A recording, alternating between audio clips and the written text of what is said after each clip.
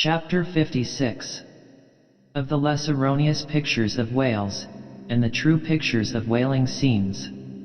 In connection with the monstrous pictures of whales, I am strongly tempted here to enter upon those still more monstrous stories of them which are to be found in certain books, both ancient and modern, especially in Pliny, Purchas, Hakluyt, Harris, Cuvier, etc. But I pass that matter by. I know of only 4 published outlines of the great sperm whale, Colnett's, Huggins's, Frederick Cuvier's, and Beale's. In the previous chapter Colnett and Cuvier have been referred to. Huggins's is far better than theirs, but, by great odds, Beale's is the best. All Beale's drawings of this whale are good, excepting the middle figure in the picture of 3 whales in various attitudes, capping his second chapter. His frontispiece, boats attacking sperm whales, though no doubt calculated to excite the civil skepticism of some parlor men, is admirably correct and lifelike in its general effect. Some of the sperm whale drawings in J. Ross Brown are pretty correct in contour, but they are wretchedly engraved. That is not his fault though. Of the right whale, the best outline pictures are in Scoresby, but they are drawn on too small a scale to convey a desirable impression. He has but one picture of whaling scenes, and this is a sad deficiency, because it is by such pictures only, when at all well done, that you can derive anything like a truthful idea of the living whale as seen by his living hunters. But, taken for all in all, by far the finest, though in some details not the most correct, presentations of whales and whaling scenes to be anywhere found, are 2 large French engravings, well executed, and taken from paintings by one Garnery. Respectively, they represent attacks on the sperm and right whale. In the first engraving a noble sperm whale is depicted in full majesty of might, just risen beneath the boat from the profundities of the ocean, and bearing high in the air upon his back the terrific wreck of the stoven planks. The prow of the boat is partially unbroken, and is drawn just balancing upon the monster's spine, and standing in that prow, for that one single incomputable flash of time, you behold an oarsman, half shrouded by the incensed boiling spout of the whale, and in the act of leaping, as if from a precipice. The action of the whole thing is wonderfully good and true. The half-emptied line tub floats on the whitened sea, the wooden poles of the spilled harpoons obliquely bob in it, the heads of the swimming crew are scattered about the whale in contrasting expressions of affright, while in the black stormy distance the ship is bearing down upon the scene. Serious fault might be found with the anatomical details of this whale, but let that pass, since, for the life of me, I could not draw so good a one. In the second engraving, the boat is in the act of drawing alongside the barnacled flank of a large running right whale, that rolls his black weedy bulk in the sea like some mossy rock slide from the Patagonian cliffs. His jets are erect, full, and black like soot, so that from so abounding a smoke in the chimney, you would think there must be a brave supper cooking in the great bowels below. Sea fowls are pecking at the small crabs, shellfish, and other sea candies and macaroni, which the right whale sometimes carries on his pestilent back. And all the while the thick-lipped leviathan is rushing through the deep, leaving tons of tumultuous white curds in his wake, and causing the slight boat to rock in the swells like a skiff caught nigh the paddle wheels of an ocean steamer.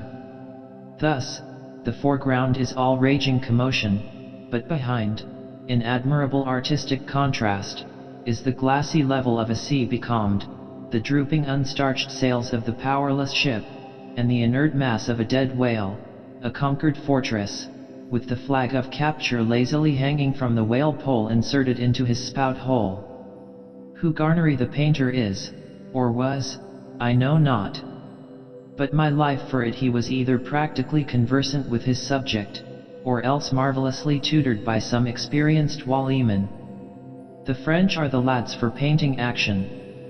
Go and gaze upon all the paintings of Europe, and where will you find such a gallery of living and breathing commotion on canvas, as in that triumphal hall at Versailles, where the beholder fights his way, pell-mell, through the consecutive great battles of France, where every sword seems a flash of the northern lights, and the successive armed kings and emperors dash by, like a charge of crowned centaurs? Not wholly unworthy of a place in that gallery, are these sea battle pieces of Garnery. The natural aptitude of the French for seizing the picturesqueness of things seems to be peculiarly evinced in what paintings and engravings they have of their whaling scenes. With not 1/10 of England's experience in the fishery, and not the 1,000th part of that of the Americans, they have nevertheless furnished both nations with the only finished sketches at all capable of conveying the real spirit of the whale hunt.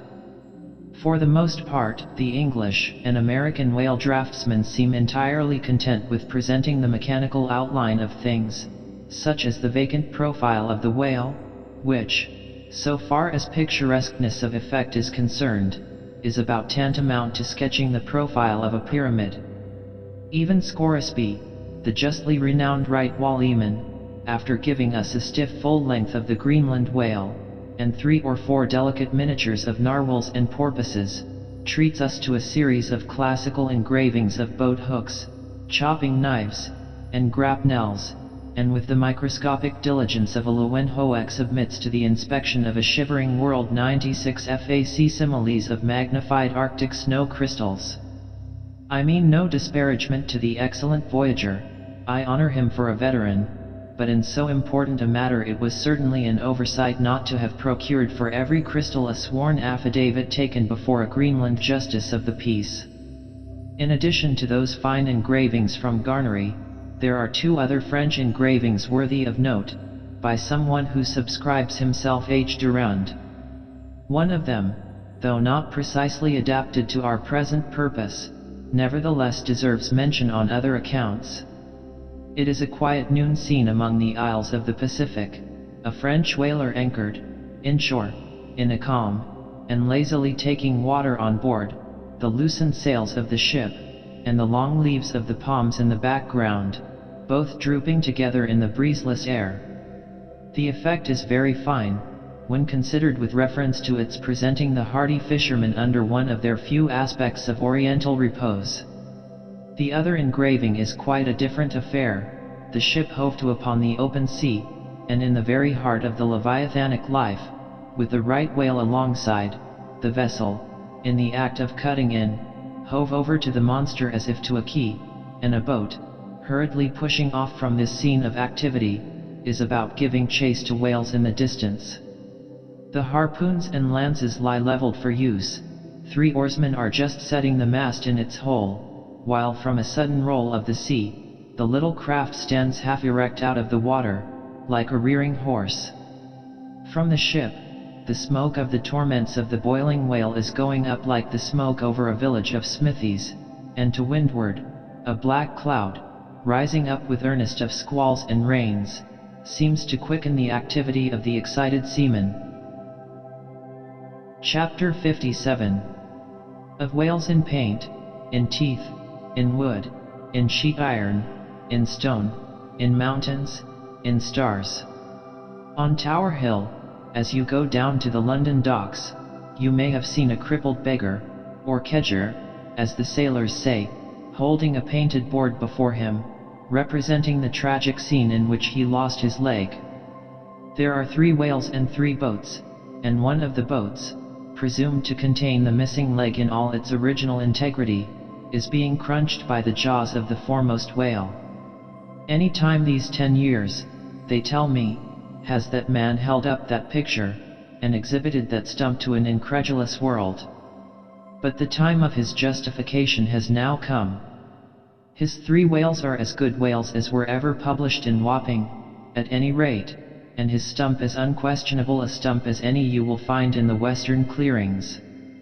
But, though forever mounted on that stump, never a stump speech does the poor whalerman make, but, with downcast eyes, stands ruefully contemplating his own amputation. Throughout the Pacific, and also in Nantucket, and New Bedford, and Sag Harbor, you will come across lively sketches of whales and whaling scenes, graven by the fishermen themselves on sperm whale teeth, or ladies' busks wrought out of the right whalebone, and other like scrumshander articles, as the whalemen call the numerous little ingenious contrivances they elaborately carve out of the rough material, in their hours of ocean leisure. Some of them have little boxes of dentistical-looking implements, specially intended for the scrumshandering business. But, in general, they toil with their jackknives alone, and, with that almost omnipotent tool of the sailor, they will turn you out anything you please, in the way of a mariner's fancy. Long exile from Christendom and civilization inevitably restores a man to that condition in which God placed him, i.e. what is called savagery. Your true whale hunter is as much a savage as an Iroquois.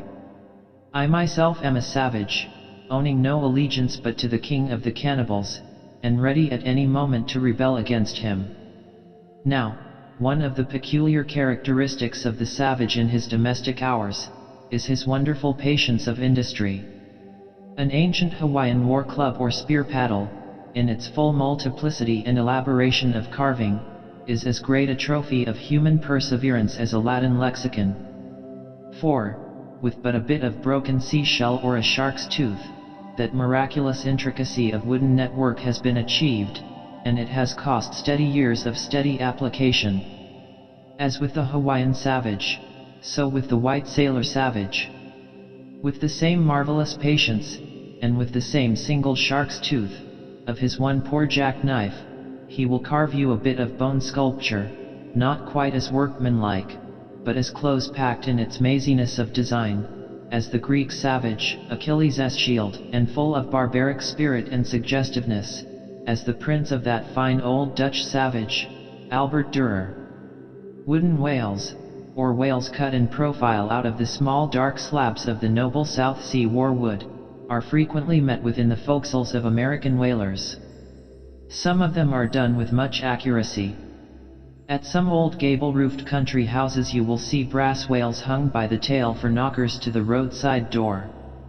When the porter is sleepy, the anvil-headed whale would be best. But these knocking whales are seldom remarkable as faithful essays.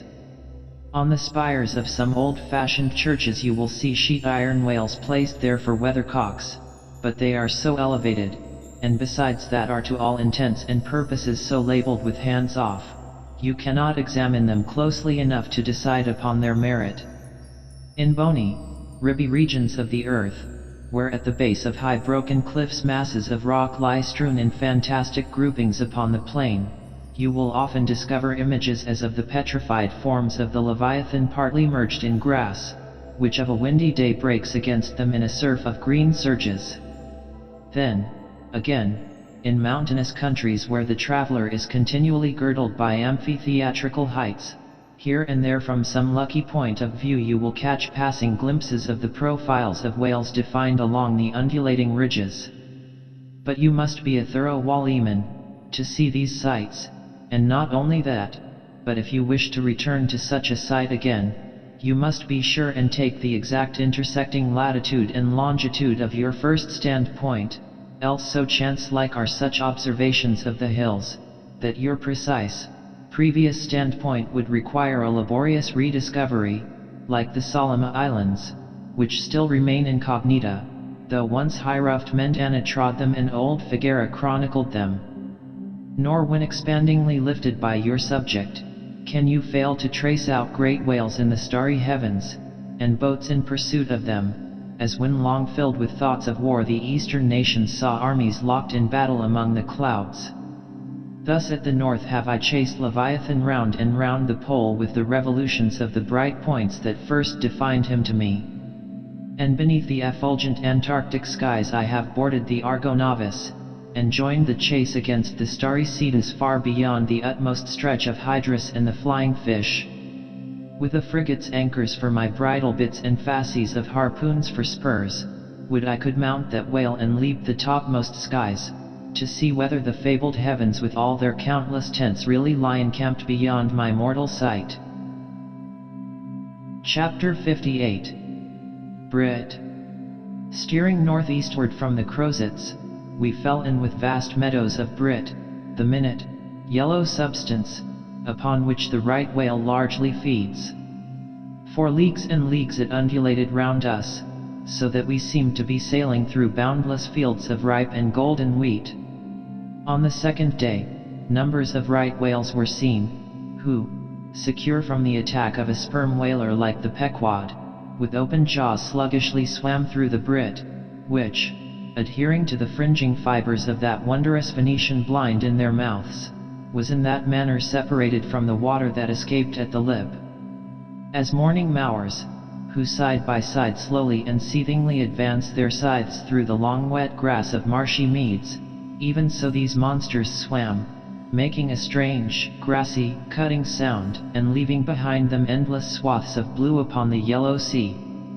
That part of the sea known among whalemen as the Brazil banks does not bear that name as the banks of Newfoundland do, because of there being shallows and soundings there, but because of this remarkable meadow-like appearance, caused by the vast drifts of Brit continually floating in those latitudes, where the right whale is often chased. But it was only the sound they made as they parted the Brit which at all reminded one of mowers. Seen from the mastheads, especially when they paused and were stationary for a while, their vast black forms looked more like lifeless masses of rock than anything else. And as in the great hunting countries of India, the stranger at a distance will sometimes pass on the plains recumbent elephants without knowing them to be such, taking them for bare, blackened elevations of the soil, even so, often, with him, who for the first time beholds this species of the leviathans of the sea. And even when recognized at last, their immense magnitude renders it very hard really to believe that such bulky masses of overgrowth can possibly be instinct, in all parts, with the same sort of life that lives in a dog or a horse. Indeed, in other respects, you can hardly regard any creatures of the deep with the same feelings that you do those of the shore. For though some old naturalists have maintained that all creatures of the land are of their kind in the sea, and though taking a broad general view of the thing, this may very well be, yet coming to specialties, where, for example, does the ocean furnish any fish that in disposition answers to the sagacious kindness of the dog? The accursed shark alone can in any generic respect be said to bear comparative analogy to him. But though, to landsmen in general, the native inhabitants of the seas have ever been regarded with emotions unspeakably unsocial and repelling, though we know the sea to be an everlasting terra incognita, so that Columbus sailed over numberless unknown worlds to discover his one superficial western one, though, by vast odds, the most terrific of all mortal disasters have immemorially and indiscriminately befallen tens and hundreds of thousands of those who have gone upon the waters, though but a moment's consideration will teach, that however baby man may brag of his science and skill, and however much, in a flattering future, that science and skill may augment, yet forever and forever, to the crack of doom, the sea will insult and murder him, and pulverize the stateliest, stiffest frigate he can make. Nevertheless, by the continual repetition of these very impressions, man has lost that sense of the full awfulness of the sea which aboriginally belongs to it. The first boat we read of, floated on an ocean, that with Portuguese vengeance had whelmed a whole world without leaving so much as a widow. That same ocean rolls now, that same ocean destroyed the wrecked ships of last year. Yet, foolish mortals, Noah's flood is not yet subsided, 2/3 of the fair world it yet covers. Wherein differ the sea and the land, that a miracle upon one is not a miracle upon the other. Preternatural terrors rested upon the Hebrews, when under the feet of Korah and his company the live ground opened and swallowed them up forever, yet not a modern sun ever sets, but in precisely the same manner the live sea swallows up ships and crews. But not only is the sea such a foe to man who is an alien to it, but it is also a fiend to its own offspring, worse than the Persian host who murdered his own guests, sparing not the creatures which itself hath spawned. Like a savage tigress that tossing in the jungle overlays her own cubs, so the sea dashes even the mightiest whales against the rocks, and leaves them there side by side with the split wrecks of ships. No mercy, no power but its own controls it. Panting and snorting like a mad battle steed that has lost its rider, the masterless ocean overruns the globe. Consider the subtleness of the sea, how its most dreaded creatures glide under water, unapparent for the most part, and treacherously hidden beneath the loveliest tints of azure. Consider also the devilish brilliance and beauty of many of its most remorseless tribes, as the dainty embellished shape of many species of sharks. Consider, once more, the universal cannibalism of the sea, all whose creatures prey upon each other, carrying on eternal war since the world began. Consider all this, and then turn to this green, gentle, and most docile earth. Consider them both, the sea and the land, and do you not find a strange analogy to something in yourself? For as this appalling ocean surrounds the verdant land, so in the soul of man there lies one insular Tahiti, full of peace and joy, but encompassed by all the horrors of the half-known life. God keep thee. Push not off from that isle, thou canst never return. Chapter 59. Squid. Slowly wading through the meadows of Brit, the Pequod still held on her way northeastward towards the island of Java, a gentle air impelling her keel, so that in the surrounding serenity her three tall tapering masts mildly waved to that languid breeze, as three mild palms on a plain. And still, at wide intervals in the silvery night, the lonely, alluring jet would be seen. But one transparent blue morning, when a stillness almost preternatural spread over the sea, however unattended with any stagnant calm, when the long burnished sun glade on the waters seemed a golden finger laid across them, enjoining some secrecy, when the slippered waves whispered together as they softly ran on, in this profound hush of the visible sphere a strange spectre was seen by Daggoo from the mainmast head. In the distance, a great white mass lazily rose, and rising higher and higher, and disentangling itself from the azure, at last gleamed before our prow like a snow slide, new slid from the hills. Thus glistening for a moment, as slowly it subsided, and sank. Then once more arose, and silently gleamed. It seemed not a whale, and yet is this Moby Dick? Thought Daggoo. Again the phantom went down, but on reappearing once more, with the stiletto-like cry that startled every man from his nod, the Negro yelled out there. There again. There she breaches. Right ahead. The white whale, the white whale. Upon this, the seamen rushed to the yardarms, as in swarming time the bees rush to the bows. Bareheaded in the sultry sun, Ahab stood on the bowsprit, and with one hand pushed far behind in readiness to wave his orders to the helmsman, cast his eager glance in the direction indicated aloft by the outstretched motionless arm of Daggoo. Whether the flitting attendance of the one still and solitary jet had gradually worked upon Ahab, so that he was now prepared to connect the ideas of mildness and repose with the first sight of the particular whale he pursued, however this was, or whether his eagerness betrayed him, whichever way it might have been, no sooner did he distinctly perceive the white mass, than with a quick intensity he instantly gave orders for lowering. The four boats were soon on the water, Ahab's in advance, and all swiftly pulling towards their prey. Soon it went down, and while, with oars suspended, we were awaiting its reappearance, lo! In the same spot where it sank, once more it slowly rose. Almost forgetting for the moment all thoughts of Moby Dick, we now gazed at the most wondrous phenomenon which the secret seas have hitherto revealed to mankind. A vast pulpy mass, furlongs in length and breadth, of a glancing cream color, lay floating on the water, innumerable long arms radiating from its center, and curling and twisting like a nest of anacondas, as if blindly to clutch at any hapless object within reach. No perceptible face or front did it have, no conceivable token of either sensation or instinct, but undulated there on the billows, an unearthly, formless, chance-like apparition of life. As with a low sucking sound it slowly disappeared again, Starbuck still gazing at the agitated waters where it had sunk, with a wild voice exclaimed, "Almost rather had I seen Moby Dick and fought him, than to have seen thee, thou white ghost."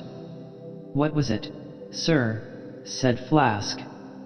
"The great live squid, which, they say, few whale ships ever beheld, and returned to their ports to tell of it." But Ahab said nothing. Turning his boat, he sailed back to the vessel, the rest as silently following.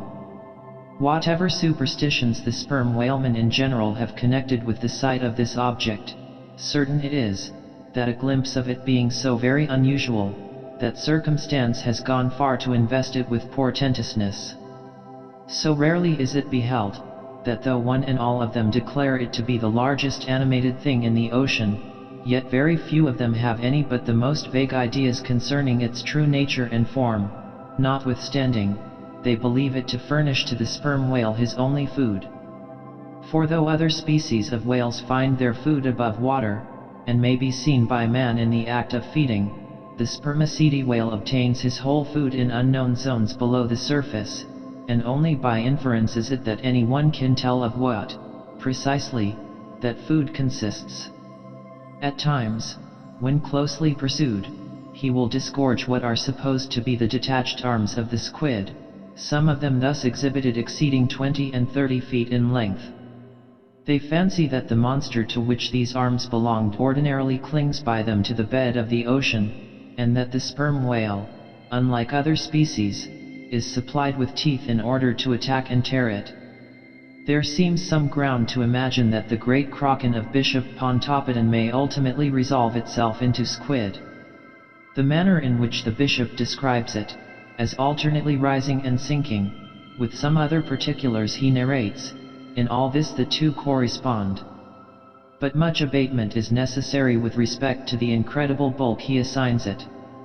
By some naturalists who have vaguely heard rumors of the mysterious creature, here spoken of, it is included among the class of cuttlefish, to which, indeed, in certain external respects it would seem to belong, but only as the anak of the tribe.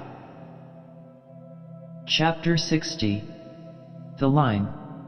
With reference to the whaling scene shortly to be described, as well as for the better understanding of all similar scenes elsewhere presented, I have here to speak of the magical, sometimes horrible whale line.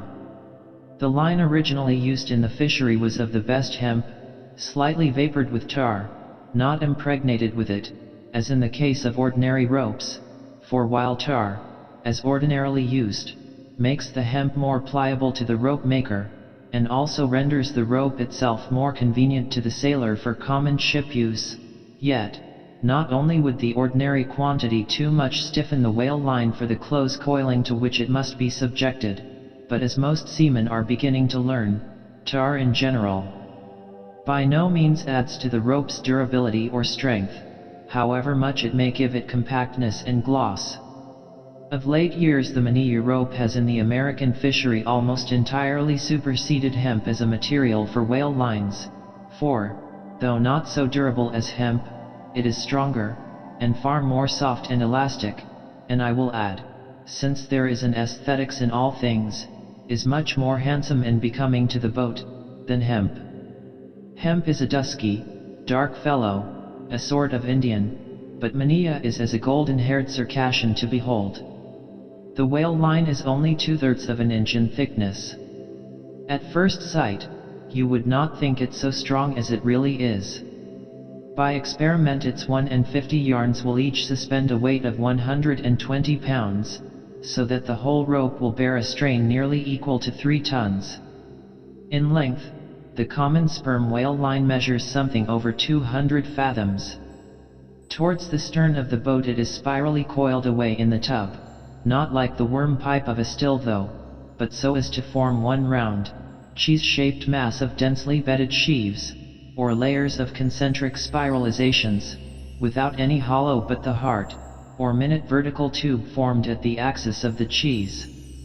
As the least tangle or kink in the coiling would, in running out, infallibly take somebody's arm, leg, or entire body off, the utmost precaution is used in stowing the line in its tub.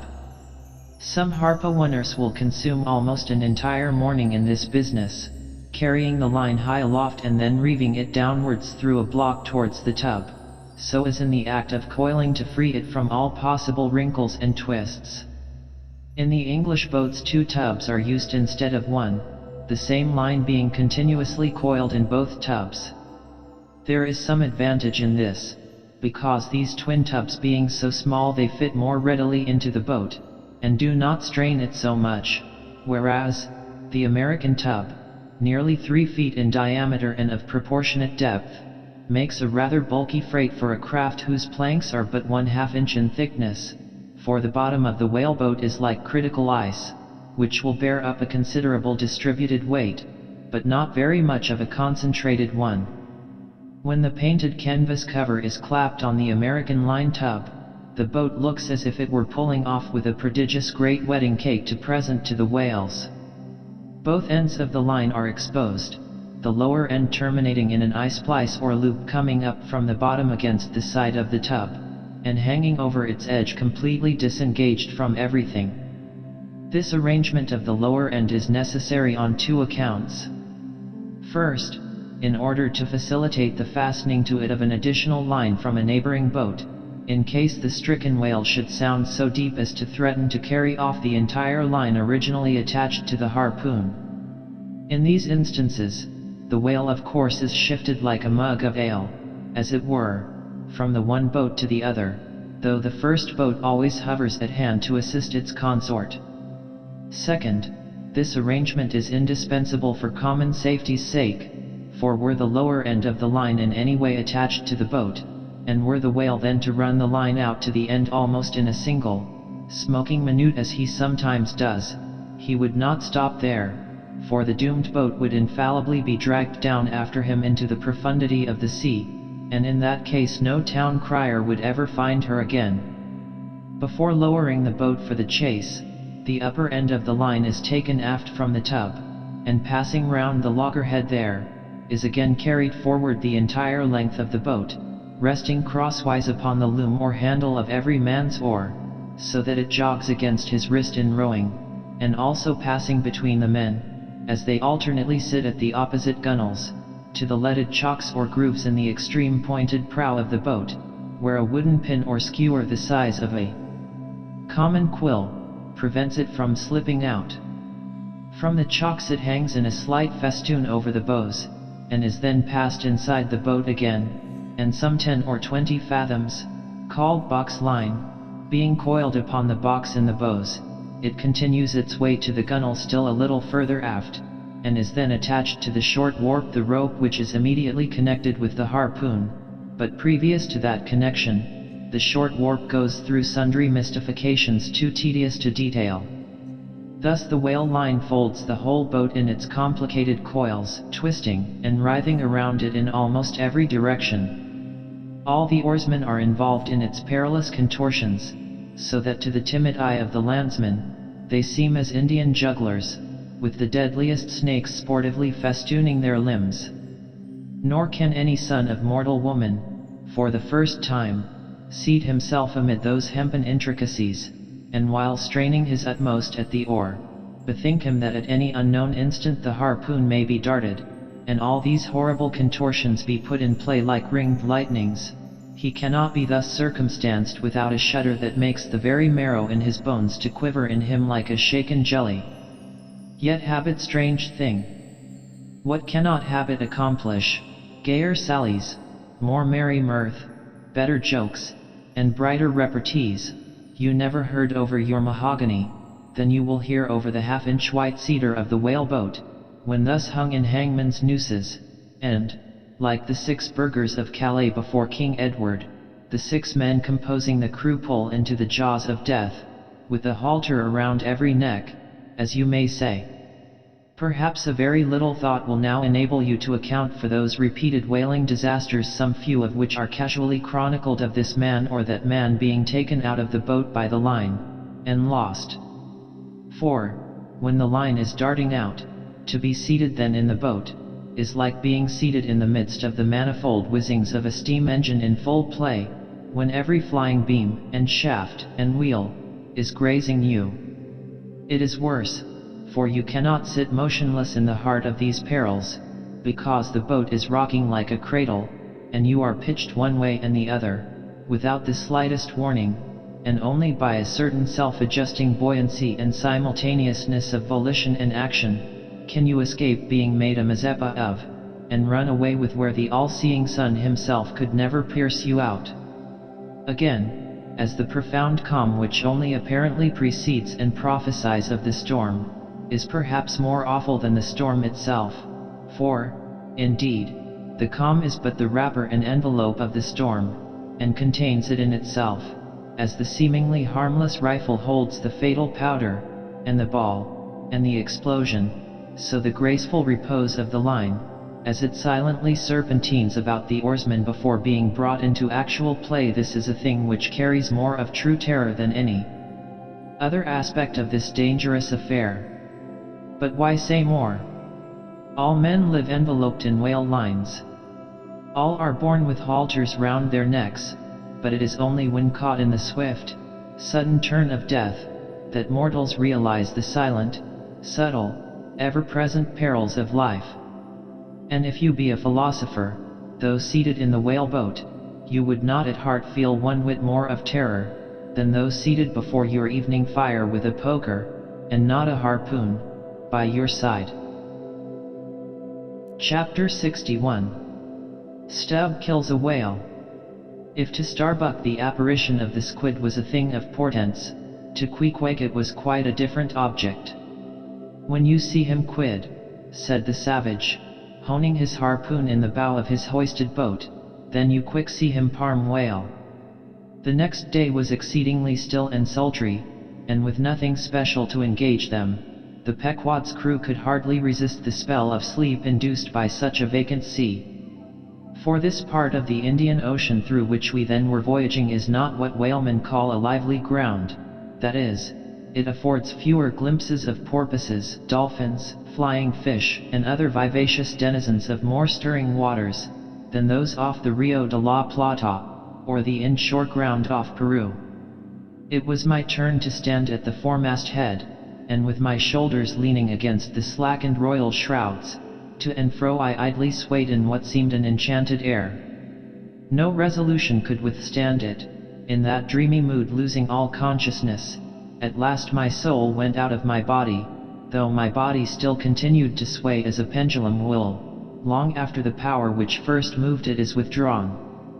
Ere forgetfulness altogether came over me, I had noticed that the seamen at the main and mizzen mast heads were already drowsy, so that at last all three of us lifelessly swung from the spars, and for every swing that we made there was a nod from below from the slumbering helmsman. The waves, too, nodded their indolent crests, and across the wide trance of the sea, east nodded to west, and the sun over all. Suddenly bubbles seemed bursting beneath my closed eyes, like vices my hands grasped the shrouds, some invisible, gracious agency preserved me, with the shock I came back to life. And lo! Close under our lee, not 40 fathoms off, a gigantic sperm whale lay rolling in the water like the capsized hull of a frigate, his broad, glossy back, of an Ethiopian hue, glistening in the sun's rays like a mirror. But lazily undulating in the trough of the sea, and ever and anon tranquilly spouting his vapory jet, the whale looked like a portly burgher smoking his pipe of a warm afternoon. But that pipe, poor whale, was thy last.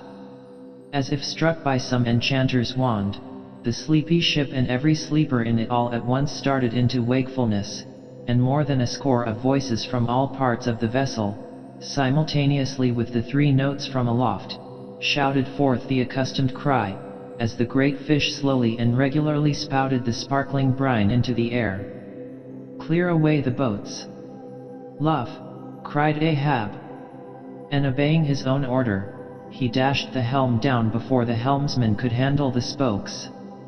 The sudden exclamations of the crew must have alarmed the whale, and ere the boats were down, majestically turning, he swam away to the leeward, but with such a steady tranquility, and making so few ripples as he swam, that thinking after all he might not as yet be alarmed, Ahab gave orders that not an oar should be used, and no man must speak but in whispers. So seated like Ontario Indians on the gunwales of the boats, we swiftly but silently paddled along, the calm not admitting of the noiseless sails being set. Presently, as we thus glided in chase, the monster perpendicularly flitted his tail 40 feet into the air, and then sank out of sight like a tower swallowed up. "There go flukes," was the cry, an announcement immediately followed by Stubbs producing his match and igniting his pipe, for now a respite was granted. After the full interval of his sounding had elapsed, the whale rose again, and being now in advance of the smoker's boat, and much nearer to it than to any of the others, Stubb counted upon the honor of the capture. It was obvious, now, that the whale had at length become aware of his pursuers. All silence of cautiousness was therefore no longer of use. Paddles were dropped, and oars came loudly into play.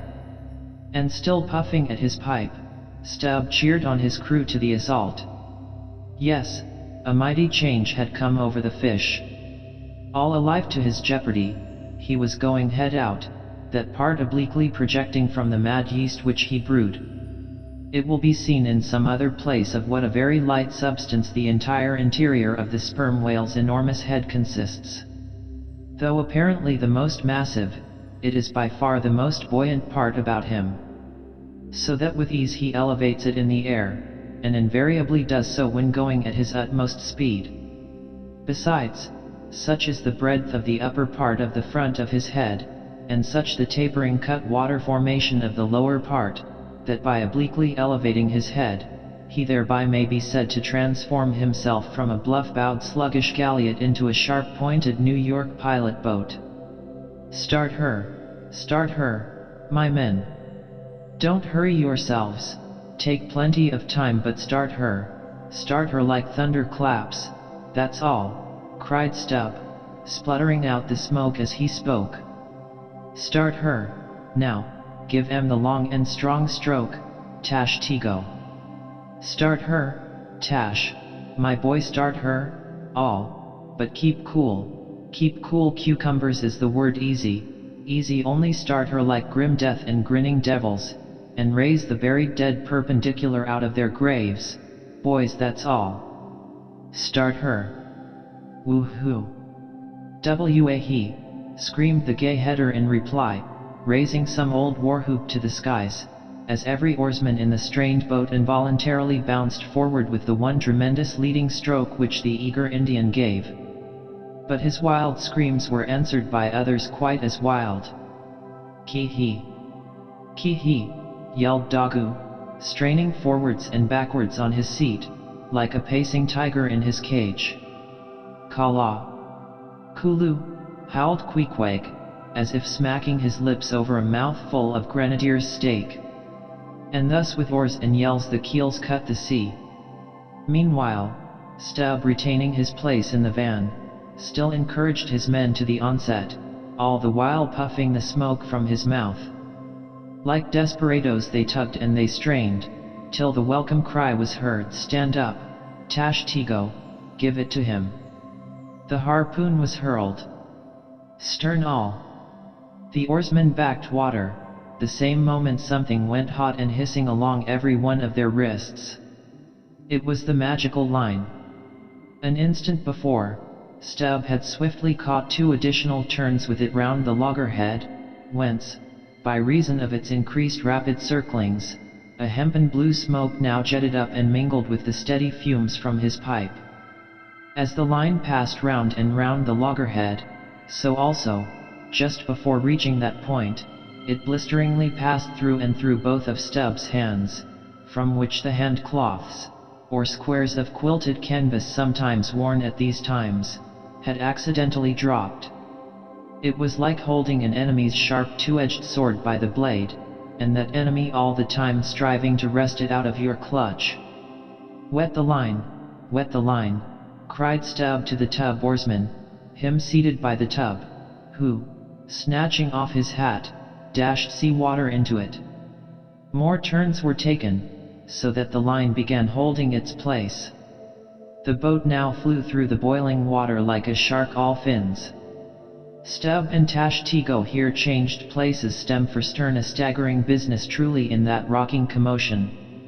Partly to show the indispensableness of this act, it may here be stated, that, in the old Dutch fishery, a mop was used to dash the running line with water.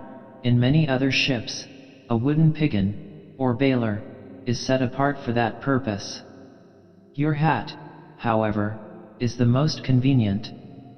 From the vibrating line extending the entire length of the upper part of the boat, and from its now being more tight than a harp string, you would have thought the craft had two keels, one cleaving the water, the other the air, as the boat churned on through both opposing elements at once. A continual cascade played at the bows, a ceaseless whirling eddy in her wake, and, at the slightest motion from within, even but of a little finger, the vibrating, cracking craft canted over her spasmodic gunwale into the sea. Thus they rushed, each man with might and main clinging to his seat, to prevent being tossed to the foam, and the tall form of Tashtigo at the steering oar crouching almost double, in order to bring down his center of gravity. Whole Atlantics and Pacifics seemed past as they shot on their way, till at length the whale somewhat slackened his flight. "Haul in," cried Stubb to the bowsman. And, facing round towards the whale, all hands began pulling the boat up to him, while yet the boat was being towed on. Soon ranging up by his flank, Stubb, firmly planting his knee in the clumsy cleat, darted dart after dart into the flying fish, at the word of command, the boat alternately sterning out of the way of the whale's horrible wallow, and then ranging up for another fling. The red tide now poured from all sides of the monster like brooks down a hill. His tormented body rolled not in brine but in blood, which bubbled and seethed for furlongs behind in their wake. The slanting sun playing upon this crimson pond in the sea, sent back its reflection into every face, so that they all glowed to each other like red men.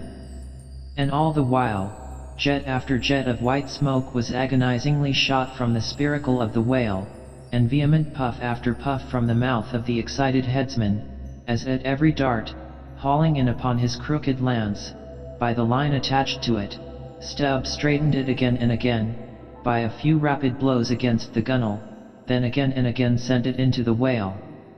Pull up, he now cried to the bowsman, as the waning whale relaxed in his wrath. Pull up, close to, and the boat ranged along the fish's flank. When reaching far over the bow, Stubb slowly churned his long sharp lance into the fish, and kept it there, carefully churning and churning, as if cautiously seeking to feel after some gold watch that the whale might have swallowed, and which he was fearful of breaking, ere he could hook it out. But that gold watch he sought was the innermost life of the fish. And now it is struck, for, starting from his trance into that unspeakable thing called his flurry, the monster horribly wallowed in his blood, overwrapped himself in impenetrable, mad, boiling spray, so that the imperiled craft, instantly dropping astern, had much ado blindly to struggle out from that frenzied twilight into the clear air of the day. And now abating in his flurry, the whale once more rolled out into view, surging from side to side, spasmodically dilating and contracting his spout hole, with sharp, cracking, agonized respirations. At last, gush after gush of clotted red gore, as if it had been the purple lees of red wine, shot into the fright air, and falling back again, ran dripping down his motionless flanks into the sea. His heart had burst. "He's dead, Mr. Stubb," said Dagu. Yes, both pipes smoked out, and withdrawing his own from his mouth, Stubb scattered the dead ashes over the water, and, for a moment, stood thoughtfully eyeing the vast corpse he had made. Chapter 62. The Dart. A word concerning an incident in the last chapter. According to the invariable usage of the fishery, the whale boat pushes off from the ship, with the headsman or whale killer as temporary steersman, and the harpooner or whale fastener pulling the foremost oar, the one known as the harpooner. Now it needs a strong, nervous arm to strike the first iron into the fish, for often, in what is called a long dart, the heavy implement has to be flung to the distance of 20 or 30 feet.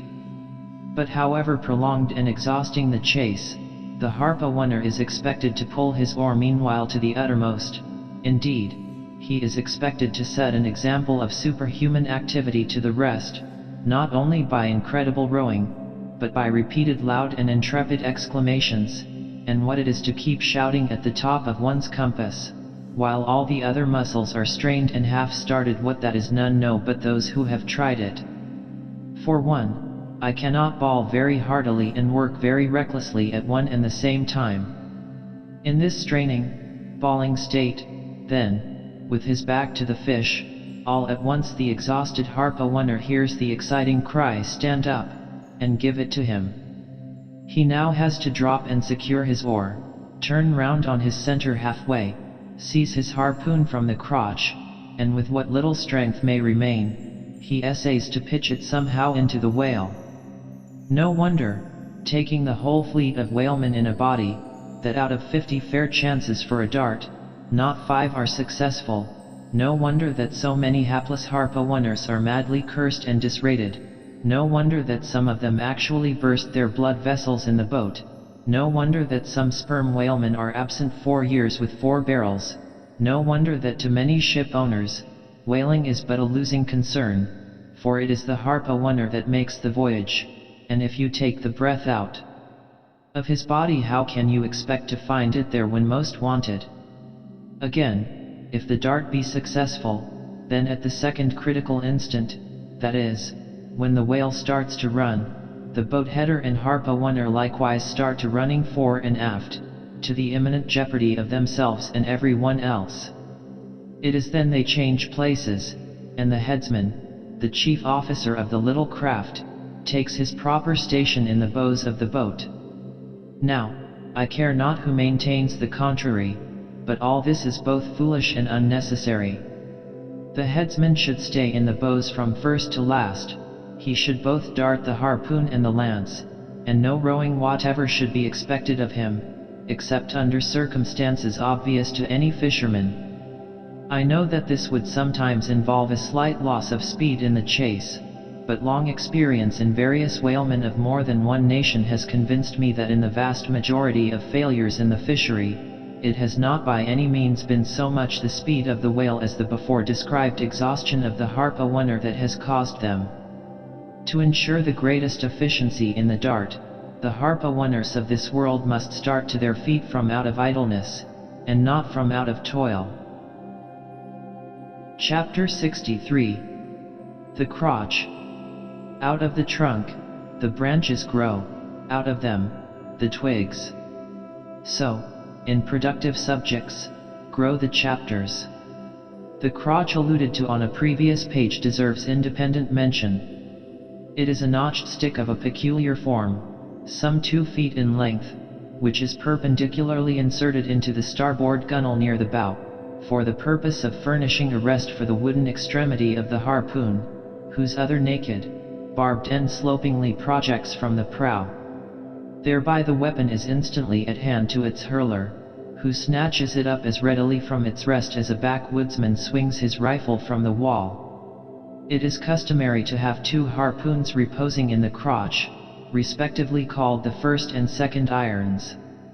But these 2 harpoons, each by its own cord, are both connected with the line, the object being this, to dart them both, if possible, one instantly after the other into the same whale, so that if, in the coming drag, one should draw out, the other may still retain a hold. It is a doubling of the chances. But it very often happens that owing to the instantaneous, violent, convulsive running of the whale upon receiving the first iron, it becomes impossible for the harpooner, however lightning-like in his movements, to pitch the second iron into him. Nevertheless, as the second iron is already connected with the line, and the line is running, hence that weapon must, at all events, be anticipatingly tossed out of the boat, somehow and somewhere, else the most terrible jeopardy would involve all hands tumbled into the water. It accordingly is in such cases, the spare coils of box line, mentioned in a preceding chapter, making this feat, in most instances, prudently practicable.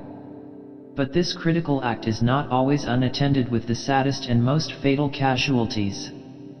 Furthermore, you must know that when the second iron is thrown overboard, it thenceforth becomes a dangling, sharp-edged terror, skittishly coveting about both boat and whale, entangling the lines, or cutting them, and making a prodigious sensation in all directions. Nor, in general, is it possible to secure it again until the whale is fairly captured and a corpse.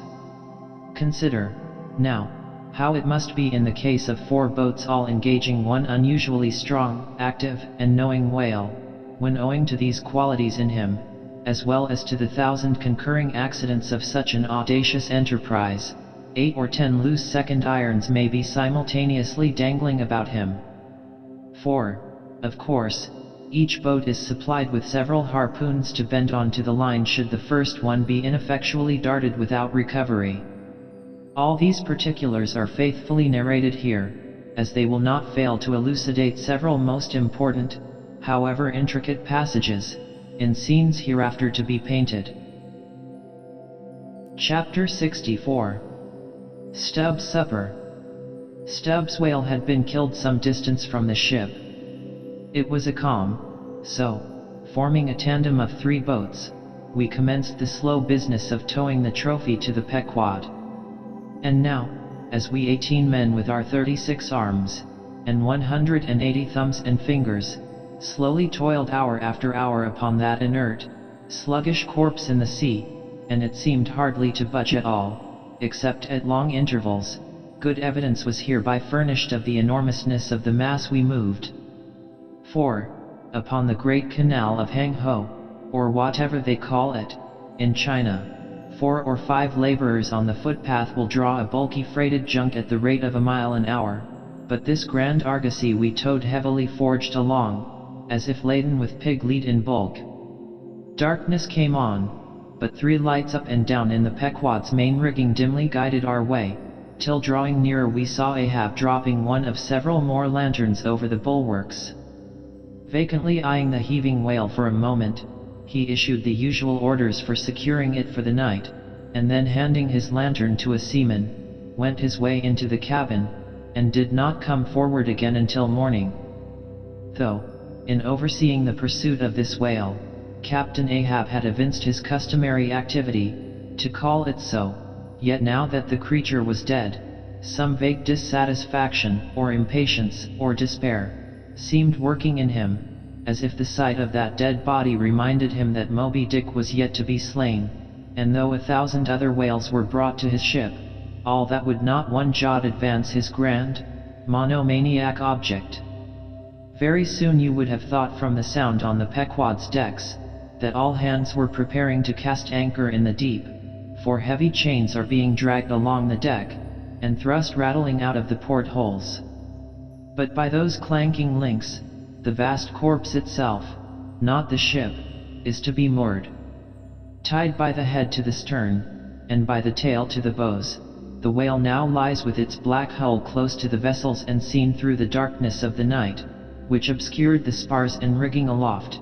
The 2 ship and whale seemed yoked together like colossal bullocks, whereof one reclines while the other remains standing. A little item may as well be related here. The strongest and most reliable hold which the ship has upon the whale when moored alongside, is by the flukes or tail, and as from its greater density that part is relatively heavier than any other, excepting the side fins, its flexibility even in death, causes it to sink low beneath the surface, so that with the hand you cannot get at it from the boat, in order to put the chain round it. But this difficulty is ingeniously overcome.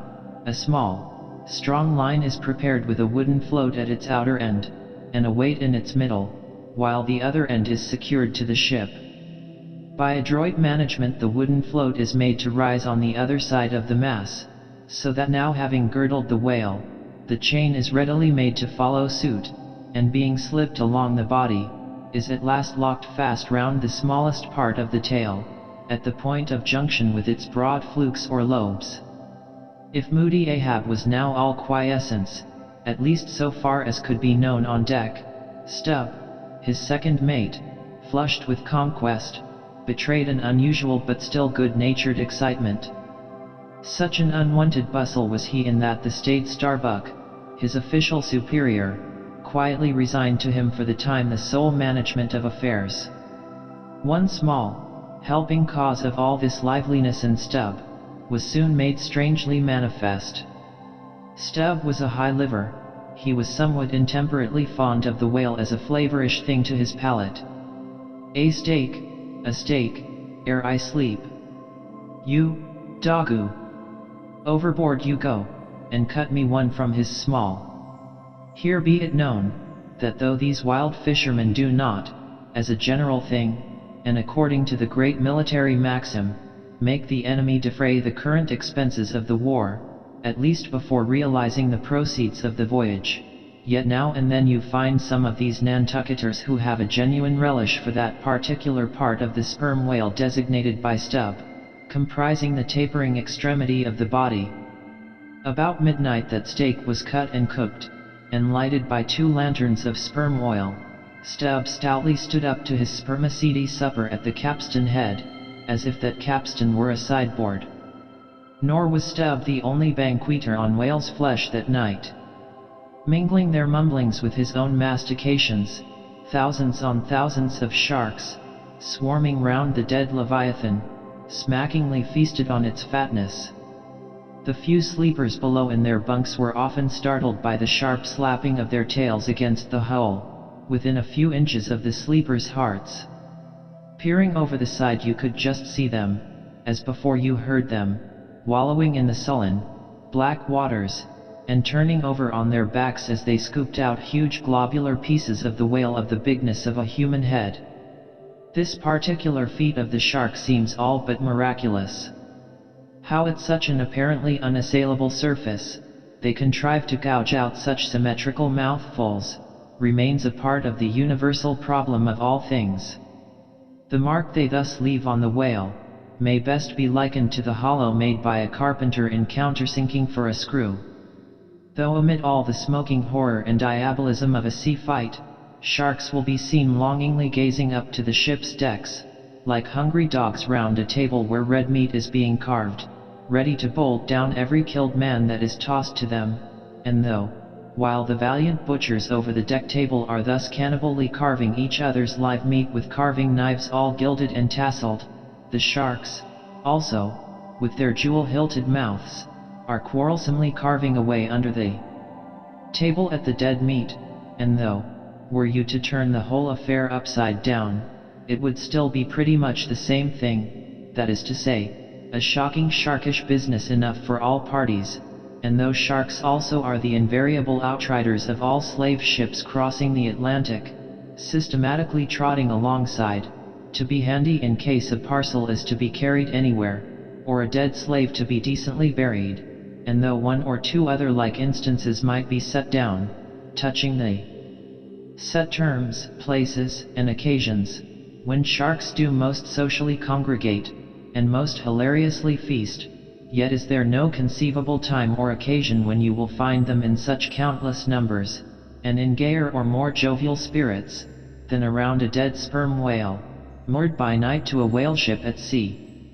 If you have never seen that sight, then suspend your decision about the propriety of devil worship, and the expediency of conciliating the devil.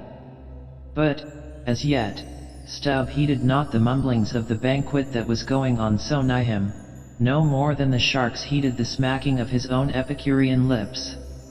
"Cook, cook, where's that old fleece?" he cried at length, widening his legs still further, as if to form a more secure base for his supper, and, at the same time darting his fork into the dish, as if stabbing with his lance. "Cook, you cook, sail this way, cook." The old black, not in any very high glee at having been previously roused from his warm hammock at a most unseasonable hour, came shambling along from his galley, for, Like many old blacks, there was something the matter with his knee pans, which he did not keep well scoured like his other pans. This old fleece, as they called him, came shuffling and limping along, assisting his step with his tongs, which, after a clumsy fashion, were made of straightened iron hoops. This old ebony floundered along, and in obedience to the word of command, came to a dead stop on the opposite side of Stubb's sideboard, when, with both hands folded before him, and resting on his two-legged cane, he bowed his arched back still further over, at the same time sideways inclining his head, so as to bring his best ear into play. "Cook," said Stubb, rapidly lifting a rather reddish morsel to his mouth, "don't you think this steak is rather overdone? You've been beating this steak too much, Cook, it's too tender. Don't I always say that to be good, a whale steak must be tough?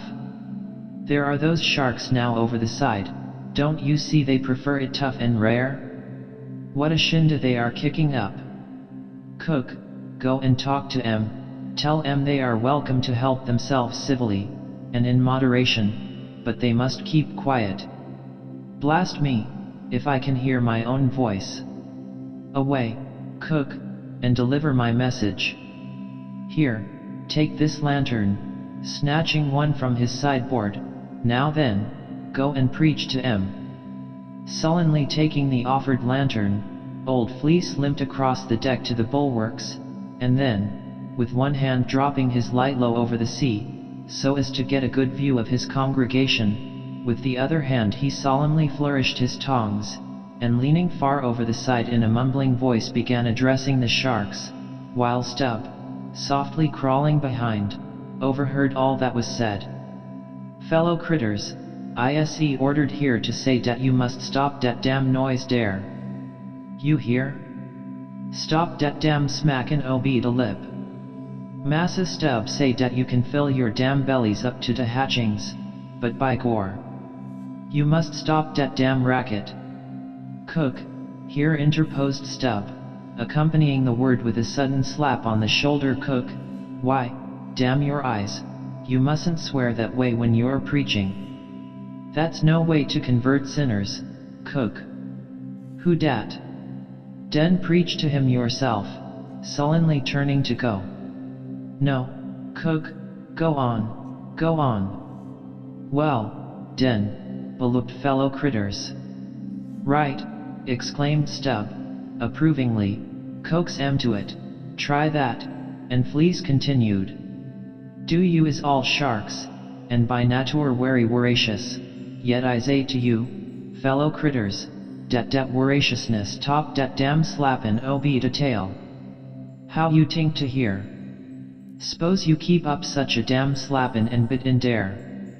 "Cook," cried Stubb, collaring him, "I won't have that swearing. Talk to 'em gentlemanly." Once more the sermon proceeded. "Your voraciousness, fellow critters, I don't blame ye so much for, dat is nature, and can't be helped, but to govern dat wicked nature, dat is de pint. You is sharks, sartin, but if you govern de shark in you, why den you be angel, for all angel is nothing more dan de shark well governed. Now, look here, brethren, just try once to be civil, a helping yours elbs from dat whale. Don't be tearin' de blubber out your neighbor's mout, I say. Is not one shark dude right as totter to dat whale? And, by gore, none on you has de right to dat whale belong to someone else. I know some o' you has berry brig mout, brigger dan oders, but den de brig mouts sometimes has de small bellies, so dat de brigness of de mout is not to swaller wid, but to bit off de blubber for de small fry ob sharks, dat can't get into de scrooch to help dems elves." "Well done, Old Fleece," cried Stubb, "that's Christianity, go on." "No use goin' on, de damn willains will keep a scotchin' and slappin' each oder, Massa Stubb, dey don't hear one word, no use a preachin' to such damn geontins as you call 'em, till dere bellies is full, and dere bellies is bottomless, and when dey do get full, dey won't hear you den, for den dey sink into sea, go fast to sleep on de coral, and can't hear nodding at all, no more, forever and ever. Upon my soul, I am about of the same opinion, so give the benediction, Fleece, and I'll away to my supper.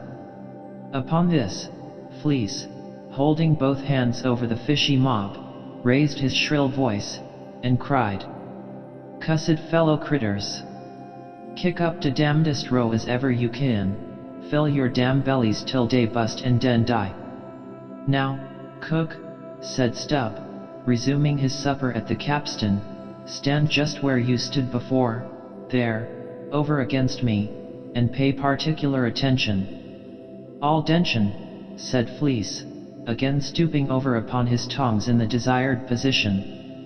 "Well," said Stubb, helping himself freely meanwhile, "I shall now go back to the subject of this steak.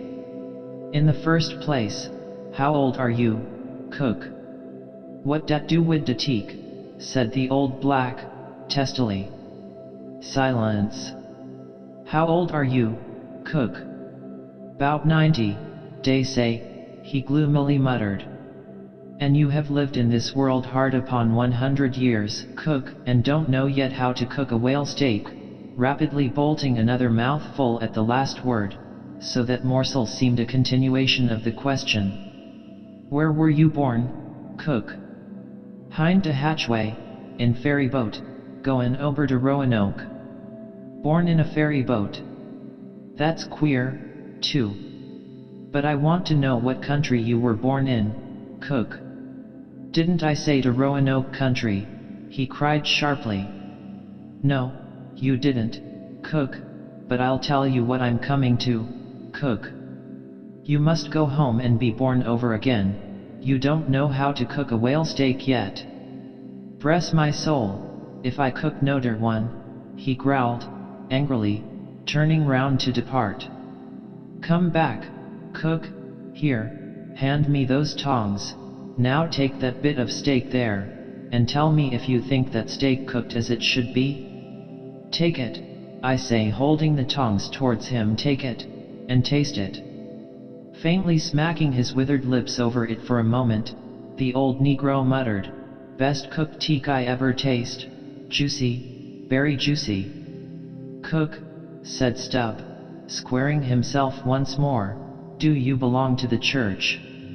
"Passed one once in Cape Town," said the old man sullenly. "And you have once in your life passed a holy church in Cape Town, where you doubtless overheard a holy parson addressing his hearers as his beloved fellow creatures, have you, cook? And yet you come here, and tell me such a dreadful lie as you did just now, said Stubb. "Where do you expect to go to, cook?" "Go to bed very soon," he mumbled, half turning as he spoke. "Avast, heave to. I mean when you die, cook. It's an awful question. Now what's your answer?" "When dis old brack man dies," said the Negro slowly, changing his whole air and demeanor, "he hisself won't go nowhere, but some breast angel will come and fetch him."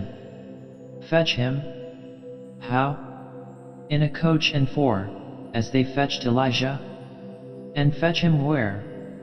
"Up dear," said Fleece, holding his tongs straight over his head, and keeping it there very solemnly. "So, then, you expect to go up into our main top, do you, cook, when you are dead? But don't you know the higher you climb, the colder it gets?" "Main top, Didn't say dat t all," said Fleece, again in the sulks. "You said up there, didn't you? And now look yourself, and see where your tongs are pointing. But, perhaps you expect to get into heaven by crawling through the lubber's hole, cook, but, no, cook, you don't get there, except you go the regular way, round by the rigging. It's a ticklish business, but must be done, or else it's no go. But none of us are in heaven yet.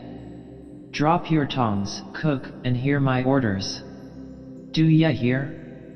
Hold your hat in one hand, and clap t'other a top of your heart, when I'm giving my orders, cook. What? That your heart, there, that's your gizzard. Aloft. Aloft, that's it, now you have it. Hold it there now, and pay attention. All attention, said the old black, with both hands placed as desired, vainly wriggling his grizzled head, as if to get both ears in front at one and the same time. Well then, cook, you see this whale steak of yours was so very bad, that I have put it out of sight as soon as possible, you see that, don't you? Well, for the future, when you cook another whale steak for my private table here, the capstan, I'll tell you what to do so as not to spoil it by overdoing. Hold the steak in one hand, and show a live coal to it with the other. That done, dish it, d'ye hear? And now tomorrow, cook, when we are cutting in the fish, be sure you stand by to get the tips of his fins, have them put in pickle. As for the ends of the flukes, have them soused, cook. There, now ye may go.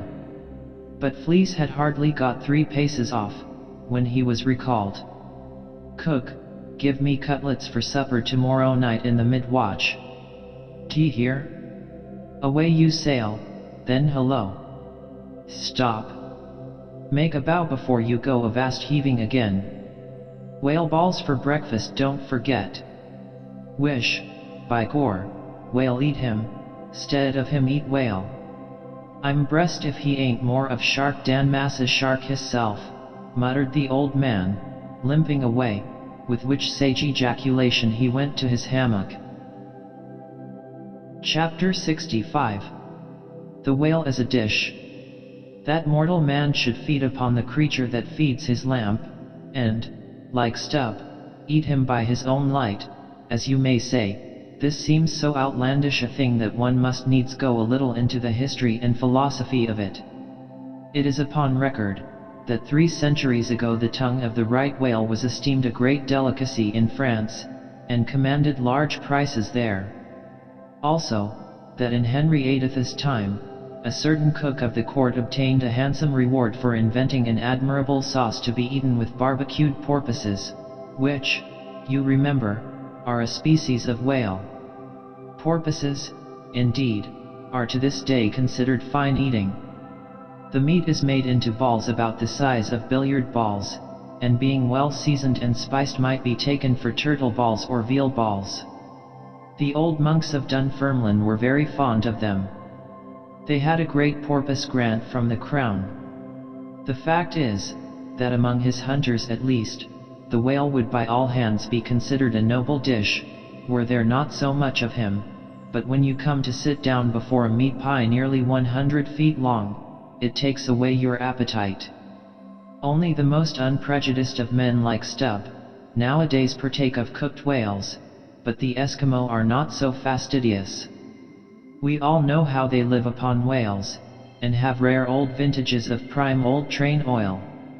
Zogranda, one of their most famous doctors, recommends strips of blubber for infants, as being exceedingly juicy and nourishing. And this reminds me that certain Englishmen, who long ago were accidentally left in Greenland by a whaling vessel, that these men actually lived for several months on the mouldy scraps of whales which had been left ashore after trying out the blubber. Among the Dutch whalemen these scraps are called fritters, which, indeed, they greatly resemble, being brown and crisp, and smelling something like old Amsterdam housewives' donuts or olie cooks, when fresh.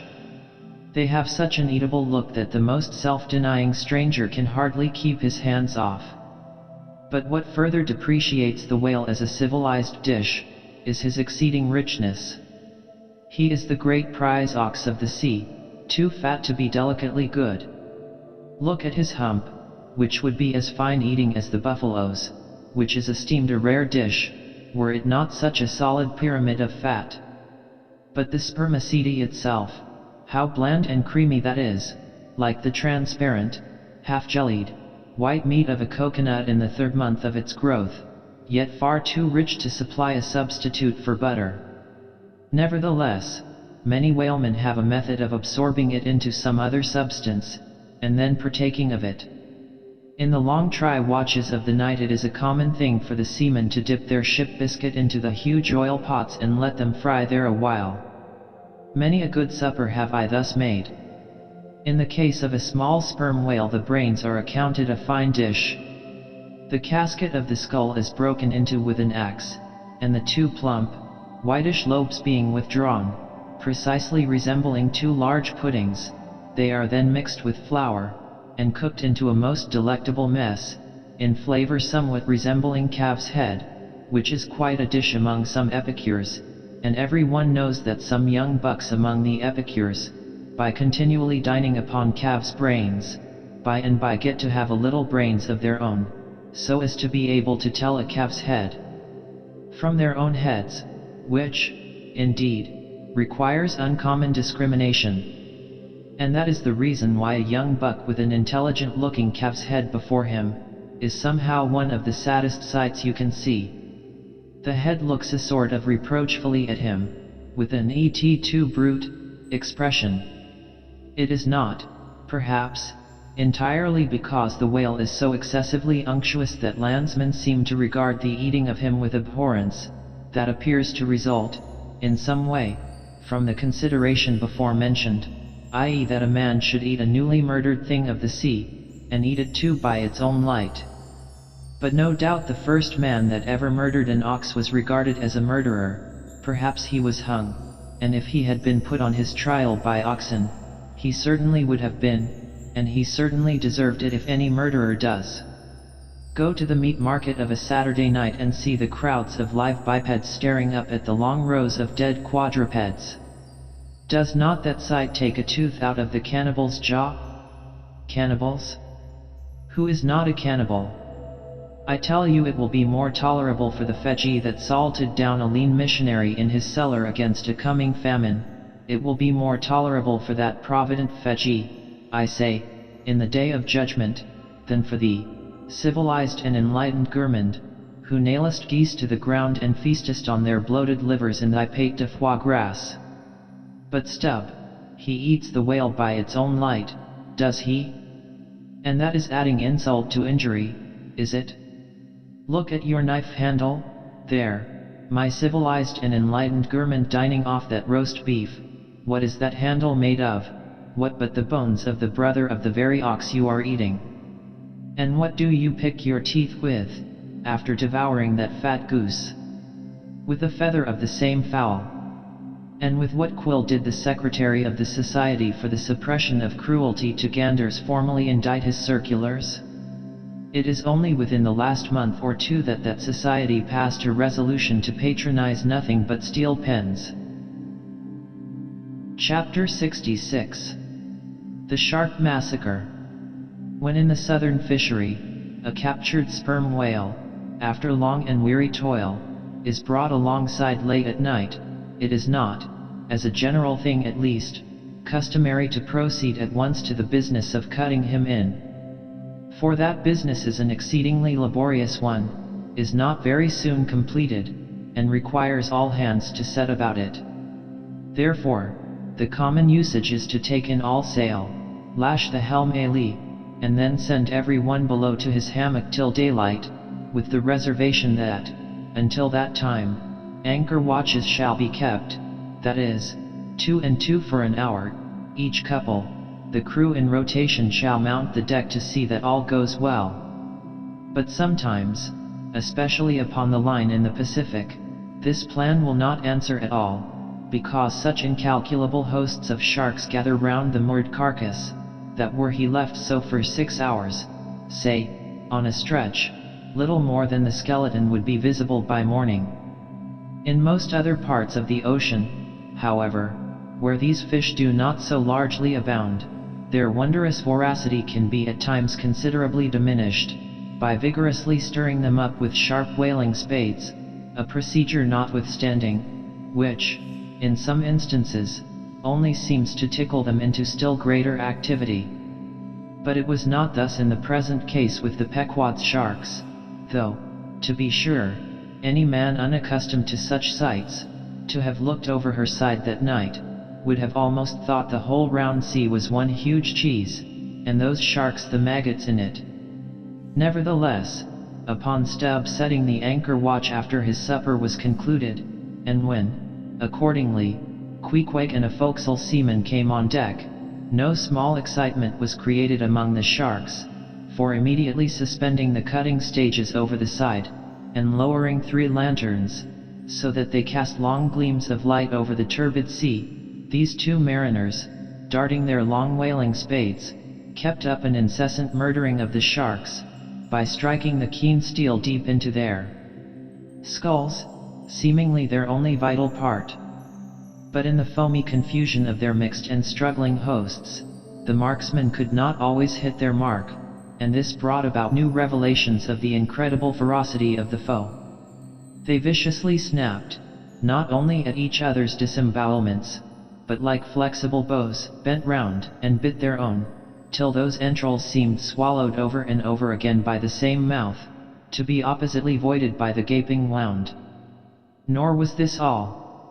It was unsafe to meddle with the corpses and ghosts of these creatures. A sort of generic or pantheistic vitality seemed to lurk in their very joints and bones, after what might be called the individual life had departed. Killed and hoisted on deck for the sake of his skin, one of these sharks almost took poor Queequeg's hand off, when he tried to shut down the dead lid of his murderous jaw.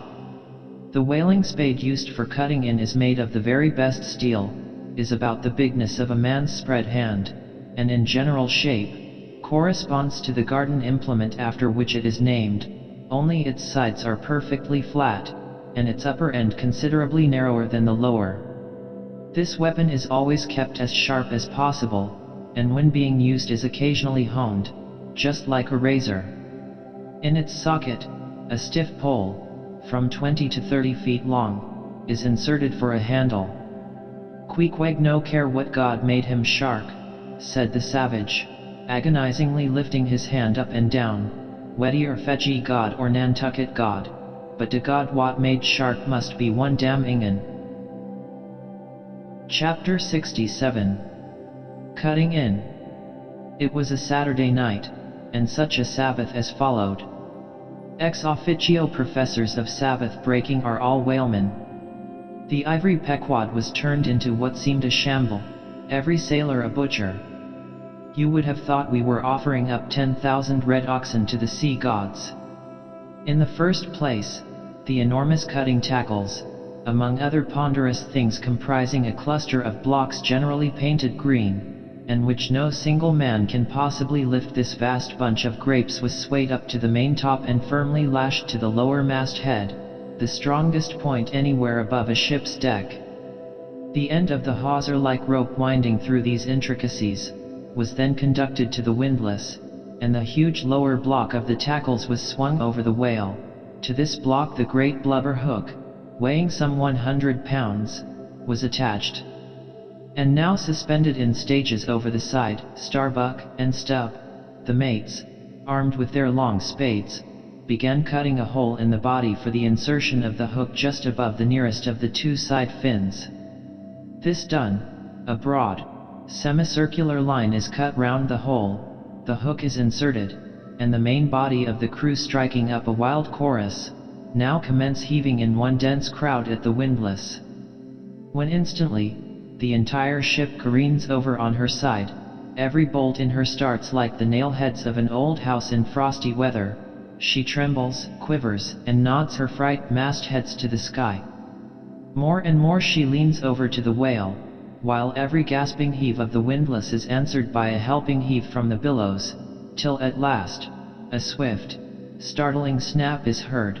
With a great swash the ship rolls upwards and backwards from the whale, and the triumphant tackle rises into sight, dragging after it the disengaged semicircular end of the first strip of blubber.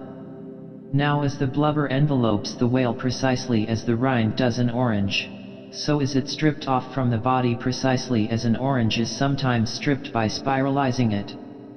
For the strain constantly kept up by the windlass continually keeps the whale rolling over and over in the water, and as the blubber in one strip uniformly peels off along the line called the scarf, simultaneously cut by the spades of Starbuck and Stubb, the mates, and just as fast as it is thus peeled off, and indeed by that very act itself, it is all the time being hoisted higher and higher aloft till its upper end grazes the main top.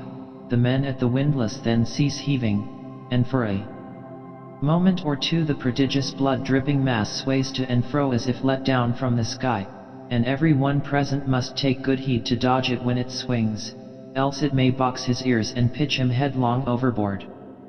One of the attending harpooners now advances with a long, keen weapon called a boarding sword, and watching his chance he dexterously slices out a considerable hole in the lower part of the swaying mass. Into this hole, the end of the second alternating great tackle is then hooked so as to retain a hold upon the blubber, in order to prepare for what follows. Whereupon, this accomplished swordsman, warning all hands to stand off, once more makes a scientific dash at the mass, and with a few sidelong, desperate, lunging slicings, severs it completely in twain, so that while the short lower part is still fast, the long upper strip, called a blanket piece, swings clear and is all ready for lowering.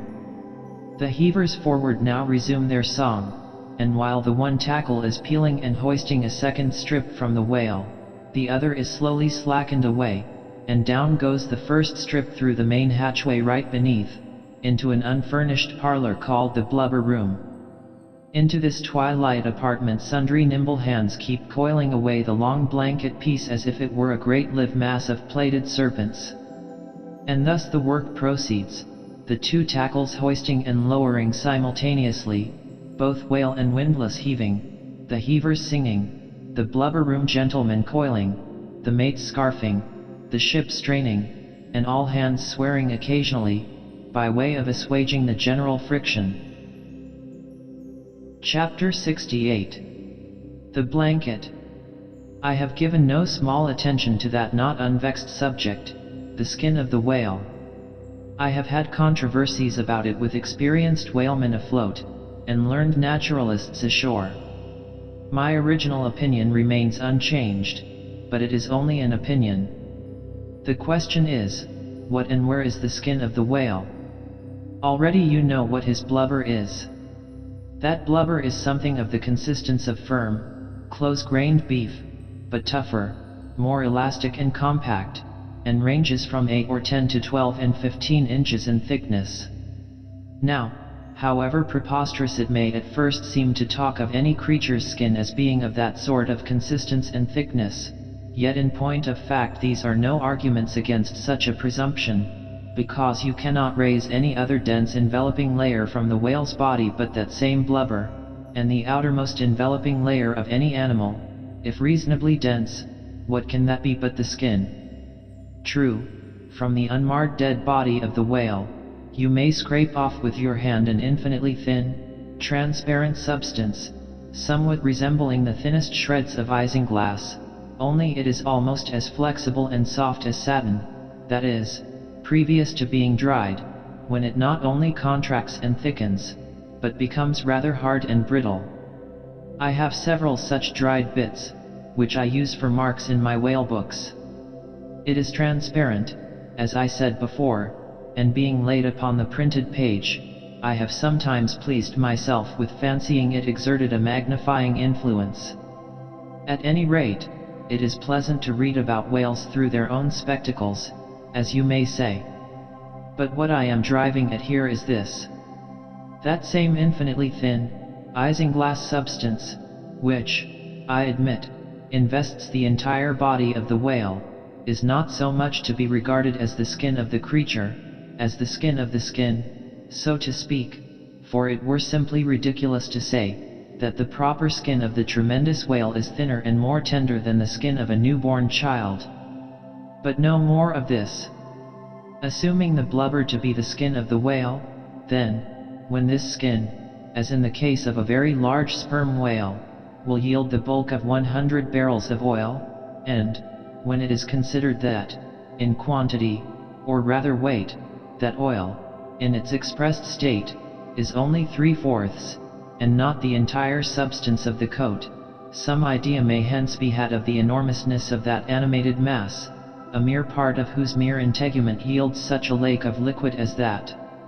Reckoning 10 barrels to the ton, you have 10 tons for the net weight of only 3/4 of the stuff of the whale's skin. In life, the visible surface of the sperm whale is not the least among the many marvels he presents.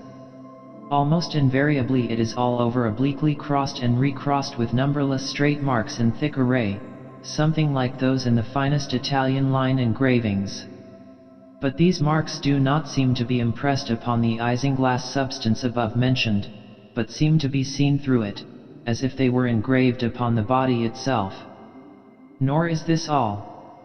In some instances, to the quick, observant eye, those linear marks, as in a veritable engraving, but afford the ground for far other delineations. These are hieroglyphical, that is, if you call those mysterious ciphers on the walls of pyramids hieroglyphics, then that is the proper word to use in the present connection. By my retentive memory of the hieroglyphics upon one sperm whale in particular, I was much struck with a plate representing the old Indian characters chiseled on the famous hieroglyphic palisades on the banks of the upper Mississippi. Like those mystic rocks, too, the mystic marked whale remains undecipherable. This allusion to the Indian rocks reminds me of another thing. Besides all the other phenomena which the exterior of the sperm whale presents, he not seldom displays the back, and more especially his flanks, effaced in great part of the regular linear appearance, by reason of numerous root scratches, altogether of an irregular, random aspect. I should say that those New England rocks on the sea coast, which Agassiz imagines to bear the marks of violent scraping contact with vast floating icebergs, I should say, that those rocks must not a little resemble the sperm whale in this particular. It also seems to me that such scratches in the whale are probably made by hostile contact with other whales, for I have most remarked them in the large, full-grown bulls of the species. A word or two more concerning this matter of the skin or blubber of the whale. It has already been said, that it is stripped from him in long pieces, called blanket pieces. Like most sea terms, this one is very happy and significant. For the whale is indeed wrapped up in his blubber as in a real blanket or counterpane, or, still better, an Indian poncho slipped over his head, and skirting his extremity. It is by reason of this cozy blanketing of his body, that the whale is enabled to keep himself comfortable in all weathers, in all seas, times, and tides. What would become of a Greenland whale, say, in those shuddering, icy seas of the north, if unsupplied with his cozy surtout?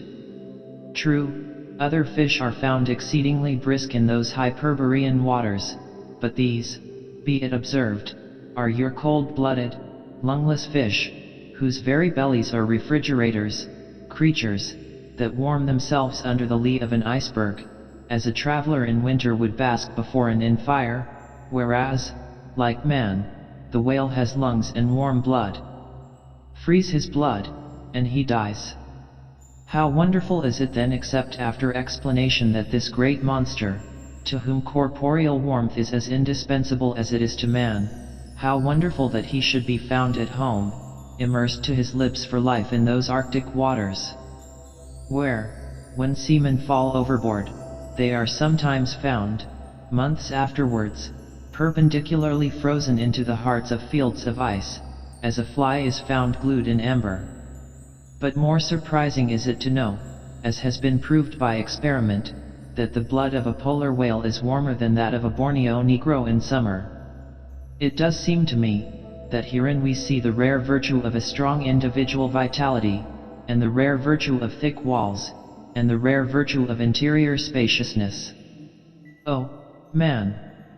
Admire and model thyself after the whale. Do thou, too, remain warm among ice. Do thou, too, live in this world without being of it.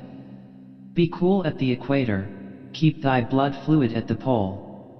Like the great dome of St. Peter's, and like the great whale, retain, O man, in all seasons a temperature of thine own. But how easy and how hopeless to teach these fine things. Of erections, how few are domed like St. Peter's. Of creatures, how few vast is the whale. Chapter 69. The Funeral. Haul in the chains. Let the carcass go astern. The vast tackles have now done their duty. The peeled white body of the beheaded whale flashes like a marble sepulchre. Though changed in hue, it has not perceptibly lost anything in bulk. It is still colossal. Slowly it floats more and more away, the water round it torn and splashed by the insatiate sharks, and the air above vexed with rapacious flights of screaming fowls, whose beaks are like so many insulting poniards in the whale. The vast white headless phantom floats further and further from the ship, and every rod that it so floats, what seem square roots of sharks and cubic roots of fowls, augment the murderous din. For hours and hours from the almost stationary ship that hideous sight is seen. Beneath the unclouded and mild azure sky, upon the fair face of the pleasant sea, wafted by the joyous breezes, that great mass of death floats on, till lost in infinite perspectives. There's a most doleful and most mocking funeral. The sea vultures all in pious mourning, the air sharks all punctiliously in black or speckled.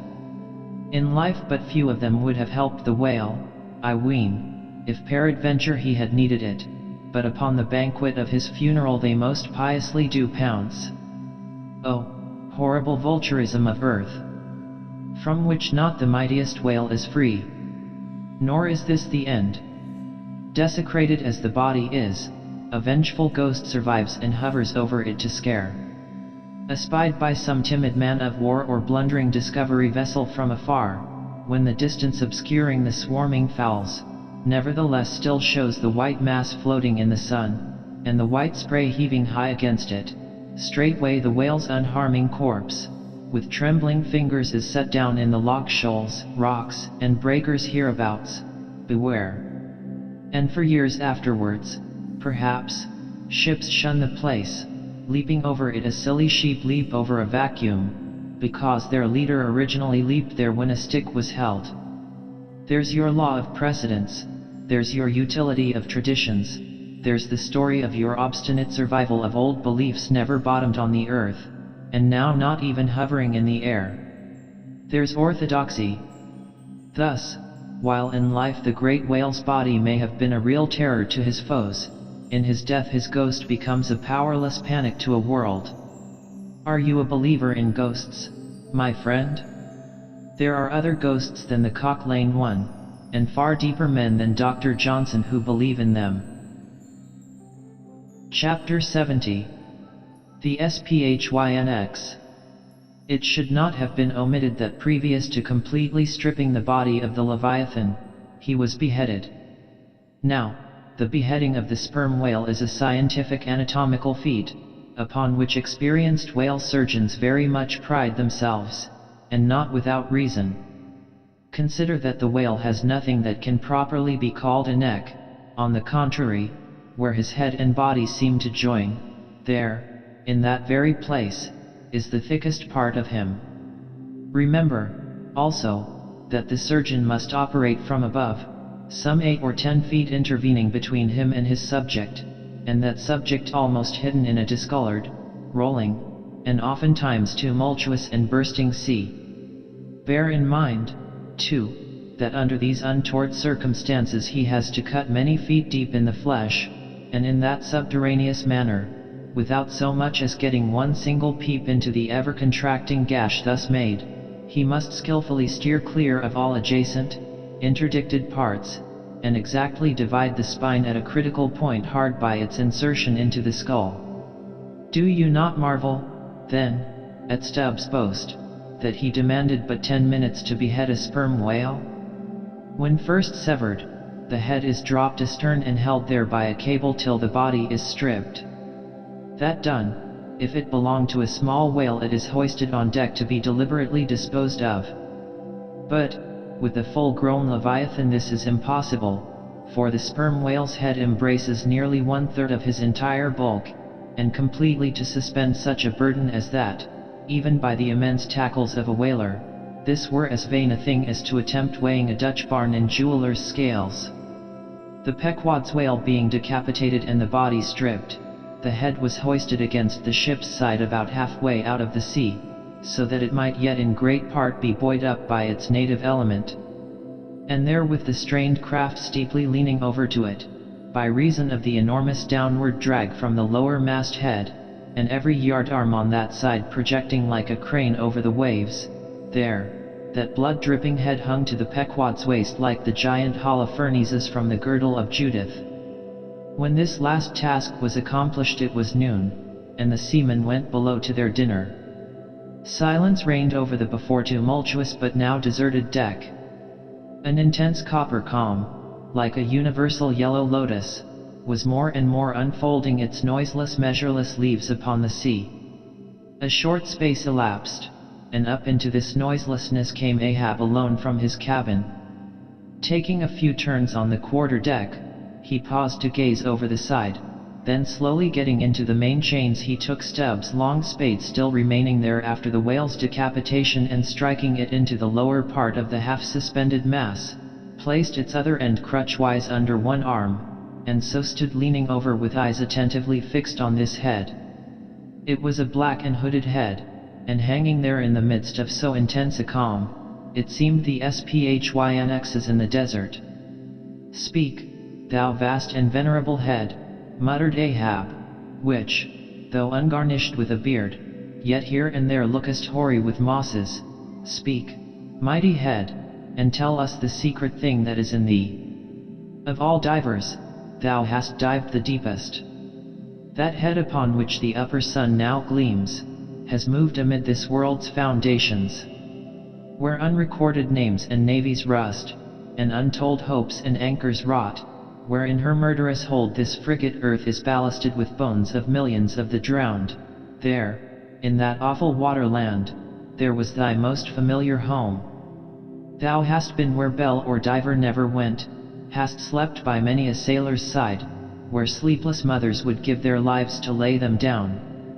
Thou sawest the locked lovers when leaping from their flaming ship, heart to heart they sank beneath the exulting wave, true to each other, when heaven seemed false to them. Thou sawest the murdered mate when tossed by pirates from the midnight deck, for hours he fell into the deeper midnight of the insatiate maw, and his murderers still sailed on unharmed while swift lightnings shivered the neighboring ship that would have borne a righteous husband to outstretched, longing arms. O head! Thou hast seen enough to split the planets and make an infidel of Abraham, and not one syllable is thine. Sail ho! Cried a triumphant voice from the mainmast head. Aye. Well, now, that's cheering, cried Ahab, suddenly erecting himself, while whole thunderclouds swept aside from his brow. That lively cry upon this deadly calm might almost convert a better man whereaway. 3 points on the starboard bow, sir, and bringing down her breeze to us. Better and better, man. Would now St. Paul would come along that way, and to my breezelessness bring his breeze. O nature, and O soul of man! How far beyond all utterance are your linked analogies! Not the smallest atom stirs or lives on matter, but has its cunning duplicate in mind. Chapter 71. The Jeroboam Story. Hand in hand, ship and breeze blew on, but the breeze came faster than the ship, and soon the Pequod began to rock. By and by, through the glass the strangers' boats and manned mastheads proved her a whale ship. But as she was so far to windward, and shooting by, apparently making a passage to some other ground, the Pequod could not hope to reach her. So the signal was set to see what response would be made. Here be it said, that like the vessels of military marines, the ships of the American whale fleet have each a private signal, all which signals being collected in a book with the names of the respective vessels attached, every captain is provided with it. Thereby, the whale commanders are enabled to recognize each other upon the ocean, even at considerable distances and with no small facility. The Pequod's signal was at last responded to by the strangers setting her own, which proved the ship to be the Jeroboam of Nantucket. Squaring her yards, she bore down, ranged a beam under the Pequod's lee, and lowered a boat. It soon drew nigh, but, as the side ladder was being rigged by Starbuck's order to accommodate the visiting captain, the stranger in question waved his hand from his boat's stern in token of that proceeding being entirely unnecessary. It turned out that the Jeroboam had a malignant epidemic on board, and that Mayhew, her captain, was fearful of infecting the Pequod's company. For, though himself and boat's crew remained untainted, and though his ship was half a rifle shot off, and an incorruptible sea and air rolling and flowing between, yet conscientiously adhering to the timid quarantine of the land, he peremptorily refused to come into direct contact with the Pequod. But this did by no means prevent all communications. Preserving an interval of some few yards between itself and the ship, the Jeroboam's boat by the occasional use of its oars contrived to keep parallel to the Pequod, as she heavily forged through the sea, for by this time it blew very fresh, with her main topsail aback, though, indeed, at times by the sudden onset of a large rolling wave, the boat would be pushed some way ahead, but would be soon skillfully brought to her proper bearings again. Subject to this, and other the like interruptions now and then, a conversation was sustained between the two parties, but at intervals not without still another interruption of a very different sort. Pulling an oar in the Jeroboam's boat, was a man of a singular appearance, even in that wild whaling life where individual notabilities make up all totalities. He was a small, short, youngish man, sprinkled all over his face with freckles, and wearing redundant yellow hair. A long-skirted, cabalistically cut coat of a faded walnut tinge enveloped him, the overlapping sleeves of which were rolled up on his wrists. A deep, settled, fanatic delirium was in his eyes. So soon as this figure had been first descried, Stubb had exclaimed, that's he, the long-talked scaramouch the town hose company told us of." Stubb here alluded to a strange story told of the Jeroboam, and a certain man among her crew, some time previous when the Pequod spoke the town ho.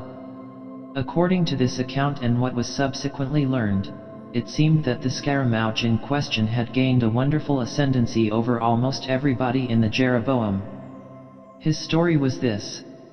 He had been originally nurtured among the crazy society of Nesciuna Shakers, where he had been a great prophet, in their cracked, secret meetings, having several times descended from heaven by the way of a trap door, announcing the speedy opening of the seventh vial, which he carried in his vest pocket, but which, instead of containing gunpowder, was supposed to be charged with laudanum. A strange, apostolic whim having seized him, he had left Nesciuna for Nantucket, where, with that cunning peculiar to craziness, he assumed a steady, common-sense exterior, and offered himself as a green-hand candidate for the Jeroboam's whaling voyage. They engaged him, but straightway upon the ship's getting out of sight of land, his insanity broke out in a freshet. He announced himself as the Archangel Gabriel, and commanded the captain to jump overboard. He published his manifesto, whereby he set himself forth as the deliverer of the Isles of the Sea and Vicar General of all Oceanica. The unflinching earnestness with which he declared these things, the dark, daring play of his sleepless, excited imagination, and all the preternatural terrors of real delirium, united to invest this Gabriel in the minds of the majority of the ignorant crew, with an atmosphere of sacredness. Moreover, they were afraid of him.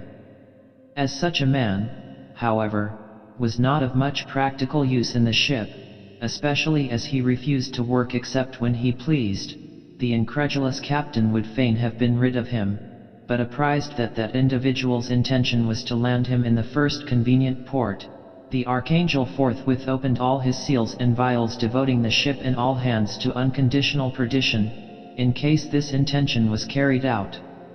So strongly did he work upon his disciples among the crew, that at last in a body they went to the captain and told him if Gabriel was sent from the ship, not a man of them would remain. He was therefore forced to relinquish his plan. Nor would they permit Gabriel to be any way maltreated, say, or do what he would, so that it came to pass that Gabriel had the complete freedom of the ship. The consequence of all this was, that the archangel cared little or nothing for the captain and mates, and since the epidemic had broken out, he carried a higher hand than ever, declaring that the plague, as he called it, was at his sole command, nor should it be stayed but according to his good pleasure. The sailors, mostly poor devils, cringed, and some of them fawned before him, in obedience to his instructions, sometimes rendering him personal homage, as to a god. Such things may seem incredible, but, however wondrous, they are true. Nor is the history of fanatics half so striking in respect to the measureless self-deception of the fanatic himself, as his measureless power of deceiving and bedeviling so many others. But it is time to return to the Pequod. "I fear not thy epidemic, man," said Ahab from the bulwarks, to Captain Mayhew, who stood in the boat's stern, "come on board." But now Gabriel started to his feet. Think of the fevers, yellow and bilious. Beware of the horrible plague. "Gabriel! Gabriel!" cried Captain Mayhew, "thou must either," but that instant a headlong wave shot the boat far ahead, and its seethings drowned all speech. "Hast thou seen the white whale?" demanded Ahab, when the boat drifted back. Think of thy whaleboat, stoven and sunk. Beware of the horrible tale. I tell thee again, Gabriel, that," but again the boat tore ahead as if dragged by fiends. Nothing was said for some moments, while a succession of riotous waves rolled by, which by one of those occasional caprices of the seas were tumbling, not heaving it. Meantime, the hoisted sperm whale's head jogged about very violently, and Gabriel was seen eyeing it with rather more apprehensiveness than his archangel nature seemed to warrant. When this interlude was over, Captain Mayhew began a dark story concerning Moby Dick, not, however, without frequent interruptions from Gabriel, whenever his name was mentioned, and the crazy sea that seemed leagued with him. It seemed that the Jeroboam had not long left home, when upon speaking a whale ship, her people were reliably apprised of the existence of Moby Dick, and the havoc he had made. Greedily sucking in this intelligence, Gabriel solemnly warned the captain against attacking the white whale, in case the monster should be seen, in his gibbering insanity, pronouncing the white whale to be no less a being than the Shaker God incarnated, the Shakers receiving the Bible. But when, some year or two afterwards, Moby Dick was fairly sighted from the mastheads, Macy, the chief mate, burned with ardor to encounter him, and the captain himself being not unwilling to let him have the opportunity, despite all the archangel's denunciations and forewarnings, Macy succeeded in persuading 5 men to man his boat. With them he pushed off, and, after much weary pulling, and many perilous, unsuccessful onsets, he at last succeeded in getting one iron fast. Meantime, Gabriel, ascending to the main royal masthead, was tossing one arm in frantic gestures, and hurling forth prophecies of speedy doom to the sacrilegious assailants of his divinity. Now, while Macy, the mate, was standing up in his boat's bow, and with all the reckless energy of his tribe was venting his wild exclamations upon the whale, and essaying to get a fair chance for his poised lance, lo! A broad white shadow rose from the sea, by its quick, fanning motion, temporarily taking the breath out of the bodies of the oarsmen. Next instant, the luckless mate, so full of furious life, was smitten bodily into the air, and making a long arc in his descent, fell into the sea at the distance of about 50 yards. Not a chip of the boat was harmed, nor a hair of any oarsman's head, but the mate forever sank. It is well to parenthesize here, that of the fatal accidents in the sperm whale fishery, this kind is perhaps almost as frequent as any. Sometimes, nothing is injured but the man who is thus annihilated. Oftener the boat's bow is knocked off, or the thigh-board, in which the headsman stands, is torn from its place and accompanies the body. But strangest of all is the circumstance, that in more instances than one, when the body has been recovered, not a single mark of violence is discernible, the man being stark dead. The whole calamity, with the falling form of Macy, was plainly descried from the ship. Raising a piercing shriek, the vial! Gabriel called off the terror-stricken crew from the further hunting of the whale. This terrible event clothed the archangel with added influence, because his credulous disciples believed that he had specifically foreannounced it, instead of only making a general prophecy, which anyone might have done, and so have chanced to hit one of many marks in the wide margin allowed. He became a nameless terror to the ship. Mayhew having concluded his narration, Ahab put such questions to him, that the stranger captain could not forbear inquiring whether he intended to hunt the white whale, if opportunity should offer. To which Ahab answered, "Aye." Straightway, then, Gabriel once more started to his feet, glaring upon the old man, and vehemently exclaimed, with downward pointed finger, Think of the blasphemer dead, and down there, beware of the blasphemer's end." Ahab stolidly turned aside, then said to Mayhew, "Captain, I have just bethought me of my letter bag. There is a letter for one of thy officers, if I mistake not. Starbuck, look over the bag." Every whale ship takes out a goodly number of letters for various ships, whose delivery to the persons to whom they may be addressed, depends upon the mere chance of encountering them in the four oceans. Thus, most letters never reach their mark, and many are only received after attaining an age of 2 or 3 years or more. Soon Starbuck returned with a letter in his hand. It was sorely tumbled, damp, and covered with a dull, spotted, green mold, in consequence of being kept in a dark locker of the cabin. Of such a letter, Death himself might well have been the post-boy. "Can St not read it?" cried Ahab. "Give it me, man." I, it's but a dim scrawl, what's this?" As he was studying it out, Starbuck took a long cutting spade pole, and with his knife slightly split the end, to insert the letter there, and in that way, hand it to the boat, without its coming any closer to the ship. Meantime, Ahab, holding the letter, muttered, "Mr. Har, yes, Mr. Harry, a woman's penny hand, the man's wife, I'll wager. I Mr. Harry Macy, ship Jeroboam, why it's Macy, and he's dead. Poor fellow, and from his wife," sighed Mayhew, "but let me have it." "Nay, keep it thyself," cried Gabriel to Ahab, "thou art soon going that way." "Curses throttle thee," yelled Ahab. "Captain Mayhew, stand by now to receive it," and taking the fatal missive from Starbuck's hands, he caught it in the slit of the pole, and reached it over towards the boat. But as he did so, the oarsman expectantly desisted from rowing. The boat drifted a little towards the ship's stern, so that, as if by magic, the letter suddenly ranged along with Gabriel's eager hand.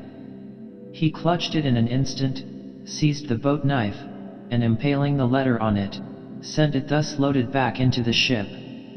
It fell at Ahab's feet. Then Gabriel shrieked out to his comrades to give way with their oars, and in that manner the mutinous boat rapidly shot away from the Pequod. As, after this interlude, the seamen resumed their work upon the jacket of the whale, many strange things were hinted in reference to this wild affair. Chapter 72.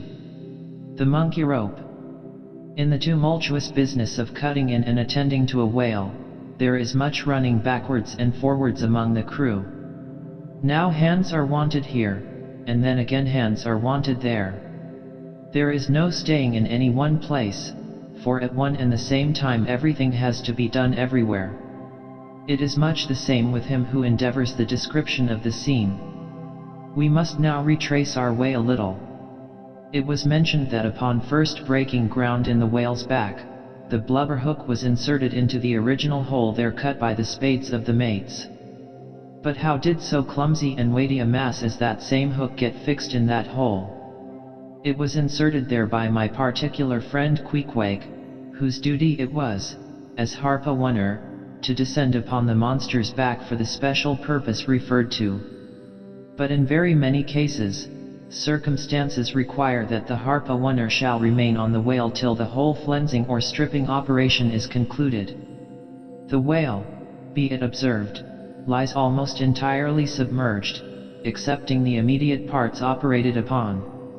So down there, some 10 feet below the level of the deck, the poor harpooner flounders about, half on the whale and half in the water, as the vast mass revolves like a treadmill beneath him.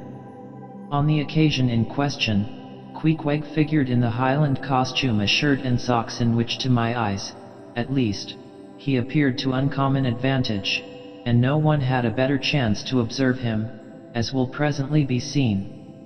Being the savage's bowsman, that is, the person who pulled the bow oar in his boat, the second one from forward, it was my cheerful duty to attend upon him while taking that hard scramble upon the dead whale's back. You have seen Italian organ boys holding a dancing ape by a long cord. Just so, from the ship's steep side, did I hold Queequeg down there in the sea, by what is technically called in the fishery a monkey rope, attached to a strong strip of canvas belted round his waist. It was a humorously perilous business for both of us. For, before we proceed further, it must be said that the monkey rope was fast at both ends, fast to Queequeg's broad canvas belt, and fast to my narrow leather one. So that for better or for worse, we two, for the time, were wedded, and should poor Queequeg sink to rise no more, then both usage and honor demanded, that instead of cutting the cord, it should drag me down in his wake. So, then, an elongated Siamese ligature united us. Queequeg was my own inseparable twin brother, nor could I anyway get rid of the dangerous liabilities which the hempen bond entailed.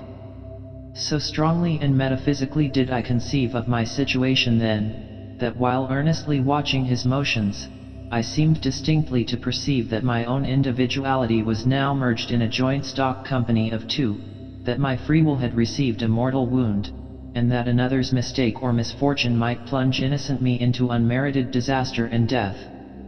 Therefore, I saw that here was a sort of interregnum in Providence, for its even-handed equity never could have so gross an injustice. And yet still further pondering while I jerked him now and then from between the whale and ship, which would threaten to jam him, still further pondering, I saw that this situation of mine was the precise situation of every mortal that breathes, only, in most cases, he, one way or other, has this Siamese connection with a plurality of other mortals. If your banker breaks, you snap. If your apothecary by mistake sends you poison in your pills, you die. True, you may say that, by exceeding caution, you may possibly escape these and the multitudinous other evil chances of life. But handle Queequeg's monkey rope heedfully as I would, sometimes he jerked it so, that I came very near sliding overboard. Nor could I possibly forget that, do what I would, I only had the management of one end of it. The monkey rope is found in all whalers, but it was only in the Pequod that the monkey and his holder were ever tied together.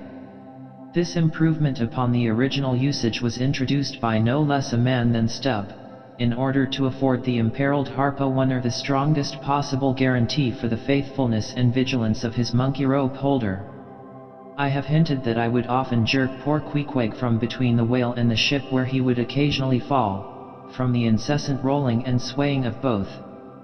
But this was not the only jamming jeopardy he was exposed to. Unappalled by the massacre made upon them during the night, the sharks, now freshly and more keenly allured by the before-pent blood which began to flow from the carcass, the rabid creatures swarmed round it like bees in a beehive. And right in among those sharks was Queequeg, who often pushed them aside with his floundering feet. A thing altogether incredible were it not that attracted by such prey as a dead whale, the otherwise miscellaneously carnivorous shark will seldom touch a man.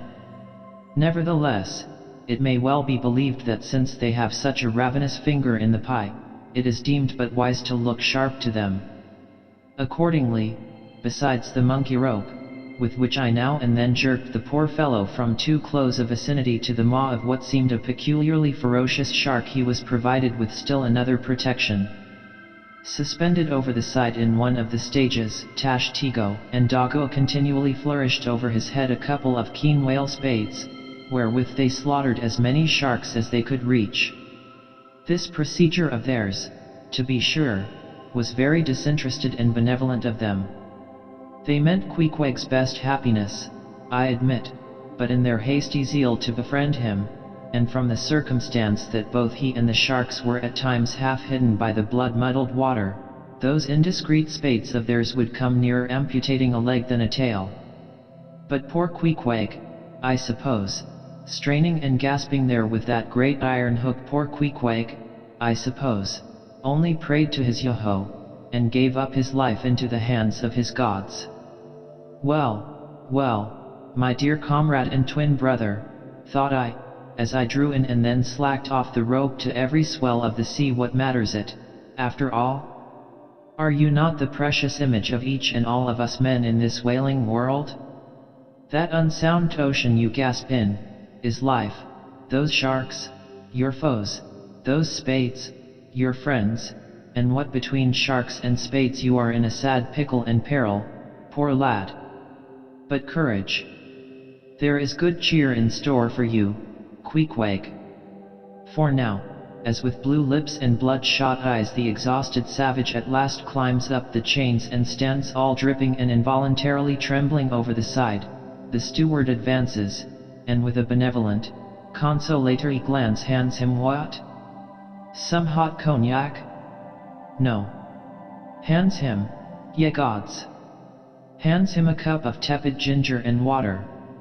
Ginger. Do I smell ginger? Suspiciously asked Stubb, coming near. Yes, this must be ginger, peering into the as yet untasted cup.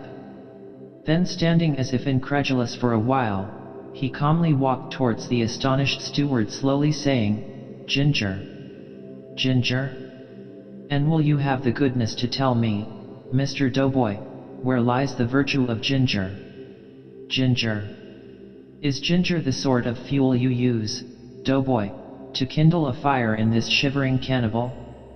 Ginger, what the devil is ginger? Sea coal? Firewood, lucifer matches, tinder, gunpowder, what the devil is ginger, I say, that you offer this cup to our poor Queequeg here? There is some sneaking temperance society movement about this business, he suddenly added, now approaching Starbuck, who had just come from forward. Will you look at that canakin, sir? Smell of it, if you please.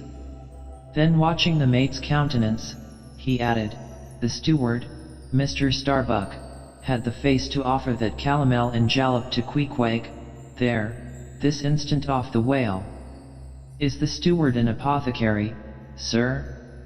And may I ask whether this is the sort of bitters by which he blows back the life into a half-drowned man?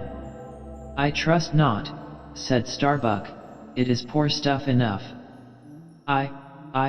Steward, cried Stubb, will teach you to drug a harponer, none of your apothecary's medicine here, you want to poison us, do yet?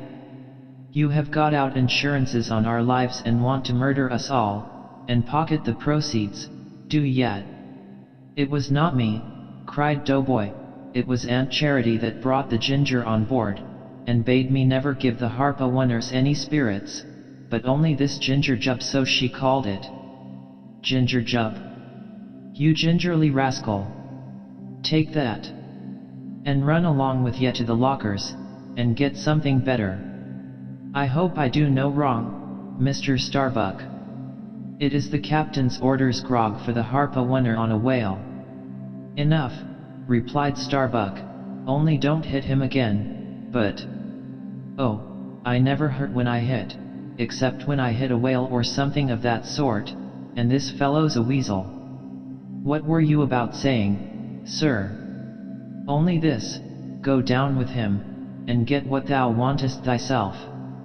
When Stubb reappeared, he came with a dark flask in one hand, and a sort of tea caddy in the other.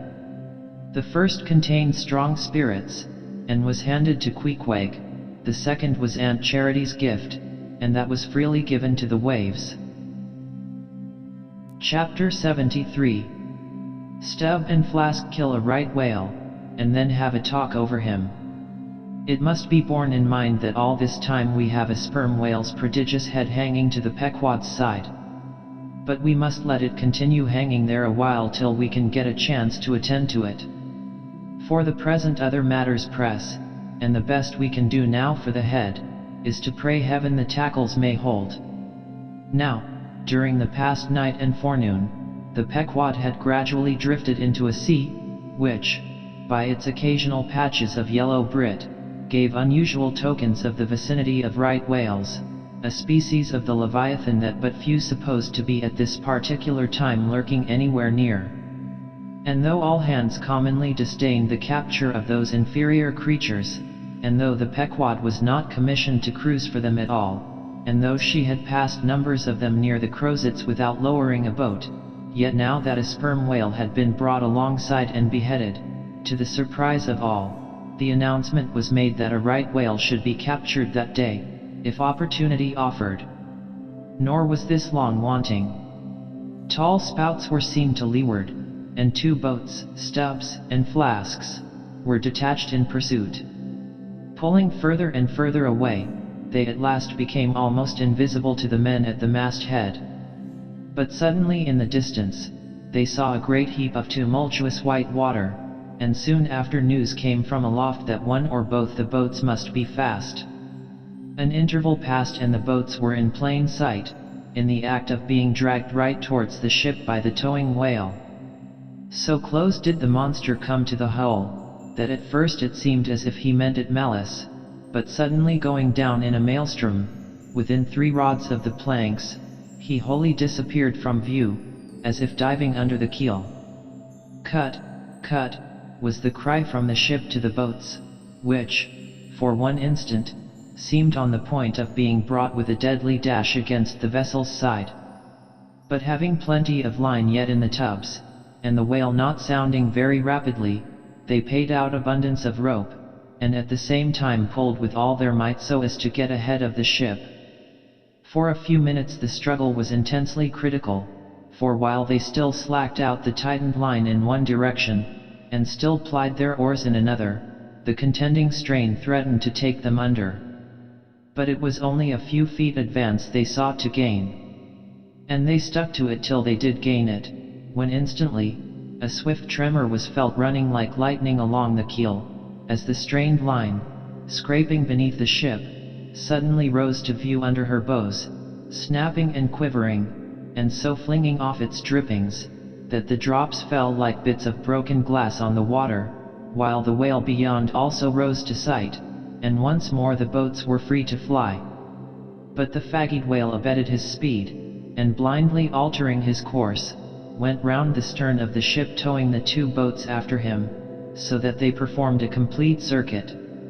Meantime, they hauled more and more upon their lines, till close flanking him on both sides, Stubb answered Flask with lance for lance, and thus round and round the Pequod the battle went, while the multitudes of sharks that had before swum round the sperm whale's body, rushed to the fresh blood that was spilled, thirstily drinking at every new gash, as the eager Israelites did at the new bursting fountains that poured from the smitten rock.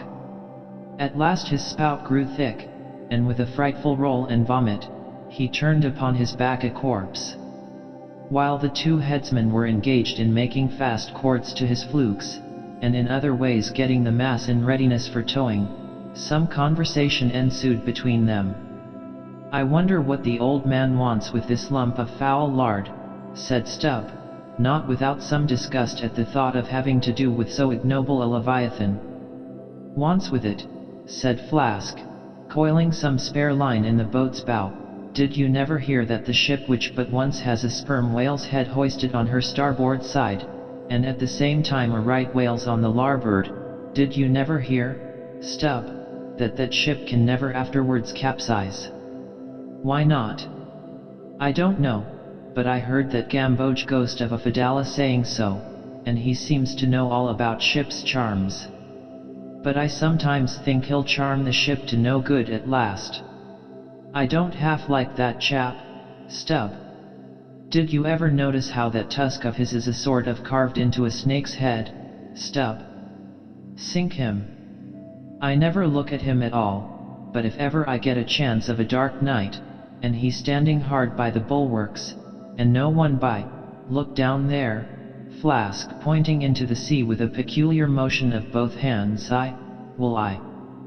Flask, I take that Fidala to be the devil in disguise. Do you believe that cock and bull story about his having been stowed away on board ship? He's the devil, I say. The reason why you don't see his tail, is because he tucks it up out of sight. He carries it coiled away in his pocket, I guess. Blast him. Now that I think of it, he's always wanting oakum to stuff into the toes of his boots. He sleeps in his boots, don't he? He hasn't got any hammock, but I've seen him lay of nights in a coil of rigging. No doubt, and it's because of his cursed tail. He coils it down, do ye see, in the eye of the rigging.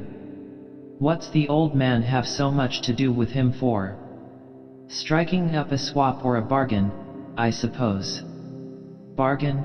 About what?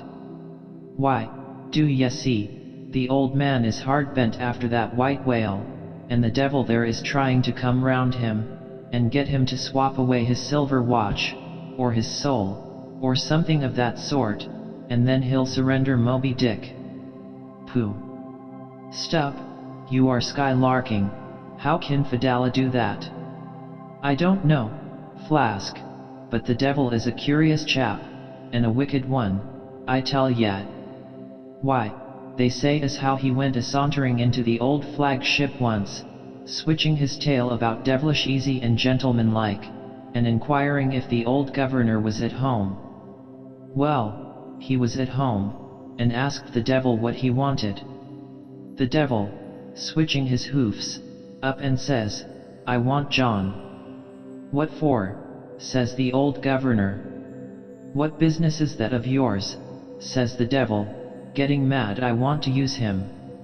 Take him, says the governor, and by the Lord, Flask, if the devil didn't give John the Asiatic cholera before he got through with him, I'll eat this whale in one mouthful. But look sharp, ain't you already there? Well, then, pull ahead, and let's get the whale alongside. I think I remember some such story as you were telling, said Flask, when at last the two boats were slowly advancing with their burden towards the ship, but I can't remember where. 3 Spaniards? Adventures of those 3 bloody-minded soldados? Did ye read it there, Flask? I guess ye did. No, never saw such a book, heard of it, though. But now, tell me, Stubb, do you suppose that devil you was speaking of just now, was the same you say is now on board the Pequod? Am I the same man that helped kill this whale? Doesn't the devil live forever? Who ever heard that the devil was dead? Did you ever see any parson a-wearing mourning for the devil? And if the devil has a latchkey to get into the admiral's cabin, don't you suppose he can crawl into a porthole? Tell me that, Mr. Flask. How old do you suppose Fidala is, Stubb? Do you see that mainmast there, pointing to the ship? Well, that's the figure 1. Now take all the hoops in the Pequod's hold, and string along in a row with that mast, for oughts, do you see? Well, that wouldn't begin to be Fidala's age. Nor all the coopers in creation couldn't show hoops enough to make oughts enough. But see here, Stubb, I thought you a little boasted just now, that you meant to give Fidala a sea toss, if you got a good chance. Now, if he's so old as all those hoops of yours come to, and if he is going to live forever, what good will it do to pitch him overboard? Tell me that. Give him a good ducking, anyhow. But he'd crawl back. Duck him again, and keep ducking him. Suppose he should take it into his head to duck you, though, yes, and drown you, what then? I should like to see him try it. I'd give him such a pair of black eyes that he wouldn't dare to show his face in the Admiral's cabin again for a long while, let alone down in the orlop there, where he lives, and hereabouts on the upper decks where he sneaks so much. Damn the devil, Flask, so you suppose I'm afraid of the devil? Who's afraid of him, except the old governor who daresn't catch him and put him in double darbies, as he deserves, but lets him go about kidnapping people? And signed a bond with him, that all the people the devil kidnapped, he'd roast for him. There's a governor. Do you suppose Fedallah wants to kidnap Captain Ahab? Do I suppose it? You'll know it before long, Flask.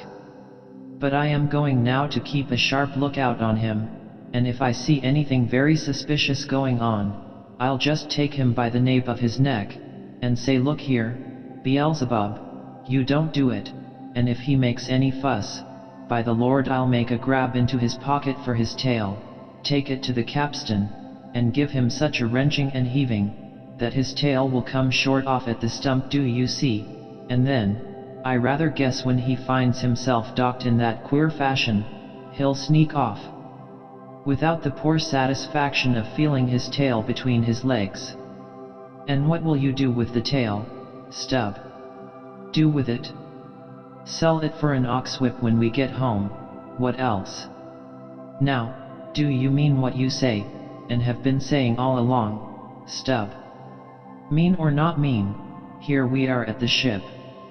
The boats were here hailed, to tow the whale on the larboard side, where fluke chains and other necessaries were already prepared for securing him.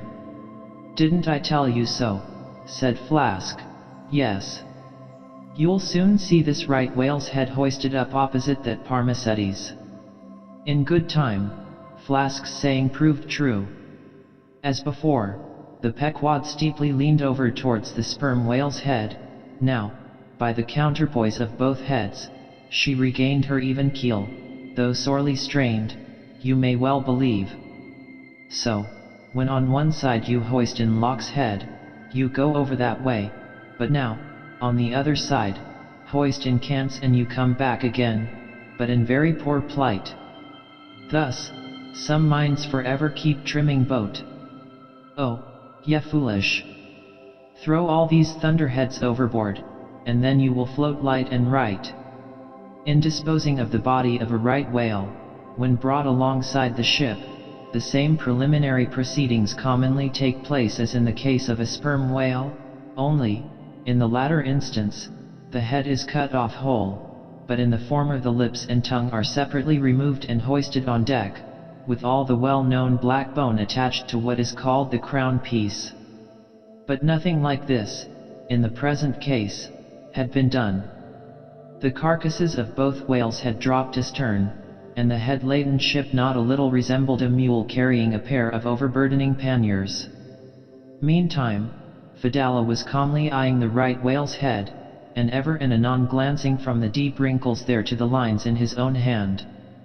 And Ahab chanced so to stand, that the Parsee occupied his shadow, while, if the Parsee's shadow was there at all, it seemed only to blend with, and lengthen Ahab's.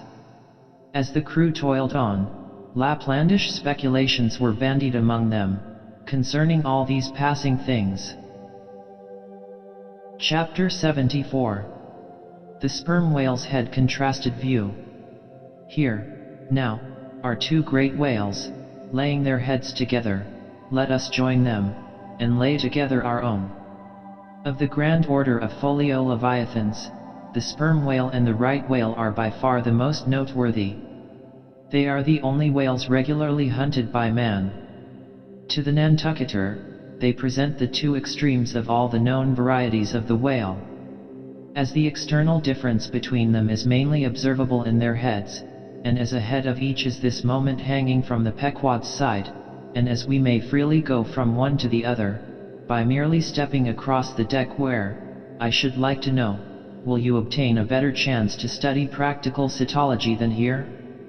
In the first place, you are struck by the general contrast between these heads. Both are massive enough in all conscience, but there is a certain mathematical symmetry in the sperm whales which the right whale sadly lacks. There is more character in the sperm whale's head. As you behold it, you involuntarily yield the immense superiority to him, in point of pervading dignity. In the present instance, too, this dignity is heightened by the pepper and salt color of his head at the summit, giving token of advanced age and large experience. In short, he is what the fishermen technically call a gray-headed whale. Let us now note what is least dissimilar in these heads, namely, the two most important organs, the eye and the ear. Far back on the side of the head, and low down, near the angle of either whale's jaw, if you narrowly search, you will at last see a lashless eye, which you would fancy to be a young colt's eye, so out of all proportion is it to the magnitude of the head. Now, from this peculiar sideway position of the whale's eyes, it is plain that he can never see an object which is exactly ahead, no more than he can one exactly astern. In a word, the position of the whale's eyes corresponds to that of a man's ears, and you may fancy, for yourself, how it would fare with you, did you sideways survey objects through your ears. You would find that you could only command some 30 degrees of vision in advance of the straight side line of sight, and about 30 more behind it. If your bitterest foe were walking straight towards you, with dagger uplifted in broad day, you would not be able to see him, any more than if he were stealing upon you from behind. In a word, you would have two backs, so to speak, but, at the same time, also, two fronts, side fronts, for what is it that makes the front of a man what, indeed, but his eyes? Moreover, while in most other animals that I can now think of, the eyes are so planted as imperceptibly to blend their visual power, so as to produce one picture and not two to the brain, the peculiar position of the whale's eyes, effectually divided as they are by many cubic feet of solid head, which towers between them like a great mountain separating two lakes and valleys, this, of course, must wholly separate the impressions which each independent organ imparts. The whale, therefore, must see one distinct picture on this side, and another distinct picture on that side, while all between must be profound darkness and nothingness to him. Man may, in effect, be said to look out on the world from a sentry box with two joined sashes for his window. But with the whale, these two sashes are separately inserted, making two distinct windows, but sadly impairing the view. This peculiarity of the whale's eyes is a thing always to be borne in mind in the fishery, and to be remembered by the reader in some subsequent scenes. A curious and most puzzling question might be started concerning this visual matter as touching the Leviathan. But I must be content with a hint. So long as a man's eyes are open in the light, the act of seeing is involuntary, that is, he cannot then help mechanically seeing whatever objects are before him.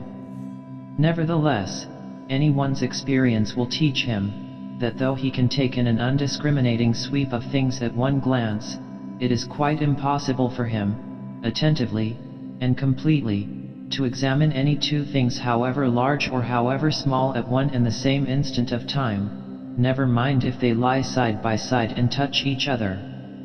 But if you now come to separate these two objects, and surround each by a circle of profound darkness, then, in order to see one of them, in such a manner as to bring your mind to bear on it, the other will be utterly excluded from your contemporary consciousness.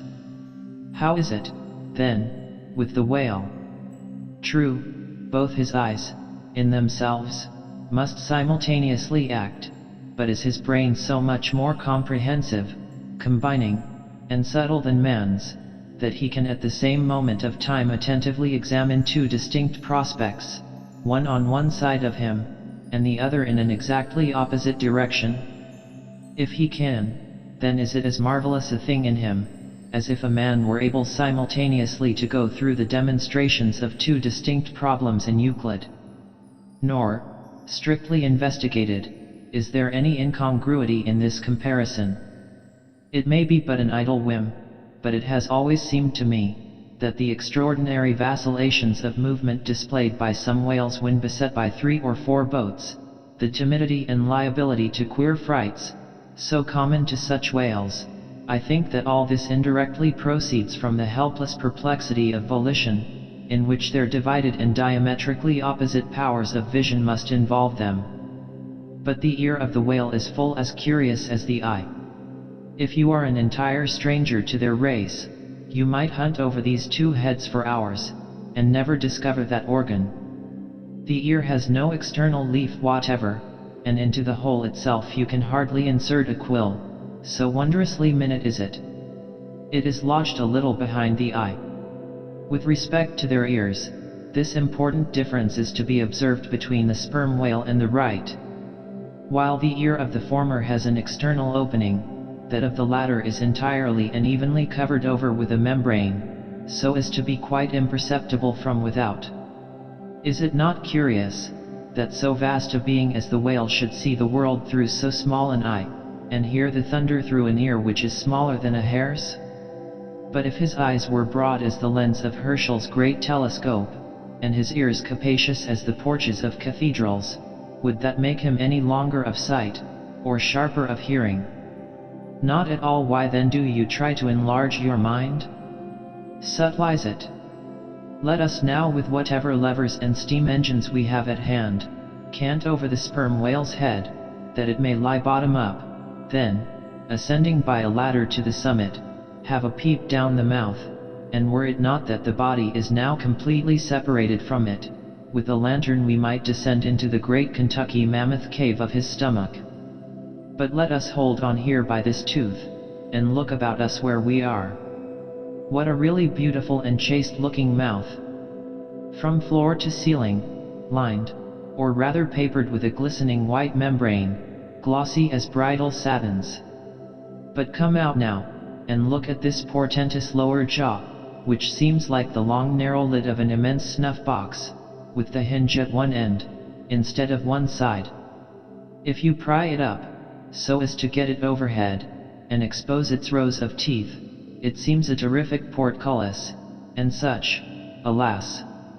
It proves to many a poor wight in the fishery, upon whom these spikes fall with impaling force. But far more terrible is it to behold, when fathoms down in the sea, you see some sulky whale, floating there suspended, with his prodigious jaw, some 15 feet long, hanging straight down at right angles with his body, for all the world like a ship's jib boom.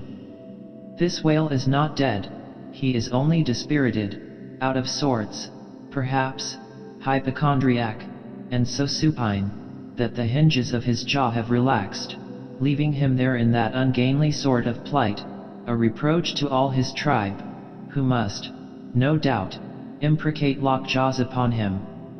In most cases this lower jaw being easily unhinged by a practiced artist is disengaged and hoisted on deck for the purpose of extracting the ivory teeth, and furnishing a supply of that hard white whalebone with which the fishermen fashion all sorts of curious articles, including canes, umbrella stocks, and handles to riding whips. With a long, weary hoist the jaw is dragged on board, as if it were an anchor, and when the proper time comes some few days after the other work, Queequeg, Dagu, and Tashtego, being all accomplished dentists, are set to drawing teeth. With a keen cutting spade, Queequeg lances the gums, then the jaw is lashed down to ring bolts, and a tackle being rigged from aloft, they drag out these teeth, as Michigan oxen drag stumps of old oaks out of wild woodlands. There are generally 42 teeth in all, in old whales, much worn down, but undecayed, nor filled after our artificial fashion. The jaw is afterwards sawn into slabs, and piled away like joists for building houses. Chapter 75. The right whale's head contrasted view. Crossing the deck, let us now have a good long look at the right whale's head. As in general shape the noble sperm whale's head may be compared to a Roman war chariot, especially in front, where it is so broadly rounded, so, at a broad view, the right whale's head bears a rather inelegant resemblance to a gigantic galliot-toed shoe. 200 years ago an old Dutch voyager likened its shape to that of a shoemaker's last. And in this same last or shoe, that old woman of the nursery tale, with the swarming brood, might very comfortably be lodged, she and all her progeny. But as you come nearer to this great head it begins to assume different aspects, according to your point of view. If you stand on its summit and look at these two F-shaped spout holes, you would take the whole head for an enormous bass viol, and these spiracles, the apertures in its sounding board. Then, again, if you fix your eye upon this strange, crested, comb-like incrustation on the top of the mast, this green, barnacled thing, which the Greenlanders call the crown, and the southern fishers the bonnet of the right whale, fixing your eyes solely on this, you would take the head for the trunk of some huge oak, with a bird's nest in its crotch. At any rate, when you watch those live crabs that nestle here on this bonnet, such an idea will be almost sure to occur to you, unless, indeed, your fancy has been fixed by the technical term crown also bestowed upon it, in which case you will take great interest in thinking how this mighty monster is actually a diademed king of the sea, whose green crown has been put together for him in this marvelous manner. But if this whale be a king, he is a very sulky-looking fellow to grace a diadem. Look at that hanging lower lip. What a huge sulk and pout is there! A sulk and pout, by carpenter's measurement, about 20 feet long and 5 feet deep, a sulk and pout that will yield you some 500 gallons of oil and more. A great pity, now, that this unfortunate whale should be hare-lipped. The fissure is about a foot across. Probably the mother during an important interval was sailing down the Peruvian coast, when earthquakes caused the beach to gape. Over this lip, as over a slippery threshold, we now slide into the mouth. Upon my word, were I at Mackinac, I should take this to be the inside of an Indian wigwam. Good Lord! Is this the road that Jonah went? The roof is about 12 feet high, and runs to a pretty sharp angle, as if there were a regular ridge-pole there, while these ribbed, arched, hairy sides present us with those wondrous, half-vertical, cinder-shaped slats of whalebone, say 300 on a side, which depending from the upper part of the head or crown bone, form those Venetian blinds which have elsewhere been cursorily mentioned. The edges of these bones are fringed with hairy fibers, through which the right whale strains the water, and in whose intricacies he retains the small fish. When open-mouthed he goes through the seas of Brit in feeding time. In the central blinds of bone, as they stand in their natural order, there are certain curious marks, curves, hollows, and ridges, whereby some whalemen calculate the creature's age, as the age of an oak by its circular rings. Though the certainty of this criterion is far from demonstrable, yet it has the savor of analogical probability. At any rate, if we yield to it, we must grant a far greater age to the right whale than at first glance will seem reasonable. In old times, there seem to have prevailed the most curious fancies concerning these blinds. One voyager in purchase calls them the wondrous whiskers inside of the whale's mouth, another, hog's bristles, a third old gentleman in Hakluyt uses the following elegant language: there are about 250 fins growing on each side of his upper chop, which arch over his tongue on each side of his mouth. This reminds us that the right whale really has a sort of whisker, or rather a mustache, consisting of a few scattered white hairs on the upper part of the outer end of the lower jaw.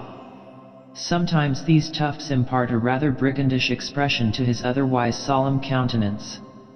As everyone knows, these same hog's bristles, fins, whiskers, blinds, or whatever you please, furnish to the ladies their busks and other stiffening contrivances. But in this particular, the demand has long been on the decline.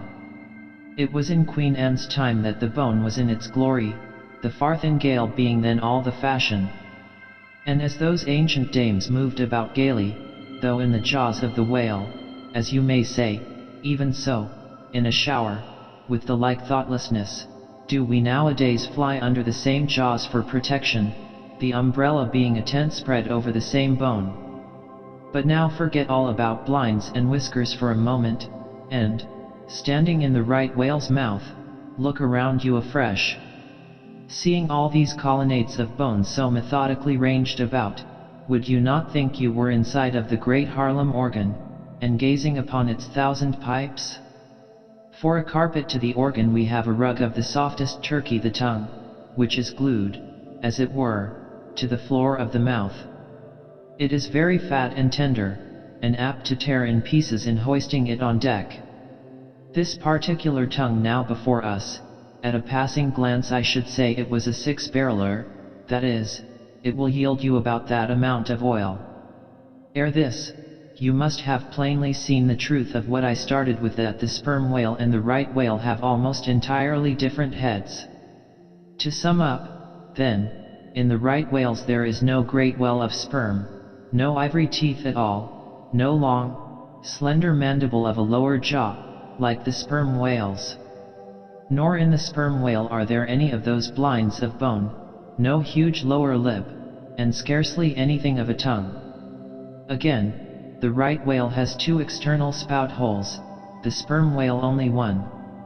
Look your last, now, on these venerable hooded heads, while they yet lie together, for one will soon sink, unrecorded, in the sea, the other will not be very long in following.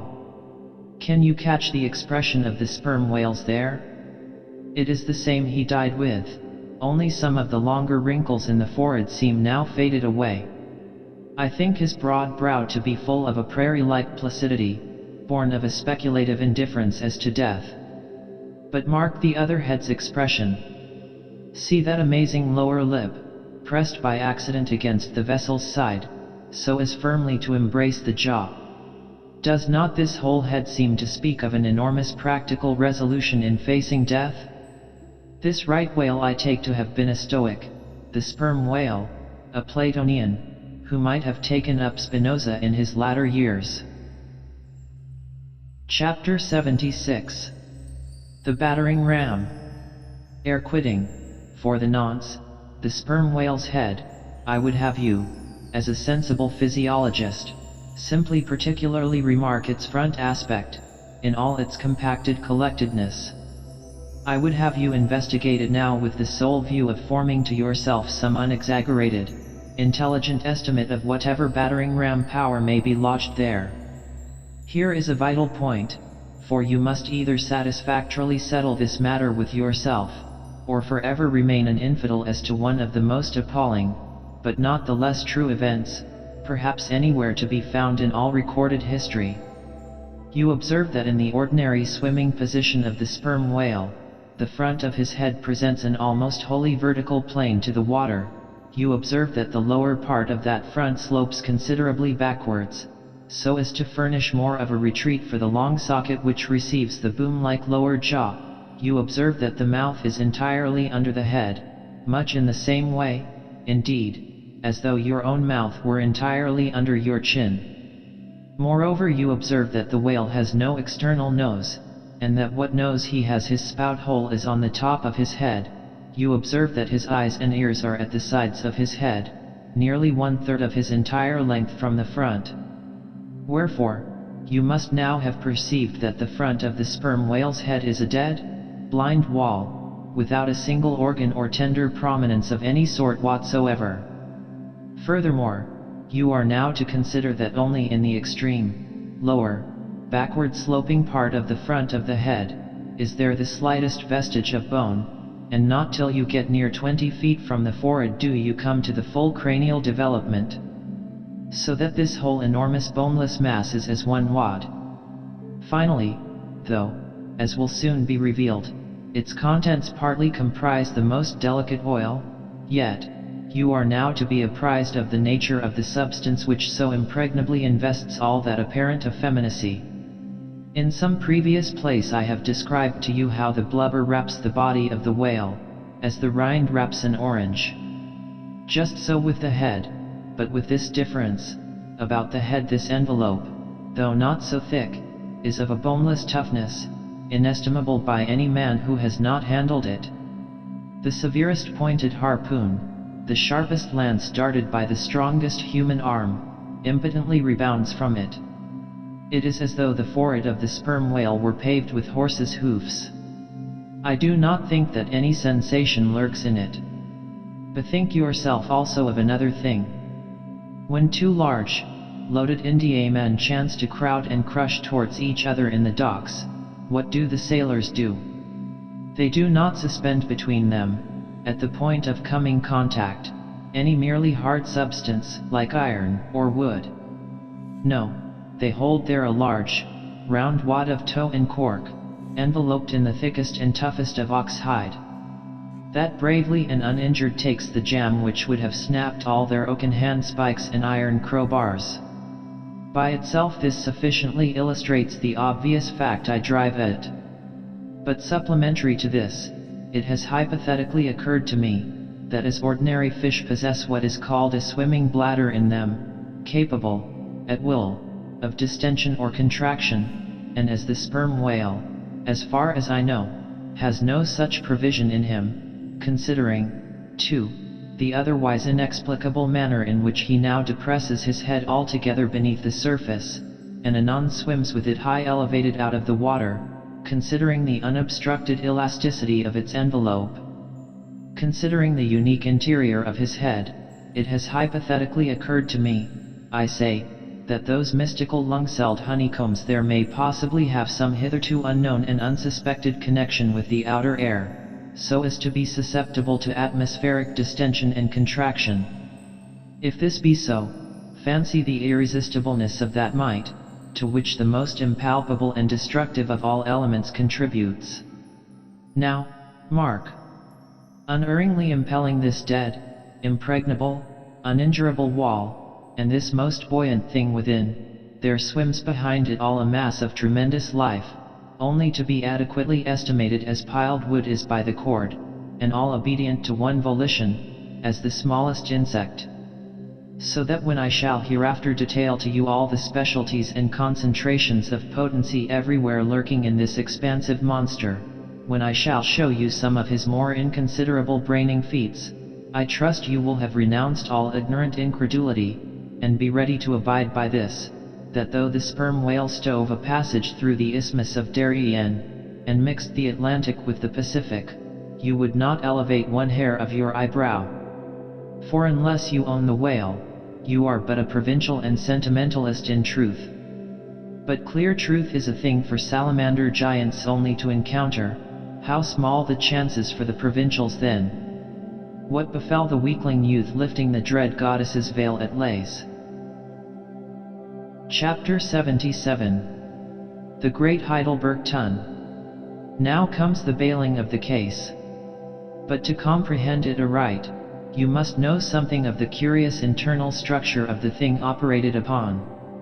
Regarding the sperm whale's head as a solid oblong, you may, on an inclined plane, sideways divide it into two coins, whereof the lower is the bony structure, forming the cranium and jaws, and the upper an unctuous mass wholly free from bones, its broad forward end forming the expanded vertical apparent forehead of the whale.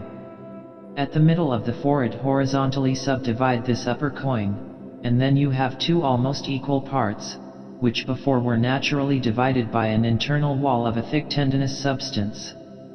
Coin is not a Euclidean term. It belongs to the pure nautical mathematics. I know not that it has been defined before. A coin is a solid which differs from a wedge in having its sharp end formed by the steep inclination of one side, instead of the mutual tapering of both sides.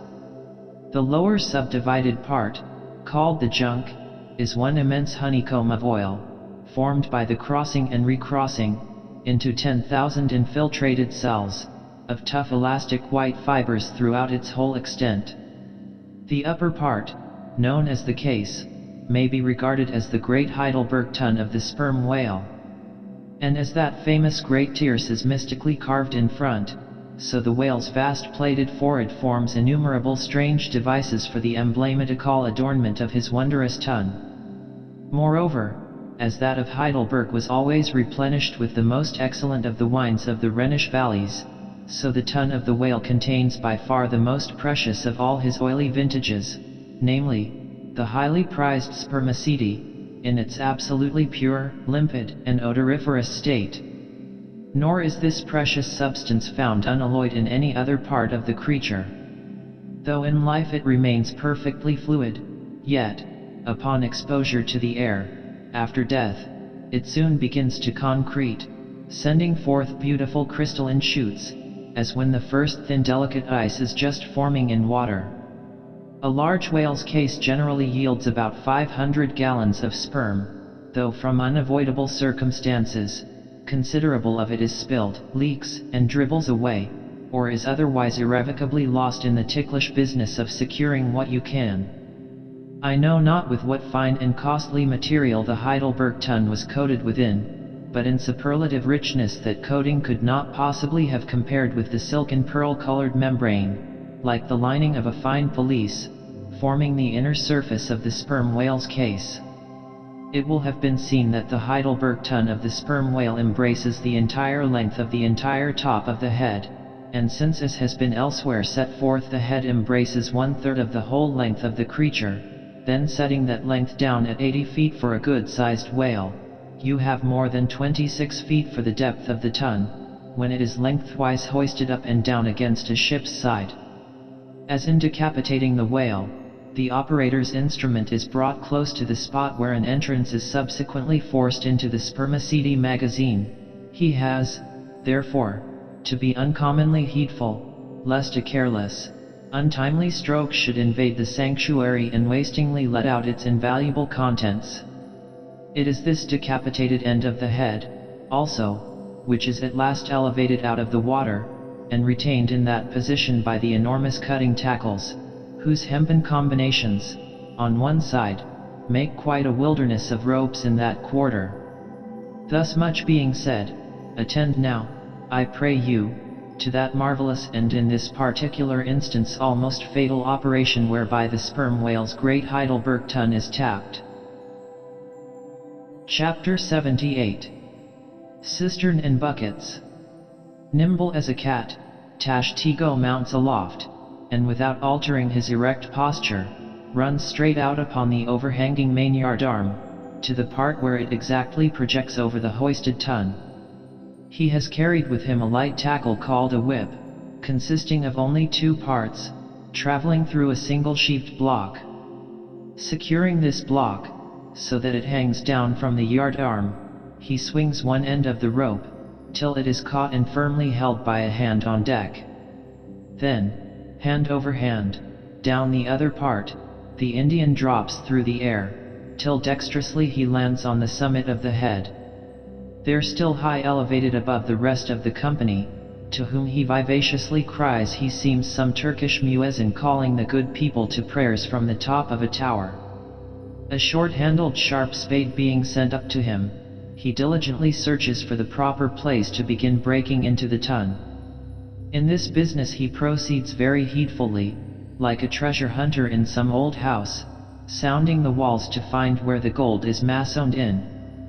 By the time this cautious search is over, a stout iron-bound bucket, precisely like a well bucket, has been attached to one end of the whip, while the other end, being stretched across the deck, is there held by 2 or 3 alert hands. These last now hoist the bucket within grasp of the Indian, to whom another person has reached up a very long pole. Inserting this pole into the bucket, Tashtego downward guides the bucket into the tun, till it entirely disappears, then giving the word to the seaman at the whip, up comes the bucket again, all bubbling like a dairymaid's pail of new milk. Carefully lowered from its height, the full freighted vessel is caught by an appointed hand, and quickly emptied into a large tub. Then remounting aloft, it again goes through the same round until the deep cistern will yield no more. Towards the end, Tashtego has to ram his long pole harder and harder, and deeper into the ton, until some 20 feet of the pole have gone down. Now, the people of the Pequod had been bailing some time in this way. Several tubs had been filled with the fragrant sperm, when all at once a queer accident happened. Whether it was that Tashtigo, that wild Indian, was so heedless and reckless as to let go for a moment his one-handed hold on the great cabled tackles suspending the head, or whether the place where he stood was so treacherous and oozy, or whether the evil one himself would have it to fall out so, without stating his particular reasons, how it was exactly, there is no telling now, but, on a sudden, as the 80th or 90th bucket came suckingly up, my God! Poor Tashtigo, like the twin reciprocating bucket in a veritable well, dropped head foremost down into this great ton of Heidelburgh, and with a horrible oily gurgling, went clean out of sight. "Man overboard!" cried Dagu, who amid the general consternation first came to his senses. "Swing the bucket this way," and putting one foot into it, so as the better to secure his slippery handhold on the whip itself, the hoisters ran him high up to the top of the head, almost before Tashtigo could have reached its interior bottom. Meantime, there was a terrible tumult. Looking over the side, they saw the before lifeless head throbbing and heaving just below the surface of the sea, as if that moment seized with some momentous idea, whereas it was only the poor Indian unconsciously revealing by those struggles the perilous depth to which he had sunk. At this instant, while Dagu, on the summit of the head, was clearing the whip which had somehow got foul of the great cutting tackles, a sharp cracking noise was heard, and to the unspeakable horror of all, one of the two enormous hooks suspending the head tore out, and with a vast vibration the enormous mass sideways swung, till the drunk ship reeled and shook as if smitten by an iceberg. The one remaining hook, upon which the entire strain now depended, seemed every instant to be on the point of giving way, an event still more likely from the violent motions of the head. Come down," yelled the seaman to Dagu, but with one hand holding on to the heavy tackles, so that if the head should drop, he would still remain suspended. The negro, having cleared the foul line, rammed down the bucket into the now collapsed well, meaning that the buried harpooner should grasp it, and so be hoisted out.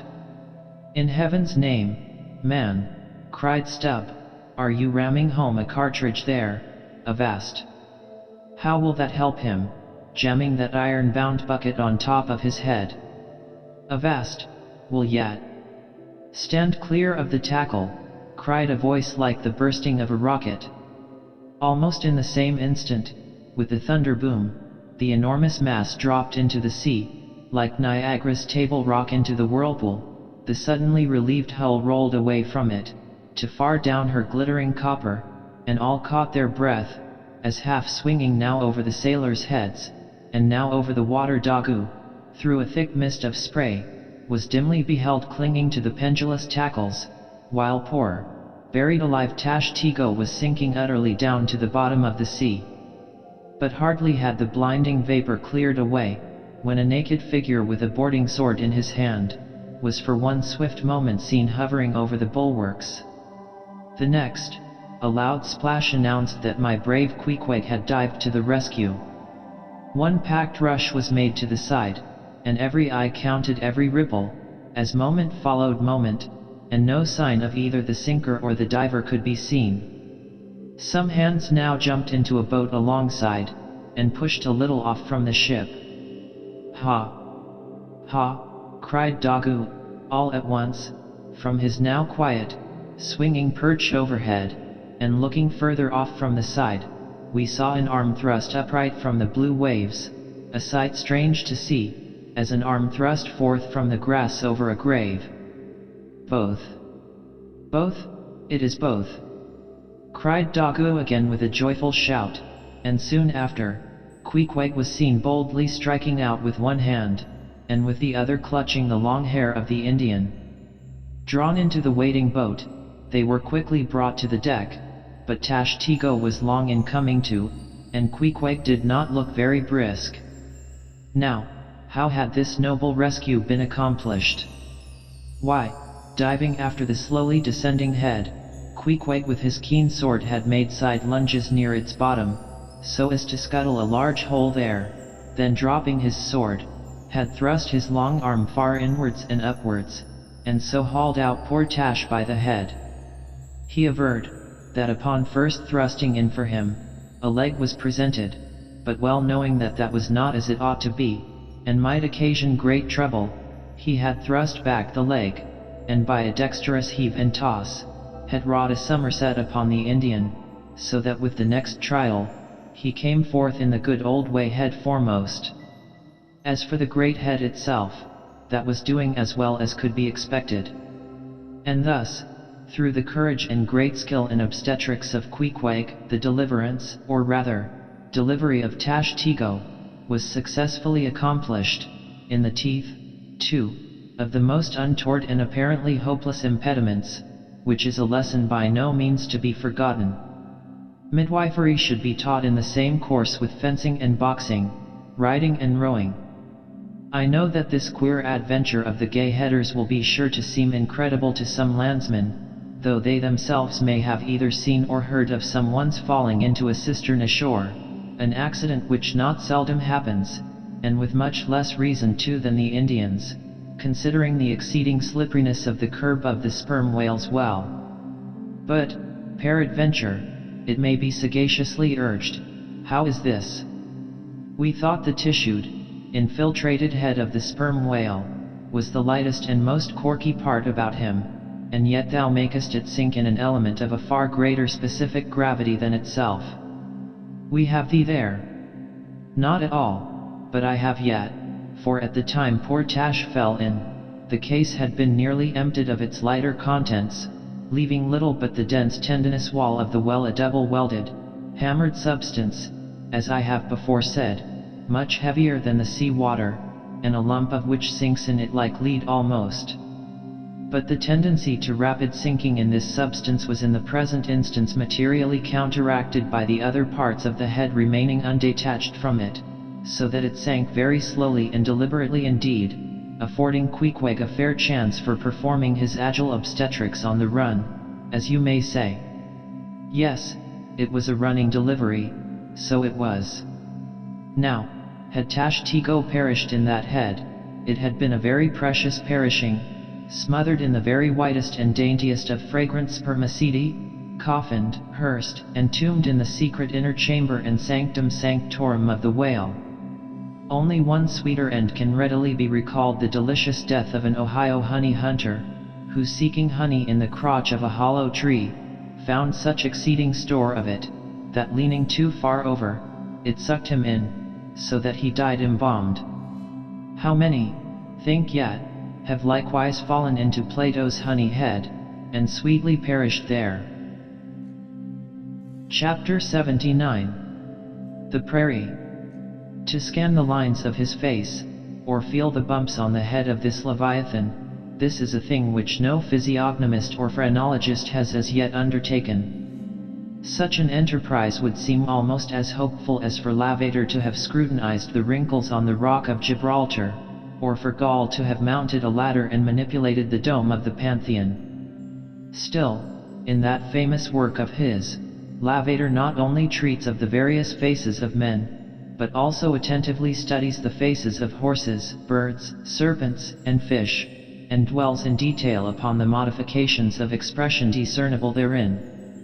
Nor have Gaul and his disciple Spursum failed to throw out some hints touching the phrenological characteristics of other beings than man. Therefore, though I am but ill qualified for a pioneer, in the application of these two semi-sciences to the whale, I will do my endeavor. I try all things, I achieve what I can. Physiognomically regarded, the sperm whale is an anomalous creature. He has no proper nose. And since the nose is the central and most conspicuous of the features, and since it perhaps most modifies and finally controls their combined expression, hence it would seem that its entire absence, as an external appendage, must very largely affect the countenance of the whale. For as in landscape gardening, a spire, cupola, monument, or tower of some sort, is deemed almost indispensable to the completion of the scene, so no face can be physiognomically in keeping without the elevated open-work belfry of the nose. Dash the nose from Phidias's marble Jove, and what a sorry remainder! Nevertheless, Leviathan is of so mighty a magnitude, all his proportions are so stately, that the same deficiency which in the sculptured Jove were hideous, in him is no blemish at all. Nay, it is an added grandeur. A nose to the whale would have been impertinent. As on your physiognomical voyage you sail round his vast head in your jolly boat, your noble conceptions of him are never insulted by the reflection that he has a nose to be pulled. A pestilent conceit, which so often will insist upon obtruding even when beholding the mightiest royal beetle on his throne. In some particulars, perhaps the most imposing physiognomical view to be had of the sperm whale, is that of the full front of his head. This aspect is sublime. In thought, a fine human brow is like the east wind troubled with the morning. In the repose of the pasture, the curled brow of the bull has a touch of the grand in it. Pushing heavy cannon up mountain defile, the elephant's brow is majestic. Human or animal, the mystical brow is as that great golden seal affixed by the German emperors to their decrees. It signifies God, done this day by my hand. But in most creatures, nay in man himself, very often the brow is but a mere strip of alpine land lying along the snow line. Few are the foreheads which like Shakespeare's or Melanchthon's rise so high, and descend so low, that the eyes themselves seem clear, eternal, tideless mountain lakes, and all above them in the forehead's wrinkles, you seem to track the antlered thoughts descending there to drink, as the Highland hunters track the snow prints of the deer. But in the great sperm whale, this high and mighty god-like dignity inherent in the brow is so immensely amplified, that gazing on it, in that full front view, you feel the deity and the dread powers more forcibly than in beholding any other object in living nature. For you see no one point precisely, not one distinct feature is revealed, no nose, eyes, ears, or mouth, no face, he has none, proper, nothing but that one broad firmament of a forehead, pleated with riddles, dumbly lowering with the doom of boats, and ships, and men. Nor, in profile, does this wondrous brow diminish, though that way viewed its grandeur does not domineer upon you so. In profile, you plainly perceive that horizontal, semi-crescentic depression in the forehead's middle, which, in man, is Lavater's mark of genius. But how? Genius in the sperm whale? Has the sperm whale ever written a book, spoken a speech? No. His great genius is declared in his doing nothing particular to prove it. It is moreover declared in his pyramidical silence. And this reminds me that had the great sperm whale been known to the young Orient world, he would have been deified by their child Magian thoughts. They deified the crocodile of the Nile, because the crocodile is tongueless, and the sperm whale has no tongue, or at least it is so exceedingly small, as to be incapable of protrusion. If hereafter any highly cultured, poetical nation shall lure back to their birthright, the merry May-Day gods of old, and livingly enthrone them again in the now egotistical sky, in the now unhaunted hill, then be sure, exalted to Jove's high seat, the great sperm whale shall lord it. Champollion deciphered the wrinkled granite hieroglyphics. But there is no Champollion to decipher the Egypt of every man's and every being's face. Physiognomy, like every other human science, is but a passing fable. If then, Sir William Jones, who read in 30 languages, could not read the simplest peasant's face in its profounder and more subtle meanings, how may unlettered Ishmael hope to read the awful Chaldee of the sperm whale's brow? I but put that brow before you. Read it if you can. Chapter 80. The Nut. If the sperm whale be physiognomically a sphinx, to the phrenologist his brain seems that geometrical circle which it is impossible to square. In the full-grown creature the skull will measure at least 20 feet in length. Unhinge the lower jaw, and the side view of this skull is as the side of a moderately inclined plane resting throughout on a level base. But in life, as we have elsewhere seen, this inclined plane is angularly filled up, and almost squared by the enormous superincumbent mass of the junk and sperm. At the high end, the skull forms a crater to bed that part of the mass, while under the long floor of this crater, in another cavity seldom exceeding 10 inches in length and as many in depth, reposes the mere handful of this monster's brain. The brain is at least 20 feet from his apparent forehead in life. It is hidden away behind its vast outworks, like the innermost citadel within the amplified fortifications of Quebec. So like a choice casket is it secreted in him, that I have known some whalemen who peremptorily deny that the sperm whale has any other brain than that palpable semblance of one formed by the cubic yards of his sperm magazine. Lying in strange folds, courses, and convolutions, to their apprehensions, it seems more in keeping with the idea of his general might to regard that mystic part of him as the seat of his intelligence. It is plain, then, that phrenologically the head of this Leviathan, in the creature's living intact state, is an entire delusion. As for his true brain, you can then see no indications of it, nor feel any. The whale, like all things that are mighty, wears a false brow to the common world.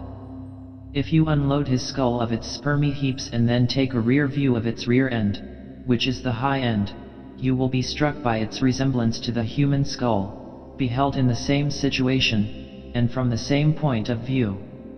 Indeed, place this reversed skull, scaled down to the human magnitude, among a plate of men's skulls, and you would involuntarily confound it with them, and remarking the depressions on one part of its summit, in phrenological phrase you would say this man had no self-esteem, and no veneration.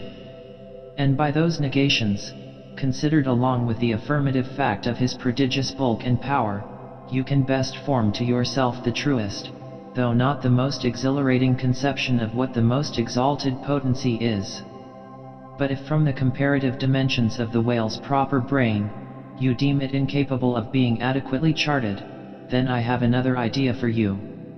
If you attentively regard almost any quadruped's spine, you will be struck with the resemblance of its vertebrae to a strung necklace of dwarfed skulls, all bearing rudimental resemblance to the skull proper. It is a German conceit, that the vertebrae are absolutely undeveloped skulls. But the curious external resemblance, I take it the Germans were not the first men to perceive. A foreign friend once pointed it out to me, in the skeleton of a foe he had slain, and with the vertebrae of which he was inlaying, in a sort of basso relievo, the beaked prow of his canoe. Now, I consider that the phrenologists have omitted an important thing in not pushing their investigations from the cerebellum through the spinal canal. For I believe that much of a man's character will be found betokened in his backbone. I would rather feel your spine than your skull, whoever you are. A thin joist of a spine never yet upheld a full and noble soul. I rejoice in my spine, as in the firm audacious staff of that flag which I fling half out to the world. Apply this spinal branch of phrenology to the sperm whale. His cranial cavity is continuous with the first neck vertebra, and in that vertebra the bottom of the spinal canal will measure 10 inches across, being 8 in height, and of a triangular figure with the base downwards. As it passes through the remaining vertebrae the canal tapers in size, but for a considerable distance remains of large capacity. Now, of course, this canal is filled with much the same strangely fibrous substance the spinal cord as the brain, and directly communicates with the brain. And what is still more, for many feet after emerging from the brain's cavity, the spinal cord remains of an undecreasing girth, almost equal to that of the brain. Under all these circumstances, would it be unreasonable to survey and map out the whale's spine phrenologically? For, viewed in this light, the wonderful comparative smallness of his brain proper is more than compensated by the wonderful comparative magnitude of his spinal cord. But leaving this hint to operate as it may with the phrenologists, I would merely assume the spinal theory for a moment, in reference to the sperm whale's hump, This august hump, if I mistake not, rises over one of the larger vertebrae, and is, therefore, in some sort, the outer convex mold of it. From its relative situation then, I should call this high hump the organ of firmness or indomitableness in the sperm whale. And that the great monster is indomitable, you will yet have reason to know. Chapter 81. The Pequod meets the Virgin. The predestinated day arrived, and we duly met the ship Jungfrau, Derek de Deer, Master, of Bremen. At one time the greatest whaling people in the world, the Dutch and Germans are now among the least, but here and there at very wide intervals of latitude and longitude, you still occasionally meet with their flag in the Pacific. For some reason, the Jungfrau seemed quite eager to pay her respects. While yet some distance from the Pequod, she rounded to, and dropping a boat, her captain was impelled towards us, impatiently standing in the bows instead of the stern.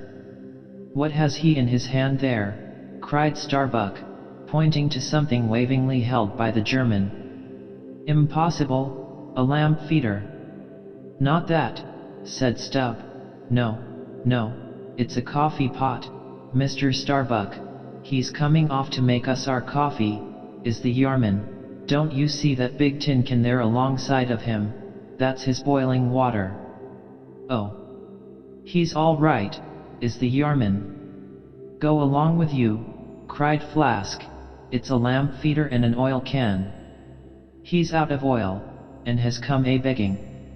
However curious it may seem for an oil ship to be borrowing oil on the whale ground, and however much it may invertedly contradict the old proverb about carrying coals to Newcastle, yet sometimes such a thing really happens, and in the present case Captain Derek de Deer did indubitably conduct a lamp feeder as Flask did declare. As he mounted the deck, Ahab abruptly accosted him, without at all heeding what he had in his hand, but in his broken lingo, the German soon evinced his complete ignorance of the white whale, immediately turning the conversation to his lamp feeder and oil can, with some remarks touching his having to turn into his hammock at night in profound darkness, his last drop of Bremen oil being gone, and not a single flying fish yet captured to supply the deficiency, concluding by hinting that his ship was indeed what in the fishery is technically called a clean one, that is, an empty one, well deserving the name of Jungfrau or the Virgin. His necessities supplied, Derek departed, but he had not gained his ship's side, when whales were almost simultaneously raised from the mastheads of both vessels, and so eager for the chase was Derek, that without pausing to put his oil can and lamp feeder aboard, he slewed round his boat and made after the Leviathan lamp feeders. Now, the game having risen to leeward, he and the other 3 German boats that soon followed him, had considerably the start of the Pequod's keels. There were 8 whales, an average pod. Aware of their danger, they were going all abreast with great speed straight before the wind, rubbing their flanks as closely as so many spans of horses in harness. They left a great, wide wake, as though continually unrolling a great wide parchment upon the sea. Full in this rapid wake, and many fathoms in the rear, swam a huge, humped old bull, which by his comparatively slow progress, as well as by the unusual yellowish incrustations overgrowing him, seemed afflicted with the jaundice, or some other infirmity. Whether this whale belonged to the pod in advance, seemed questionable, for it is not customary for such venerable leviathans to be at all social. Nevertheless, he stuck to their wake, though indeed their back water must have retarded him, because the white bone or swell at his broad muzzle was a dashed one, like the swell formed when 2 hostile currents meet. His spout was short, slow, and laborious, coming forth with a choking sort of gush, and spending itself in torn shreds, followed by strange subterranean commotions in him, which seemed to have egress at his other buried extremity, causing the waters behind him to up-bubble. "Who's got some paregoric?" said Stubb. "He has the stomach ache, I'm afraid." "Lord, think of having half an acre of stomach ache." Adverse winds are holding mad Christmas in him, boys. It's the first foul wind I ever knew to blow from astern, but look, did ever whale yaw so before? It must be, he's lost his tiller. As an overladen Indiaman bearing down the Hindostan coast with a deck load of frightened horses, careens, berries, rolls, and wallows on her way, so did this old whale heave his aged bulk, and now and then partly turning over on his cumbrous rib ends, expose the cause of his devious wake in the unnatural stump of his starboard fin. Whether he had lost that fin in battle, or had been born without it, it were hard to say. "Only wait a bit, old chap, and I'll give ye a sling for that wounded arm," cried cruel Flask, pointing to the whale line near him. "Mind he don't sling thee with it," cried Starbuck. "Give way, or the German will have him." With one intent all the combined rival boats were pointed for this one fish, because not only was he the largest, and therefore the most valuable whale, but he was nearest to them, and the other whales were going with such great velocity, moreover, as almost to defy pursuit for the time. At this juncture the Pequod's keels had shot by the 3 German boats last lowered, but from the great start he had had, Derek's boat still led the chase, though every moment neared by his foreign rivals. The only thing they feared, was, that from being already so nigh to his mark, he would be enabled to dart his iron before they could completely overtake and pass him. As for Derek, he seemed quite confident that this would be the case, and occasionally with a deriding gesture shook his lamp feeder at the other boats.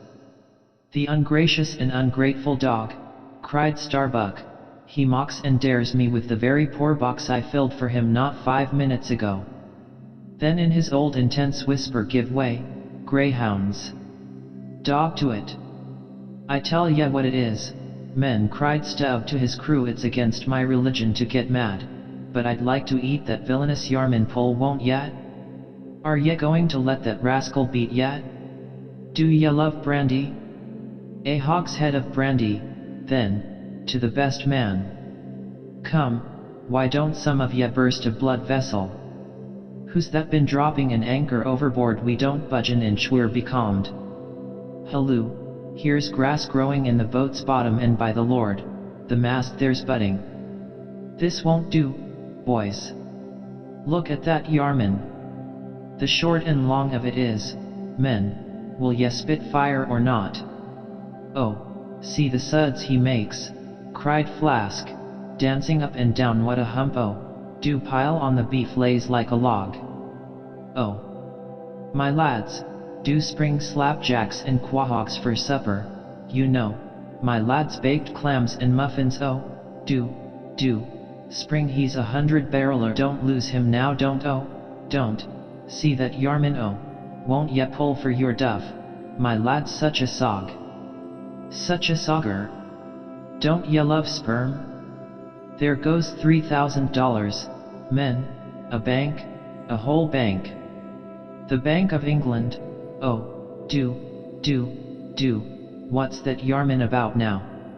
At this moment Derek was in the act of pitching his lamp feeder at the advancing boats, and also his oil can, perhaps with the double view of retarding his rival's way, and at the same time economically accelerating his own by the momentary impetus of the backward toss. "The unmannerly Dutch dogger," cried Stubb. "Pull now, men, like 50,000 line of battle shiploads of red-haired devils. What d'ye say, Tash Tigo, are you the man to snap your spine in 22 pieces for the honor of old Gayhead? What d'ye say?" "I say, pull like goddamn," cried the Indian. Fiercely, but evenly incited by the taunts of the German, the Pequod's 3 boats now began ranging almost abreast, and, so disposed, momentarily neared him. In that fine, loose, chivalrous attitude of the headsman when drawing near to his prey, the 3 mates stood up proudly, occasionally backing the after oarsman with an exhilarating cry of, "There she slides, now! Hurrah for the white ash breeze! Down with the Yarman! Sail over him!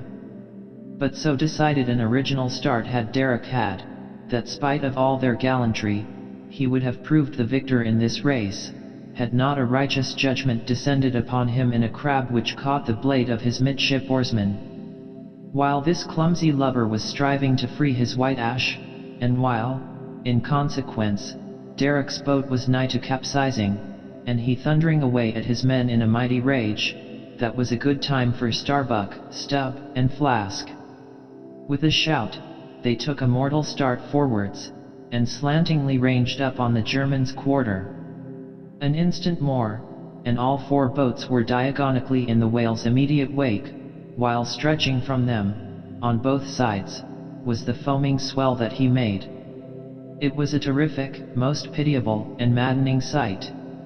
The whale was now going head out, and sending his spout before him in a continual tormented jet, while his one poor fin beat his side in an agony of fright. Now to this hand, now to that, he yawed in his faltering flight, and still at every billow that he broke, he spasmodically sank in the sea, or sideways rolled towards the sky his one beating fin. So have I seen a bird with clipped wing making affrighted broken circles in the air, vainly striving to escape the piratical hawks. But the bird has a voice, and with plaintive cries will make known her fear, but the fear of this vast dumb brute of the sea, was chained up and enchanted in him. He had no voice, save that choking respiration through his spiracle, and this made the sight of him unspeakably pitiable, while still, in his amazing bulk, portcullis jaw, and omnipotent tail, there was enough to appall the stoutest man who so pitied. Seeing now that but a very few moments more would give the Pequod's boats the advantage, and rather than be thus foiled of his game, Derek chose to hazard what to him must have seemed a most unusually long dart, ere the last chance would forever escape. But no sooner did his harpooner stand up for the stroke, than all three tigers Queequeg, Tashtigo, Dagu instinctively sprang to their feet, and standing in a diagonal row, simultaneously pointed their barbs, and darted over the head of the German harpooner. Their three Nantucket irons entered the whale. Blinding vapors of foam and white fire. The three boats, in the first fury of the whale's headlong rush, bumped the Germans aside with such force, that both Derek and his baffled harpooner were spilled out, and sailed over by the three flying keels. "Don't be afraid, my butter boxes," cried Stubb, casting a passing glance upon them as he shot by. "Ye'll be picked up presently all right. I saw some shark Cistern St. Bernard's dogs, you know, relieve distressed travelers. Hurrah! This is the way to sail now. Every keel a sunbeam. Hurrah! Here we go like three tin kettles at the tail of a mad cougar. This puts me in mind of fastening to an elephant in a tilbury on a plane makes the wheel spokes fly, boys, when you fasten to him that way, and there's danger of being pitched out too, when you strike a hill. Hurrah! This is the way a fellow feels when he's going to Davy Jones all a rush down an endless inclined plane. Hurrah! This whale carries the everlasting mail." But the monster's run was a brief one. Giving a sudden gasp, he tumultuously sounded. With a grating rush, the three lines flew round the loggerheads with such a force as to gouge deep grooves in them, while so fearful were the harpooners that this rapid sounding would soon exhaust the lines, that using all their dexterous might, they caught repeated smoking turns with the rope to hold on, till at last, owing to the perpendicular strain from the lead-lined chocks of the boats, whence the three ropes went straight down into the blue, the gunwales of the bows were almost even with the water, while the three sterns tilted high in the air. And the whale soon ceasing to sound, for some time they remained in that attitude, fearful of expending more line, though the position was a little ticklish. But though boats have been taken down and lost in this way, yet it is this holding on, as it is called, this hooking up by the sharp barbs of his live flesh from the back, this it is that often torments the Leviathan into soon rising again to meet the sharp lance of his foes. Yet not to speak of the peril of the thing, it is to be doubted whether this course is always the best, for it is but reasonable to presume, that the longer the stricken whale stays under water, the more he is exhausted. Because, owing to the enormous surface of him in a full-grown sperm whale something less than 2,000 square feet, the pressure of the water is immense. We all know what an astonishing atmospheric weight we ourselves stand up under, even here, above ground, in the air. How vast, then, the burden of a whale, bearing on his back a column of 200 fathoms of ocean. It must at least equal the weight of 50 atmospheres. One whaleman has estimated it at the weight of 20 line of battleships, with all their guns and stores and men on board. As the three boats lay there on that gently rolling sea, gazing down into its eternal blue noon, and as not a single groan or cry of any sort, nay, not so much as a ripple or a bubble came up from its depths, what landsman would have thought, that beneath all that silence and placidity, the utmost monster of the seas was writhing and wrenching in agony. Not 8 inches of perpendicular rope were visible at the bows. Seems it credible that by 3 such thin threads the great Leviathan was suspended like the big weight to an 8-day clock. Suspended? And to what? To 3 bits of board. Is this the creature of whom it was once so triumphantly said, "Canst thou fill his skin with barbed irons, or his head with fish spears? The sword of him that layeth at him cannot hold, the spear, the dart, nor the habergeon. He esteemeth iron as straw, the arrow cannot make him flee, darts are counted as stubble, he laugheth at the shaking of a spear." This the creature? This he? Oh, that unfulfillments should follow the prophets. For with the strength of 1,000 thighs in his tail, Leviathan had run his head under the mountains of the sea, to hide him from the Pequod's fish spears. In that sloping afternoon sunlight, the shadows that the 3 boats sent down beneath the surface, must have been long enough and broad enough to shade half Xerxes' army. Who can tell how appalling to the wounded whale must have been such huge phantoms flitting over his head? "Stand by, men, he stirs," cried Starbuck, as the 3 lines suddenly vibrated in the water, distinctly conducting upwards to them, as by magnetic wires, the life and death throbs of the whale, so that every oarsman felt them in his seat. The next moment, relieved in great part from the downward strain at the bows, the boats gave a sudden bounce upwards, as a small icefield will, when a dense herd of white bears are scared from it into the sea. "Haul in! Haul in!" cried Starbuck again, "he's rising." The lines, of which, hardly an instant before, not 1 hand's breadth could have been gained, were now in long quick coils flung back all dripping into the boats, and soon the whale broke water within 2 ships' lengths of the hunters. His motions plainly denoted his extreme exhaustion. In most land animals there are certain valves or floodgates in many of their veins, whereby when wounded, the blood is in some degree at least instantly shut off in certain directions. Not so with the whale, one of whose peculiarities it is to have an entire non-valvular structure of the blood vessels, so that when pierced even by so small a point as a harpoon, a deadly drain is at once begun upon his whole arterial system, and when this is heightened by the extraordinary pressure of water at a great distance below the surface, his life may be said to pour from him in incessant streams. Yet so vast is the quantity of blood in him, and so distant and numerous its interior fountains, that he will keep thus bleeding and bleeding for a considerable period, even as in a drought a river will flow, whose source is in the wellsprings of far-off and undiscernible hills. Even now, when the boats pulled upon this whale, and perilously drew over his swaying flukes, and the lances were darted into him, they were followed by steady jets from the new-made wound, which kept continually playing, while the natural spout hole in his head was only at intervals, however rapid, sending its affrighted moisture into the air. From this last vent no blood yet came, because no vital part of him had thus far been struck. His life, as they significantly call it, was untouched. As the boats now more closely surrounded him, the whole upper part of his form, with much of it that is ordinarily submerged, was plainly revealed. His eyes, or rather the places where his eyes had been, were beheld.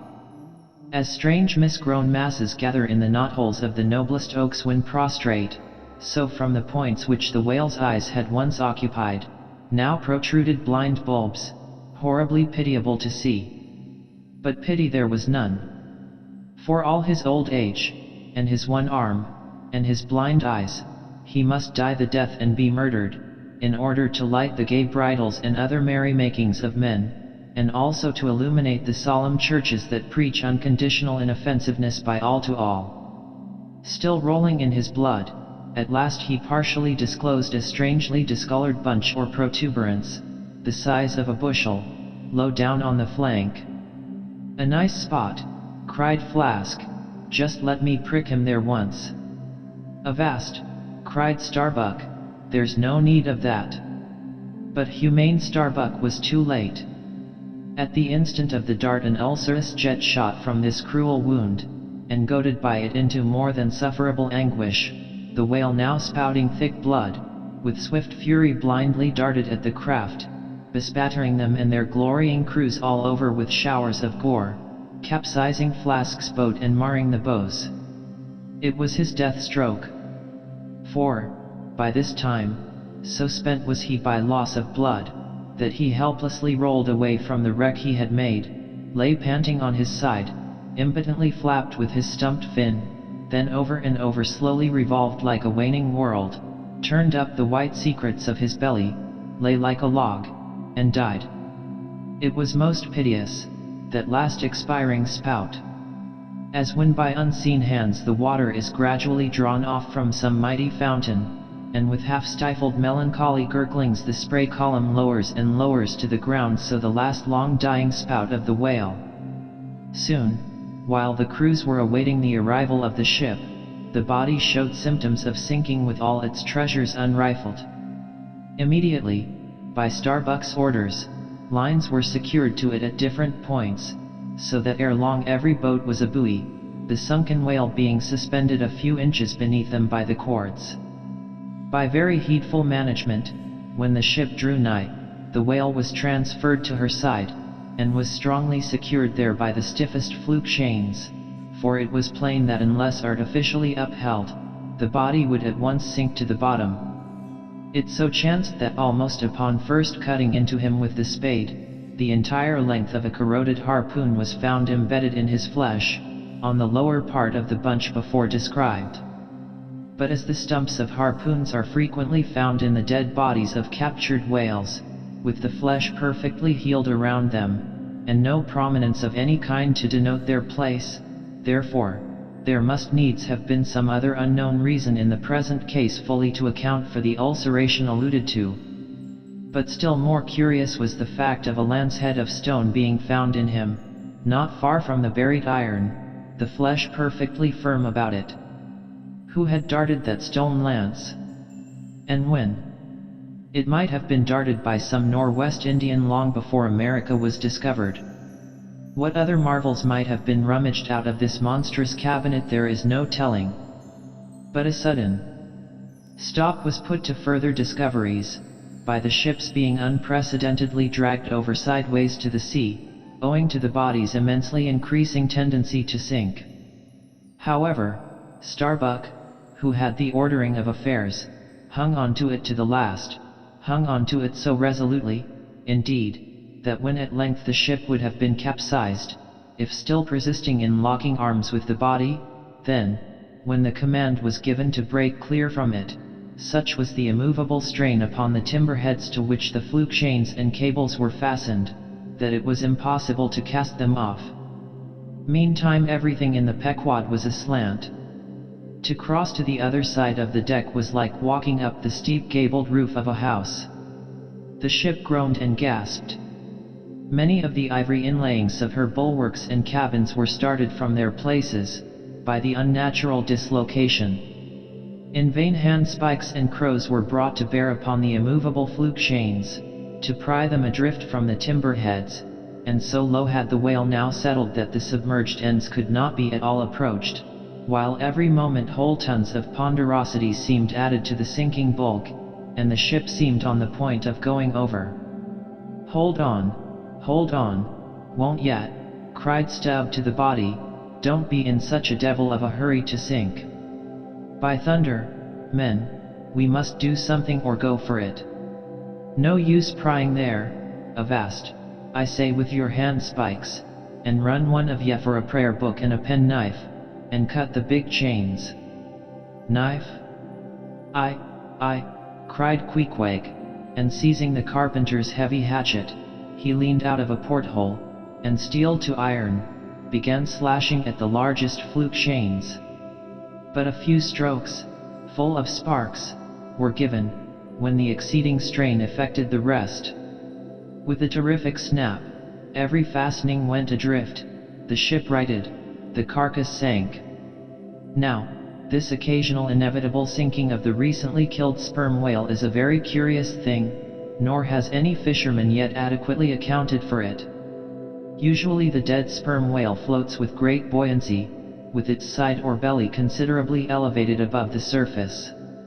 If the only whales that thus sank were old, meager, and broken-hearted creatures, their pads of lard diminished and all their bones heavy and rheumatic, then you might with some reason assert that this sinking is caused by an uncommon specific gravity in the fish so sinking, consequent upon this absence of buoyant matter in him.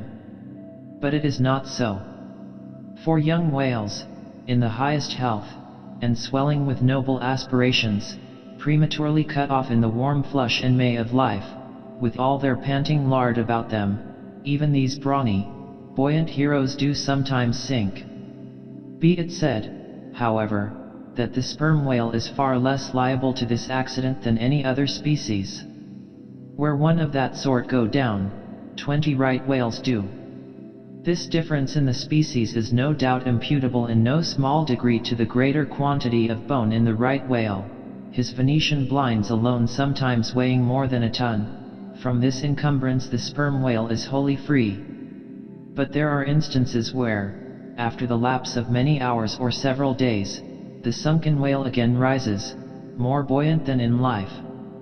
But the reason of this is obvious. Gases are generated in him, he swells to a prodigious magnitude, becomes a sort of animal balloon. A line of battleship could hardly keep him under then. In the shore whaling, on soundings, among the bays of New Zealand, when a right whale gives token of sinking, they fasten buoys to him, with plenty of rope, so that when the body has gone down, they know where to look for it when it shall have ascended again. It was not long after the sinking of the body that a cry was heard from the Pequod's mastheads, announcing that the Jungfrau was again lowering her boats, though the only spout in sight was that of a finback, belonging to the species of uncapturable whales, because of its incredible power of swimming. Nevertheless, the finback's spout is so similar to the sperm whale's, that by unskillful fishermen it is often mistaken for it. And consequently Derrick and all his host were now in valiant chase of this unnearable brute. The Virgin crowding all sail, made after her 4 young keels, and thus they all disappeared far to leeward, still in bold, hopeful chase. Oh! Many are the finbacks, and many are the derricks, my friend. Chapter 82.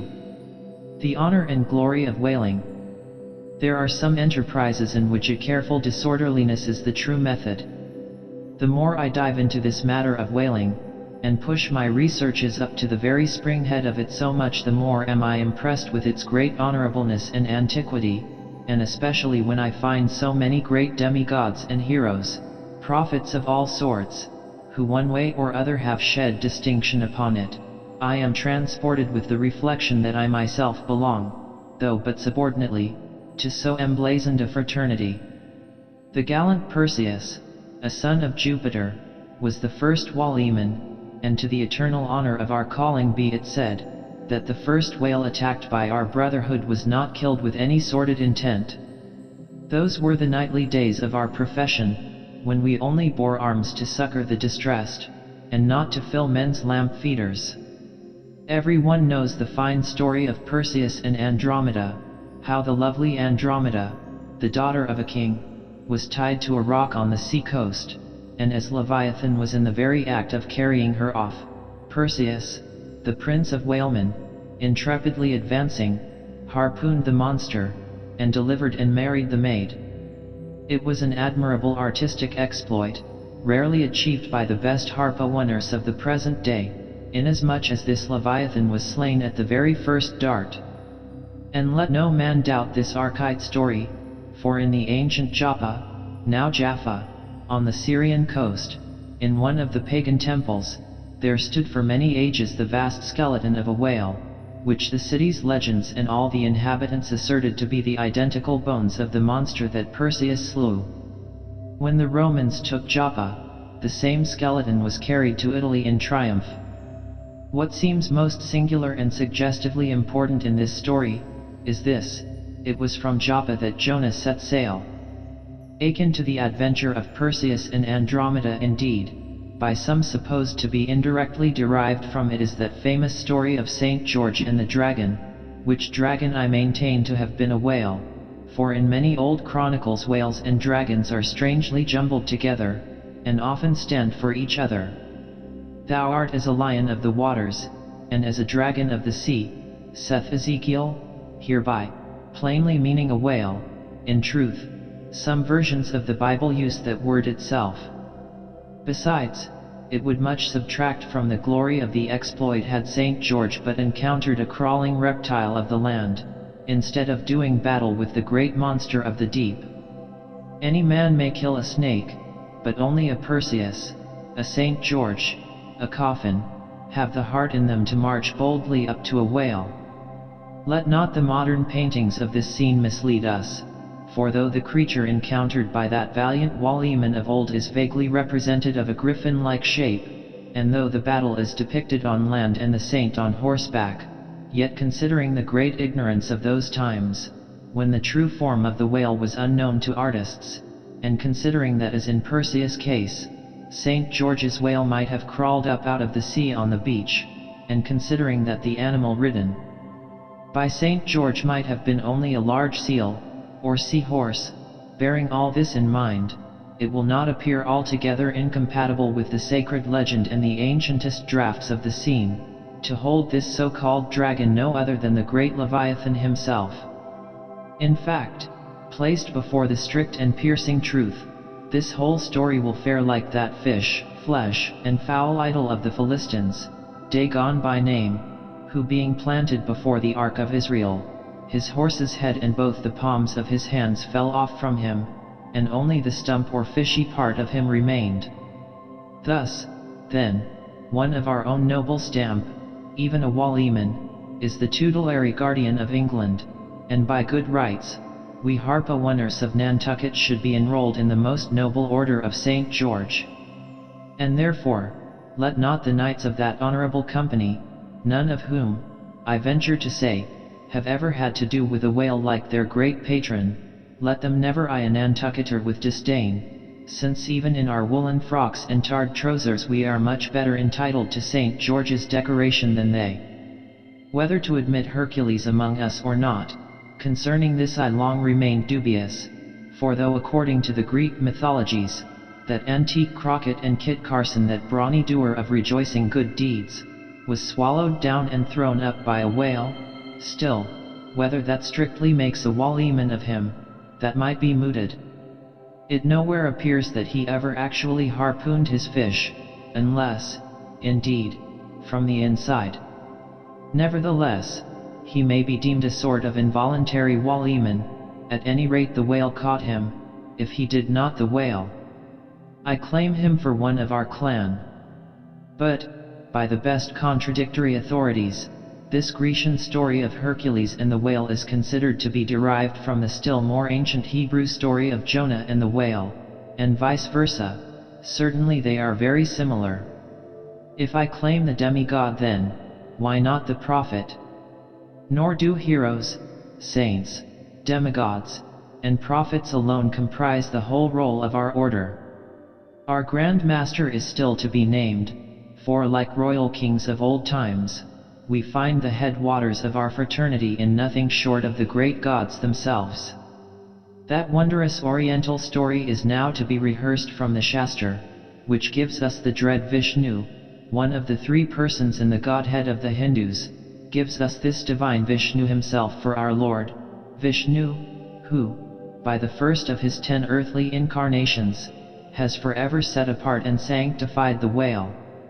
When Brahma, or the God of gods, saith the Shastra, resolved to recreate the world after one of its periodical dissolutions, he gave birth to Vishnu, to preside over the work, but the Vedas, or mystical books, whose perusal would seem to have been indispensable to Vishnu before beginning the creation, and which therefore must have contained something in the shape of practical hints to young architects, these Vedas were lying at the bottom of the waters, so Vishnu became incarnate in a whale, and sounding down in him to the uttermost depths, rescued the sacred volumes. Was not this Vishnu a Waliman, then? Even as a man who rides a horse is called a horseman? Perseus, St. George, Hercules, Jonah, and Vishnu. There's a member roll for you. What club but the whalemans can head off like that? Chapter 83. Jonah historically regarded. Reference was made to the historical story of Jonah and the whale in the preceding chapter. Now some Nantucketers rather distrust this historical story of Jonah and the whale. But then there were some skeptical Greeks and Romans, who, standing out from the orthodox pagans of their times, equally doubted the story of Hercules and the whale, and Arion and the dolphin, and yet their doubting those traditions did not make those traditions one whit the less facts.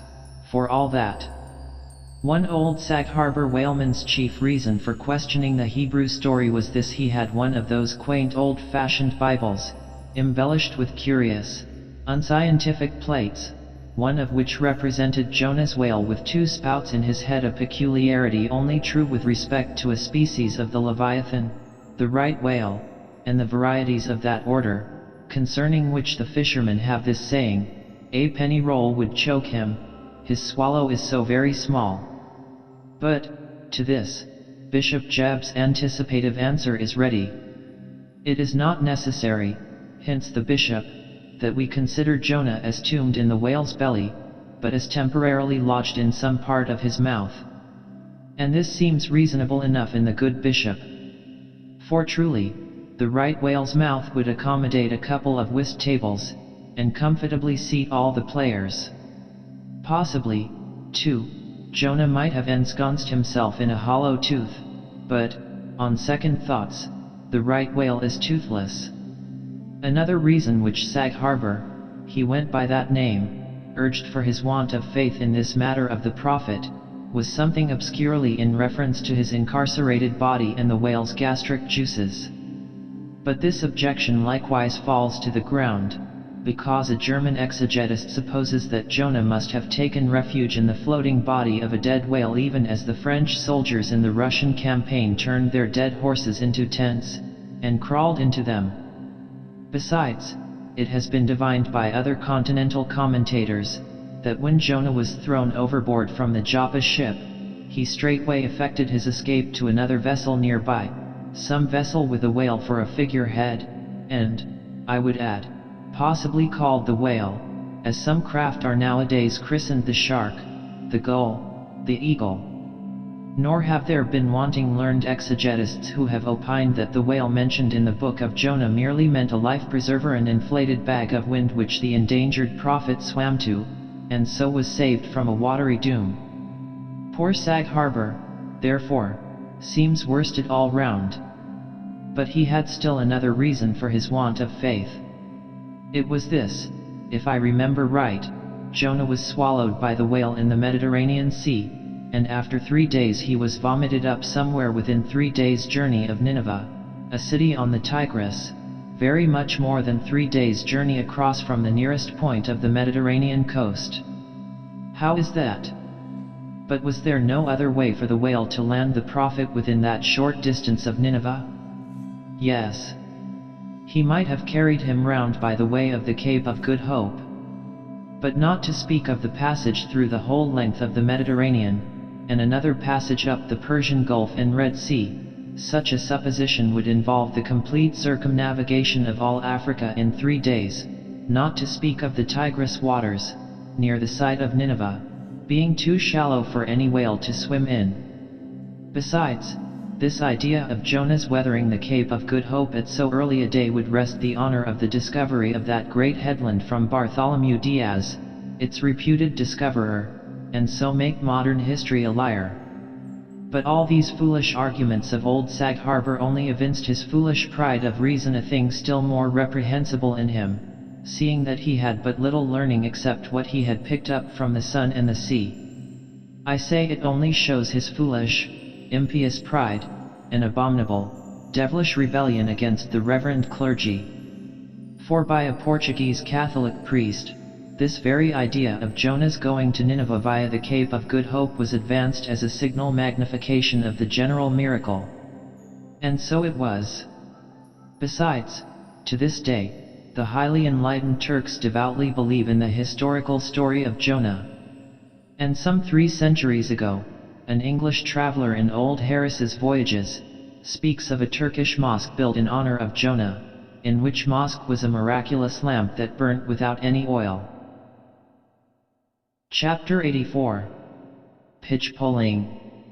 To make them run easily and swiftly, the axles of carriages are anointed, and for much the same purpose, some whalers perform an analogous operation upon their boat: they grease the bottom.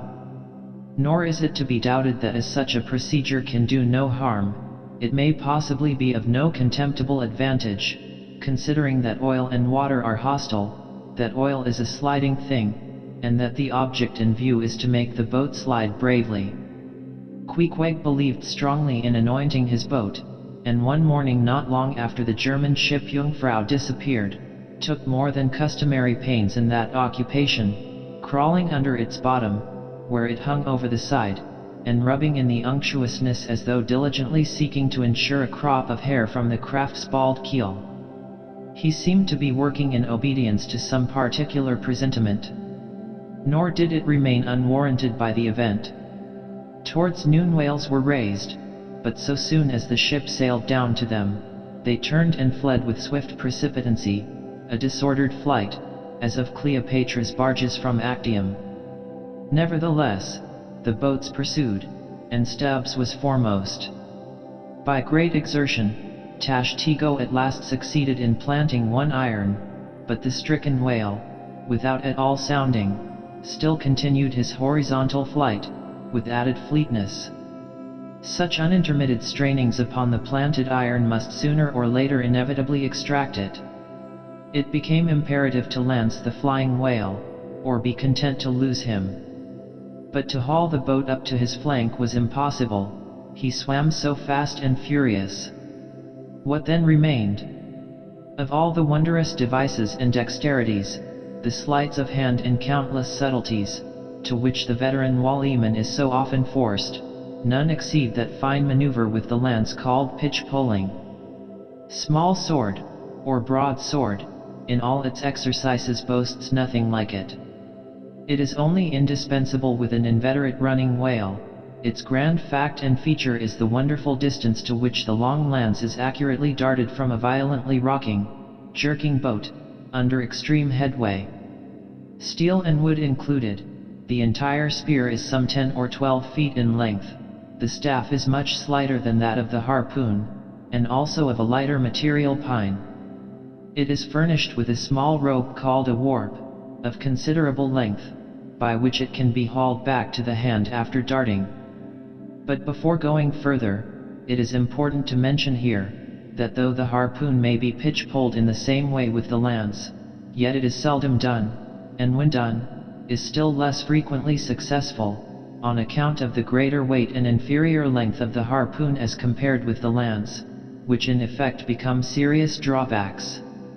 As a general thing, therefore, you must first get fast to a whale, before any pitch-poling comes into play. Look now at Stubb, a man who from his humorous, deliberate coolness and equanimity in the direst emergencies, was specially qualified to excel in pitch-poling. Look at him, he stands upright in the tossed bow of the flying boat, wrapped in fleecy foam, the towing whale is 40 feet ahead. Handling the long lance lightly, glancing twice or thrice along its length to see if it be exactly straight, Stubb whistlingly gathers up the coil of the warp in one hand, so as to secure its free end in his grasp, leaving the rest unobstructed. Then holding the lance full before his waistband's middle, he levels it at the whale, when, covering him with it, he steadily depresses the butt end in his hand, thereby elevating the point till the weapon stands fairly balanced upon his palm, 15 feet in the air. He minds you somewhat of a juggler, balancing a long staff on his chin. Next moment, with a rapid, nameless impulse, in a superb lofty arch the bright steel spans the foaming distance, and quivers in the life spot of the whale. Instead of sparkling water, he now spouts red blood. "That drove the spigot out of him," cried Stubb. "'Tis July's immortal 4th, all fountains must run wine today. Would now, it were old Orleans whiskey, or old Ohio, or unspeakable old Monongahela. Then, Tashtego, lad, I'd have ye hold a cannikin to the jet, and we'd drink round it. Yet, verily, hearts alive, we'd brew choice punch in the spread of his spout hole there, and from that live punch bowl quaff the living stuff." Again and again to such gamesome talk, the dexterous dart is repeated, the spear returning to its master like a greyhound held in skillful leash. The agonized whale goes into his flurry, the tow line is slackened, and the pitchpoler dropping astern, folds his hands, and mutely watches the monster die. Chapter 85. The Fountain.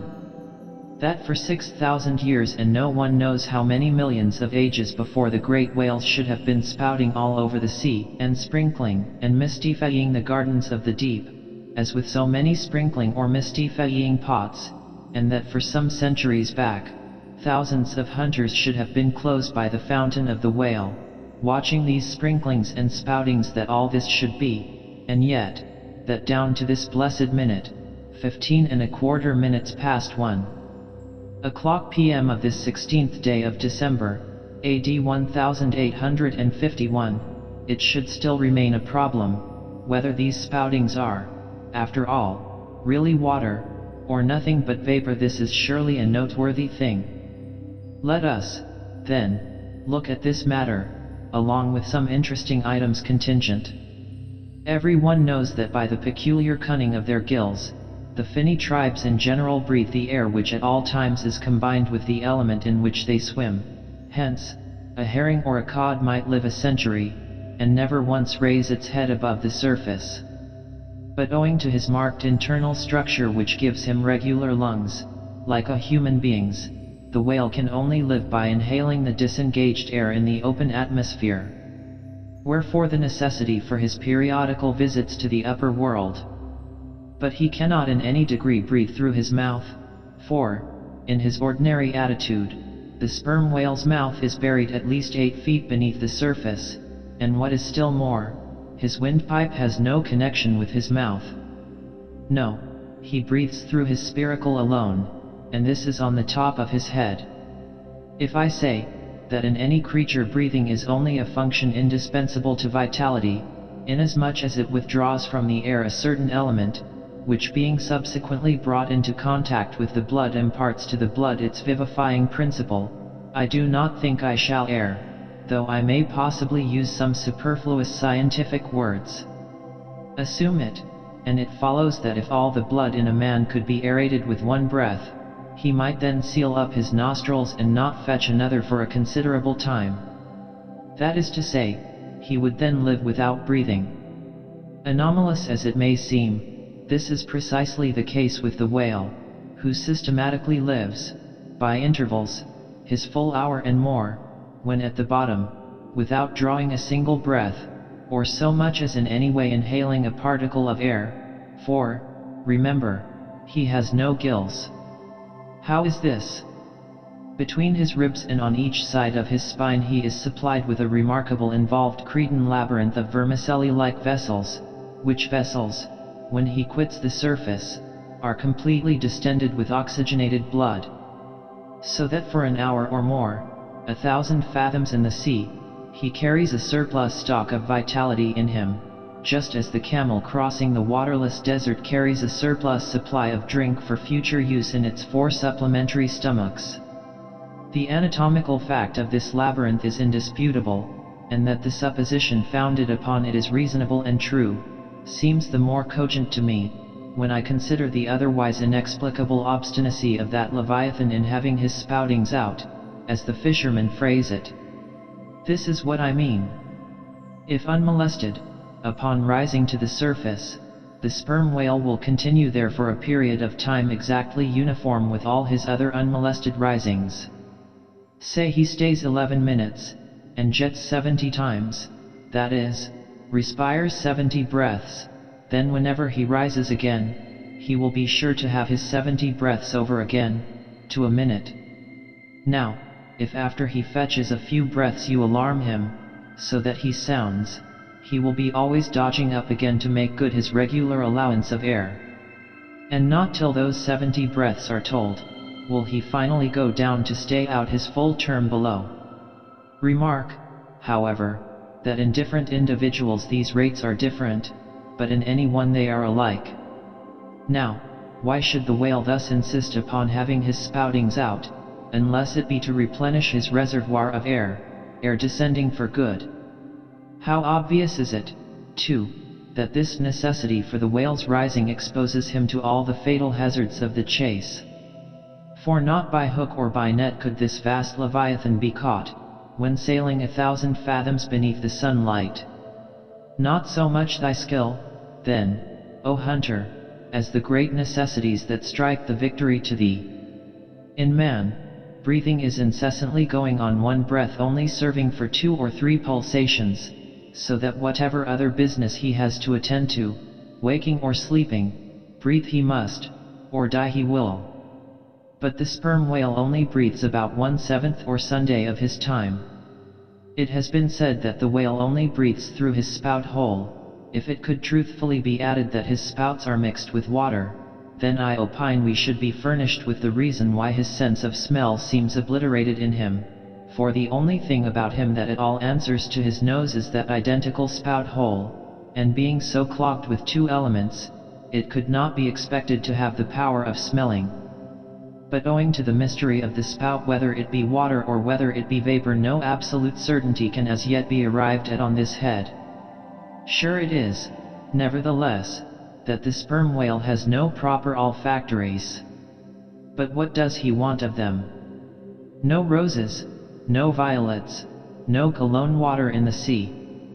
Furthermore, as his windpipe solely opens into the tube of his spouting canal, and as that long canal like the Grand Erie Canal is furnished with a sort of locks, that open and shut, for the downward retention of air or the upward exclusion of water, therefore the whale has no voice, unless you insult him by saying, that when he so strangely rumbles, he talks through his nose. But then again, what has the whale to say? Seldom have I known any profound being that had anything to say to this world, unless forced to stammer out something by way of getting a living. Oh! Happy that the world is such an excellent listener.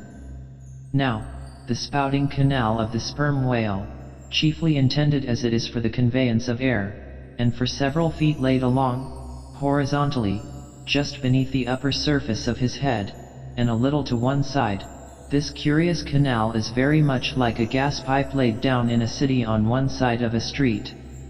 But the question returns whether this gas pipe is also a water pipe, in other words, whether the spout of the sperm whale is the mere vapor of the exhaled breath, or whether that exhaled breath is mixed with water taken in at the mouth, and discharged through the spiracle.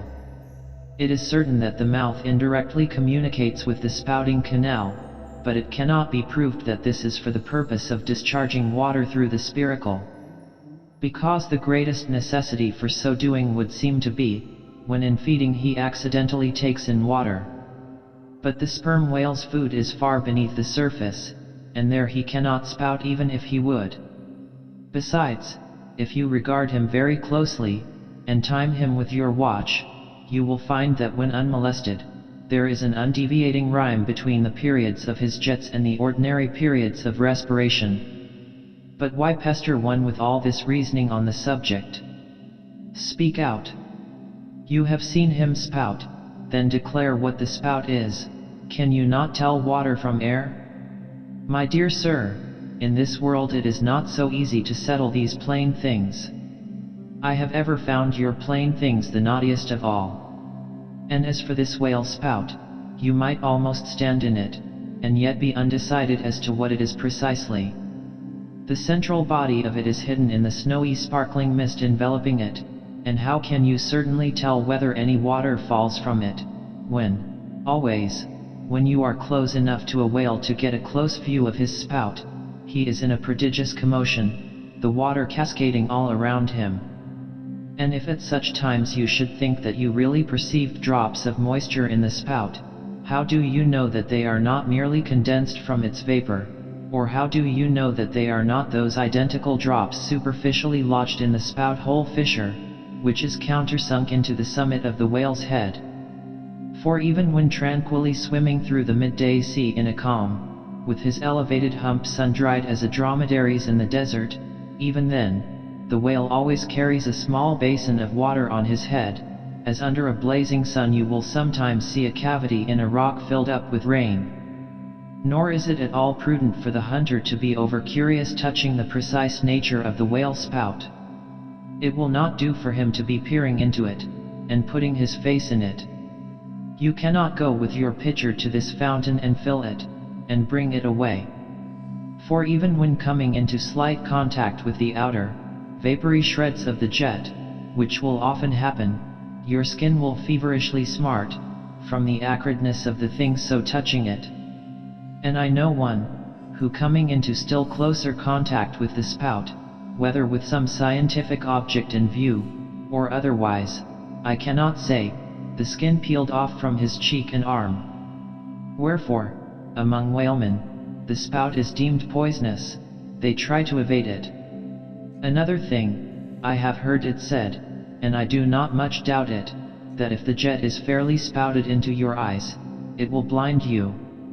The wisest thing the investigator can do then, it seems to me, is to let this deadly spout alone. Still, we can hypothesize, even if we cannot prove and establish. My hypothesis is this, that the spout is nothing but mist. And besides other reasons, to this conclusion I am impelled, by considerations touching the great inherent dignity and sublimity of the sperm whale. I account him no common, shallow being, inasmuch as it is an undisputed fact that he is never found on soundings, or near shores. All other whales sometimes are. He is both ponderous and profound. And I am convinced that from the heads of all ponderous profound beings, such as Plato, Pyrrho, the Devil, Jupiter, Dante, and so on, there always goes up a certain semi-visible steam, while in the act of thinking deep thoughts. While composing a little treatise on eternity, I had the curiosity to place a mirror before me, and ere long saw reflected there, a curious involved worming and undulation in the atmosphere over my head.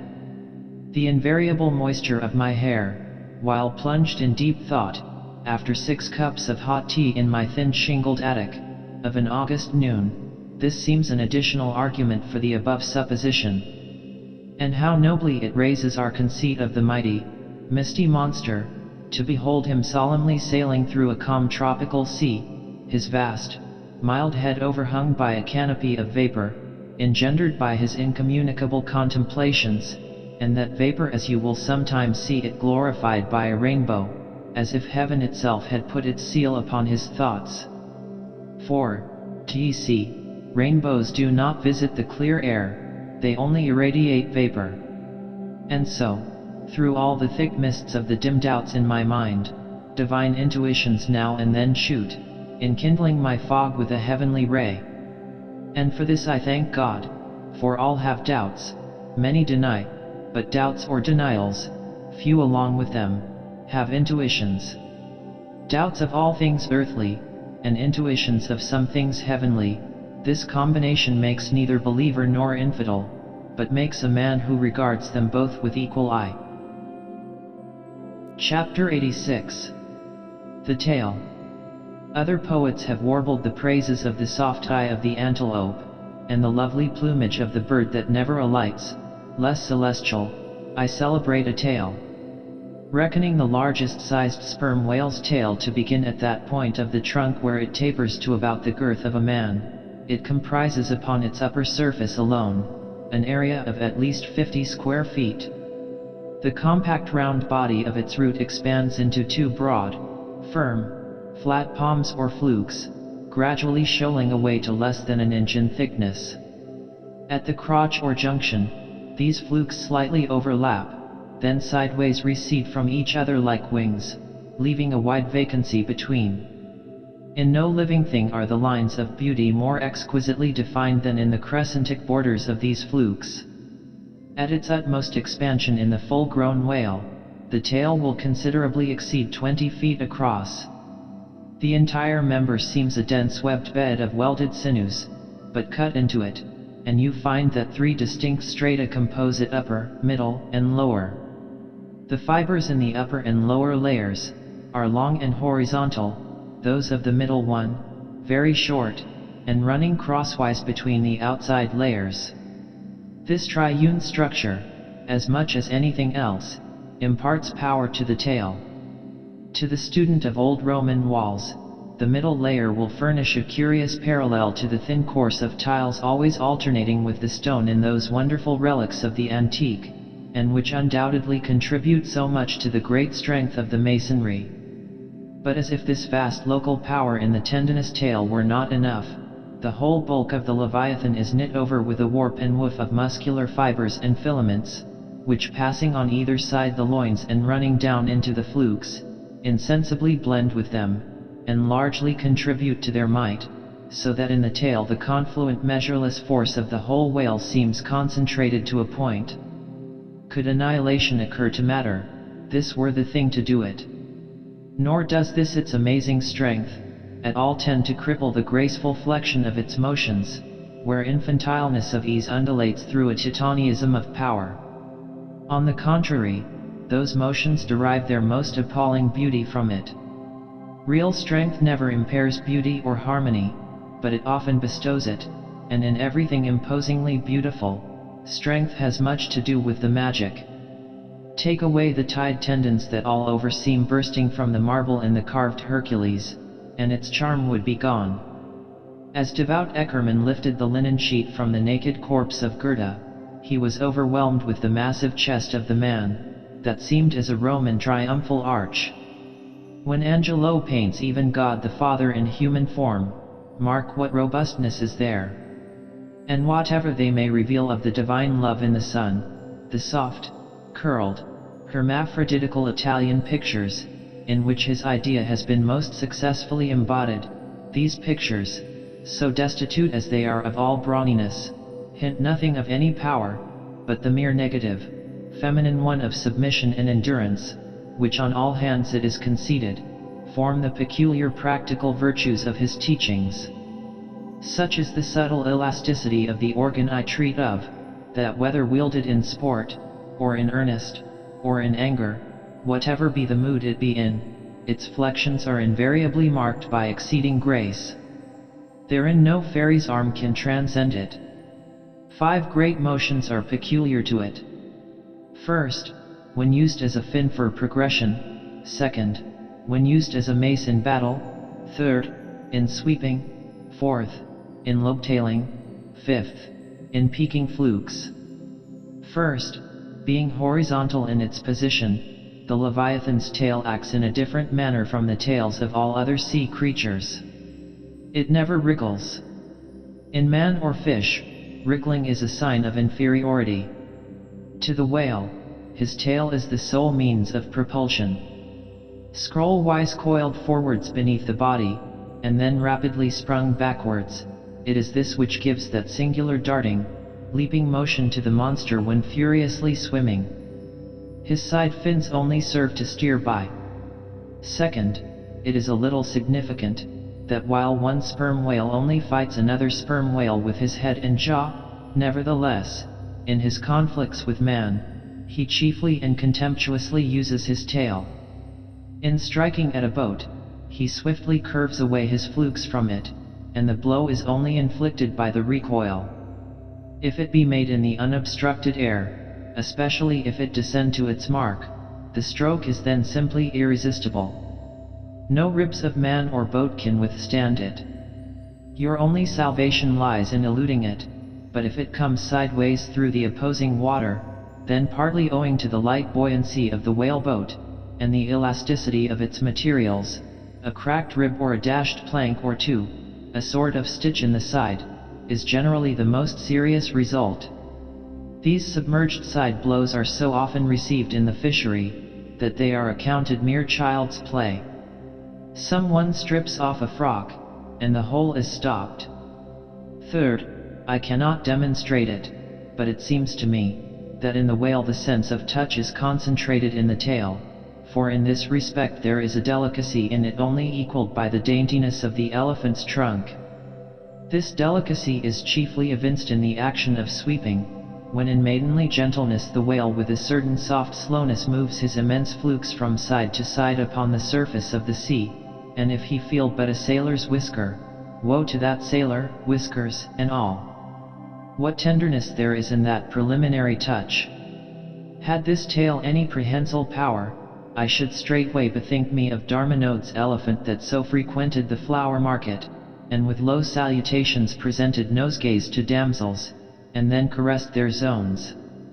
On more accounts than one, a pity it is that the whale does not possess this prehensile virtue in his tail, for I have heard of yet another elephant, that when wounded in the fight, curved round his trunk and extracted the dart. Fourth, stealing unawares upon the whale in the fancied security of the middle of solitary seas, you find him unbent from the vast corpulence of his dignity, and kitten-like, he plays on the ocean as if it were a hearth. But still you see his power in his play.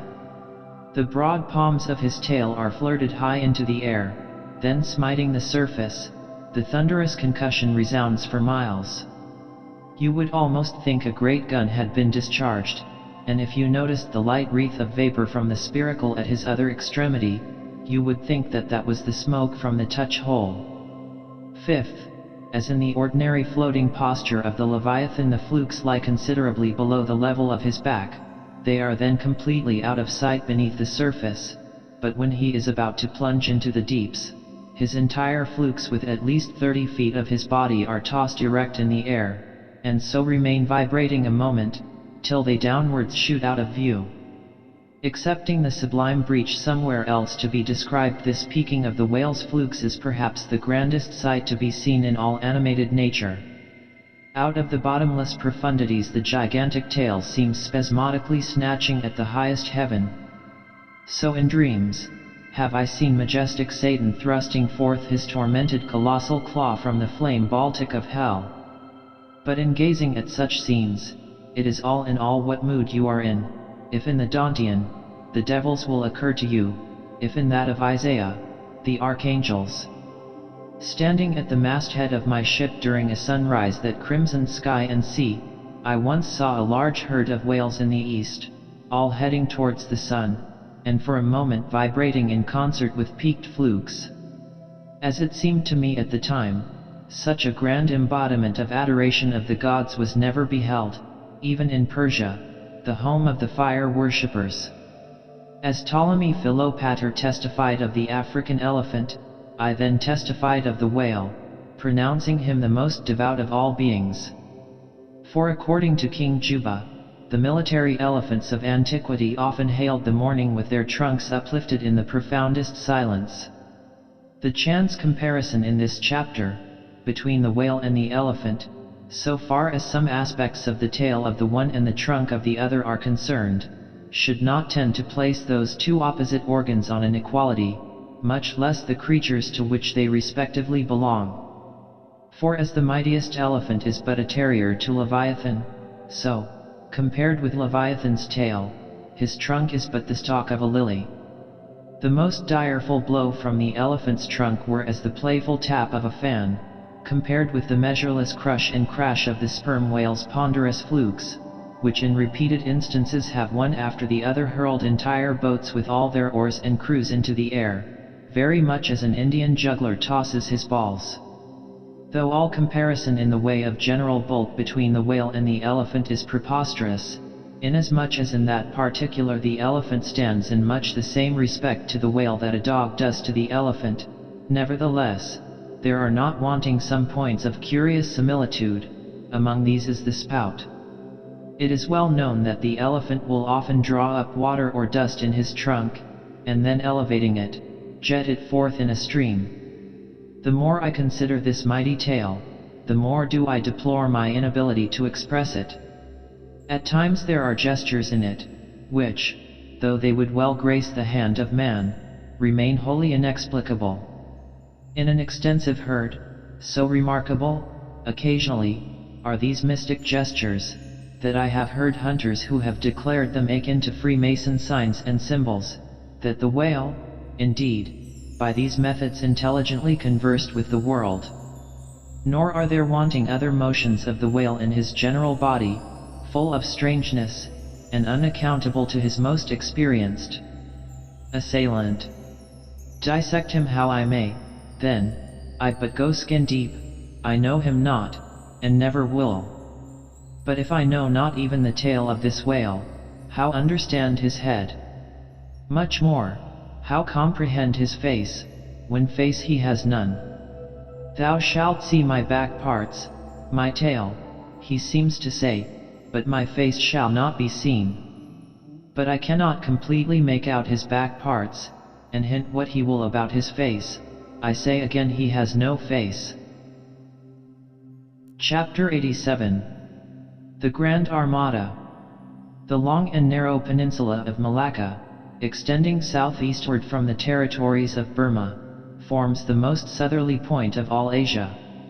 In a continuous line from that peninsula stretch the long islands of Sumatra, Java, Bali, and Timor, which, with many others, form a vast mole, or rampart, lengthwise connecting Asia with Australia, and dividing the long unbroken Indian Ocean from the thickly studded Oriental archipelagos. This rampart is pierced by several sally ports for the convenience of ships and whales, conspicuous among which are the Straits of Sunda and Malacca. By the Straits of Sunda, chiefly, vessels bound to China from the west, emerge into the China Seas. Those narrow Straits of Sunda divide Sumatra from Java, and standing midway in that vast rampart of islands, buttressed by that bold green promontory, known to seamen as Java Head, they not a little correspond to the central gateway opening into some vast walled empire, and considering the inexhaustible wealth of spices, and silks, and jewels, and gold, and ivory, with which the 1,000 islands of that Oriental Sea are enriched, it seems a significant provision of nature, that such treasures, by the very formation of the land, should at least bear the appearance, however ineffectual, of being guarded from the all-grasping Western world. The shores of the Straits of Sunda are unsupplied with those domineering fortresses which guard the entrances to the Mediterranean, the Baltic, and the Propontis. Unlike the Danes, these Orientals do not demand the obsequious homage of lowered topsails from the endless procession of ships before the wind, which for centuries past, by night and by day, have passed between the islands of Sumatra and Java, freighted with the costliest cargoes of the East. But while they freely waive a ceremonial like this, they do by no means renounce their claim to more solid tribute. Time out of mind the piratical prows of the Malays, lurking among the low-shaded coves and islets of Sumatra, have sallied out upon the vessels sailing through the straits, fiercely demanding tribute at the point of their spears. Though by the repeated bloody chastisements they have received at the hands of European cruisers, the audacity of these corsairs has of late been somewhat repressed, yet, even at the present day, we occasionally hear of English and American vessels, which, in those waters, have been remorselessly boarded and pillaged.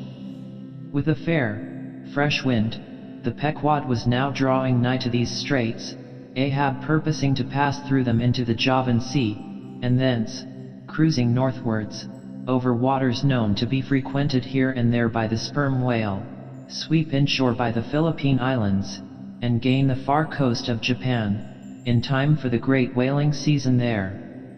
By these means, the circumnavigating Pequod would sweep almost all the known sperm whale cruising grounds of the world, previous to descending upon the line in the Pacific, where Ahab, though everywhere else foiled in his pursuit, firmly counted upon giving battle to Moby Dick, in the sea he was most known to frequent, and at a season when he might most reasonably be presumed to be haunting it.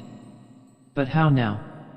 In this zoned quest, does Ahab touch no land? Does his crew drink air? Surely, he will stop for water. Nay. For a long time, now, the circus-running sun has raced within his fiery ring, and needs no sustenance but what's in himself. So Ahab. Mark this, too, in the whaler. While other hulls are loaded down with alien stuff, to be transferred to foreign wharves, the world-wandering whale ship carries no cargo but herself and crew, their weapons, and their wants. She has a whole lake's contents bottled in her ample hold. She is ballasted with utilities, not altogether with unusable pig lead and Kent ledge. She carries year's water in her. Clear old prime Nantucket water, which, when 3 years afloat, the Nantucketer, in the Pacific, prefers to drink before the brackish fluid, but yesterday rafted off in casks, from the Peruvian or Indian streams. Hence it is, that, while other ships may have gone to China from New York, and back again, touching at a score of ports, the whale ship, in all that interval, may not have sighted one grain of soil, her crew having seen no man but floating seamen like themselves. So that did you carry them the news that another flood had come, they would only answer, well, boys, here's the ark. Now, as many sperm whales had been captured off the western coast of Java, in the near vicinity of the Straits of Sunda, indeed, as most of the ground, round about, was generally recognized by the fishermen as an excellent spot for cruising, therefore, as the Pequod gained more and more upon Java Head, the lookouts were repeatedly hailed, and admonished to keep wide awake. But though the green palmy cliffs of the land soon loomed on the starboard bow, and with delighted nostrils the fresh cinnamon was snuffed in the air, yet not a single jet was descried. Almost renouncing all thought of falling in with any game hereabouts, the ship had well nigh entered the straits, when the customary cheering cry was heard from aloft, and ere long a spectacle of singular magnificence saluted us. But here be it premised, that owing to the unwearied activity with which of late they have been hunted over all 4 oceans, the sperm whales, instead of almost invariably sailing in small detached companies, as in former times, are now frequently met with in extensive herds, sometimes embracing so great a multitude, that it would almost seem as if numerous nations of them had sworn solemn league and covenant for mutual assistance and protection. To this aggregation of the sperm whale into such immense caravans, may be imputed the circumstance that even in the best cruising grounds, you may now sometimes sail for weeks and months together, without being greeted by a single spout, and then be suddenly saluted by what sometimes seems thousands on thousands. Broad on both bows, at the distance of some 2 or 3 miles, and forming a great semicircle, embracing one half of the level horizon, a continuous chain of whale jets were up playing and sparkling in the noonday air.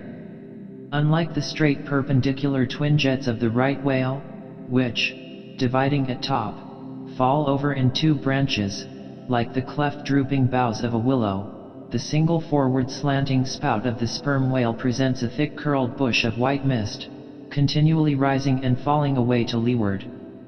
Seen from the Pequod's deck, then, as she would rise on a high hill of the sea, this host of vapory spouts, individually curling up into the air, and beheld through a blending atmosphere of bluish haze, showed like the 1,000 cheerful chimneys of some dense metropolis, descried of a balmy autumnal morning, by some horsemen on a height. As marching armies approaching an unfriendly defile in the mountains, accelerate their march, all eagerness to place that perilous passage in their rear, and once more expand in comparative security upon the plain, even so did this vast fleet of whales now seem hurrying forward through the straits, gradually contracting the wings of their semicircle, and swimming on, in one solid, but still crescentic center. Crowding all sail, the Pequod pressed after them, the harpooners handling their weapons, and loudly cheering from the heads of their yet suspended boats.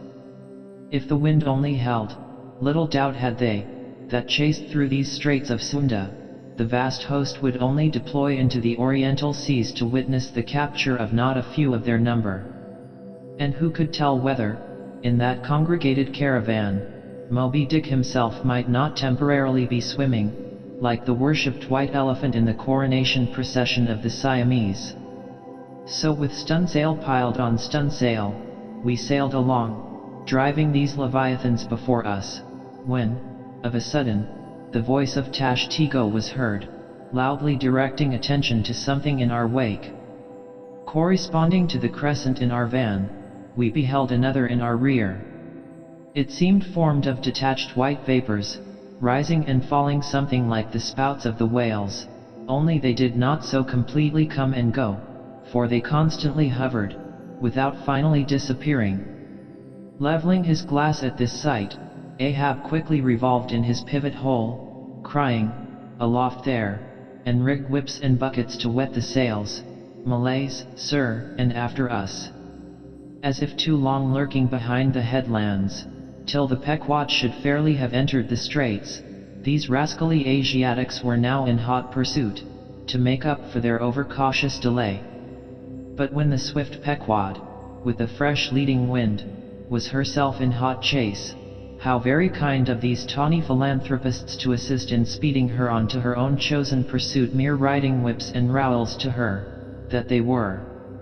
As with glass under arm, Ahab to and fro paced the deck, in his forward turn beholding the monsters he chased, and in the after one the bloodthirsty pirates chasing him, some such fancy as the above seemed his.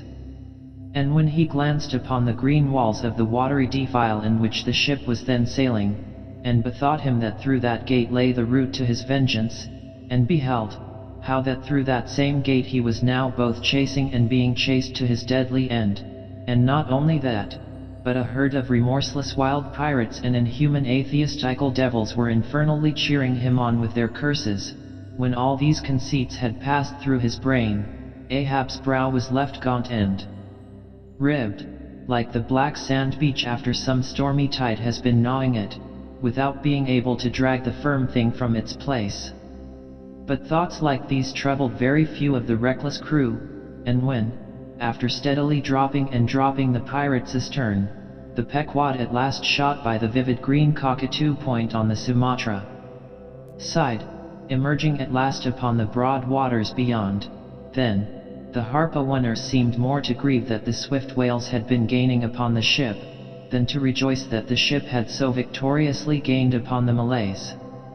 But still driving on in the wake of the whales, at length they seemed abating their speed. Gradually the ship neared them, and the wind now dying away, word was passed to spring to the boats.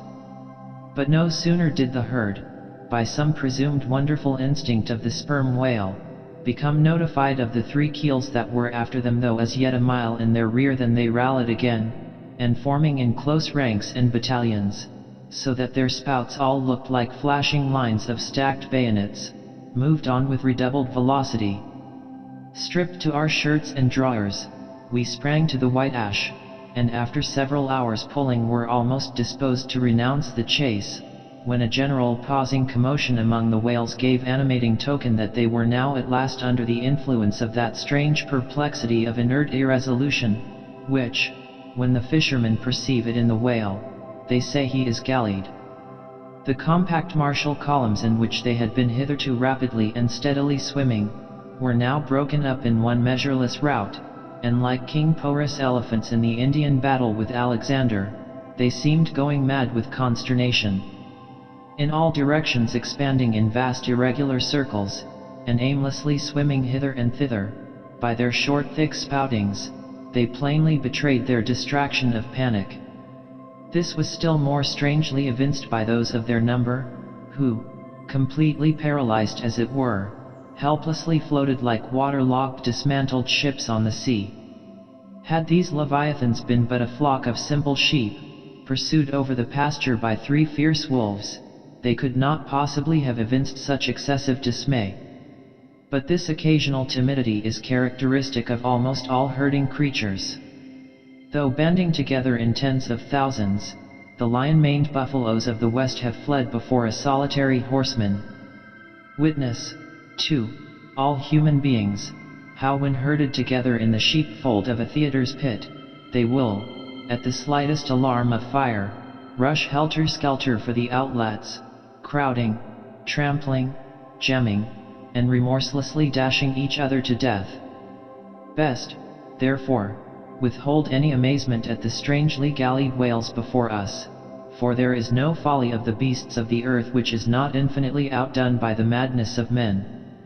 Though many of the whales, as has been said, were in violent motion, yet it is to be observed that as a whole the herd neither advanced nor retreated, but collectively remained in one place. As is customary in those cases, the boats at once separated, each making for some one lone whale on the outskirts of the shoal. In about 3 minutes' time, Queequeg's harpoon was flung, the stricken fish darted blinding spray in our faces, and then running away with us like light, steered straight for the heart of the herd. Though such a movement on the part of the whale struck under such circumstances, is in no wise unprecedented, and indeed is almost always more or less anticipated, yet does it present one of the more perilous vicissitudes of the fishery. For as the swift monster drags you deeper and deeper into the frantic shoal, you bid adieu to circumspect life and only exist in a delirious throb. As, blind and deaf, the whale plunged forward, as if by sheer power of speed to rid himself of the iron leech that had fastened to him, as we thus tore a white gash in the sea, on all sides menaced as we flew, by the crazed creatures to and fro rushing about us.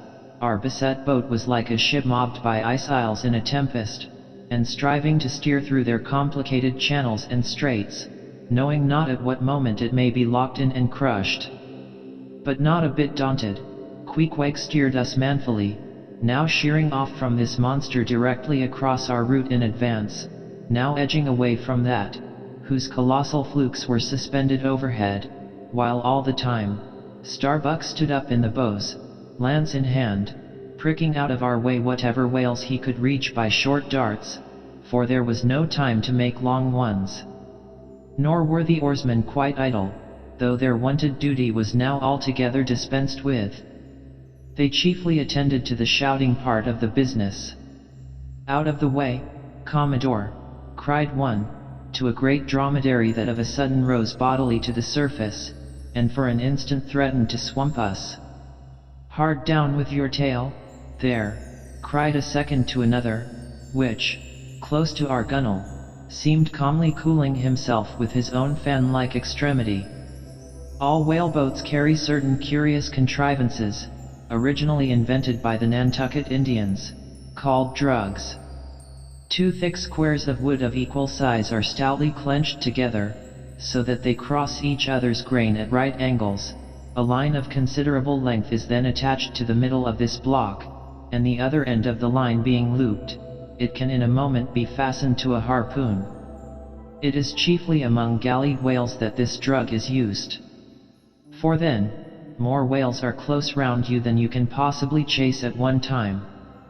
But sperm whales are not every day encountered.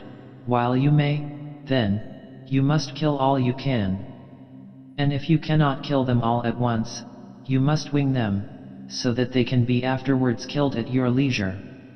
Hence it is, that at times like these the drug comes into requisition. Our boat was furnished with 3 of them. The first and second were successfully darted, and we saw the whales staggeringly running off, fettered by the enormous sidelong resistance of the towing drug.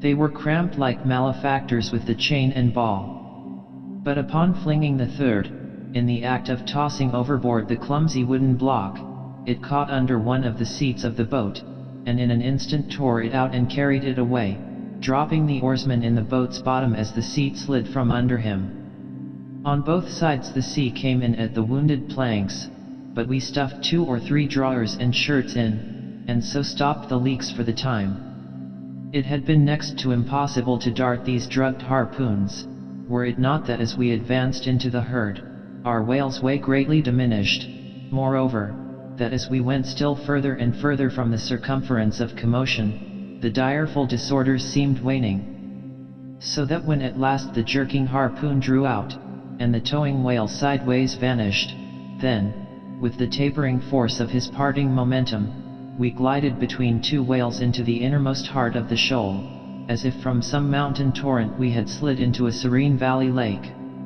Here the storms in the roaring glens between the outermost whales were heard but not felt. In this central expanse the sea presented that smooth satin-like surface, called a sleek, produced by the subtle moisture thrown off by the whale in his more quiet moods.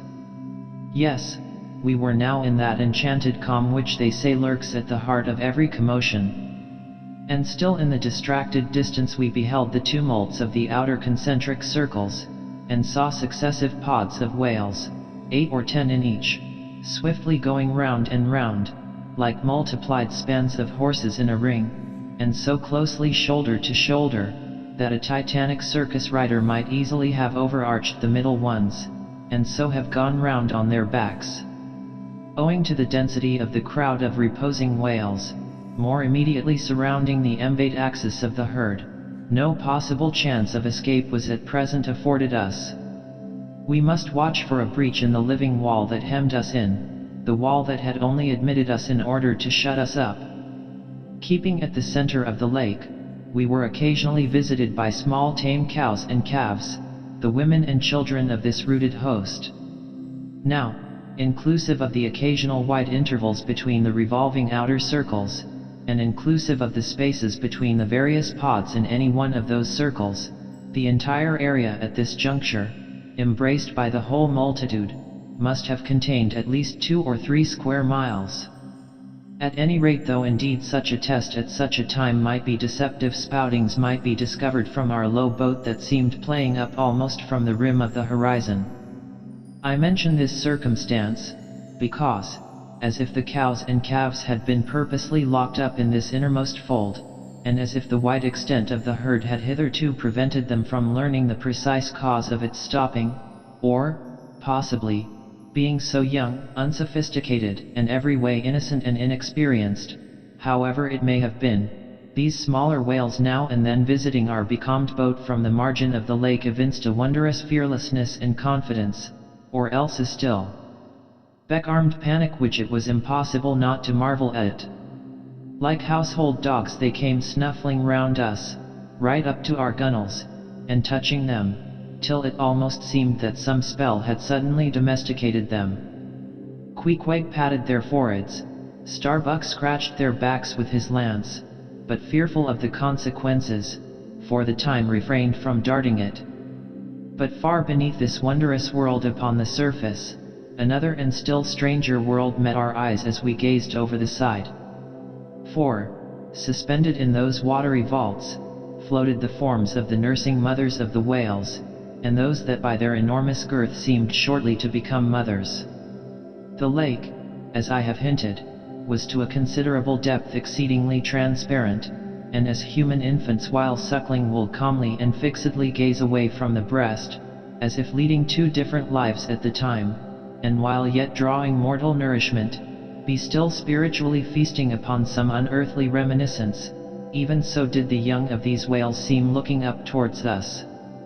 But not at us, as if we were but a bit of gulfweed in their newborn sight.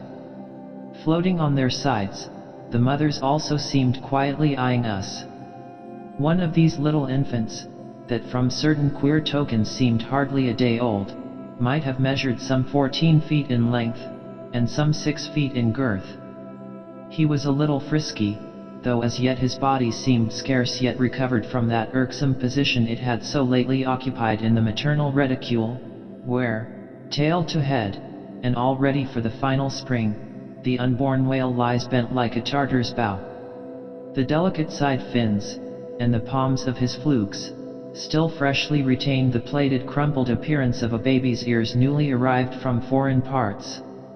"Line, line," cried Queequeg, looking over the gunwale. Him fast, who line him? Who struck? Two whale, one big, one little. What ails yet, man? Cried Starbuck. Looky here, said Queequeg, pointing down.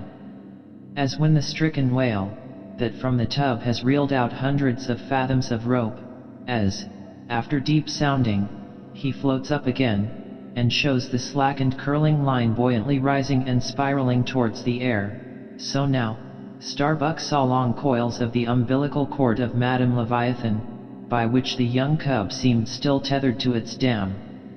Not seldom in the rapid vicissitudes of the chase, this natural line, with the maternal end loose, becomes entangled with the hempen one, so that the cub is thereby trapped.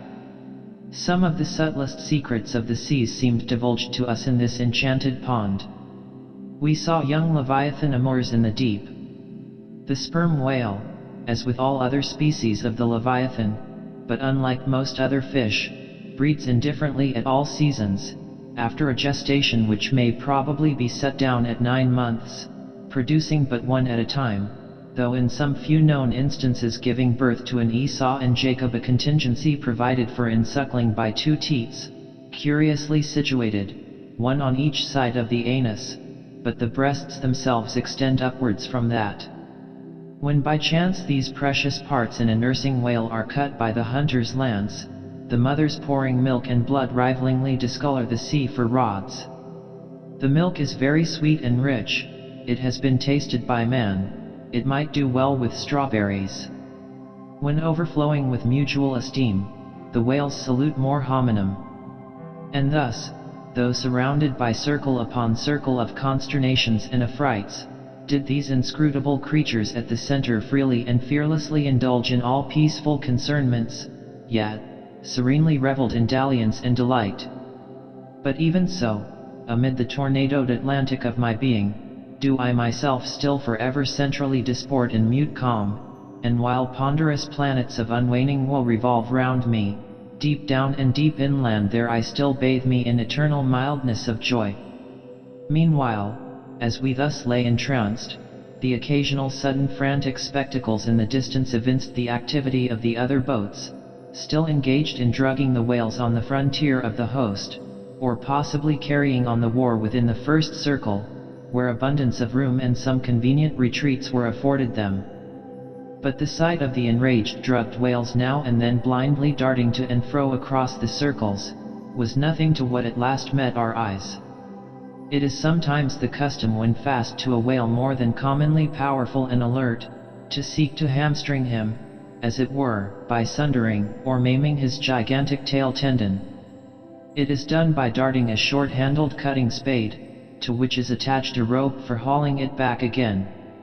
A whale wounded, as we afterwards learned, in this part, but not effectually, as it seemed, had broken away from the boat, carrying along with him half of the harpoon line, and in the extraordinary agony of the wound, he was now dashing among the revolving circles like the lone mounted desperado Arnold, at the Battle of Saratoga, carrying dismay wherever he went. But agonizing as was the wound of this whale, and an appalling spectacle enough, anyway, yet the peculiar horror with which he seemed to inspire the rest of the herd, was owing to a cause which at first the intervening distance obscured from us. But at length we perceived that by one of the unimaginable accidents of the fishery, this whale had become entangled in the harpoon line that he towed. He had also run away with the cutting spade in him, and while the free end of the rope attached to that weapon, had permanently caught in the coils of the harpoon line round his tail, the cutting spade itself had worked loose from his flesh.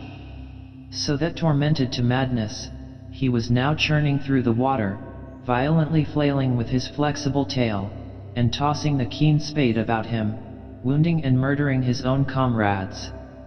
This terrific object seemed to recall the whole herd from their stationary fright.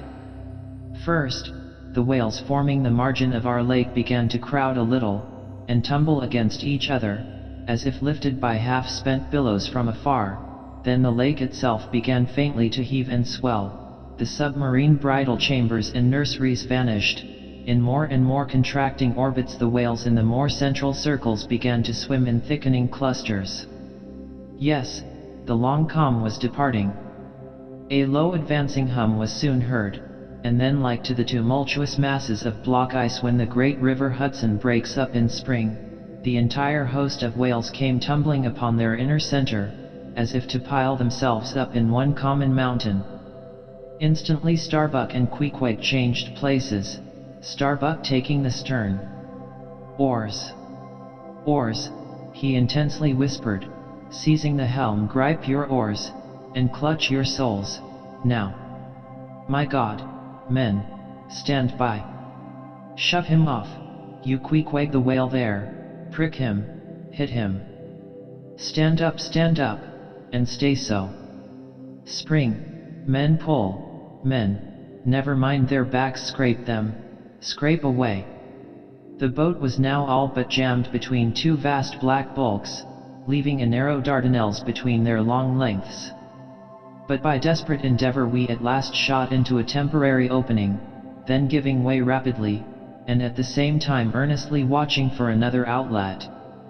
After many similar hairbreadth escapes, we at last swiftly glided into what had just been one of the outer circles, but now crossed by random whales, all violently making for one center. This lucky salvation was cheaply purchased by the loss of Queequeg's hat, who, while standing in the bows to prick the fugitive whales, had his hat taken clean from his head by the air eddy made by the sudden tossing of a pair of broad flukes close by. Riotous and disordered as the universal commotion now was, it soon resolved itself into what seemed a systematic movement, for having clumped together at last in one dense body, they then renewed their onward flight with augmented fleetness. Further pursuit was useless, but the boats still lingered in their wake to pick up what drugged whales might be dropped astern, and likewise to secure one which Flask had killed and waifed. The waif is a pennant pole, 2 or 3 of which are carried by every boat, and which, when additional game is at hand, are inserted upright into the floating body of a dead whale, both to mark its place on the sea, and also as token of prior possession, should the boats of any other ship draw near. The result of this lowering was somewhat illustrative of that sagacious saying in the fishery, "The more whales the less fish." Of all the drugged whales only one was captured. The rest contrived to escape for the time, but only to be taken, as will hereafter be seen, by some other craft than the Pequod. Chapter 88. Schools and Schoolmasters. The previous chapter gave account of an immense body or herd of sperm whales, and there was also then given the probable cause inducing those vast aggregations. Now, though such great bodies are at times encountered, yet, as must have been seen, even at the present day, small detached bands are occasionally observed, embracing from 20 to 50 individuals each. Such bands are known as schools. They generally are of 2 sorts, those composed almost entirely of females, and those mustering none but young vigorous males, or bulls, as they are familiarly designated. In cavalier attendance upon the school of females, you invariably see a male of full-grown magnitude, but not old, who, upon any alarm, evinces his gallantry by falling in the rear and covering the flight of his ladies. In truth, this gentleman is a luxurious ottoman, swimming about over the watery world, surroundingly accompanied by all the solaces and endearments of the harem. The contrast between this ottoman and his concubines is striking, because, while he is always of the largest leviathanic proportions, the ladies, even at full growth, are not more than 1/3 of the bulk of an average-sized male. They are comparatively delicate, indeed, I dare say, not to exceed half a dozen yards round the waist. Nevertheless, it cannot be denied that upon the whole they are hereditarily entitled to en bon point. It is very curious to watch this harem and its lord in their indolent ramblings. Like fashionables, they are forever on the move in leisurely search of variety. You meet them on the line in time for the full flower of the equatorial feeding season, having just returned, perhaps, from spending the summer in the northern seas, and so cheating summer of all unpleasant weariness and warmth. By the time they have lounged up and down the promenade of the equator a while, they start for the oriental waters in anticipation of the cool season there, and so evade the other excessive temperature of the year. When serenely advancing on one of these journeys, if any strange suspicious sights are seen, my Lord Whale keeps a wary eye on his interesting family. Should any unwarrantably purred young Leviathan coming that way presume to draw confidentially close to one of the ladies, with what prodigious fury the Bashaw assails him, and chases him away. High times, indeed, if unprincipled young rakes like him are to be permitted to invade the sanctity of domestic bliss, though do what the Bashaw will, he cannot keep the most notorious Lothario out of his bed, for, alas, all fish bed in common. As ashore, the ladies often cause the most terrible duels among their rival admirers, just so with the whales, who sometimes come to deadly battle, and all for love. They fence with their long lower jaws, sometimes locking them together, and so striving for the supremacy like elks that warringly interweave their antlers. Not a few are captured having the deep scars of these encounters, furrowed heads, broken teeth, scalloped fins, and in some instances, wrenched and dislocated mouths. But supposing the invader of domestic bliss to betake himself away at the first rush of the harem's lord, then is it very diverting to watch that lord.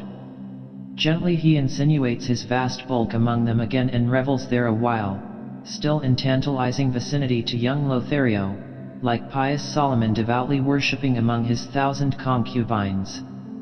Granting other whales to be in sight, the fisherman will seldom give chase to one of these Grand Turks, for these Grand Turks are too lavish of their strength, and hence their unctuousness is small. As for the sons and the daughters they beget, why, those sons and daughters must take care of themselves, at least, with only the maternal help. For like certain other omnivorous roving lovers that might be named, my Lord Whale has no taste for the nursery, however much for the bower, and so, being a great traveler, he leaves his anonymous babies all over the world, every baby an exotic. In good time, nevertheless, as the ardor of youth declines, as years and dumps increase, as reflection lends her solemn pauses, in short, as a general lassitude overtakes the sated Turk, then a love of ease and virtue supplants the love for maidens. Our Ottoman enters upon the impotent, repentant, admonitory stage of life, forswears, disbands the harem, and grown to an exemplary, sulky old soul, goes about all alone among the meridians and parallels saying his prayers, and warning each young Leviathan from his amorous errors. Now, as the harem of Wales is called by the fishermen a school, so is the lord and master of that school technically known as the schoolmaster. It is therefore not in strict character, however admirably satirical, that after going to school himself, he should then go abroad inculcating not what he learned there, but the folly of it. His title, schoolmaster, would very naturally seem derived from the name bestowed upon the harem itself, but some have surmised that the man who first thus entitled this sort of Ottoman whale, must have read the memoirs of Vidocq, and informed himself what sort of a country schoolmaster that famous Frenchman was in his younger days, and what was the nature of those occult lessons he inculcated into some of his pupils.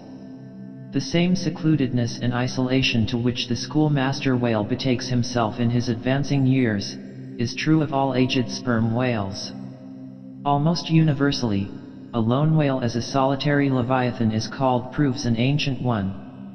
Like venerable moss-bearded Daniel Boone, he will have no one near him but nature herself, and her he takes to wife in the wilderness of waters, and the best of wives she is, though she keeps so many moody secrets.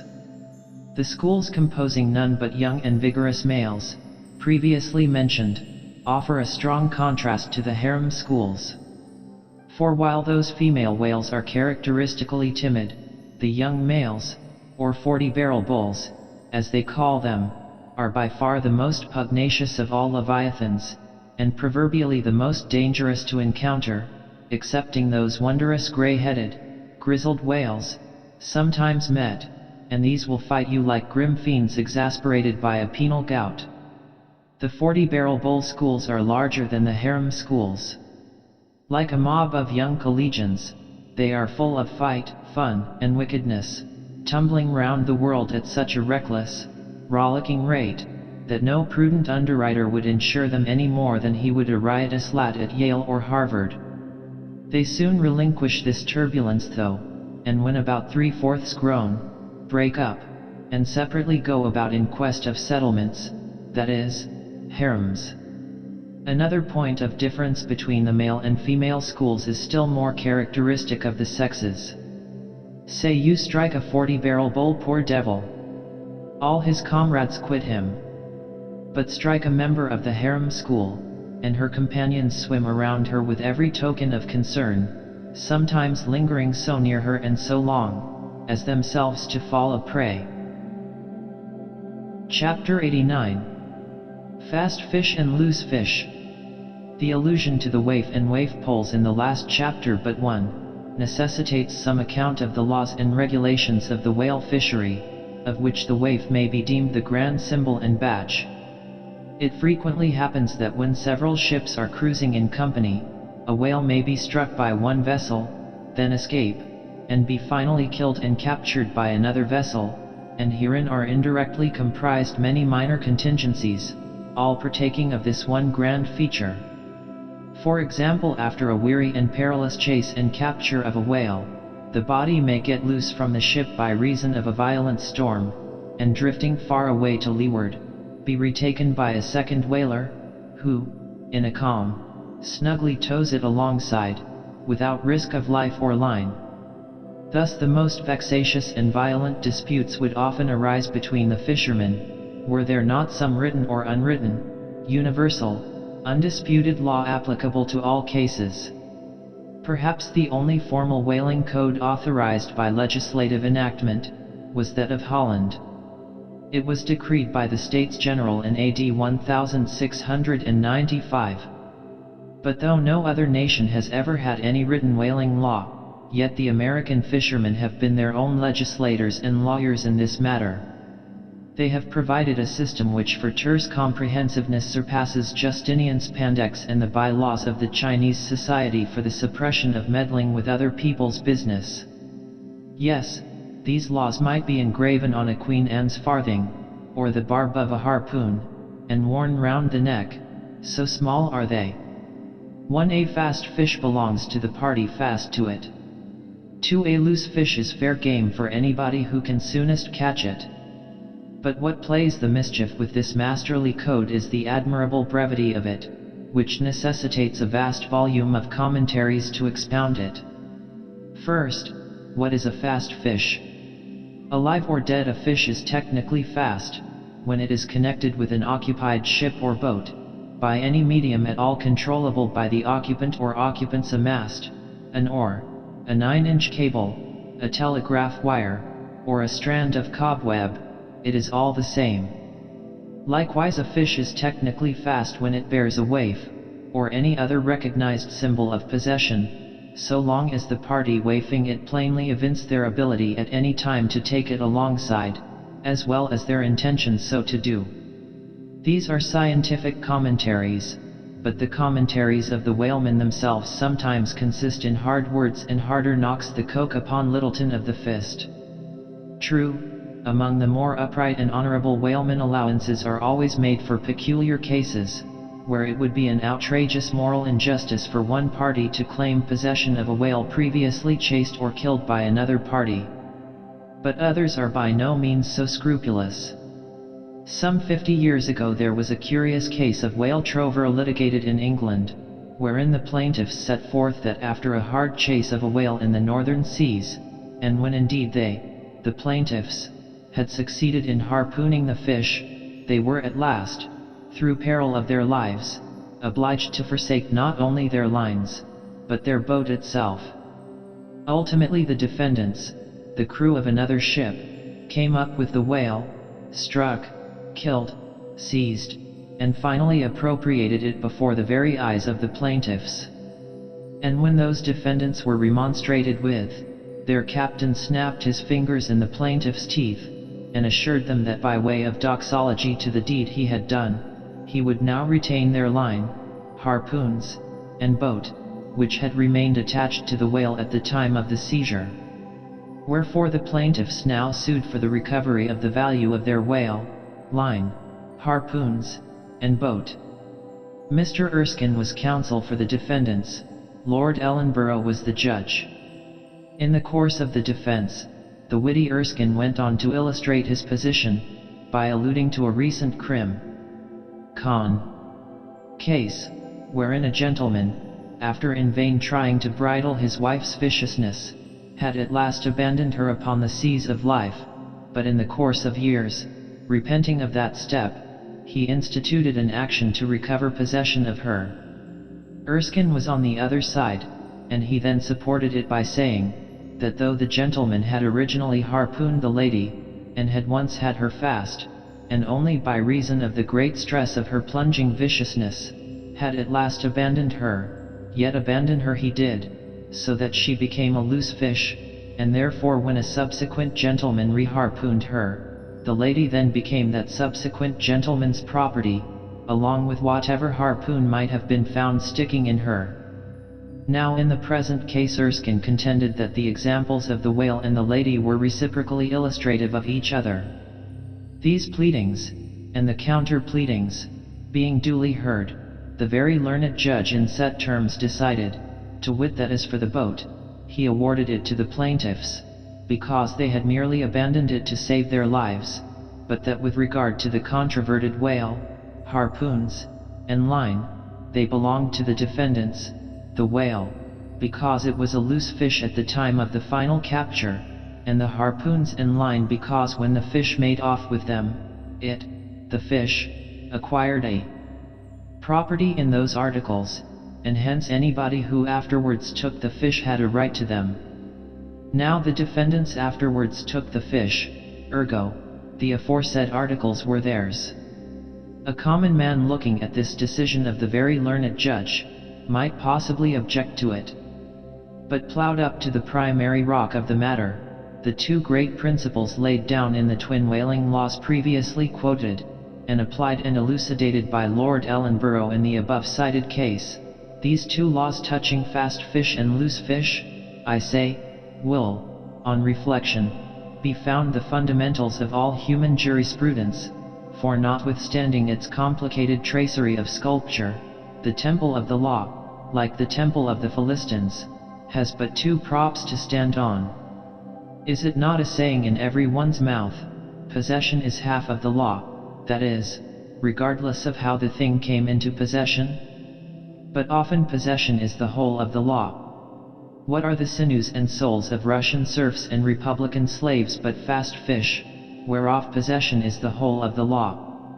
What to the rapacious landlord is the widow's last mite but a fast fish? What is yonder undetected villain's marble mansion with a door plate for a waif, what is that but a fast fish?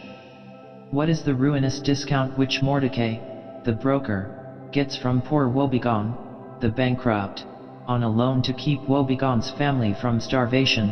What is that ruinous discount but a fast fish? What is the Archbishop of Savesol's income of £100,000 seized from the scant bread and cheese of hundreds of thousands of broken-backed labourers, all sure of heaven without any of Savesol's help? What is that globular £100,000 but a fast fish? What are the Duke of Dunder's hereditary towns and hamlets but fast fish? What to that redoubt harp-a-winner, John Bull, is poor Ireland, but a fast fish? What to that apostolic lancer, brother Jonathan, is Texas but a fast fish? And concerning all these, is not possession the whole of the law? But if the doctrine of fast fish be pretty generally applicable, the kindred doctrine of loose fish is still more widely so. That is internationally and universally applicable. What was America in 1492 but a loose fish, in which Columbus struck the Spanish standard by way of waifing it for his royal master and mistress? What was Poland to the Tsar? What Greece to the Turk? What India to England? What at last will Mexico be to the United States? All loose fish. What are the rights of man and the liberties of the world but loose fish? What all men's minds and opinions but loose fish? What is the principle of religious belief in them but a loose fish? What to the ostentatious smuggling verbalists are the thoughts of thinkers but loose fish? What is the great globe itself but a loose fish? And what are you, reader, but a loose fish and a fast fish, too? Chapter 90. Heads or Tails. De Bellina vero sufficit, si rex habet caput, et regina caudam. Bracton, L3, C3. Latin from the books of the laws of England, which taken along with the context, means, that of all whales captured by anybody on the coast of that land, the king, as honorary grand harpooner, must have the head, and the queen be respectfully presented with the tail. A division which, in the whale, is much like having an apple, there is no intermediate remainder. Now as this law, under a modified form, is to this day in force in England, and as it offers in various respects a strange anomaly touching the general law of fast and loose fish, it is here treated of in a separate chapter, on the same courteous principle that prompts the English railways to be at the expense of a separate car, specially reserved for the accommodation of royalty. In the first place, in curious proof of the fact that the above-mentioned law is still in force, I proceed to lay before you a circumstance that happened within the last 2 years. It seems that some honest mariners of Dover, or Sandwich, or some one of the Cinque Ports, had after a hard chase succeeded in killing and beaching a fine whale which they had originally descried afar off from the shore. Now the Cinque Ports are partially or somehow under the jurisdiction of a sort of policeman or beadle, called a Lord Warden. Holding the office directly from the Crown, I believe, all the royal emoluments incident to the Cinque Port territories become by assignment his. By some writers this office is called a sinecure. But not so. Because the Lord Warden is busily employed at times in fobbing his perquisites, which are his chiefly by virtue of that same fobbing of them. Now when these poor sunburnt mariners, barefooted, and with their trousers rolled high up on their illy legs, had wearily hauled their fat fish high and dry, promising themselves a good 150 pounds from the precious oil and bone, and in fantasy sipping rare tea with their wives, and good ale with their cronies, upon the strength of their respective shares, up steps a very learned and most Christian and charitable gentleman, with a copy of Blackstone under his arm, and laying it upon the whale's head.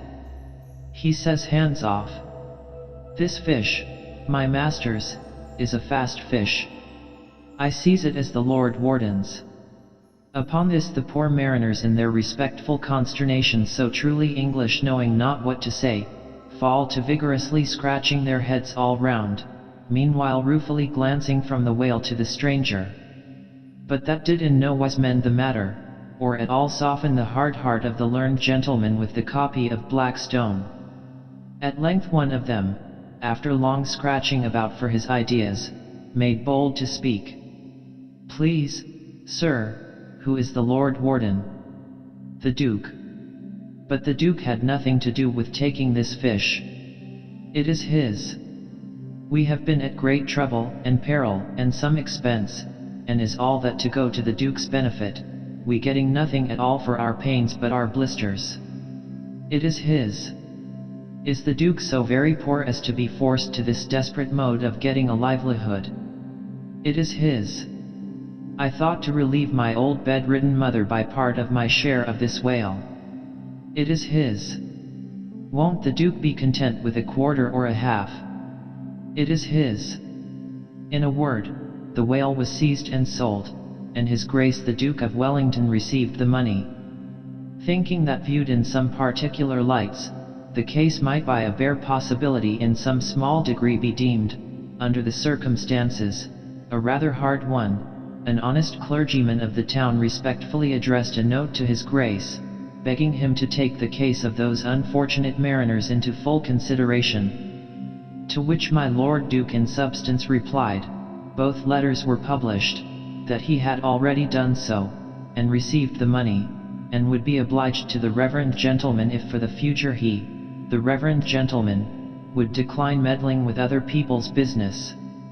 Is this the still militant old man, standing at the corners of the three kingdoms, on all hands coercing alms of beggars?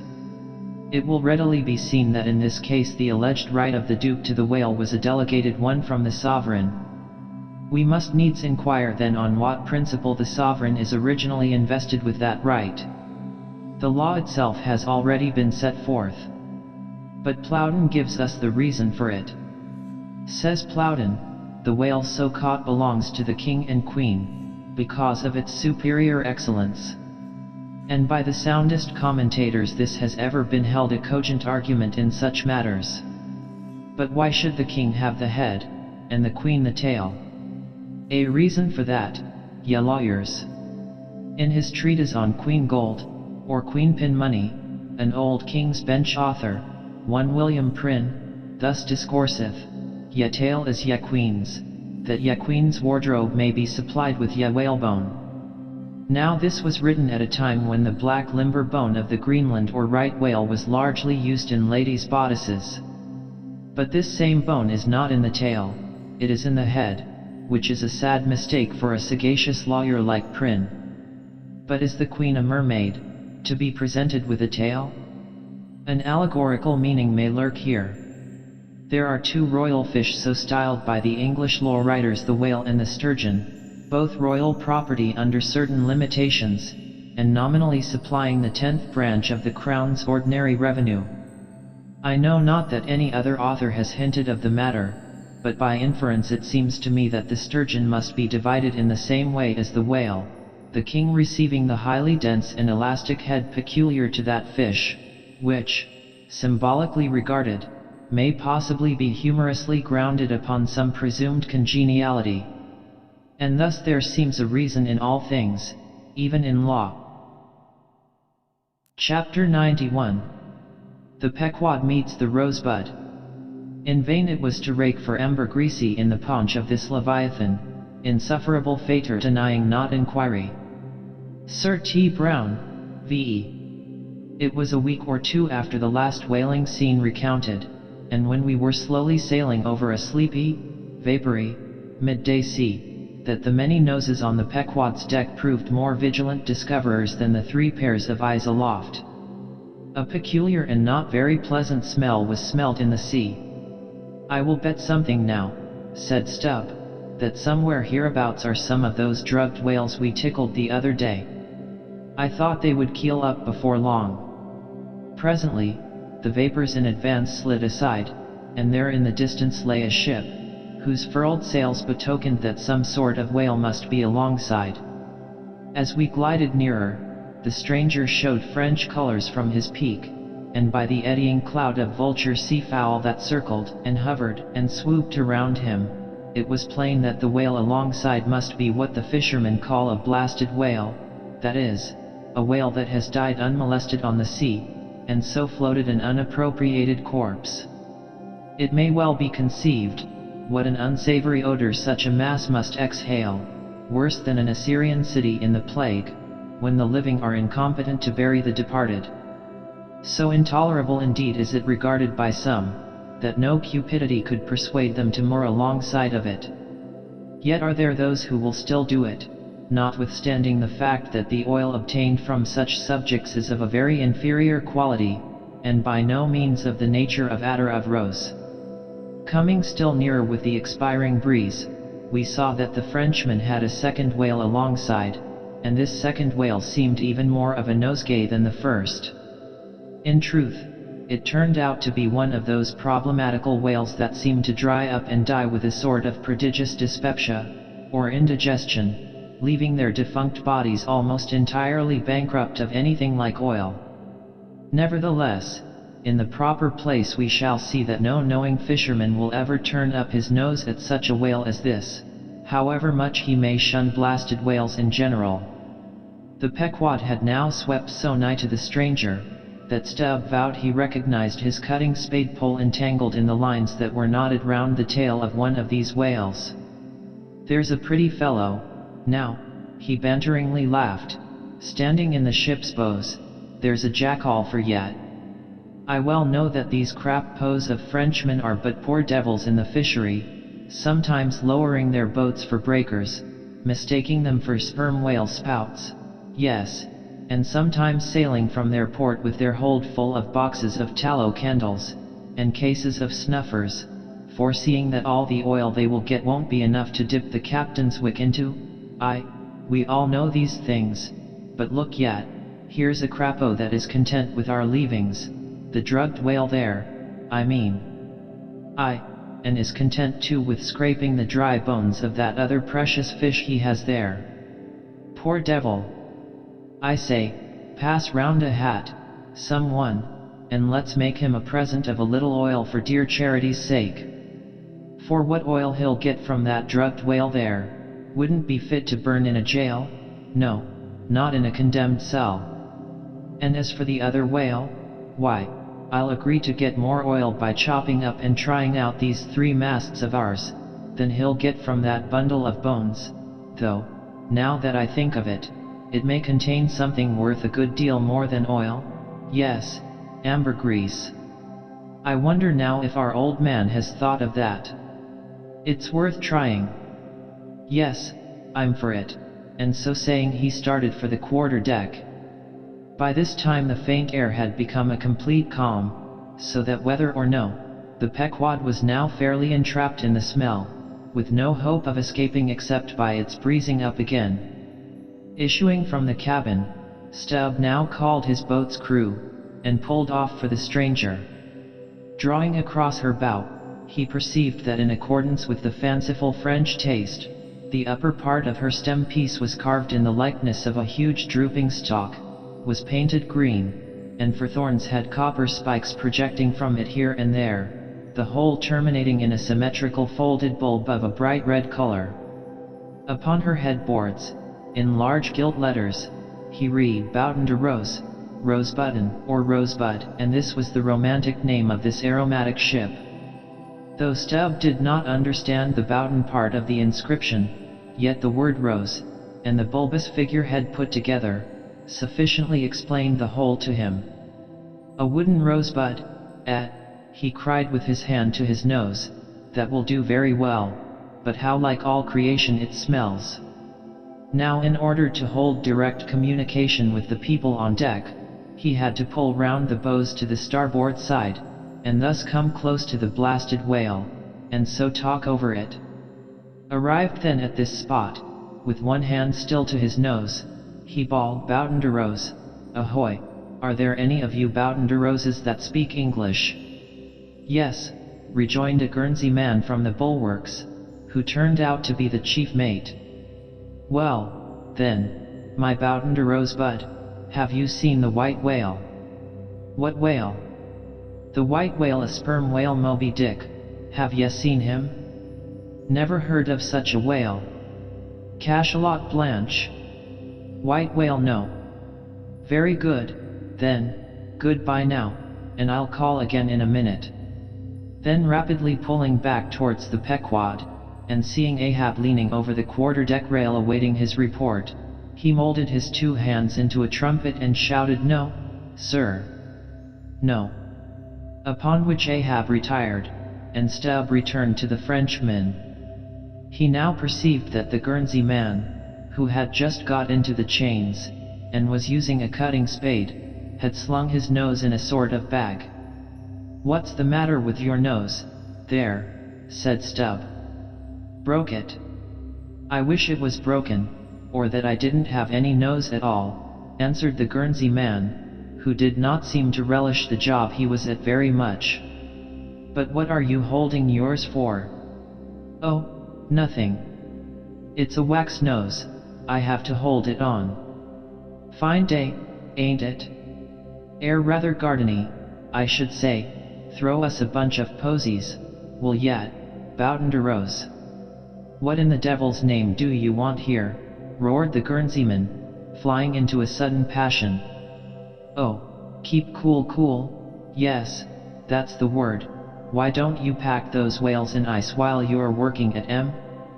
But joking aside, though, do you know, Rosebud, that it's all nonsense trying to get any oil out of such whales? As for that dried up one, there, he hasn't a gill in his whole carcass." "I know that well enough, but, d'ye see, the captain here won't believe it. This is his first voyage, he was a cologne manufacturer before. But come aboard, and mayhap he'll believe you, if he won't me, and so I'll get out of this dirty scrape." "Anything to oblige yet, my sweet and pleasant fellow," rejoined Stubb, and with that he soon mounted to the deck. There a queer scene presented itself. The sailors, in tasseled caps of red worsted, were getting the heavy tackles in readiness for the whales. But they worked rather slow and talked very fast, and seemed in anything but a good humor. All their noses upwardly projected from their faces like so many jib booms. Now and then pairs of them would drop their work, and run up to the masthead to get some fresh air. Some, thinking they would catch the plague, dipped oakum in coal tar, and at intervals held it to their nostrils. Others, having broken the stems of their pipes almost short off at the bowl, were vigorously puffing tobacco smoke, so that it constantly filled their olfactories. Stubb was struck by a shower of outcries and anathemas proceeding from the captain's round house abaft, and looking in that direction saw a fiery face thrust from behind the door, which was held ajar from within. This was the tormented surgeon, who, after in vain remonstrating against the proceedings of the day, had betaken himself to the captain's round house, cabinet he called it, to avoid the pest, but still, could not help yelling out his entreaties and indignations at times. Marking all this, Stubb argued well for his scheme, and turning to the Guernsey man had a little chat with him, during which the stranger mate expressed his detestation of his captain as a conceited ignoramus, who had brought them all into so unsavory and unprofitable a pickle. Sounding him carefully, Stubb further perceived that the Guernsey man had not the slightest suspicion concerning the Ambergris. He therefore held his peace on that head, but otherwise was quite frank and confidential with him, so that the two quickly concocted a little plan for both circumventing and satirizing the captain, without his at all dreaming of distrusting their sincerity. According to this little plan of theirs, the Guernsey man, under cover of an interpreter's office, was to tell the captain what he pleased, but as coming from Stubb, and as for Stubb, he was to utter any nonsense that should come uppermost in him during the interview. By this time their destined victim appeared from his cabin. He was a small and dark, but rather delicate-looking man for a sea captain, with large whiskers and mustache, however, and wore a red cotton velvet vest with watch seals at his side. To this gentleman, Stubb was now politely introduced by the Guernsey man, who at once ostentatiously put on the aspect of interpreting between them. "What shall I say to him first?" said he. "Why," said Stubb, eyeing the velvet vest and the watch and seals, "you may as well begin by telling him that he looks a sort of babyish to me, though I don't pretend to be a judge. He says, Monsieur," said the Guernsey man, in French, turning to his captain, "that only yesterday his ship spoke a vessel, whose captain and chief mate, with 6 sailors, had all died of a fever caught from a blasted whale they had brought alongside." Upon this the captain started, and eagerly desired to know more. "What now?" said the Guernsey man to Stubb. "Why, since he takes it so easy, tell him that now I have eyed him carefully, I'm quite certain that he's no more fit to command a whale ship than a St. Iago monkey. In fact, tell him from me he's a baboon. He vows and declares, monsieur, that the other whale, the dried one, is far more deadly than the blasted one.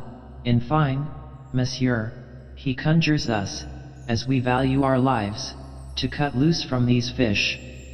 Instantly the captain ran forward, and in a loud voice commanded his crew to desist from hoisting the cutting tackles, and at once cast loose the cables and chains confining the whales to the ship. "What now?" said the Guernsey man, when the captain had returned to them. "Why, let me see, yes, you may as well tell him now that in fact, tell him I've diddled him, and, aside to himself, perhaps somebody else. He says, monsieur, that he's very happy to have been of any service to us." Hearing this, the captain vowed that they were the grateful parties, meaning himself and mate, and concluded by inviting Stubb down into his cabin to drink a bottle of Bordeaux. "He wants you to take a glass of wine with him," said the interpreter. "Thank him heartily, but tell him it's against my principles to drink with the man I've diddled. In fact, tell him I must go. He says, monsieur, that his principles won't admit of his drinking, but that if monsieur wants to live another day to drink, then monsieur had best drop all 4 boats, and pull the ship away from these whales, for it's so calm they won't drift." By this time Stubb was over the side, and getting into his boat, hailed the Guernsey man to this effect that having a long tow line in his boat, he would do what he could to help them, by pulling out the lighter whale of the 2 from the ship's side. While the Frenchmen's boats, then, were engaged in towing the ship one way, Stubb benevolently towed away at his whale the other way, ostentatiously slacking out a most unusually long tow line. Presently a breeze sprang up. Stubb feigned to cast off from the whale, hoisting his boats. The Frenchman soon increased his distance, while the Pequod slid in between him and Stubb's whale. Whereupon Stubb quickly pulled to the floating body, and hailing the Pequod to give notice of his intentions, at once proceeded to reap the fruit of his unrighteous cunning. Seizing his sharp boat spade, he commenced an excavation in the body, a little behind the side fin. You would almost have thought he was digging a cellar there in the sea, and when at length his spade struck against the gaunt ribs, it was like turning up old Roman tiles and pottery buried in fat English loam. His boat's crew were all in high excitement, eagerly helping their chief, and looking as anxious as gold hunters. And all the time numberless fowls were diving, and ducking, and screaming, and yelling, and fighting around them.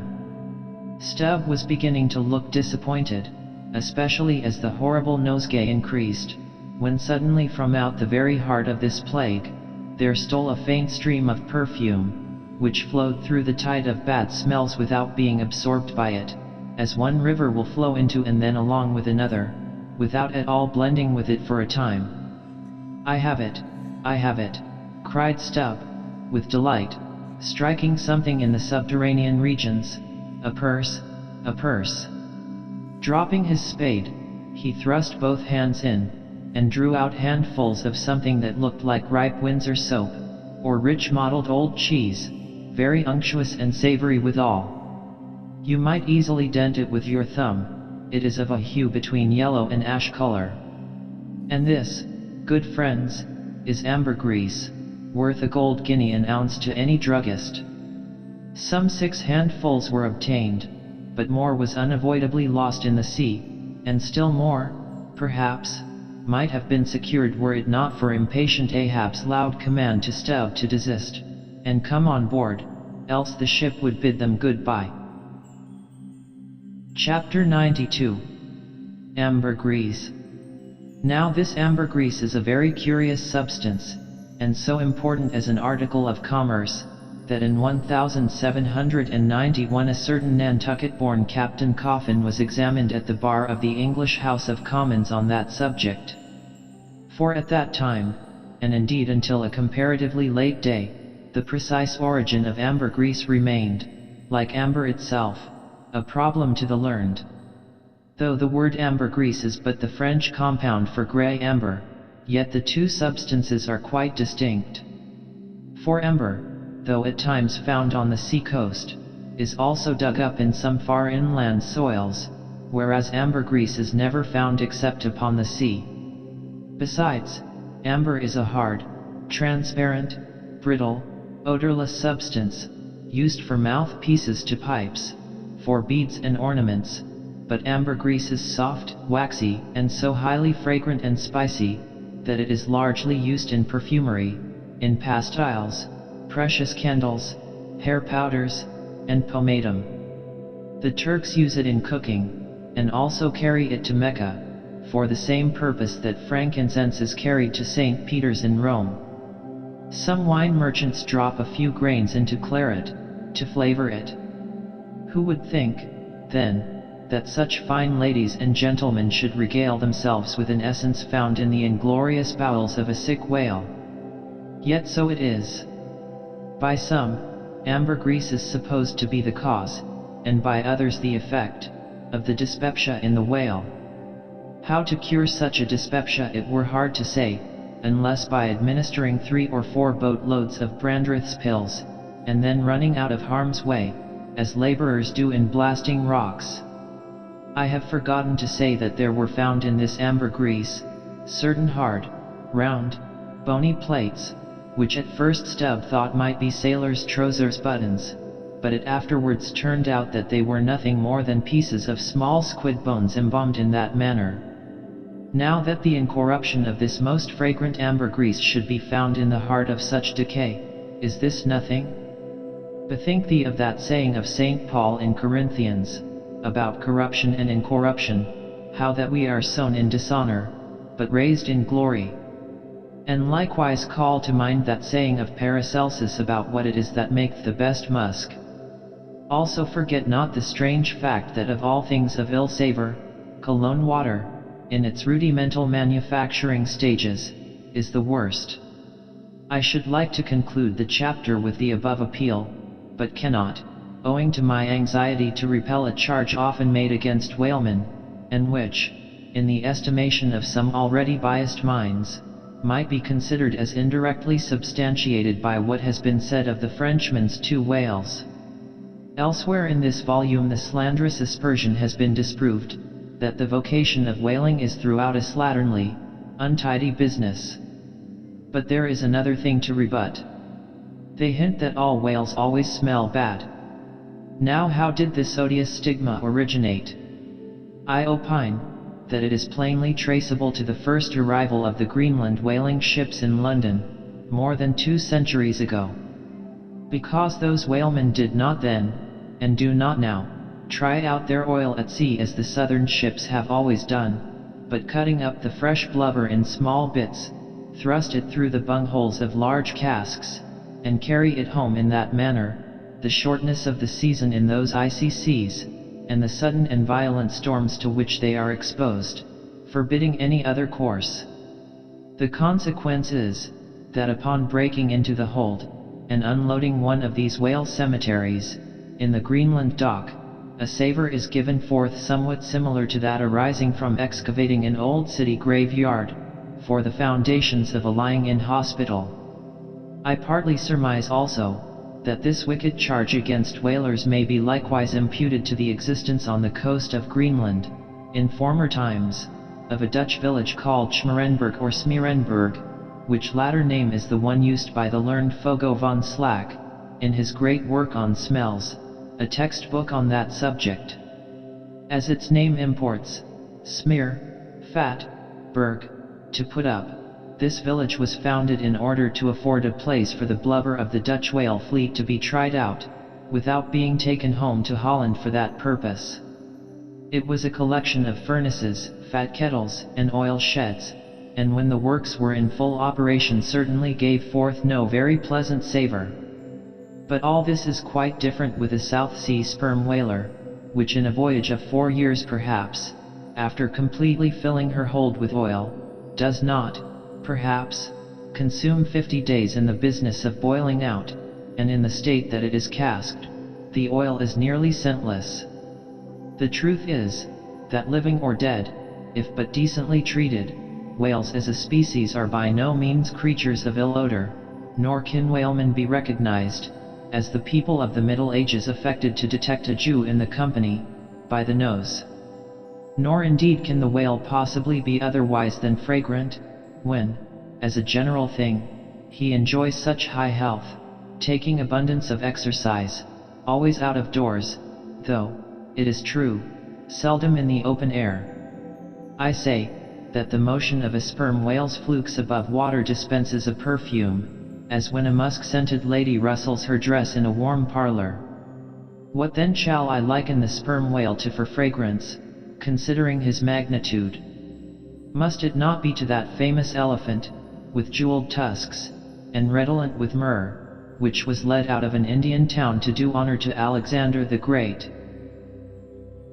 Chapter 93. The Castaway. It was but some few days after encountering the Frenchmen, that a most significant event befell the most insignificant of the Pequod's crew, an event most lamentable, and which ended in providing the sometimes madly merry and predestinated craft with a living and ever-accompanying prophecy of whatever shattered sequel might prove her own. Now, in the whale ship, it is not every one that goes in the boats. Some few hands are reserved called ship-keepers, whose province it is to work the vessel while the boats are pursuing the whale. As a general thing, these ship-keepers are as hardy fellows as the men comprising the boat's crews. But if there happen to be an unduly slender, clumsy, or timorous wight in the ship, that wight is certain to be made a ship-keeper. It was so in the Pequod with the little Negro Pippin by nickname, Pip by abbreviation. Poor Pip! Ye have heard of him before, ye must remember his tambourine on that dramatic midnight, so gloomy jolly. In outer aspect, Pip and Doughboy made a match, like a black pony and a white one, of equal developments, though of dissimilar color, driven in one eccentric span. But while hapless Doughboy was by nature dull and torpid in his intellects, Pip, though over-tender-hearted, was at bottom very bright, with that pleasant, genial, jolly brightness peculiar to his tribe, a tribe, which ever enjoy all holidays and festivities with finer, freer relish than any other race. For blacks, the year's calendar should show naught but 365 4th of Julys and New Year's days. Nor smile so, while I write that this little black was brilliant, for even blackness has its brilliancy. Behold yon lustrous ebony, panelled in king's cabinets. But Pip loved life, and all life's peaceable securities, so that the panic-striking business in which he had somehow unaccountably become entrapped, had most sadly blurred his brightness, though, as ere long will be seen, what was thus temporarily subdued in him, in the end was destined to be luridly illumined by strange wild fires, that fictitiously showed him off to 10 times the natural luster with which in his native Tolland County in Connecticut, he had once enlivened many a fiddler's frolic on the green, and at melodious eventide, with his gay ha-ha, had turned the round horizon into one star-belled tambourine. So, though in the clear air of day, suspended against a blue-veined neck, the pure-watered diamond drop will healthful glow, yet, when the cunning jeweler would show you the diamond in its most impressive luster, he lays it against a gloomy ground, and then lights it up, not by the sun, but by some unnatural gases.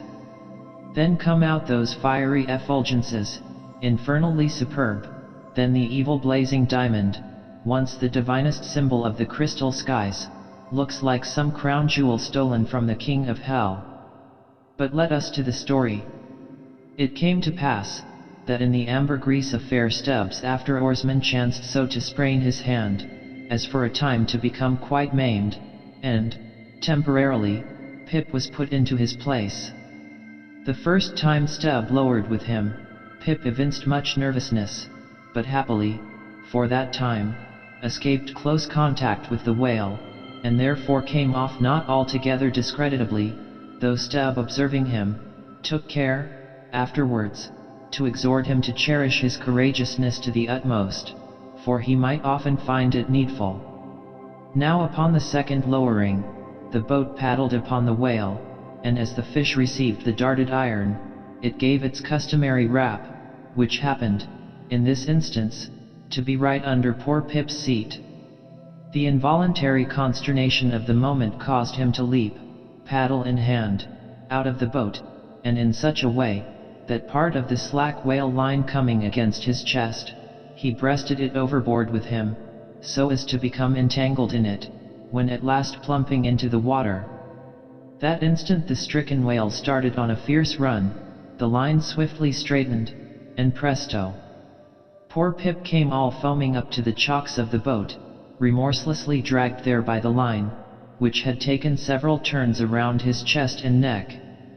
Tashtego stood in the bows. He was full of the fire of the hunt. He hated Pip for a poltroon. Snatching the boat knife from its sheath, he suspended its sharp edge over the line, and turning towards Stubb, exclaimed interrogatively, "Cut." Meantime Pip's blue, choked face plainly looked, "Do, for God's sake." All passed in a flash. In less than half a minute, this entire thing happened. "Damn him, cut," roared Stubb, and so the whale was lost and Pip was saved. So soon as he recovered himself, the poor little Negro was assailed by yells and execrations from the crew. Tranquilly permitting these irregular cursings to evaporate, Stubb then in a plain, business-like, but still half-humorous manner, cursed Pip officially, and that done, unofficially gave him much wholesome advice. The substance was, never jump from a boat, Pip, except, but all the rest was indefinite, as the soundest advice ever is. Now, in general, stick to the boat, is your true motto in whaling, but cases will sometimes happen when leap from the boat, is still better. Moreover, as if perceiving at last that if he should give undiluted conscientious advice to Pip, he would be leaving him too wide a margin to jump in for the future, Stubb suddenly dropped all advice, and concluded with a peremptory command, "Stick to the boat, Pip, or by the Lord, I won't pick you up if you jump, mind that. We can't afford to lose whales by the likes of you. A whale would sell for 30 times what you would, Pip, in Alabama. Bear that in mind, and don't jump any more."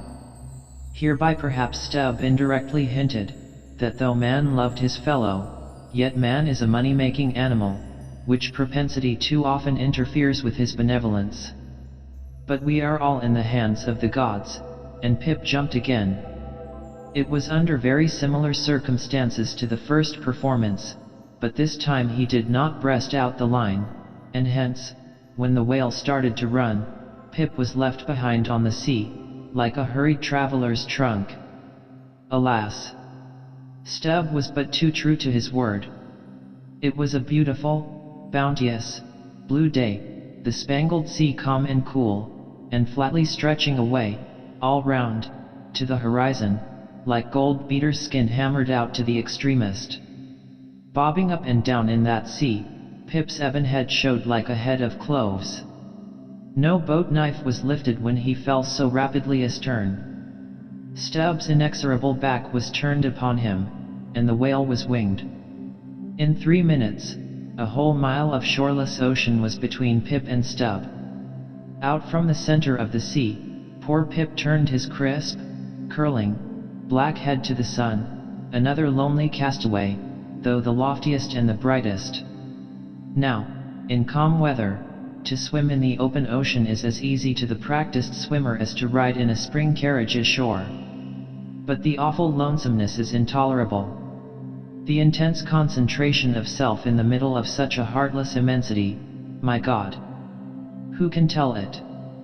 Mark, how when sailors in a dead calm bathe in the open sea, mark how closely they hug their ship and only coast along her sides. But had Stubb really abandoned the poor little Negro to his fate? No, he did not mean to, at least.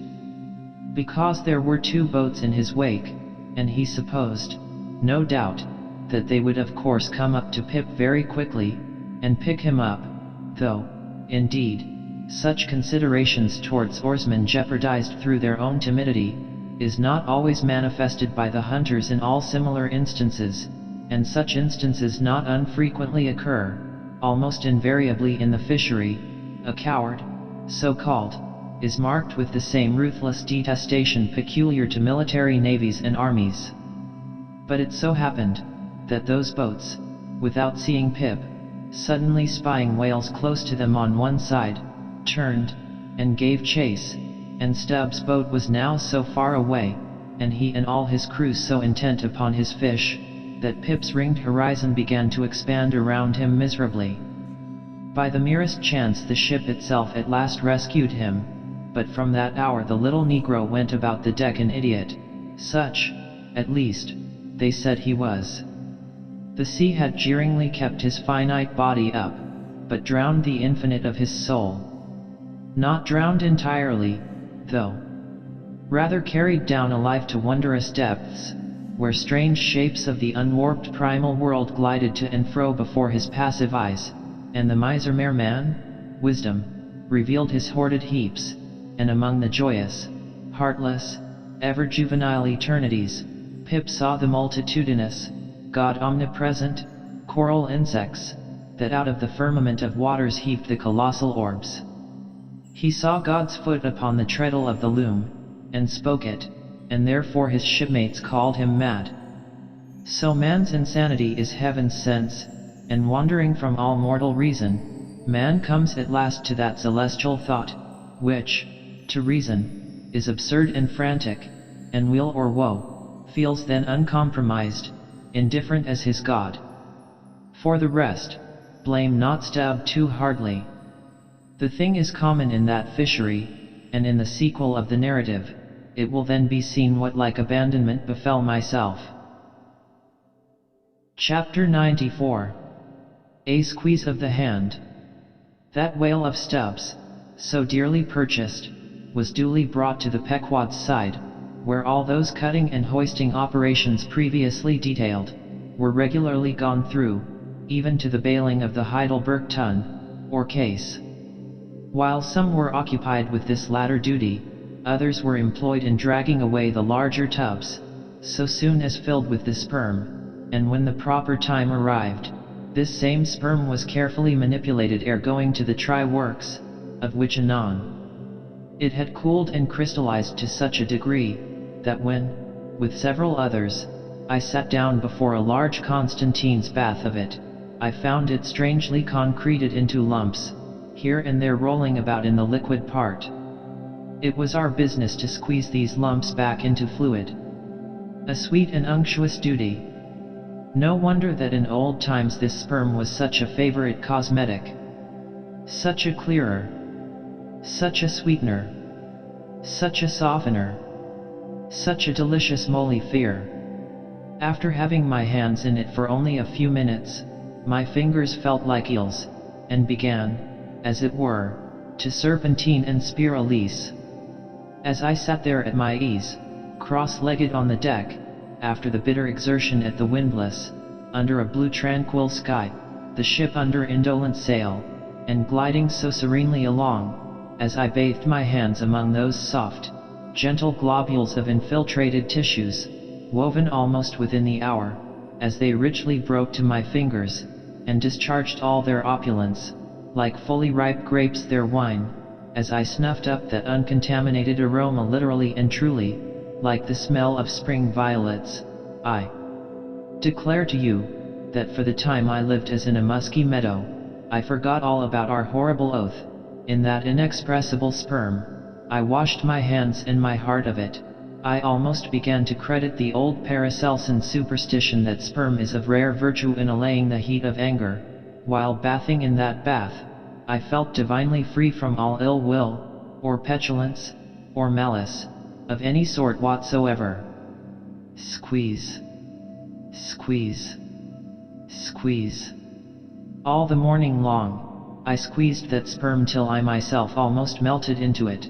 I squeezed that sperm till a strange sort of insanity came over me, and I found myself unwittingly squeezing my CO laborers' hands in it, mistaking their hands for the gentle globules.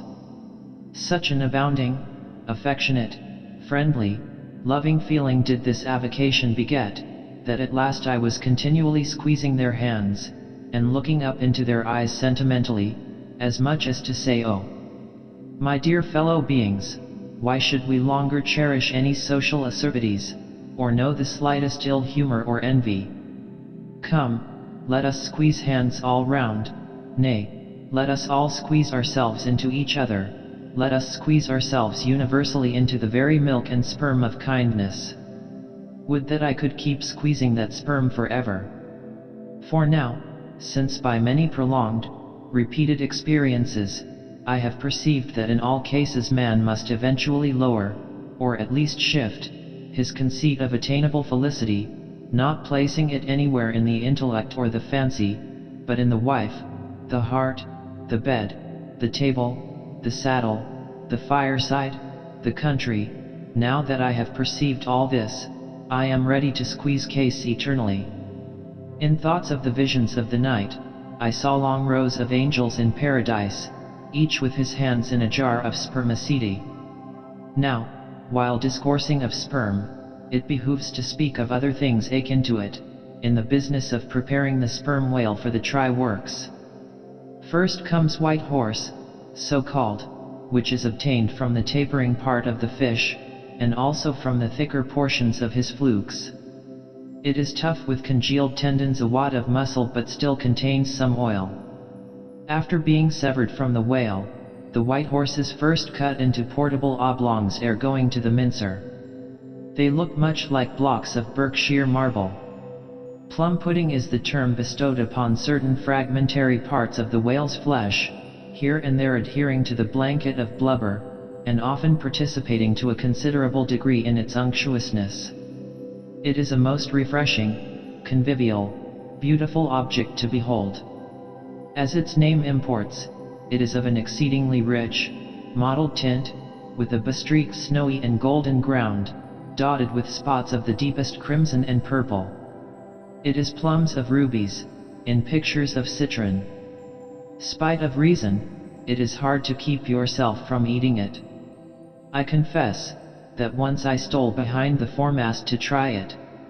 It tasted something as I should conceive a royal cutlet from the thigh of Louis Le Gros might have tasted, supposing him to have been killed the first day after the venison season, and that particular venison season contemporary with an unusually fine vintage of the vineyards of Champagne. There is another substance, and a very singular one, which turns up in the course of this business, but which I feel it to be very puzzling adequately to describe. It is called slobgollion, an appellation original with the whalemen, and even so is the nature of the substance. It is an ineffably oozy, stringy affair, most frequently found in the tubs of sperm, after a prolonged squeezing, and subsequent decanting. I hold it to be the wondrously thin, ruptured membranes of the case, coalescing. Gurry, so called, is a term properly belonging to right whalemen, but sometimes incidentally used by the sperm fishermen. It designates the dark, glutinous substance which is scraped off the back of the Greenland or right whale, and much of which covers the decks of those inferior souls who hunt that ignoble leviathan. Nippers. Strictly this word is not indigenous to the whale's vocabulary, but as applied by whalemen, it becomes so.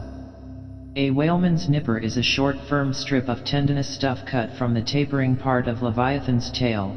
It averages an inch in thickness, and for the rest, is about the size of the iron part of a hoe. Edgewise moved along the oily deck, it operates like a leathern squilgee, and by nameless blandishments, as of magic, allures along with it all impurities. But to learn all about these recondite matters, your best way is at once to descend into the blubber room, and have a long talk with its inmates. This place has previously been mentioned as the receptacle for the blanket pieces, when stripped and hoisted from the whale.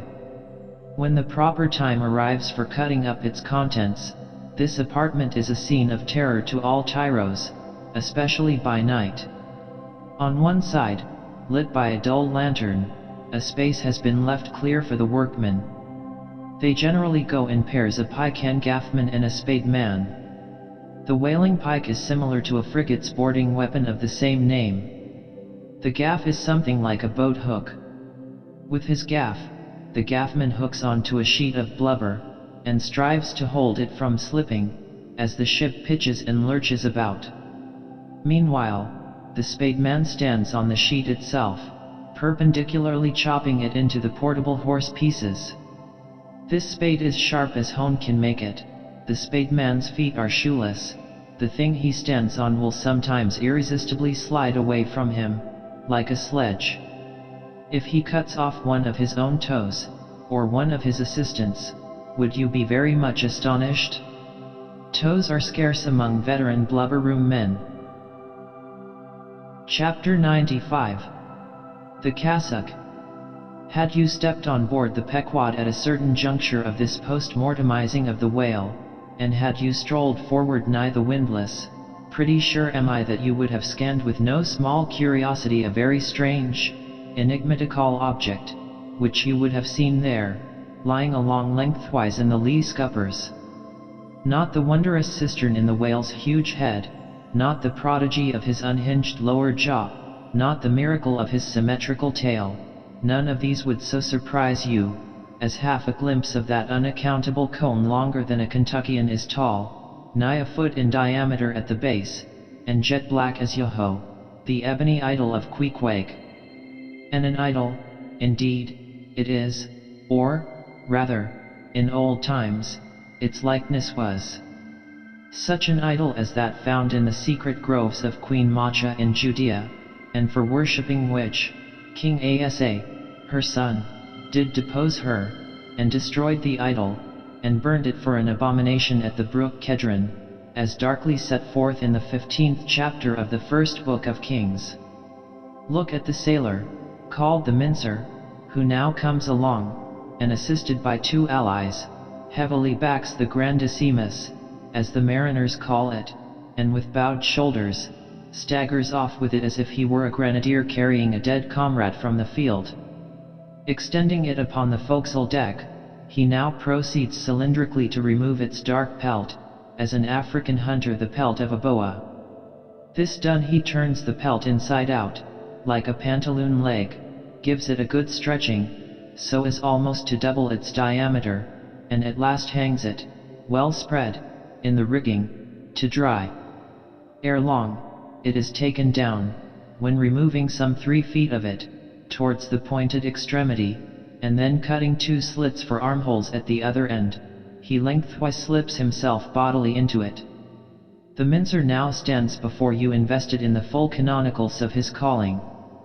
Immemorial to all his order, this investiture alone will adequately protect him, while employed in the peculiar functions of his office. That office consists in mincing the horse pieces of blubber for the pots, an operation which is conducted at a curious wooden horse, planted endwise against the bulwarks, and with a capacious tub beneath it, into which the minced pieces drop, fast as the sheets from a rapt orator's desk. Arrayed in decent black, occupying a conspicuous pulpit, intent on Bible leaves, what a candidate for an archbishopric, what a lad for a pope were this mincer. Bible leaves. Bible leaves. This is the invariable cry from the mates to the mincer. It enjoins him to be careful, and cut his work into as thin slices as possible, inasmuch as by so doing the business of boiling out the oil is much accelerated, and its quantity considerably increased, besides perhaps improving it in quality. Chapter 96. The Try-Works. Besides her hoisted boats, an American whaler is outwardly distinguished by her try-works. She presents the curious anomaly of the most solid masonry joining with oak and hemp in constituting the completed ship. It is as if from the open field a brick kiln were transported to her planks. The try-works are planted between the foremast and mainmast, the most roomy part of the deck. The timbers beneath are of a peculiar strength, fitted to sustain the weight of an almost solid mass of brick and mortar, some 10 feet by 8 square, and 5 in height. The foundation does not penetrate the deck, but the masonry is firmly secured to the surface by ponderous knees of iron bracing it on all sides, and screwing it down to the timbers. On the flanks it is cased with wood, and at top completely covered by a large, sloping, battened hatchway. Removing this hatch we expose the great tripods, 2 in number, and each of several barrels capacity. When not in use, they are kept remarkably clean. Sometimes they are polished with soapstone and sand, till they shine within like silver punch bowls. During the night watches some cynical old sailors will crawl into them and coil themselves away there for a nap. While employed in polishing them, one man in each pot, side by side many confidential communications are carried on, over the iron lips. It is a place also for profound mathematical meditation. It was in the left-hand tripod of the Pequod, with the soapstone diligently circling round me, that I was first indirectly struck by the remarkable fact, that in geometry all bodies gliding along the cycloid, my soapstone for example, will descend from any point in precisely the same time. Removing the fireboard from the front of the try-works, the bare masonry of that side is exposed, penetrated by the 2 iron mouths of the furnaces, directly underneath the pots. These mouths are fitted with heavy doors of iron. The intense heat of the fire is prevented from communicating itself to the deck, by means of a shallow reservoir extending under the entire enclosed surface of the works. By a tunnel inserted at the rear, this reservoir is kept replenished with water as fast as it evaporates. There are no external chimneys, they open direct from the rear wall. And here let us go back for a moment. It was about 9 o'clock at night that the Pequod's try-works were first started on this present voyage.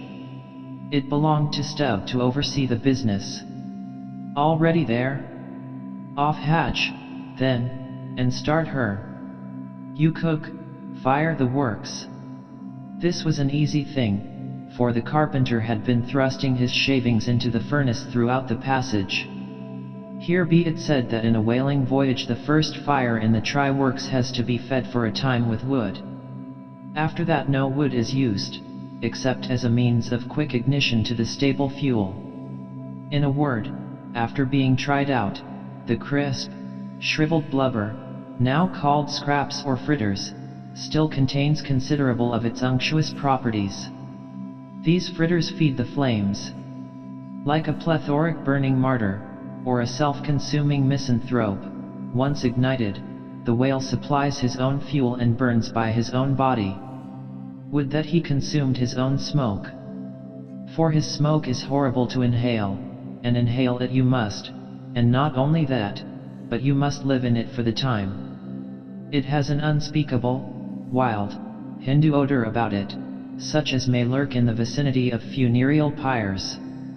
It smells like the left wing of the Day of Judgment. It is an argument for the pit. By midnight the works were in full operation. We were clear from the carcass, sail had been made, the wind was freshening, the wild ocean darkness was intense. But that darkness was lit up by the fierce flames, which at intervals forked forth from the sooty flues, and illuminated every lofty rope in the rigging, as with the famed Greek fire. The burning ship drove on, as if remorselessly commissioned to some vengeful deed. So the pitch and sulphur-freighted brigs of the bold Hydriot, Canaris, issuing from their midnight harbors, with broad sheets of flame for sails, bore down upon the Turkish frigates, and folded them in conflagrations. The hatch, removed from the top of the works, now afforded a white hearth in front of them.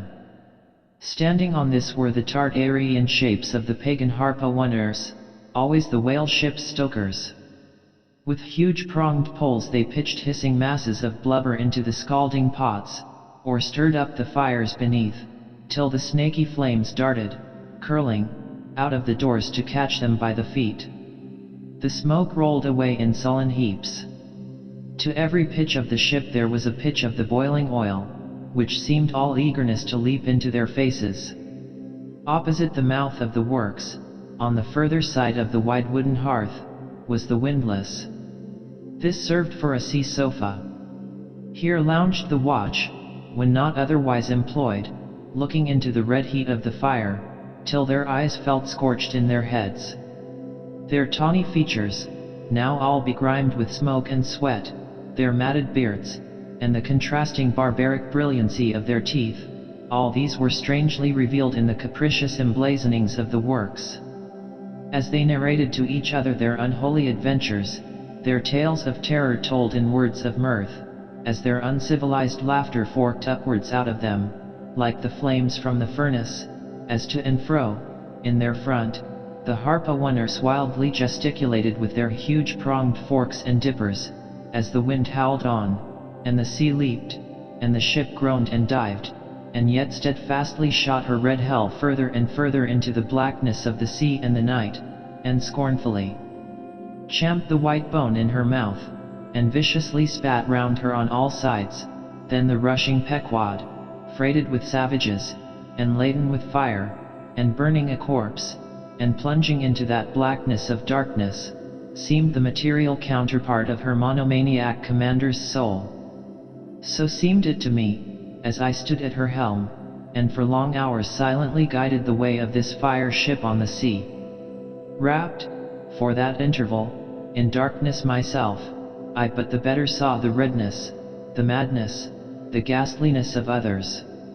The continual sight of the fiend shapes before me, caparrhing half in smoke and half in fire, these at last begot kindred visions in my soul, so soon as I began to yield to that unaccountable drowsiness which ever would come over me at a midnight helm. But that night, in particular, a strange, and ever since inexplicable, thing occurred to me. Starting from a brief standing sleep, I was horribly conscious of something fatally wrong. The jawbone tiller smote my side, which leaned against it. In my ears was the low hum of sails, just beginning to shake in the wind. I thought my eyes were open. I was half conscious of putting my fingers to the lids and mechanically stretching them still further apart. But, spite of all this, I could see no compass before me to steer by, though it seemed but a minute since I had been watching the card, by the steady binnacle lamp illuminating it. Nothing seemed before me but a jet gloom, now and then made ghastly by flashes of redness. Uppermost was the impression, that whatever swift, rushing thing I stood on was not so much bound to any haven ahead as rushing from all havens astern. A stark, bewildered feeling, as of death, came over me. Convulsively my hands grasped the tiller, but with the crazy conceit that the tiller was, somehow, in some enchanted way, inverted. My God! What is the matter with me? Thought I low. In my brief sleep I had turned myself about, and was fronting the ship's stern, with my back to her prow and the compass. In an instant I faced back, just in time to prevent the vessel from flying up into the wind, and very probably capsizing her. How glad and how grateful the relief from this unnatural hallucination of the night, and the fatal contingency of being brought by the lee. Look not too long in the face of the fire, O man. Never dream with thy hand on the helm. Turn not thy back to the compass, accept the first hint of the hitching tiller, believe not the artificial fire, when its redness makes all things look ghastly.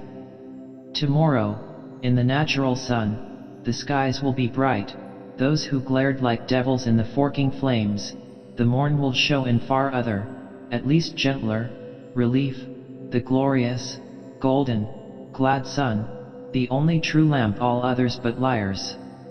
Nevertheless the sun hides not Virginia's dismal swamp, nor Rome's accursed Campagna, nor wide Sahara, nor all the millions of miles of deserts and of griefs beneath the moon.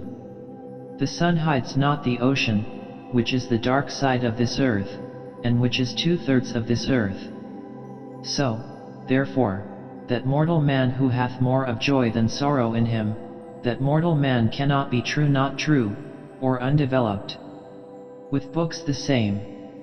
The truest of all men was the man of sorrows, and the truest of all books is Solomon's, and Ecclesiastes is the fine hammered steel of woe. All is vanity. All.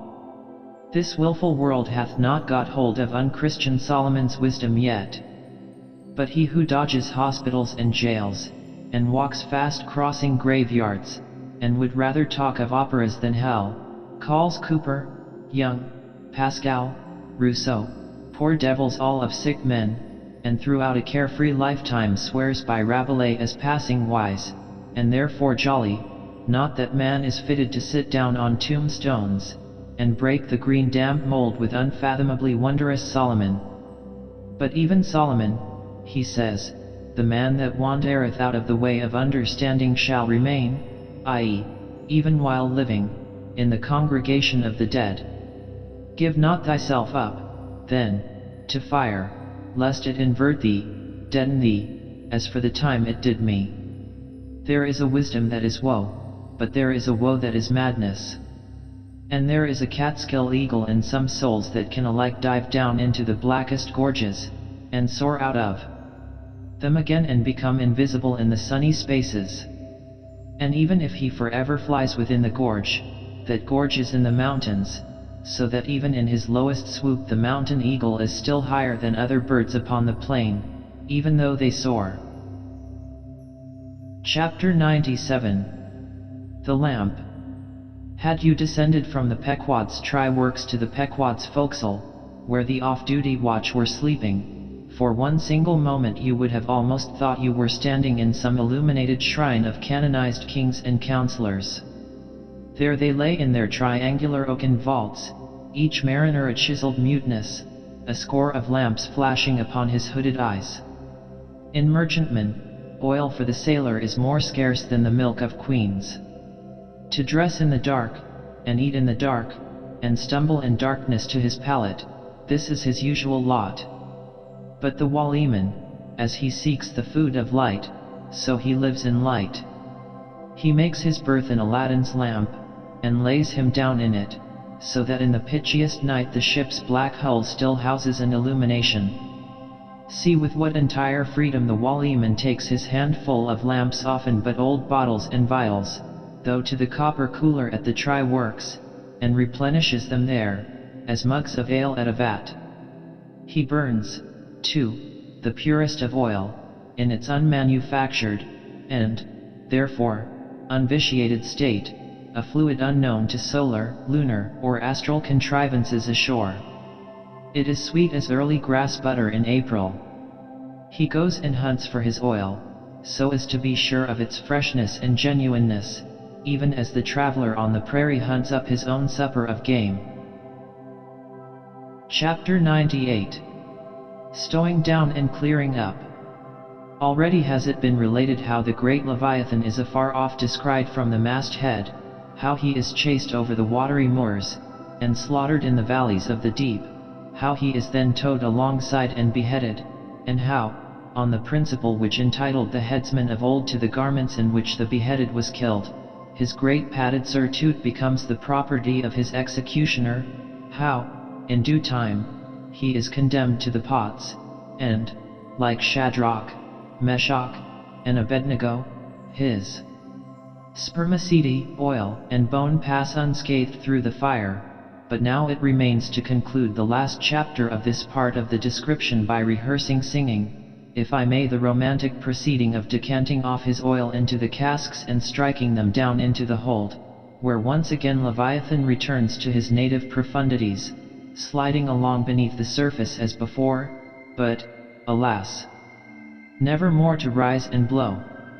While still warm, the oil, like hot punch, is received into the 6-barrel casks, and while, perhaps, the ship is pitching and rolling this way and that in the midnight sea, the enormous casks are slewed round and headed over, end for end, and sometimes perilously scoot across the slippery deck, like so many landslides, till at last man-handled and stayed in their course, and all round the hoops, rap, rap, go as many hammers as can play upon them, for now, ex officio, every sailor is a cooper. At length, when the last pint is casked, and all is cool, then the great hatchways are unsealed, the bowels of the ship are thrown open, and down go the casks to their final rest in the sea. This done, the hatches are replaced, and hermetically closed, like a closet walled up. In the sperm fishery, this is perhaps one of the most remarkable incidents in all the business of whaling. One day the planks stream with freshets of blood and oil. On the sacred quarterdeck enormous masses of the whale's head are profanely piled. Great rusty casks lie about, as in a brewery yard. The smoke from the try-works has besooted all the bulwarks. The mariners go about suffused with unctuousness. The entire ship seems great Leviathan himself, while on all hands the din is deafening. But a day or two after, you look about you, and prick your ears in this self-same ship, and were it not for the telltale boats and try-works, you would all but swear you trod some silent merchant vessel, with the most scrupulously neat commander. The unmanufactured sperm oil possesses a singularly cleansing virtue. This is the reason why the decks never look so white as just after what they call an affair of oil. Besides, from the ashes of the burned scraps of the whale, a potent lye is readily made, and whenever any adhesiveness from the back of the whale remains clinging to the side, that lye quickly exterminates it. Hands go diligently along the bulwarks, and with buckets of water and rags restore them to their full tidiness. The soot is brushed from the lower rigging. All the numerous implements which have been in use are likewise faithfully cleansed and put away. The great hatch is scrubbed and placed upon the try-works, completely hiding the pots. Every cask is out of sight, all tackles are coiled in unseen nooks, and when by the combined and simultaneous industry of almost the entire ship's company, the whole of this conscientious duty is at last concluded, then the crew themselves proceed to their own ablutions, shift themselves from top to toe, and finally issue to the immaculate deck, fresh and all aglow, as bridegrooms new leaped from out the daintiest Holland.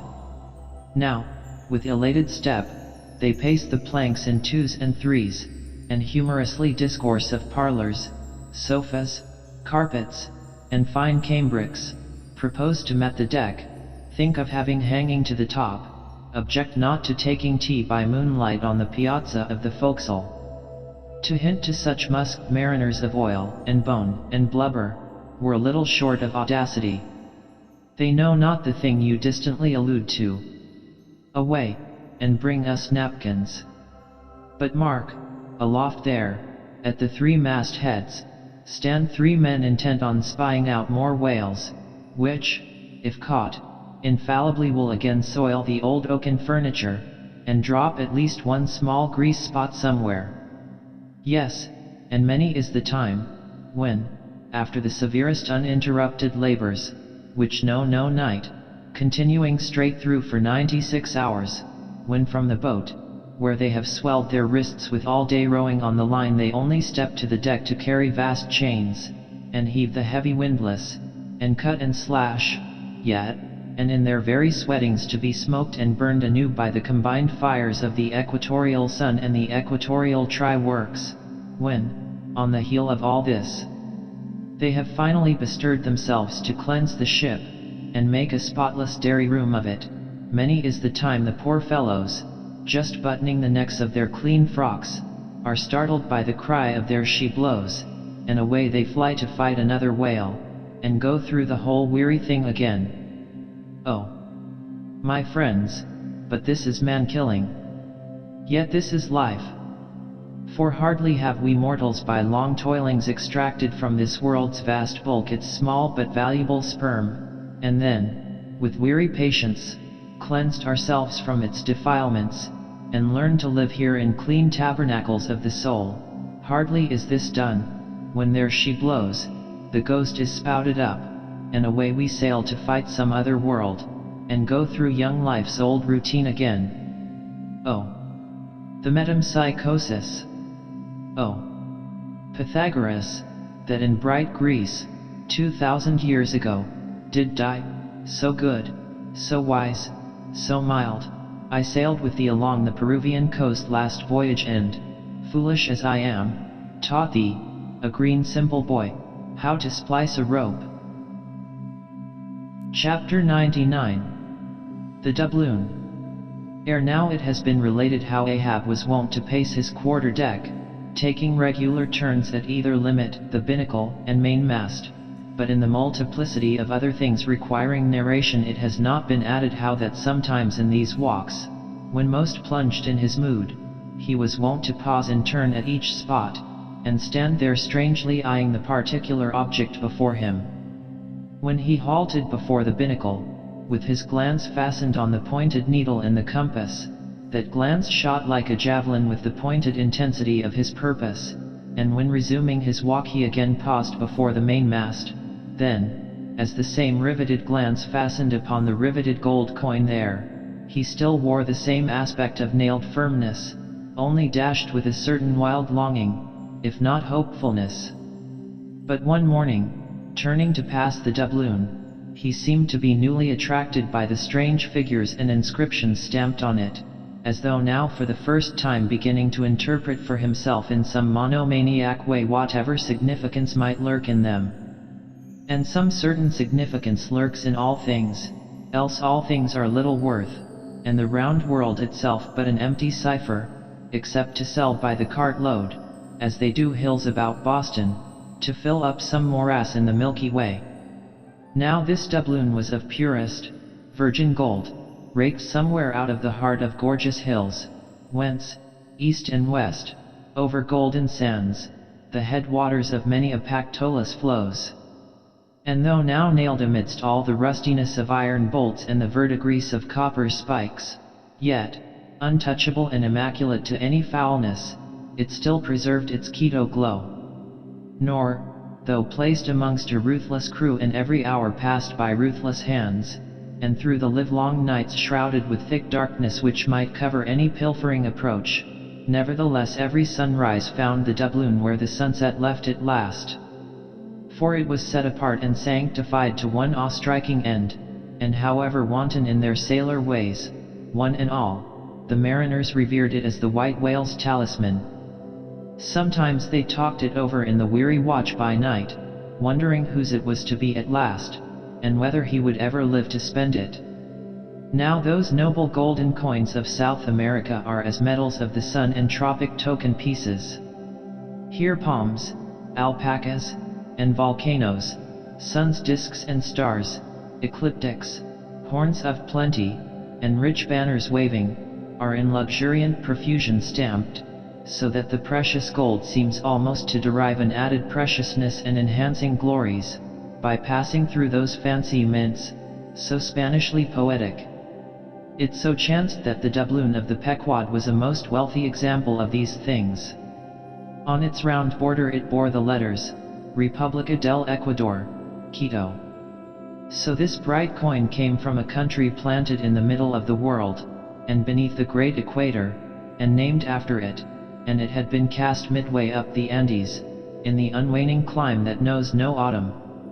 Zoned by those letters you saw the likeness of 3 Andes summits, from one a flame, a tower on another, on the third a crowing cock, while arching over all was a segment of the partitioned zodiac, the signs all marked with their usual cabalistics, and the keystone sun entering the equinoctial point at Libra. Before this equatorial coin, Ahab, not unobserved by others, was now pausing.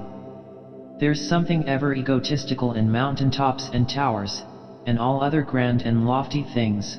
Look here, 3 peaks as proud as Lucifer. The firm tower, that is Ahab. The volcano, that is Ahab. The courageous, the undaunted, and victorious fowl, that, too, is Ahab.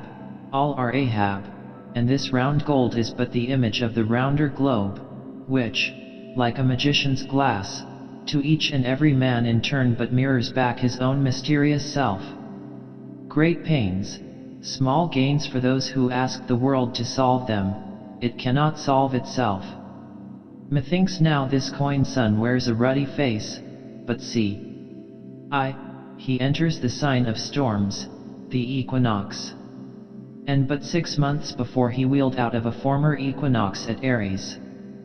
From storm to storm.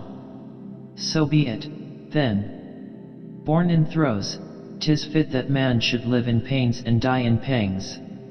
So be it, then. Here's stout stuff for woe to work on. So be it, then. No fairy fingers can have pressed the gold, but devil's claws must have left their moldings there since yesterday, murmured Starbuck to himself, leaning against the bulwarks.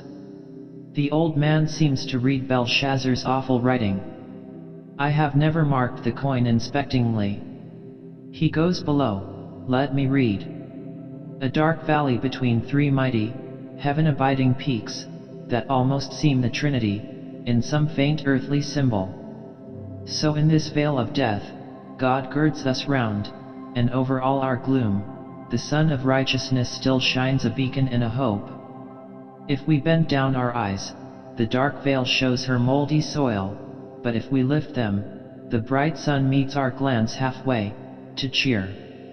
Yet, oh, the great sun is no fixture, and if, at midnight, we would fain snatch some sweet solace from him, we gaze for him in vain. This coin speaks wisely, mildly, truly, but still sadly to me. I will quit it, lest truth shake me falsely. There now's the old mogul, soliloquized Stubb by the try-works, he's been twigging it, and there goes Starbuck from the same, and both with faces which I should say might be somewhere within 9 fathoms long. And all from looking at a piece of gold, which did I have it now on Negro Hill or in Corlayer's Hook, I'd not look at it very long ere spending it. Humph. In my poor, insignificant opinion, I regard this as queer. I have seen doubloons before now in my voyagings, your doubloons of old Spain, your doubloons of Peru, your doubloons of Chile, your doubloons of Bolivia, your doubloons of Popayan, with plenty of gold moidores and pistoles, and joes, and half-joes, and quarter-joes. What then should there be in this doubloon of the equator that is so killing wonderful? By Golconda! Let me read it once. Hello. Here's signs and wonders truly. That, now, is what old Bowditch in his epitome calls the zodiac, and what my almanac below calls ditto. I'll get the almanac, and as I have heard devils can be raised with Dable's arithmetic, I'll try my hand at raising a meaning out of these queer curvy cues here with the Massachusetts calendar. Here's the book. Let's see now. Signs and wonders, and the sun, he's always among 'em. Hem, here they go all alive, Aries, or the ram, Taurus, or the bull and Gemini. Here's Gemini himself, or the twins. Well, the sun he wheels among 'em. Here on the coin he's just crossing the threshold between 2 of 12 sitting rooms all in a ring. Book. You lie there. The fact is, you books must know your places. You'll do to give us the bare words and facts, but we come in to supply the thoughts. That's my small experience, so far as the Massachusetts calendar, and Bowditch's navigator, and Dable's arithmetic go. Signs and wonders, pity if there is nothing wonderful in signs, and significant in wonders. There's a clue somewhere, wait a bit, hist hark. By Jove, I have it. Look you, Doubloon, your zodiac here is the life of man in one round chapter, and now I'll read it off, straight out of the book. Come, Almanac. To begin, there's Aries, or the ram lecherous dog, he begets us, then, Taurus, or the bull he bumps us the first thing, then Gemini, or the twins that is, virtue and vice, we try to reach virtue, when lo comes Cancer the crab, and drags us back, and here, going from virtue, Leo, a roaring lion, lies in the path he gives a few fierce bites and surly dabs with his paw, we escape, and hail Virgo, the virgin.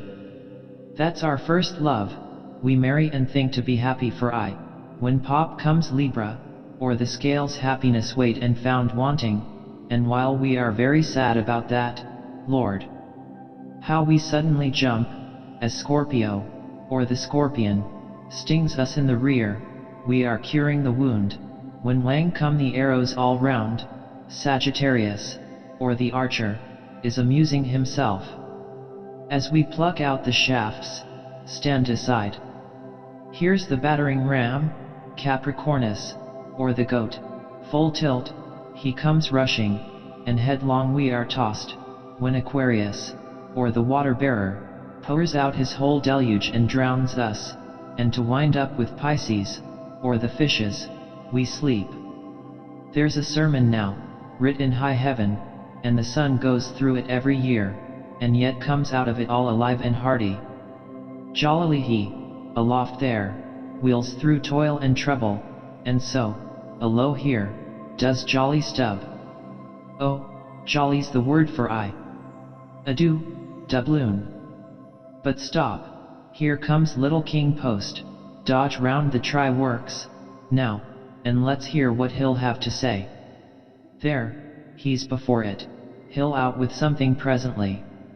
So, he's beginning. I see nothing here, but a round thing made of gold, and whoever raises a certain whale, this round thing belongs to him. So, what's all this staring been about? It is worth $16, that's true, and at 2 cents the cigar, that's 960 cigars. I won't smoke dirty pipes like Stubb, but I like cigars, and here's 960 of them, so here goes Flask aloft to spy 'em out. Shall I call that wise or foolish? Now, if it be really wise it has a foolish look to it, yet, if it be really foolish, then has it a sort of wisish look to it.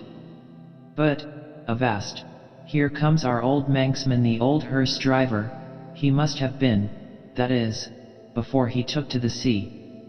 He luffs up before the doubloon, hello, and goes round on the other side of the mast.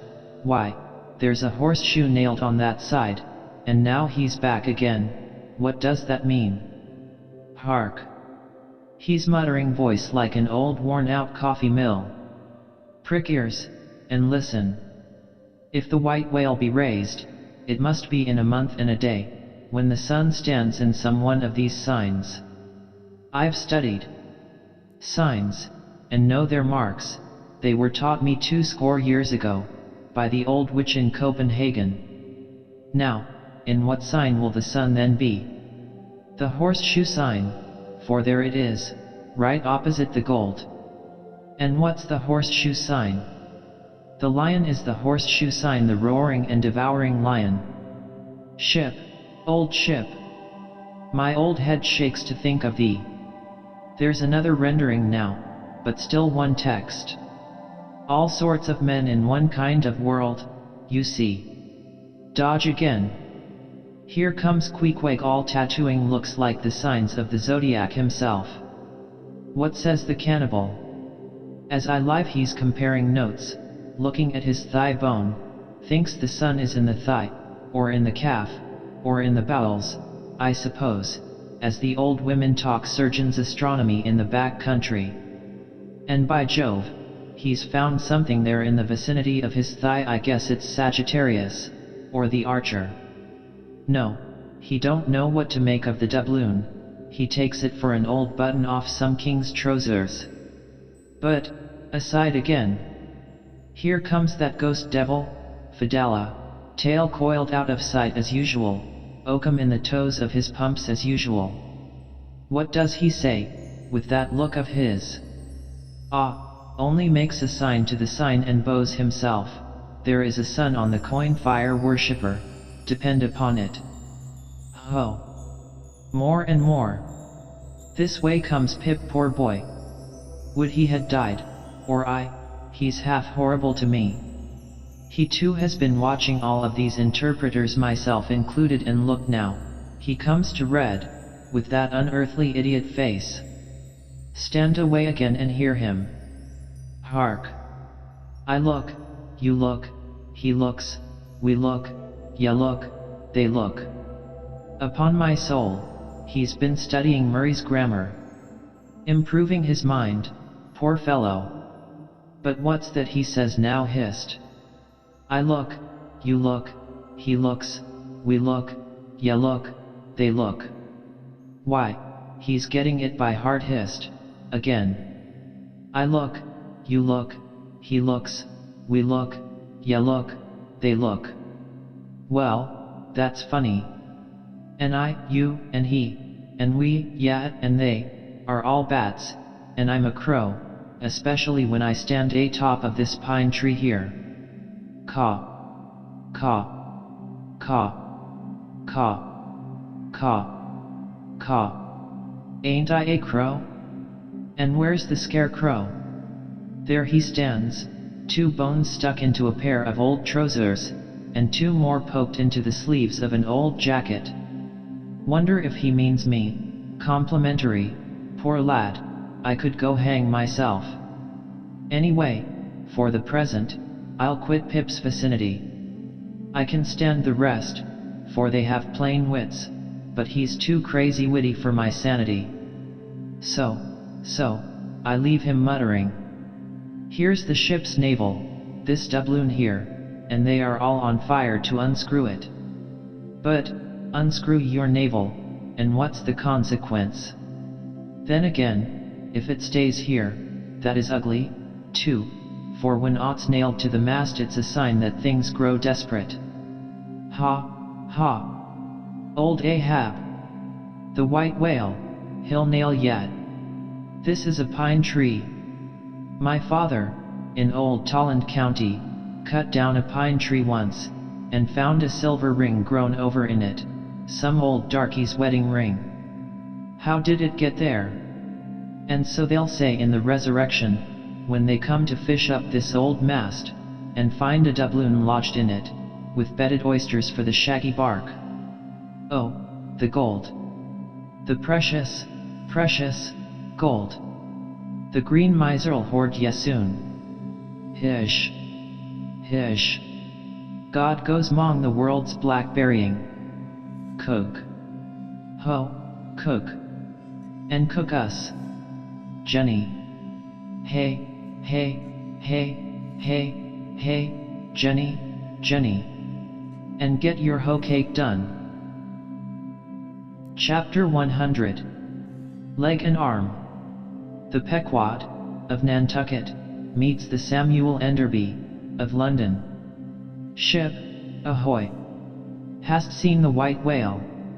So cried Ahab, once more hailing a ship showing English colors, bearing down under the stern. Trumpet to mouth, the old man was standing in his hoisted quarter boat, his ivory leg plainly revealed to the stranger captain, who was carelessly reclining in his own boat's bow. He was a darkly tanned, burly, good-natured, fine-looking man, of 60 or thereabouts, dressed in a spacious roundabout, that hung round him in festoons of blue pilot cloth, and one empty arm of this jacket streamed behind him like the broidered arm of a hussar's surcoat. Hast seen the white whale? See you this, and withdrawing it from the folds that had hidden it, he held up a white arm of sperm whale bone, terminating in a wooden head like a mallet. Man my boat, cried Ahab, impetuously, and tossing about the oars near him stand by to lower. In less than a minute, without quitting his little craft, he and his crew were dropped to the water, and were soon alongside of the stranger. But here a curious difficulty presented itself. In the excitement of the moment, Ahab had forgotten that since the loss of his leg he had never once stepped on board of any vessel at sea but his own, and then it was always by an ingenious and very handy mechanical contrivance peculiar to the Pequod, and a thing not to be rigged and shipped in any other vessel at a moment's warning. Now, it is no very easy matter for anybody except those who are almost hourly used to it, like whalemen, to clamber up a ship's side from a boat on the open sea, for the great swells now lift the boat high up towards the bulwarks, and then instantaneously drop it halfway down to the kelson.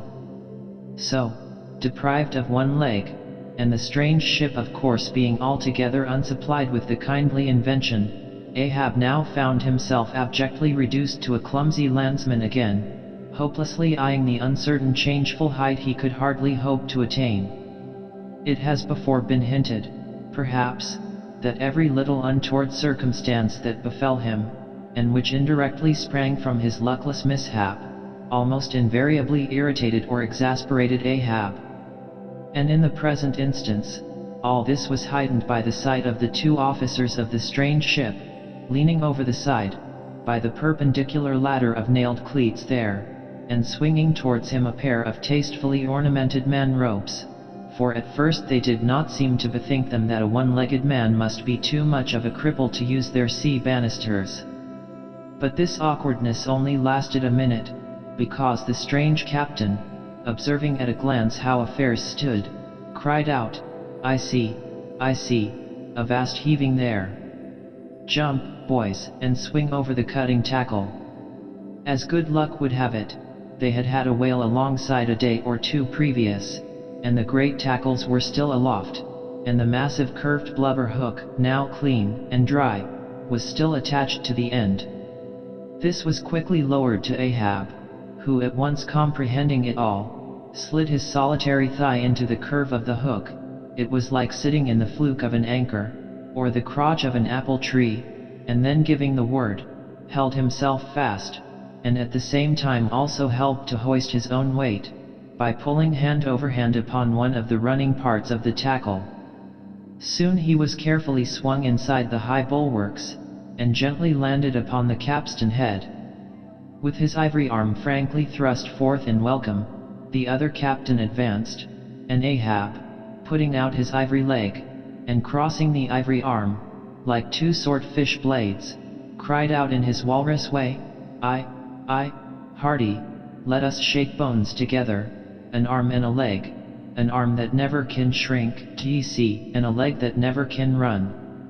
Where didst thou see the white whale, how long ago?" "The white whale," said the Englishman, pointing his ivory arm towards the east, and taking a rueful sight along it, as if it had been a telescope, "there I saw him, on the line, last season." "And he took that arm off, did he?" asked Ahab, now sliding down from the capstan, and resting on the Englishman's shoulder, as he did so. "Aye, he was the cause of it, at least, and that leg, too." "Spin me the yarn," said Ahab, "how was it?" "It was the first time in my life that I ever cruised on the line," began the Englishman. "I was ignorant of the white whale at that time. Well, one day we lowered for a pod of 4 or 5 whales, and my boat fastened to one of them, a regular circus horse he was, too, that went milling and milling round so, that my boat's crew could only trim dish, by sitting all their sterns on the outer gunwale. Presently up breaches from the bottom of the sea a bouncing great whale, with a milky white head and hump, all crow's feet and wrinkles. It was he, cried Ahab, suddenly letting out his suspended breath. "And harpoons sticking in near his starboard fin." Aye, they were mine, my irons," cried Ahab, exultingly, "but on." "Give me a chance, then," said the Englishman, good-humoredly. "Well, this old great-grandfather, with the white head and hump, runs all afoam into the pot, and goes to snapping furiously at my fast line. I see, wanted to part it, free the fast fish, an old trick, I know him." "How it was exactly," continued the one-armed commander, "I do not know, but in biting the line, it got foul of his teeth, caught there somehow, but we didn't know it then, so that when we afterwards pulled on the line, bounce we came plump onto his hump, instead of the other whales, that went off to windward, all fluking. Seeing how matters stood, and what a noble great whale it was, the noblest and biggest I ever saw, sir, in my life, I resolved to capture him, spite of the boiling rage he seemed to be in. And thinking the haphazard line would get loose, or the tooth it was tangled to might draw, for I have a devil of a boat's crew for a pull on a whale line, seeing all this, I jumped into my first mate's boat, Mr. Mounttop's here, by the way, Captain Mounttop the captain, as I was saying, I jumped into Mounttop's boat, which, d'ye see, was gunwale and gunwale with mine, then, and snatching the first harpoon, let this old great-grandfather have it. But, Lord, look you, sir, hearts and souls alive, man, the next instant, in a jiff, I was blind as a bat, both eyes out, all befogged and beadened with black foam, the whale's tail looming straight up out of it, perpendicular in the air, like a marble steeple. No use turning all, then, but as I was groping at midday, with the blinding sun, all crown jewels, as I was groping, I say, after the second iron, to toss it overboard, down comes the tail like a Lima tower, cutting my boat in two, leaving each half in splinters, and, flukes first, the white humpbacked through the wreck, as though it was all chips. We all struck out. To escape his terrible flailings, I seized hold of my harpoon pole sticking in him, and for a moment clung to that like a sucking fish. But a combing sea dashed me off, and at the same instant, the fish, taking one good dart forwards, went down like a flash, and the barb of that cursed second iron towing along near me caught me here, clapping his hand just below his shoulder, yes, caught me just here, I say, and bore me down to hell's flames. I was thinking, when, all of a sudden, thank the good God, the barb ripped its way along the flesh clear along the whole length of my arm, came out nigh my wrist, and up I floated. And that gentleman there will tell you the rest. By the way, Captain Dr. Bunger, ship's surgeon, Bunger, my lad, the captain. Now, Bunger boy, spin your part of the yarn. The professional gentleman thus familiarly pointed out, had been all the time standing near them, with nothing specific visible, to denote his gentlemanly rank on board. His face was an exceedingly round but sober one. He was dressed in a faded blue woolen frock or shirt, and patched trousers, and had thus far been dividing his attention between a marling spike he held in one hand, and a pillbox held in the other, occasionally casting a critical glance at the ivory limbs of the two crippled captains. But, at his superior's introduction of him to Ahab, he politely bowed, and straightway went on to do his captain's bidding.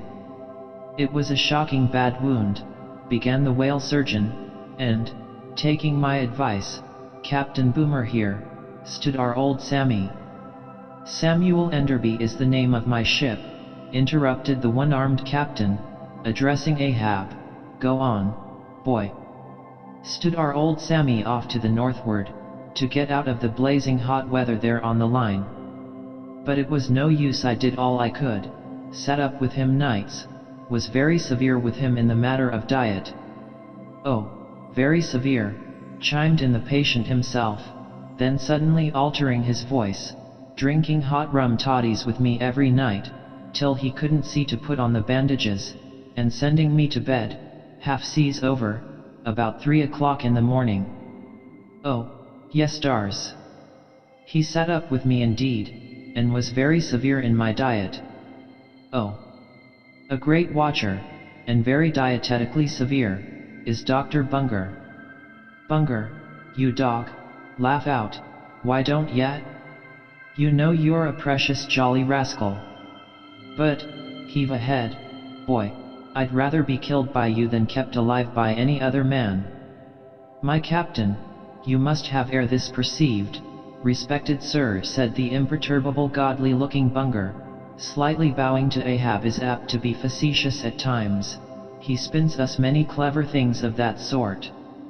But I may as well say en passant, as the French remark, that I myself, that is to say, Jack Bunger, late of the reverend clergy, am a strict total abstinence man.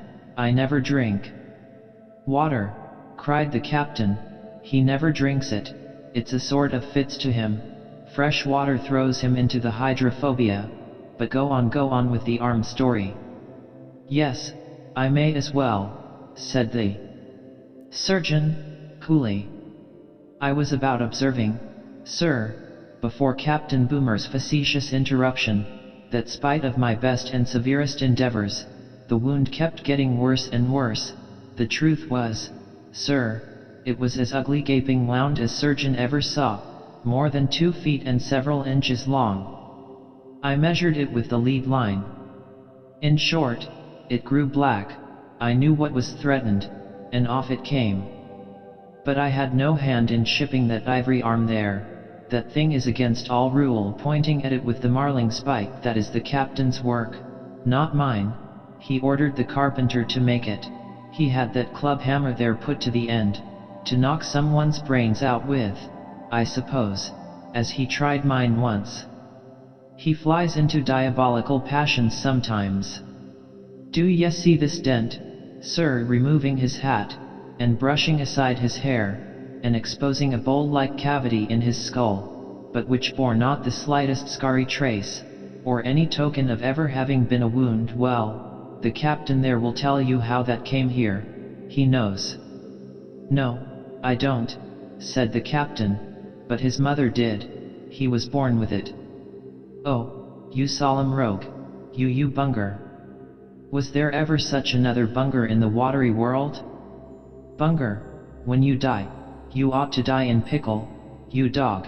You should be preserved to future ages, you rascal. What became of the white whale? Now, cried Ahab, who thus far had been impatiently listening to this byplay between the two Englishmen. Oh, cried the one-armed captain, oh, yes. Well, after he sounded, we didn't see him again for some time.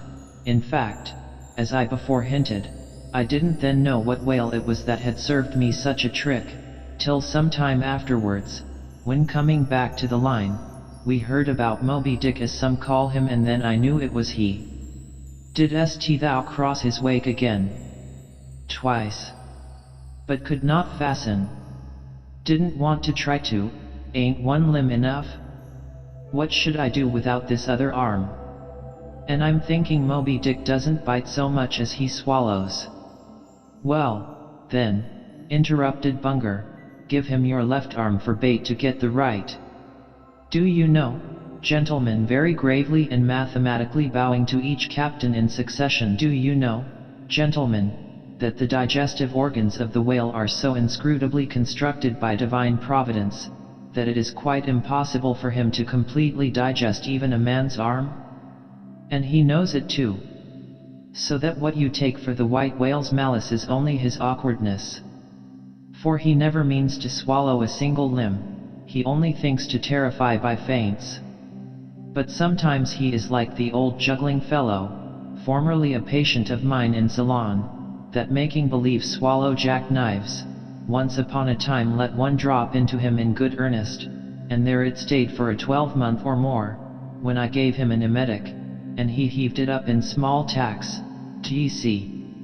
No possible way for him to digest that jackknife, and fully incorporate it into his general bodily system. Yes, Captain Boomer, if you are quick enough about it, and have a mind to pawn one arm for the sake of the privilege of giving decent burial to the other, why in that case the arm is yours, only let the whale have another chance at you shortly, that's all. No, thank ye, Bunger, said the English captain, he's welcome to the arm he has, since I can't help it, and didn't know him then, but not to another one. No more white whales for me, I've lowered for him once, and that has satisfied me.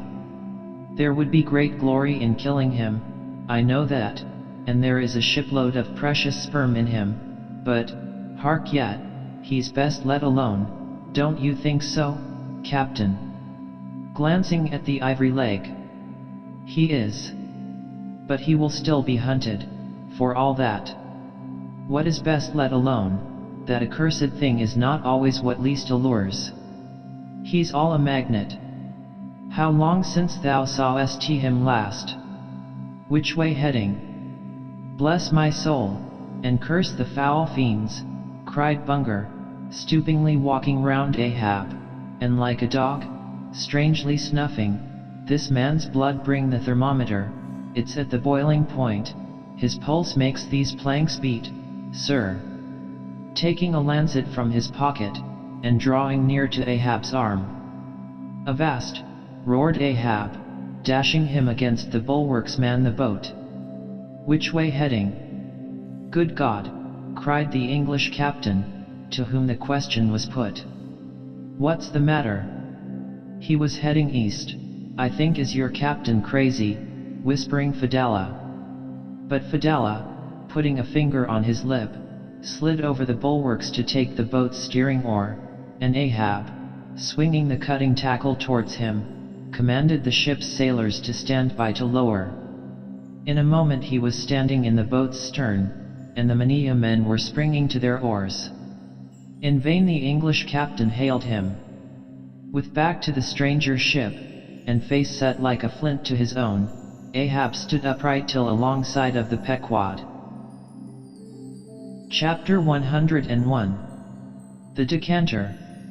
Ere the English ship fades from sight, be it set down here, that she hailed from London, and was named after the late Samuel Enderby, merchant of that city, the original of the famous whaling house of Enderby and Sons, a house which in my poor whaleman's opinion, comes not far behind the united royal houses of the Tudors and Bourbons, in point of real historical interest. How long, prior to the year of our Lord 1775, this great whaling house was in existence, my numerous fish documents do not make plain, but in that year, 1775, it fitted out the first English ships that ever regularly hunted the sperm whale, though for some score of years previous, ever since 1726, our valiant coffins and massies of Nantucket and the Vineyard had in large fleets pursued that Leviathan, but only in the North and South Atlantic, not elsewhere. Be it distinctly recorded here, that the Nantucketers were the first among mankind to harpoon with civilized steel the great sperm whale, and that for half a century they were the only people of the whole globe who so harpooned him. In 1778, a fine ship, the Amelia, fitted out for the express purpose, and at the sole charge of the vigorous Enderbys, boldly rounded Cape Horn, and was the first among the nations to lower a whaleboat of any sort in the Great South Sea. The voyage was a skillful and lucky one, and returning to her berth with her hold full of the precious sperm, the Amelia's example was soon followed by other ships, English and American, and thus the vast sperm whale grounds of the Pacific were thrown open. But not content with this good deed, the indefatigable house again bestirred itself. Samuel and all his sons, how many, their mother only knows, and under their immediate auspices, and partly, I think, at their expense, the British government was induced to send the sloop of war Rattler on a whaling voyage of discovery into the South Sea.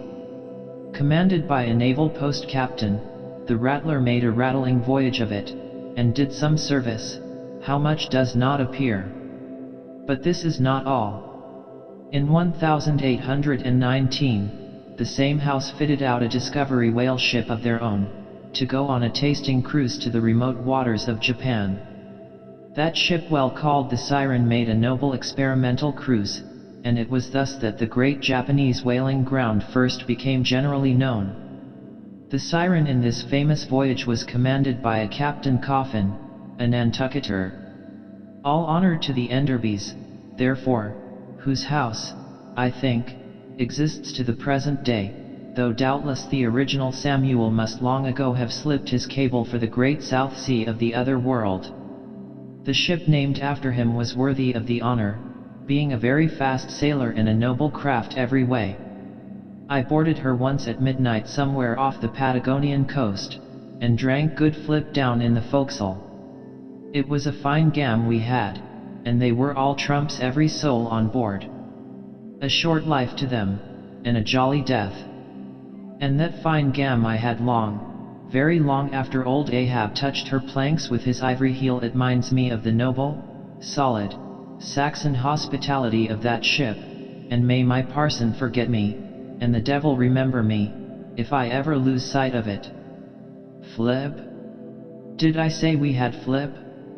Yes, and we flipped it at the rate of 10 gallons the hour, and when the squall came, for it's squally off there by Patagonia, and all hands visitors and all were called to reef topsails, we were so top heavy that we had to swing each other aloft in bowlines, and we ignorantly furled the skirts of our jackets into the sails, so that we hung there, reefed fast in the howling gale, a warning example to all drunken tars. However, the masts did not go overboard, and by we scrambled down, so sober, that we had to pass the flip again, though the savage salt spray bursting down the forecastle scuttle, rather too much diluted and pickled it to my taste. The beef was fine tough, but with body in it. They said it was bull beef, others, that it was dromedary beef, but I do not know, for certain, how that was. They had dumplings too, small but substantial, symmetrically globular and indestructible dumplings. I fancied that you could feel them, and roll them about in you after they were swallowed. If you stooped over too far forward, you risked their pitching out of you like billiard balls. The bread, but that couldn't be helped. Besides, it was an anti-scorbutic. In short, the bread contained the only fresh fare they had. But the forecastle was not very light, and it was very easy to step over into a dark corner when you ate it. But all in all, taking her from truck to helm, considering the dimensions of the cook's boilers, including his own live parchment boilers, fore and aft, I say, the Samuel Enderby was a jolly ship, of good fare and plenty, fine flip and strong, crack fellows all, and capital from boot heels to hat band. But why was it, think yet, that the Samuel Enderby, and some other English whalers I know of not all though were such famous, hospitable ships, that passed round the beef, and the bread, and the can, and the joke, and were not soon weary of eating, and drinking, and laughing? I will tell you. The abounding good cheer of these English whalers is matter for historical research. Nor have I been at all sparing of historical whale research, when it has seemed needed. The English were preceded in the whale fishery by the Hollanders, Zealanders, and Danes, from whom they derived many terms still extant in the fishery, and what is yet more, their fat old fashions, touching plenty to eat and drink. For, as a general thing, the English merchant ship scrimps her crew, but not so the English whaler. Hence, in the English, this thing of whaling good cheer is not normal and natural, but incidental and particular, and, therefore, must have some special origin, which is here pointed out, and will be still further elucidated. During my researches in the Leviathanic histories, I stumbled upon an ancient Dutch volume, which, by the musty whaling smell of it, I knew must be about whalers. The title was Dan Koopman, wherefore I concluded that this must be the invaluable memoirs of some Amsterdam cooper in the fishery, as every whale ship must carry its cooper. I was reinforced in this opinion by seeing that it was the production of one Fitz-Swackhammer. But my friend Dr. Snothead, a very learned man, professor of Low Dutch and High German in the College of Santa Claus and St. Potts, to whom I handed the work for translation, giving him a box of sperm candles for his trouble, this same Dr. Snothead, so soon as he spied the book, assured me that Dan Koopman did not mean the cooper, but the merchant. In short, this ancient and learned Low Dutch book treated of the commerce of Holland, and, among other subjects, contained a very interesting account of its whale fishery.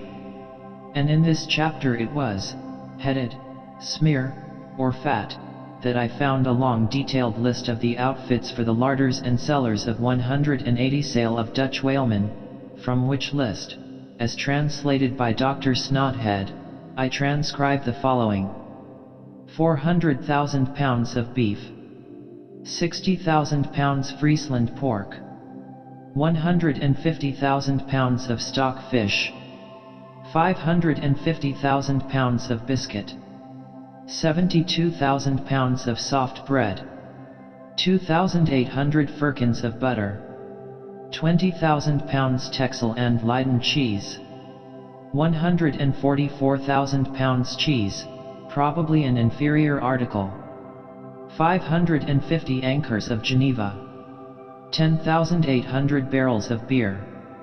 Most statistical tables are parchingly dry in the reading, not so in the present case, however, where the reader is flooded with whole pipes, barrels, quarts, and gills of good gin and good cheer.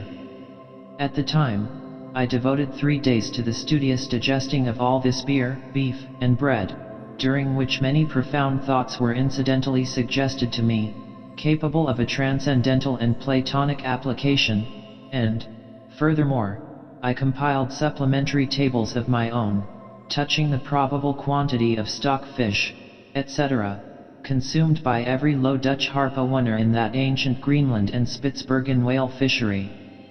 In the first place, the amount of butter, and Texel, and Leyden cheese consumed, seems amazing.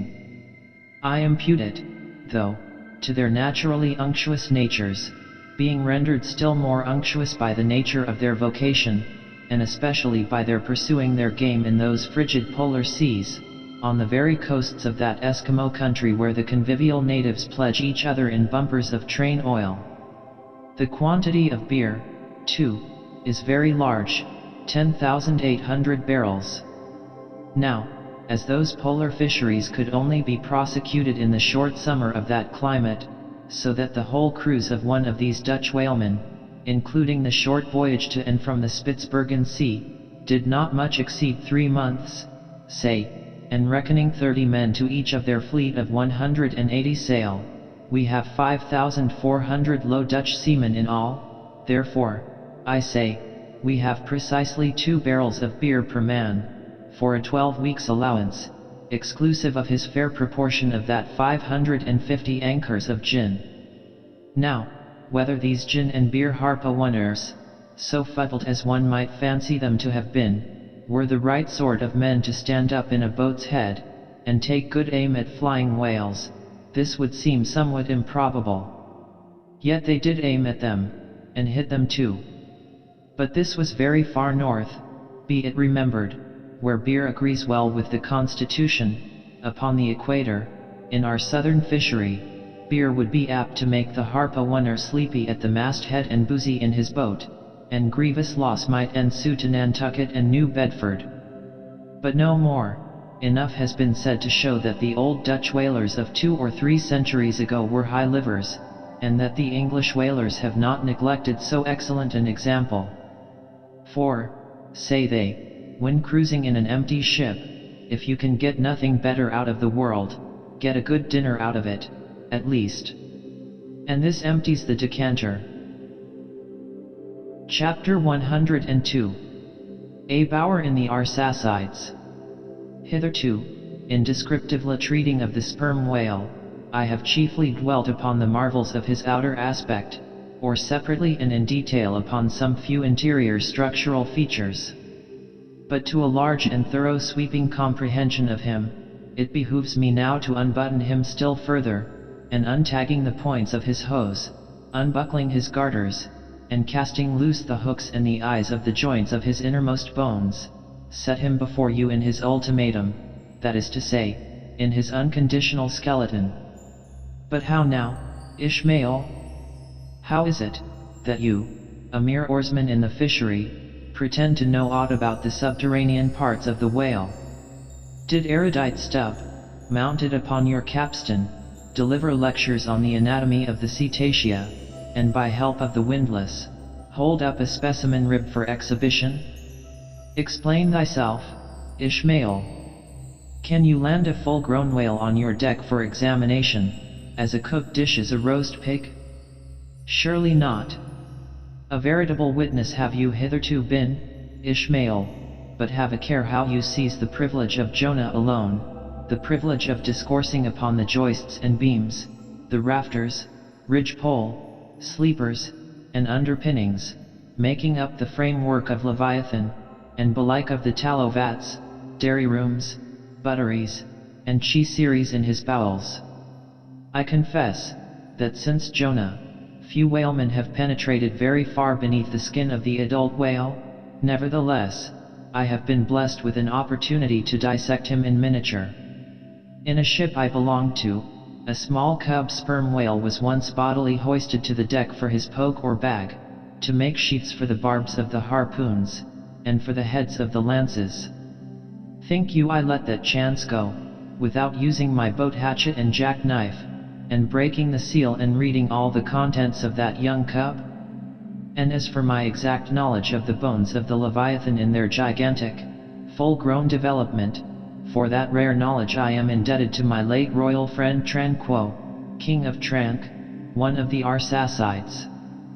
For being at Trank, years ago, when attached to the trading ship Day of Algiers, I was invited to spend part of the Arsacidean holidays with the Lord of Trank, at his retired palm villa at Pupella, a seaside glen not very far distant from what our sailors called Bamboo Town, his capital.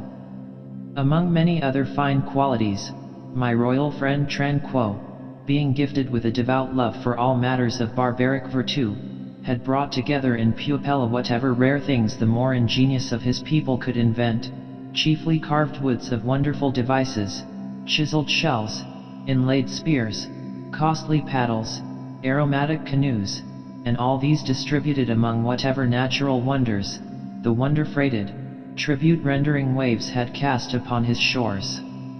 Chief among these latter was a great sperm whale, which, after an unusually long-raging gale, had been found dead and stranded, with his head against a coconut tree, whose plumage-like, tufted droopings seemed his verdant jet. When the vast body had at last been stripped of its fathom-deep enfoldings, and the bones become dust-dry in the sun, then the skeleton was carefully transported up the Pupella Glen, where a grand temple of lordly palms now sheltered it. The ribs were hung with trophies, the vertebrae were carved with Arsacidean annals, in strange hieroglyphics. In the skull, the priests kept up an unextinguished aromatic flame, so that the mystic head again sent forth its vapory spout, while, suspended from about, the terrific lower jaw vibrated over all the devotees, like the hair-hung sword that so affrighted Damocles. It was a wondrous sight. The wood was green as mosses of the icy glen, the trees stood high and haughty, feeling their living sap, the industrious earth beneath was as a weaver's loom, with a gorgeous carpet on it, whereof the ground vine tendrils formed the warp and woof, and the living flowers the figures. All the trees, with all their laden branches, all the shrubs and ferns and grasses, the message-carrying air, all these unceasingly were active. Through the lacings of the leaves, the great sun seemed a flying shuttle weaving the unwearied verdure. Oh, busy weaver! Unseen weaver, pause, one word, whither flows the fabric? What palace may it deck? Wherefore all these ceaseless toilings? Speak, weaver, stay thy hand, but one single word with thee. Nay, the shuttle flies, the figures float from forth the loom, the freshet rushing carpet forever slides away. The weaver god, he weaves, and by that weaving is he deafened, that he hears no mortal voice, and by that humming, we, too, who look on the loom are deafened, and only when we escape it shall we hear the thousand voices that speak through it. For even so it is in all material factories. The spoken words that are inaudible among the flying spindles, those same words are plainly heard without the walls, bursting from the opened casements. Thereby have villainies been detected. Ah, mortal! Then, be heedful, for so, in all this din of the great world's loom, thy subtlest thinkings may be overheard afar. Now, amid the green, life-restless loom of that Arsacidean wood, the great, white, worshipped skeleton lay lounging a gigantic idler. Yet, as the ever-woven verdant warp and woof intermixed and hummed around him, the mighty idler seemed the cunning weaver, himself all woven over with the vines, every month assuming greener, fresher verdure, but himself a skeleton. Life folded death, death trellised life, the grim god wived with youthful life, and begot him curly-headed glories. Now, when with royal Tranquo I visited this wondrous whale, and saw the skull and altar, and the artificial smoke ascending from where the real jet had issued, I marveled that the king should regard a chapel as an object of virtue. He laughed. But more I marveled that the priests should swear that smoky jet of his was genuine. To and fro I paced before this skeleton, brushed the vines aside, broke through the ribs, and with a ball of Arsacidean twine, wandered, eddied long amid its many winding, shaded colonnades and arbors. But soon my line was out, and following it back, I emerged from the opening where I entered. I saw no living thing within, naught was there but bones. Cutting me a green measuring rod, I once more dived within the skeleton. From their arrow slit in the skull, the priests perceived me taking the altitude of the final rib. "How now?" they shouted. "Darst thou measure this our God? That's for us." "Aye, priests, well, how long do ye make him, then?" But hereupon a fierce contest rose among them, concerning feet and inches. They cracked each other's sconces with their yardsticks. The great skull echoed, and seizing that lucky chance, I quickly concluded my own admeasurements. These admeasurements I now propose to set before you. But first, be it recorded, that, in this matter, I am not free to utter any fancied measurement I please. Because there are skeleton authorities you can refer to test my accuracy. There is a Leviathanic museum, they tell me, in Hull, England, one of the whaling ports of that country, where they have some fine specimens of finbacks and other whales. Likewise, I have heard that in the Museum of Manchester, in New Hampshire, they have what the proprietors call the only perfect specimen of a Greenland or river whale in the United States. Moreover, at a place in Yorkshire, England, Burton Constable by name, a certain Sir Clifford Constable has in his possession the skeleton of a sperm whale, but of moderate size, by no means of the full-grown magnitude of my friend King Tranquo's. In both cases, the stranded whales to which these two skeletons belonged, were originally claimed by their proprietors upon similar grounds.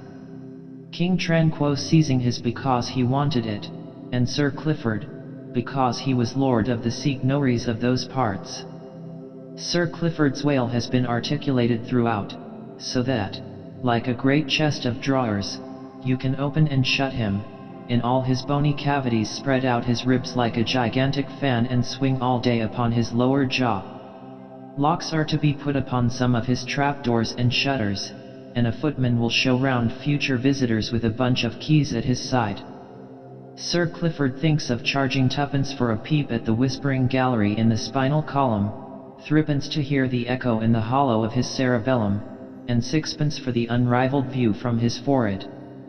The skeleton dimensions I shall now proceed to set down are copied verbatim from my right arm, where I had them tattooed, as in my wild wanderings at that period, there was no other secure way of preserving such valuable statistics. But as I was crowded for space, and wished the other parts of my body to remain a blank page for a poem I was then composing, at least, what untattooed parts might remain, I did not trouble myself with the odd inches, nor, indeed, should inches at all enter into a congenial admeasurement of the whale. Chapter 103. Measurement of the whale's skeleton. In the first place, I wish to lay before you a particular, plain statement, touching the living bulk of this Leviathan, whose skeleton we are briefly to exhibit. Such a statement may prove useful here.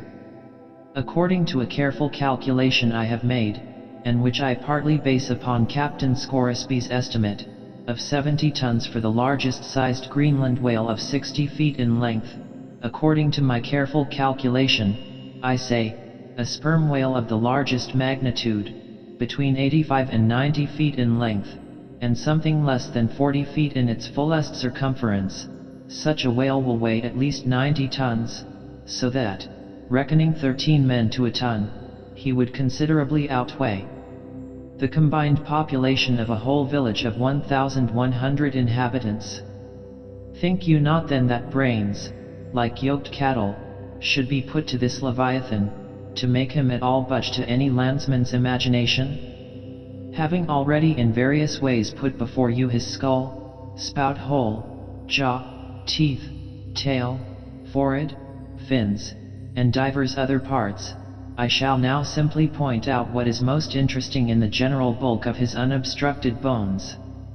But as the colossal skull embraces so very large a proportion of the entire extent of the skeleton, as it is by far the most complicated part, and as nothing is to be repeated concerning it in this chapter, you must not fail to carry it in your mind, or under your arm, as we proceed, otherwise you will not gain a complete notion of the general structure we are about to view. In length, the sperm whale's skeleton at Trent measured 72 feet, so that when fully invested and extended in life, he must have been 90 feet long, for in the whale, the skeleton loses about 1/5 in length compared with the living body. Of this 72 feet, his skull and jaw comprised some 20 feet, leaving some 50 feet of plain backbone. Attached to this backbone, for something less than a third of its length, was the mighty circular basket of ribs which once enclosed his vitals. To me this vast ivory-ribbed chest, with the long, unrelieved spine, extending far away from it in a straight line, not a little resembled the hull of a great ship new laid upon the stocks, when only some 20 of her naked bow ribs are inserted, and the keel is otherwise, for the time, but a long, disconnected timber. The ribs were 10 on a side. The first, to begin from the neck, was nearly 6 feet long, the second, third, and fourth were each successively longer, till you came to the climax of the fifth, or one of the middle ribs, which measured 8 feet and some inches. From that part, the remaining ribs diminished, till the 10th and last only spanned 5 feet and some inches. In general thickness, they all bore a seemly correspondence to their length. The middle ribs were the most arched. In some of the Arsacides they are used for beams whereon to lay footpath bridges over small streams. In considering these ribs, I could not but be struck anew with the circumstance, so variously repeated in this book, that the skeleton of the whale is by no means the mold of his invested form. The largest of the trunk ribs, one of the middle ones, occupied that part of the fish which, in life, is greatest in depth. Now, the greatest depth of the invested body of this particular whale must have been at least 16 feet, whereas, the corresponding rib measured but little more than 8 feet. So that this rib only conveyed half of the true notion of the living magnitude of that part. Besides, for some way, where I now saw but a naked spine, all that had been once wrapped round with tons of added bulk in flesh, muscle, blood, and bowels. Still more, for the ample fins, I here saw but a few disordered joints, and in place of the weighty and majestic, but boneless flukes, an utter blank. How vain and foolish, then, thought I, for timid and travelled man to try to comprehend aright this wondrous whale, by merely poring over his dead attenuated skeleton, stretched in this peaceful wood. No. Only in the heart of quickest perils, only when within the eddyings of his angry flukes, only on the profound unbounded sea, can the fully invested whale be truly and livingly found out. But the spine. For that, the best way we can consider it is, with a crane, to pile its bones high up on end. No speedy enterprise. But now it's done, it looks much like Pompey's pillar. There are 40 and odd vertebrae in all, which in the skeleton are not locked together. They mostly lie like the great knobbed blocks on a Gothic spire, forming solid courses of heavy masonry. The largest, a middle one, is in width something less than 3 feet, and in depth more than 4. The smallest, where the spine tapers away into the tail, is only 2 inches in width, and looks something like a white billiard ball. I was told that there were still smaller ones, but they had been lost by some little cannibal urchins, the priest's children, who had stolen them to play marbles with. Thus we see how that the spine of even the hugest of living things tapers off at last into simple child's play. Chapter 104. The Fossil Whale. From his mighty bulk the whale affords a most congenial theme whereon to enlarge, amplify, and generally expatiate. Would you, you could not compress him. By good rights he should only be treated of an imperial folio. Not to tell over again his furlongs from spiracle to tail, and the yards he measures about the waist, only think of the gigantic involutions of his intestines, where they lie in him like great cables and hawsers coiled away in the subterranean orlop deck of a line of battleship. Since I have undertaken to manhandle this Leviathan, it behooves me to approve myself omnisciently exhaustive in the enterprise, not overlooking the minutest seminal germs of his blood, and spinning him out to the uttermost coil of his bowels. Having already described him in most of his present habitatory and anatomical peculiarities, it now remains to magnify him in an archaeological, fossiliferous, and antediluvian point of view. Applied to any other creature than the Leviathan, to an ant or a flea, such portly terms might justly be deemed unwarrantably grandiloquent. But when Leviathan is the text, the case is altered. Fain am I to stagger to this emprise under the weightiest words of the dictionary. And here be it said, that whenever it has been convenient to consult one in the course of these dissertations, I have invariably used a huge quarto edition of Johnson, expressly purchased for that purpose, because that famous lexicographer's uncommon personal bulk more fitted him to compile a lexicon to be used by a whale author like me. One often hears of writers that rise and swell with their subject, though it may seem but an ordinary one. How, then, with me, writing of this Leviathan? Unconsciously my chirography expands into placard capitals. Give me a condor's quill. Give me Vesuvius crater for an inkstand. Friends, hold my arms. For in the mere act of penning my thoughts of this Leviathan, they weary me, and make me faint with their outreaching comprehensiveness of sweep, as if to include the whole circle of the sciences, and all the generations of whales, and men, and mastodons, past, present, and to come, with all the revolving panoramas of empire on earth, and throughout the whole universe, not excluding its suburbs. Such, and so magnifying, is the virtue of a large and liberal theme. We expand to its bulk. To produce a mighty book, you must choose a mighty theme. No great and enduring volume can ever be written on the flea, though many there be who have tried it. Ere entering upon the subject of fossil whales, I present my credentials as a geologist, by stating that in my miscellaneous time I have been a stonemason, and also a great digger of ditches, canals and wells, wine vaults, cellars, and cisterns of all sorts. Likewise, by way of preliminary, I desire to remind the reader, that while in the earlier geological strata there are found the fossils of monsters now almost completely extinct, the subsequent relics discovered in what are called the tertiary formations seem the connecting, or at any rate intercepted links, between the antichronical creatures, and those whose remote posterity are said to have entered the ark. All the fossil whales hitherto discovered belong to the tertiary period, which is the last preceding the superficial formations. And though none of them precisely answer to any known species of the present time, they are yet sufficiently akin to them in general respects, to justify their taking rank as cetacean fossils.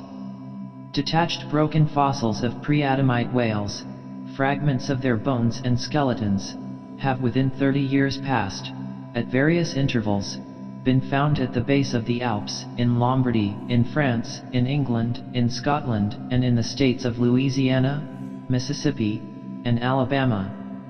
Among the more curious of such remains is part of a skull, which in the year 1779 was disinterred in the Rue Dauphine in Paris, a short street opening almost directly upon the Palace of the Tuileries, and bones disinterred in excavating the great docks of Antwerp, in Napoleon's time. Cuvier pronounced these fragments to have belonged to some utterly unknown leviathanic species. But by far the most wonderful of all cetacean relics was the almost complete vast skeleton of an extinct monster, found in the year 1842, on the plantation of Judge Cray, in Alabama. The awe-stricken credulous slaves in the vicinity took it for the bones of one of the fallen angels. The Alabama doctors declared it a huge reptile, and bestowed upon it the name of Basilosaurus. But some specimen bones of it being taken across the sea to Owen, the English anatomist, it turned out that this alleged reptile was a whale, though of a departed species. A significant illustration of the fact, again and again repeated in this book, that the skeleton of the whale furnishes but little clue to the shape of his fully invested body. So Owen rechristened the monster's Euglodon, and in his paper read before the London Geological Society, pronounced it, in substance, one of the most extraordinary creatures which the mutations of the globe have blotted out of existence. When I stand among these mighty leviathan skeletons, skulls, tusks, jaws, ribs, and vertebrae, all characterized by partial resemblances to the existing breeds of sea monsters, but at the same time bearing on the other hand similar affinities to the annihilated antichronical leviathans, their incalculable seniors, I am, by a flood, borne back to that wondrous period, ere time itself can be said to have begun, for time began with man. Here Saturn's grey chaos rolls over me, and I obtain dim, shuddering glimpses into those polar eternities, when wedged bastions of ice pressed hard upon what are now the tropics, and in all the 25,000 miles of this world's circumference, not an inhabitable hand's breadth of land was visible.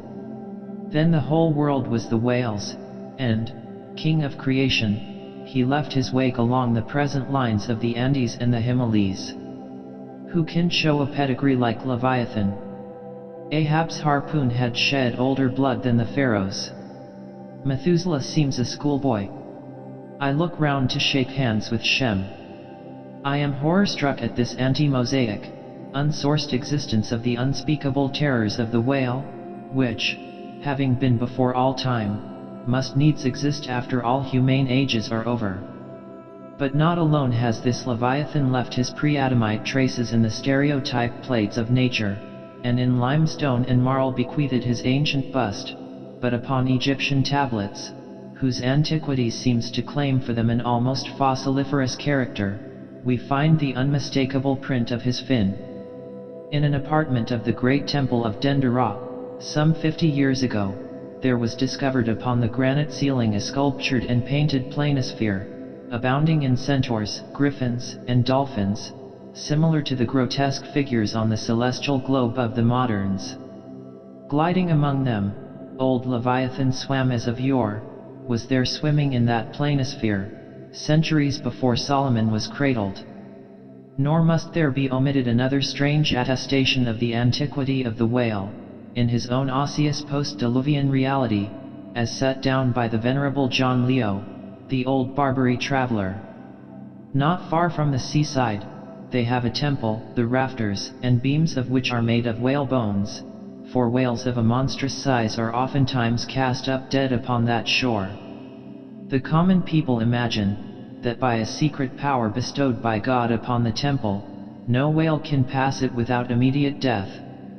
But the truth of the matter is, that on either side of the temple, there are rocks that shoot 2 miles into the sea, and wound the whales when they light upon them. They keep a whale's rib of an incredible length for a miracle, which lying upon the ground with its convex part uppermost, makes an arch, the head of which cannot be reached by a man upon a camel's back. This rib, says John Leo, is said to have lain there 100 years before I saw it. Their historians affirm, that a prophet who prophesied of Muhammad, came from this temple, and some do not stand to assert, that the prophet Jonas was cast forth by the whale at the base of the temple. In this Afric temple of the whale I leave you, reader, and if you be a Nantucketer, and a Waliman, you will silently worship there. Chapter 105. Does the whale's magnitude diminish? Will he perish? Inasmuch, then, as this Leviathan comes floundering down upon us from the headwaters of the eternities, it may be fitly inquired, whether, in the long course of his generations, he has not degenerated from the original bulk of his sires. But upon investigation we find, that not only are the whales of the present day superior in magnitude to those whose fossil remains are found in the tertiary system, embracing a distinct geological period prior to man, but of the whales found in that tertiary system, those belonging to its latter formations exceed in size those of its earlier ones.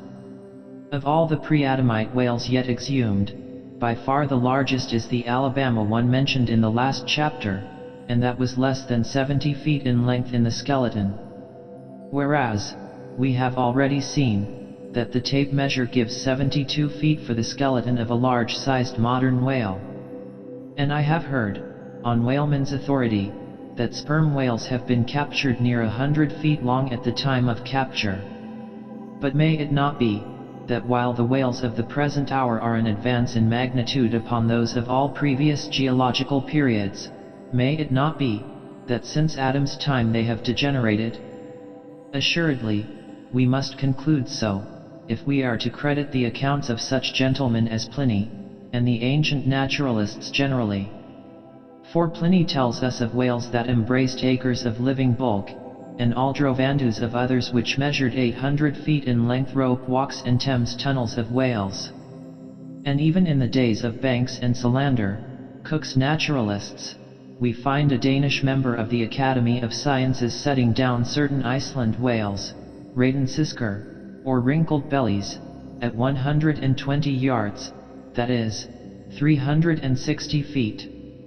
And Lespard, the French naturalist, in his elaborate history of whales, in the very beginning of his work, page 3, sets down the right whale at 100 meters, 328 feet. And this work was published so late as AD 1825. But will any whaleman believe these stories? No.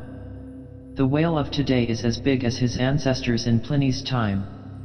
And if ever I go where Pliny is, I, a whaleman, more than he was, will make bold to tell him so. Because I cannot understand how it is, that while the Egyptian mummies that were buried thousands of years before even Pliny was born, do not measure so much in their coffins as a modern Kentuckian in his socks, and while the cattle and other animals sculptured on the oldest Egyptian and Nineveh tablets, by the relative proportions in which they are drawn, just as plainly prove that the high-bred, stall-fed, prize cattle of Smithfield, not only equal, but far exceed in magnitude the fattest of Pharaoh's fat kine. In the face of all this, I will not admit that of all animals the whale alone should have degenerated. But still another inquiry remains, one often agitated by the more recondite Nantucketers. Whether owing to the almost omniscient lookouts at the mastheads of the whale ships, now penetrating even through Bering's Straits, and into the remotest secret drawers and lockers of the world, and the 1,000 harpoons and lances darted along all continental coasts, the moot point is, whether Leviathan can long endure so wide a chase, and so remorseless a havoc, whether he must not at last be exterminated from the waters, and the last whale, like the last man, smoke his last pipe, and then himself evaporate in the final puff. Comparing the humped herds of whales with the humped herds of buffalo, which, not 40 years ago, overspread by tens of thousands the prairies of Illinois and Missouri, and shook their iron manes and scowled with their thunder-clotted brows upon the sites of populous river capitals, where now the polite broker sells you land at $1 an inch. In such a comparison an irresistible argument would seem furnished, to show that the hunted whale cannot now escape speedy extinction. But you must look at this matter in every light. Though so short a period ago, not a good lifetime, the census of the buffalo in Illinois exceeded the census of men now in London, and though at the present day not one horn or hoof of them remains in all that region, and though the cause of this wondrous extermination was the spear of man, yet the far different nature of the whale hunt peremptorily forbids so inglorious an end to the Leviathan. 40 men in one ship hunting the sperm whales for 48 months think they have done extremely well, and thank God, if at last they carry home the oil of 40 fish. Whereas, in the days of the old Canadian and Indian hunters and trappers of the West, when the far West, in whose sunset suns still rise, was a wilderness and a virgin, the same number of moccasined men, for the same number of months, mounted on horse instead of sailing in ships, would have slain not 40, but 40,000 and more buffaloes, a fact that, if need were, could be statistically stated. Nor, considered aright, does it seem any argument in favor of the gradual extinction of the sperm whale, for example, that in former years, the latter part of the last century, say, these leviathans, in small pods, were encountered much oftener than at present, and, in consequence, the voyages were not so prolonged, and were also much more remunerative. Because, as has been elsewhere noticed, those whales, influenced by some views to safety, now swim the seas in immense caravans, so that to a large degree the scattered solitaries, yolks, and pods, and schools of other days are now aggregated into vast but widely separated, unfrequent armies. That is all. And equally fallacious seems the conceit, that because the so-called whalebone whales no longer haunt many grounds in former years abounding with them, hence that species also is declining. For they are only being driven from promontory to cape, and if one coast is no longer enlivened with their jets, then, be sure, some other and remoter strand has been very recently startled by the unfamiliar spectacle. Furthermore, concerning these last-mentioned leviathans, they have two firm fortresses, which, in all human probability, will forever remain impregnable.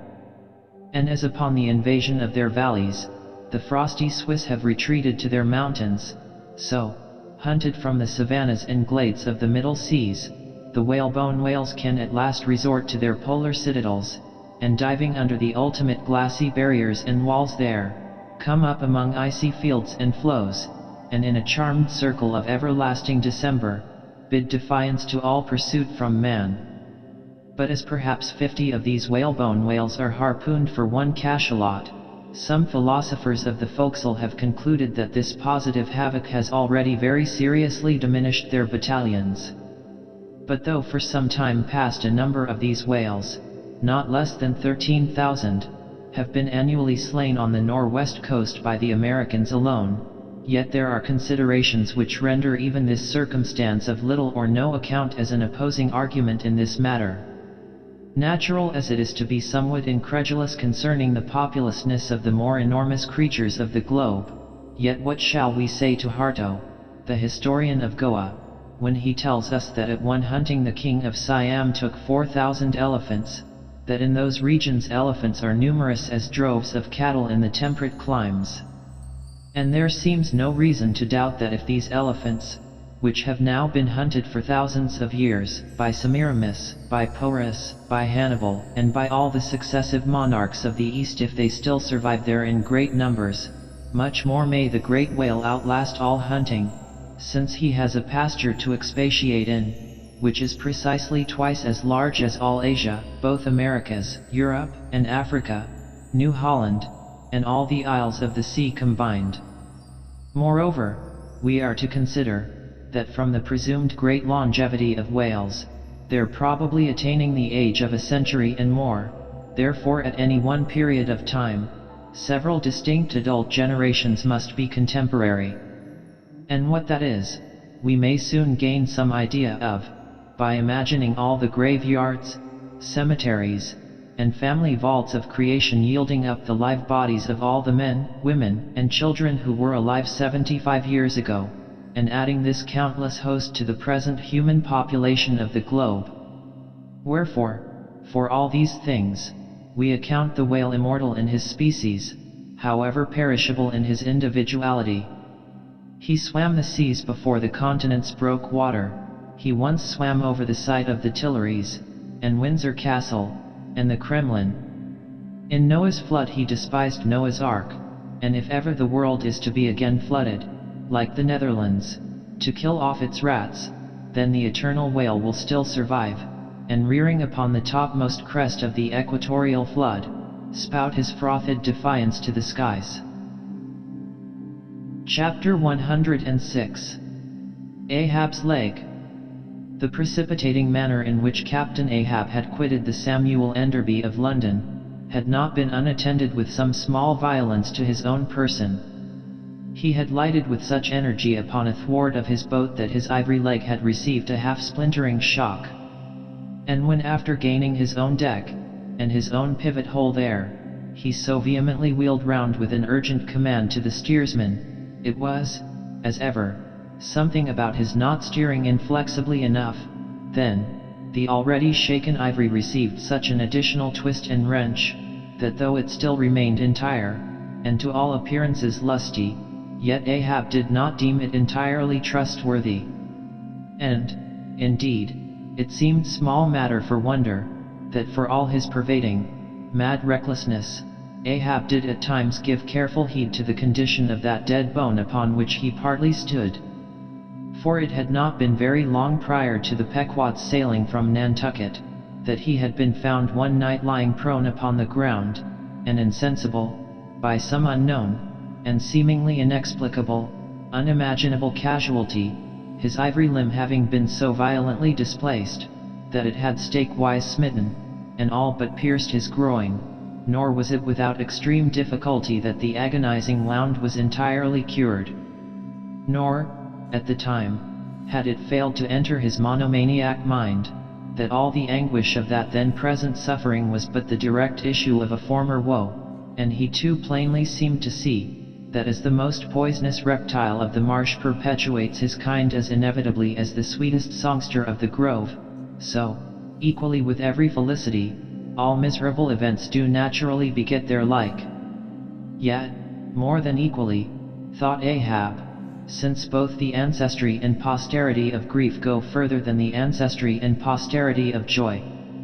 For, not to hint of this, that it is an inference from certain canonic teachings, that while some natural enjoyments here shall have no children born to them for the other world, but, on the contrary, shall be followed by the joy-childlessness of all hell's despair, whereas, some guilty mortal miseries shall still fertilely beget to themselves an eternally progressive progeny of griefs beyond the grave.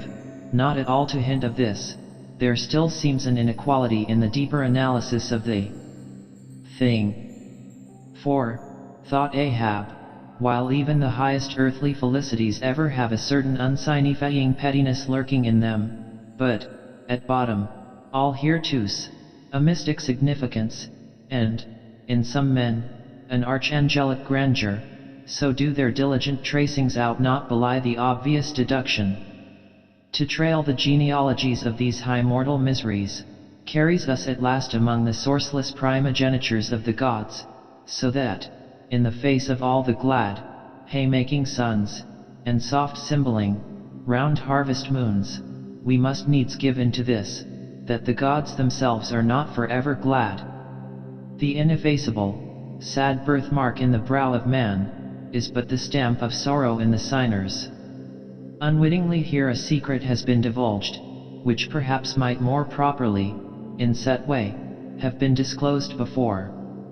With many other particulars concerning Ahab, always had it remained a mystery to some, why it was, that for a certain period, both before and after the sailing of the Pequod, he had hidden himself away with such grand llama-like exclusiveness, and, for that one interval, sought speechless refuge, as it were, among the marble senate of the dead. Captain Peleg's brooded reason for this thing appeared by no means adequate, though, indeed, as touching all Ahab's deeper part, every revelation partook more of significant darkness than of explanatory light. But, in the end, it all came out, this one matter did, at least. That direful mishap was at the bottom of his temporary recluseness.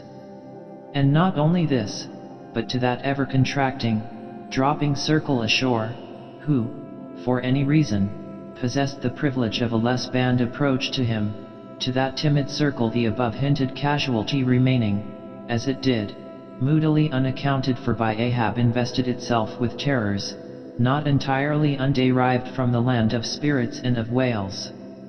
So that, through their zeal for him, they had all conspired, so far as in them lay, to muffle up the knowledge of this thing from others, and hence it was, that not till a considerable interval had elapsed, did it transpire upon the Pequod's decks. But be all this as it may, let the unseen, ambiguous synod in the air, or the vindictive princes and potentates of fire, have to do or not with earthly Ahab, yet, in this present matter of his leg, he took plain practical procedures.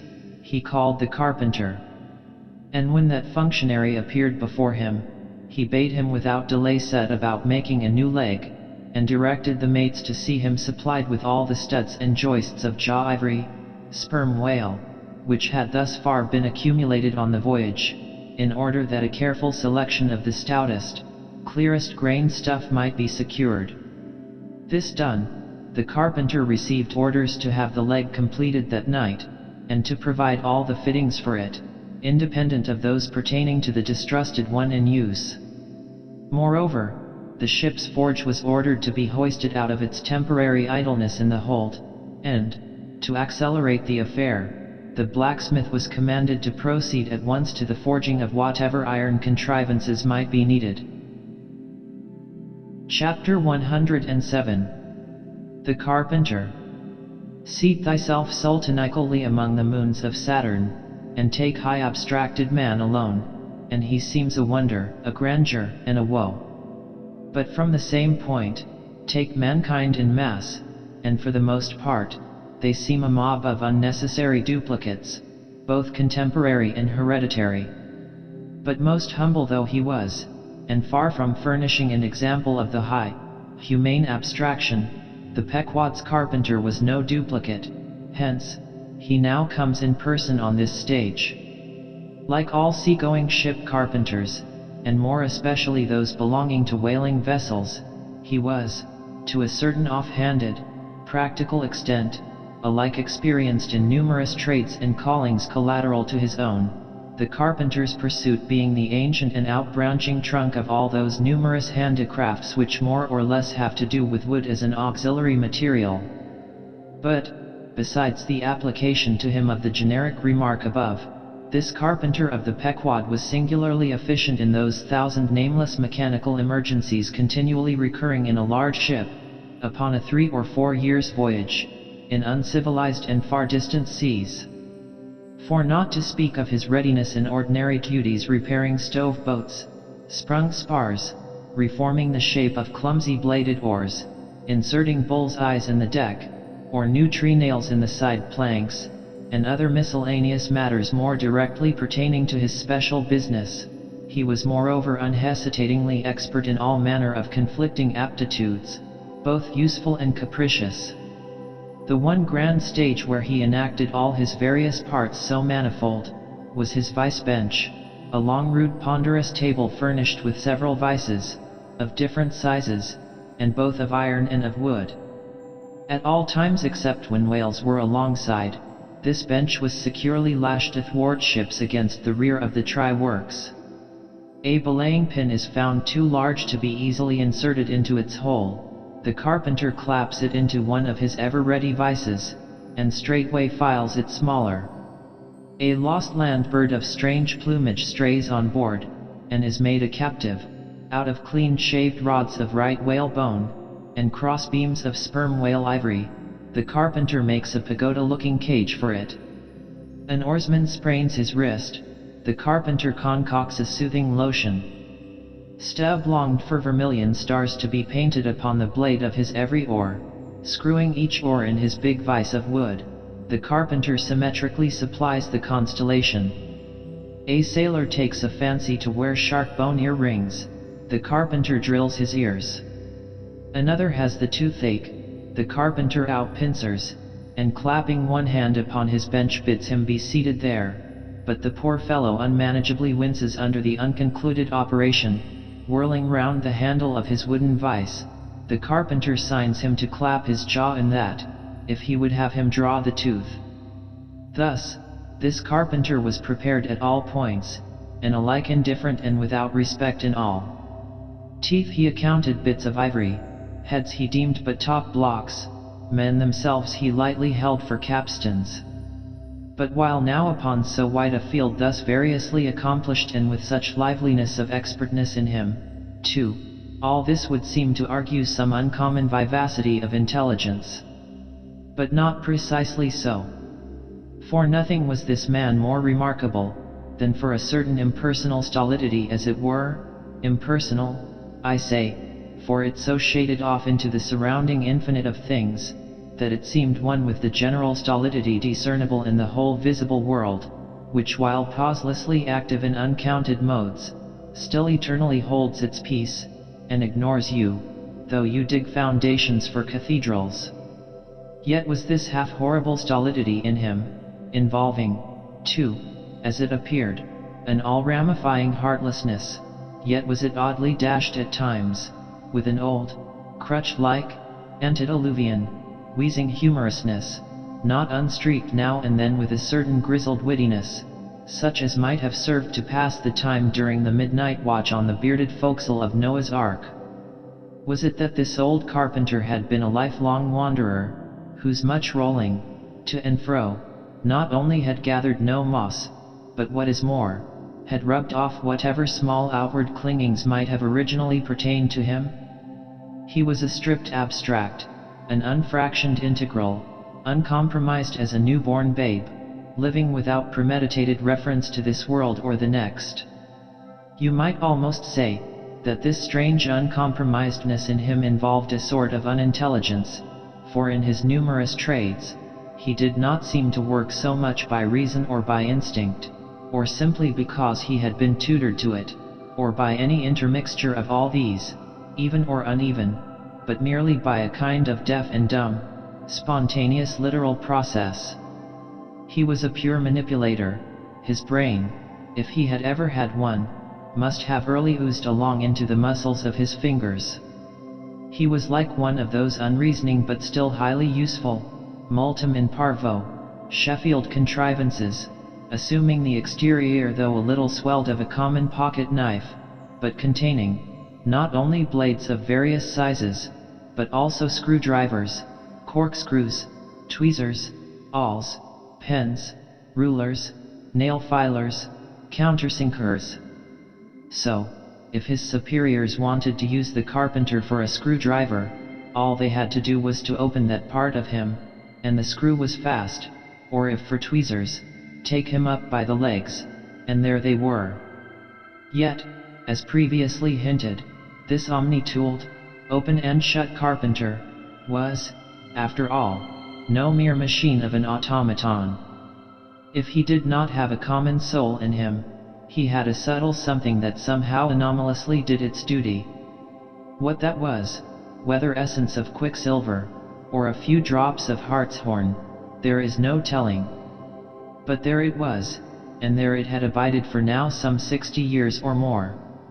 And this it was, this same unaccountable, cunning life principle in him, this it was, that kept him a great part of the time soliloquizing, but only like an unreasoning wheel, which also hummingly soliloquizes, or rather, his body was a sentry box and this soliloquizer on guard there, and talking all the time to keep himself awake. Chapter 108. Ahab and the Carpenter. The deck first night watch.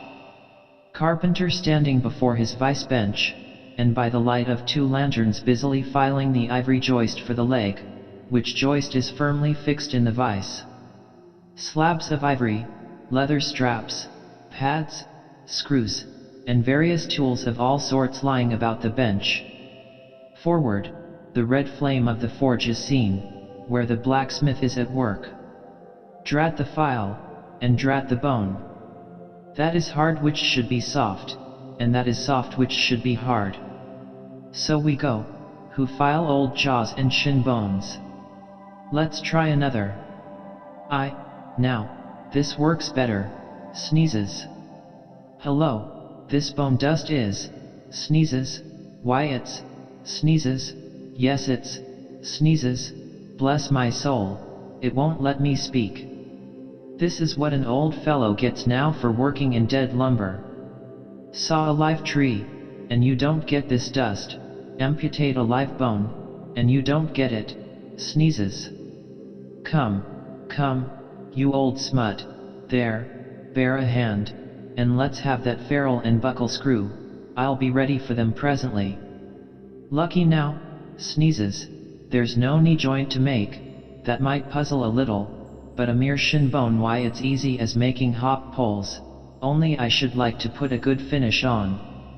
Time, if I but only had the time, I could turn him out as neat a leg now as ever, sneezes, scrape to a lady in a parlor. Those buckskin legs and calves of legs I've seen in shop windows wouldn't compare at all. They soak water, they do, and of course get rheumatic, and have to be doctored, sneezes, with washes and lotions, just like live legs. There, before I saw it off, now, I must call his old mogulship, and see whether the length will be all right, too short, if anything, I guess. Ha! That's the heel, we are in luck, here he comes, or it's somebody else, that's certain. Ahab, advancing. During the ensuing scene, the carpenter continues sneezing at times. Well, manmaker. Just in time, sir. If the captain pleases, I will now mark the length. Let me measure, sir. Measured for a leg. Good. Well, it's not the first time. About it. There, keep thy finger on it. This is a cogent vice thou hast here, carpenter, let me feel its grip once. So, it does pinch some. Oh, sir, it will break bones, beware, beware. No fear, I like a good grip, I like to feel something in this slippery world that can hold, man. What's Prometheus about there, the blacksmith, I mean what's he about? He must be forging the buckle screw, sir, now. Right. It's a partnership, he supplies the muscle part. He makes a fierce red flame there. Sir, he must have the white heat for this kind of fine work. So he must. I do deem it now a most meaning thing, that old Greek, Prometheus, who made men, they say, should have been a blacksmith, and animated them with fire, for what's made in fire must properly belong to fire, and so hell's probable. How the soot flies! This must be the remainder the Greek made the Africans of.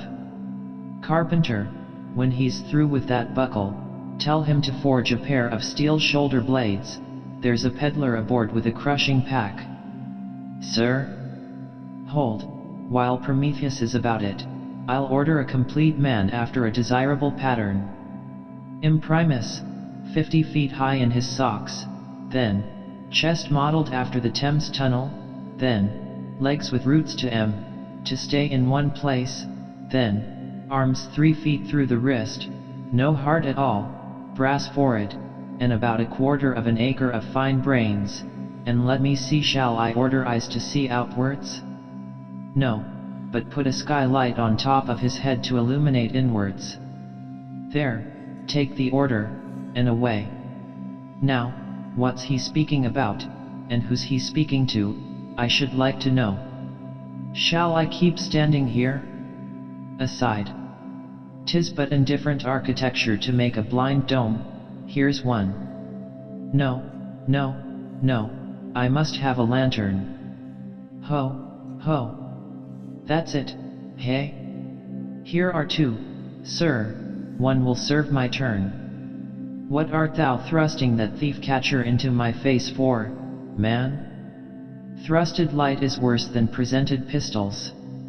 I thought, sir, that you spoke to Carpenter. Carpenter?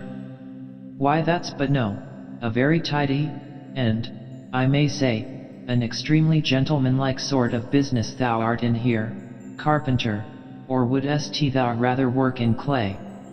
Sir, clay? Clay, sir? That's mud, we leave clay to ditchers, sir. The fellow's impious. What art thou sneezing about? Bone is rather dusty, sir. Take the hint, then, and when thou art dead, never bury thyself under living people's noses. Sir? Oh. Ah, I guess so. Yes, oh, dear. Look yet, carpenter, I dare say thou callest thyself a right good workman-like workman, eh?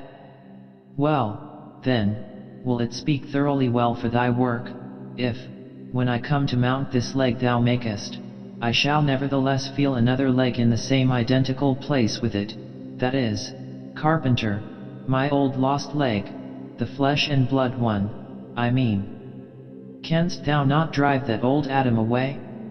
Truly, sir, I begin to understand somewhat now. Yes, I have heard something curious on that score, sir, how that a dismasted man never entirely loses the feeling of his old spar, but it will be still pricking him at times. May I humbly ask if it be really so, sir? It is, man. Look, put thy live leg here in the place where mine once was, so, now, here is only one distinct leg to the eye, yet two to the soul.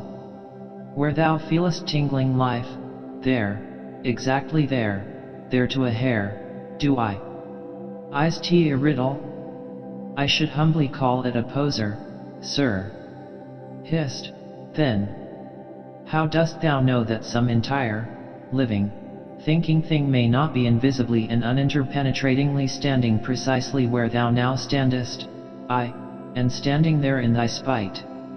In thy most solitary hours, then, dost thou not fear eavesdroppers? Hold, don't speak. And if I still feel the smart of my crushed leg, though it be now so long dissolved, then, why mayst not thou, carpenter, feel the fiery pains of hell forever, and without a body? Ha! Good Lord!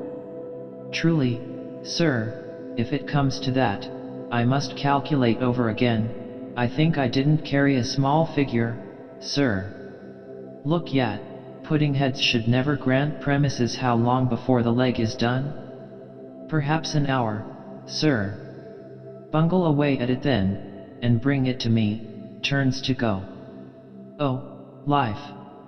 Here I am, proud as Greek god, and yet standing debtor to this blockhead for a bone to stand on. Cursed be that mortal inter-indebtedness which will not do away with ledgers. I would be free as air, and I'm down in the whole world's books. I am so rich, I could have given bid for bid with the wealthiest praetorians at the auction of the Roman Empire, which was the world's, and yet I owe for the flesh and the tongue I brag with.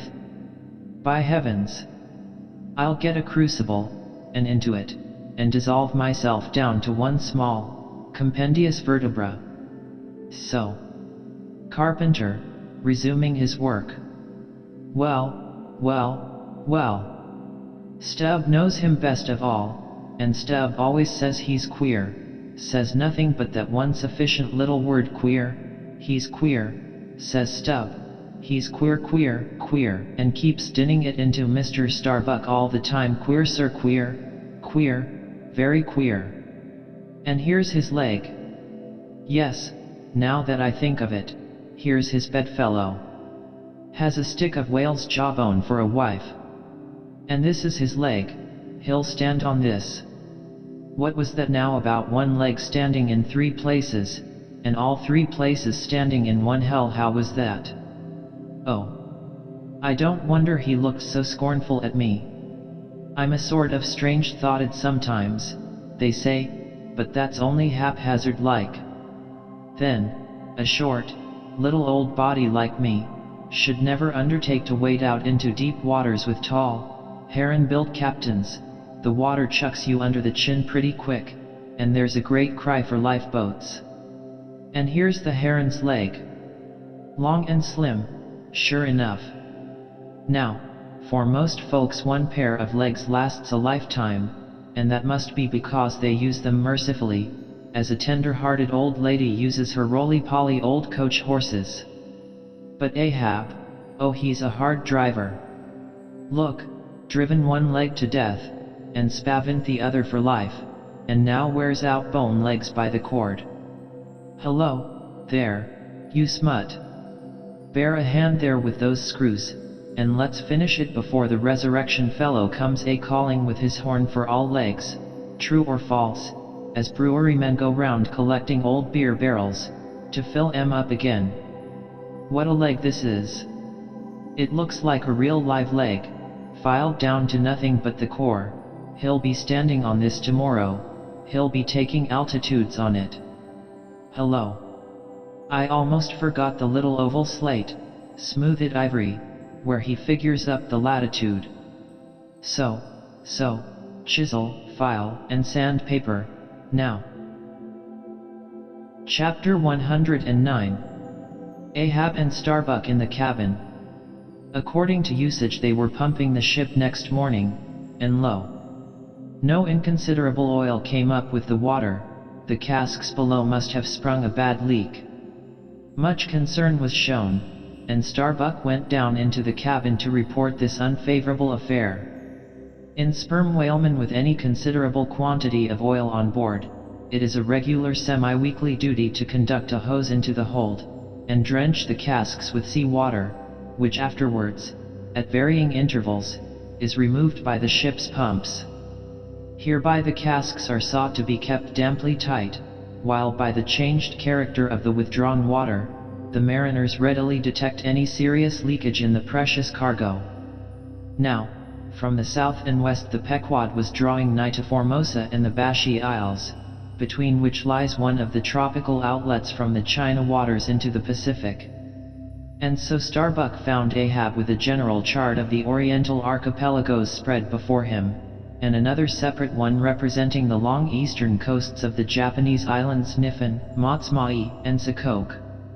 With his snow-white new ivory leg braced against the screwed leg of his table, and with a long pruning hook of a jackknife in his hand, the wondrous old man, with his back to the gangway door, was wrinkling his brow, and tracing his old courses again. "Who's there?" hearing the footstep at the door, but not turning round to it. "On deck." "Begone. Captain Ahab mistakes, it is I. The oil in the hold is leaking, sir. We must up burdens and break out. Up burdens and break out. Now that we are nearing Japan, heave to here for a week to tinker a parcel of old hoops. Either do that, sir, or waste in one day more oil than we may make good in a year. What we come 20,000 miles to get is worth saving, sir. So it is, if we get it. I was speaking of the oil in the hold, sir. And I was not speaking or thinking of that at all. Begone. Let it leak. I'm all a leak myself. Leaks and leaks. Not only full of leaky casks, but those leaky casks are in a leaky ship, and that's a far worse plight than the Pequod's, man. Yet I don't stop to plug my leak, for who can find it in the deep loaded hull, or how hope to plug it, even if found, in this life's howling gale? Starbuck. I'll not have the burdens hoisted. What will the owners say, sir? Let the owners stand on Nantucket Beach and out-yell the typhoons. What cares Ahab? Owners, owners? Thou art always prating to me, Starbuck, about those miserly owners, as if the owners were my conscience. But look yet, the only real owner of anything is its commander, and hark yet, my conscience is in this ship's keel on deck. Captain Ahab, said the reddening mate, moving further into the cabin, with a daring so strangely respectful and cautious that it almost seemed not only every way seeking to avoid the slightest outward manifestation of itself, but within also seemed more than half distrustful of itself. A better man than I might well pass over in thee what he would quickly enough resent in a younger man, aye, and in a happier, Captain Ahab. Devils! Dost thou then so much as dare to critically think of me, on deck? Nay, sir, not yet, I do entreat. And I do dare, sir, to be forbearing. Shall we not understand each other better than hitherto, Captain Ahab? Ahab seized a loaded musket from the rack, forming part of most South Seamen's cabin furniture, and pointing it towards Starbuck, exclaimed, "There is one God that is Lord over the earth, and one captain that is Lord over the Pequod on deck." For an instant in the flashing eyes of the mate, and his fiery cheeks, you would have almost thought that he had really received the blaze of the leveled tube. But, mastering his emotion, he half calmly rose, and as he quitted the cabin, paused for an instant and said, "Thou hast outraged, not insulted me, sir, but for that I ask thee not to beware of Starbuck. Thou wouldst but laugh, but let Ahab beware of Ahab, beware of thyself, old man. He waxes brave, but nevertheless obeys, most careful bravery that," murmured Ahab, as Starbuck disappeared. "What's that?" he said. "Ahab, beware of Ahab, there's something there." Then unconsciously using the musket for a staff, with an iron brow he paced to and fro in the little cabin, but presently the thick plates of his forehead relaxed, and returning the gun to the rack, he went to the deck. "Thou art but too good a fellow, Starbuck," he said lowly to the mate, then raising his voice to the crew, "Furl the t'gallant sails, and close reef the topsails, fore and aft, back the main yard, up burden, and break out in the main hold." It were perhaps vain to surmise exactly why it was, that as respecting Starbuck, Ahab thus acted. It may have been a flash of honesty in him, or mere prudential policy which, under the circumstance, imperiously forbade the slightest symptom of open disaffection, however transient, in the important chief officer of his ship. However it was, his orders were executed, and the burdens were hoisted. Chapter 110. Queequeg in his coffin. Upon searching, it was found that the casks last struck into the hold were perfectly sound, and that the leak must be further off. So, it being calm weather, they broke out deeper and deeper, disturbing the slumbers of the huge ground tier butts, and from that black midnight sending those gigantic moles into the daylight above. So deep did they go, and so ancient, and corroded, and weedy the aspect of the lowermost puncheons, that you almost looked next for some mouldy cornerstone cask containing coins of Captain Noah, with copies of the posted placards, vainly warning the infatuated old world from the flood. Tierce after tierce, too, of water, and bread, and beef, and shooks of staves, and iron bundles of hoops, were hoisted out, till at last the piled decks were hard to get about, and the hollow hull echoed underfoot, as if you were treading over empty catacombs, and reeled and rolled in the sea like an air-freighted demijohn. Top-heavy was the ship as a dinnerless student with all Aristotle in his head. Well was it that the typhoons did not visit them then. Now, at this time it was that my poor pagan companion, and fast bosom friend, Queequeg, was seized with a fever, which brought him nigh to his endless end. Be it said, that in this vocation of whaling, sinecures are unknown, dignity and danger go hand in hand, till you get to be captain, the higher you rise the harder you toil. So with poor Queequeg, who, as harp-a-winner, must not only face all the rage of the living whale, but as we have elsewhere seen mount his dead back in a rolling sea, and finally descend into the gloom of the hold, and bitterly sweating all day in that subterraneous confinement, resolutely manhandle the clumsiest casks and see to their stowage. To be short, among whalemen, the harp-a-winners are the holders, so called. Poor Queequeg!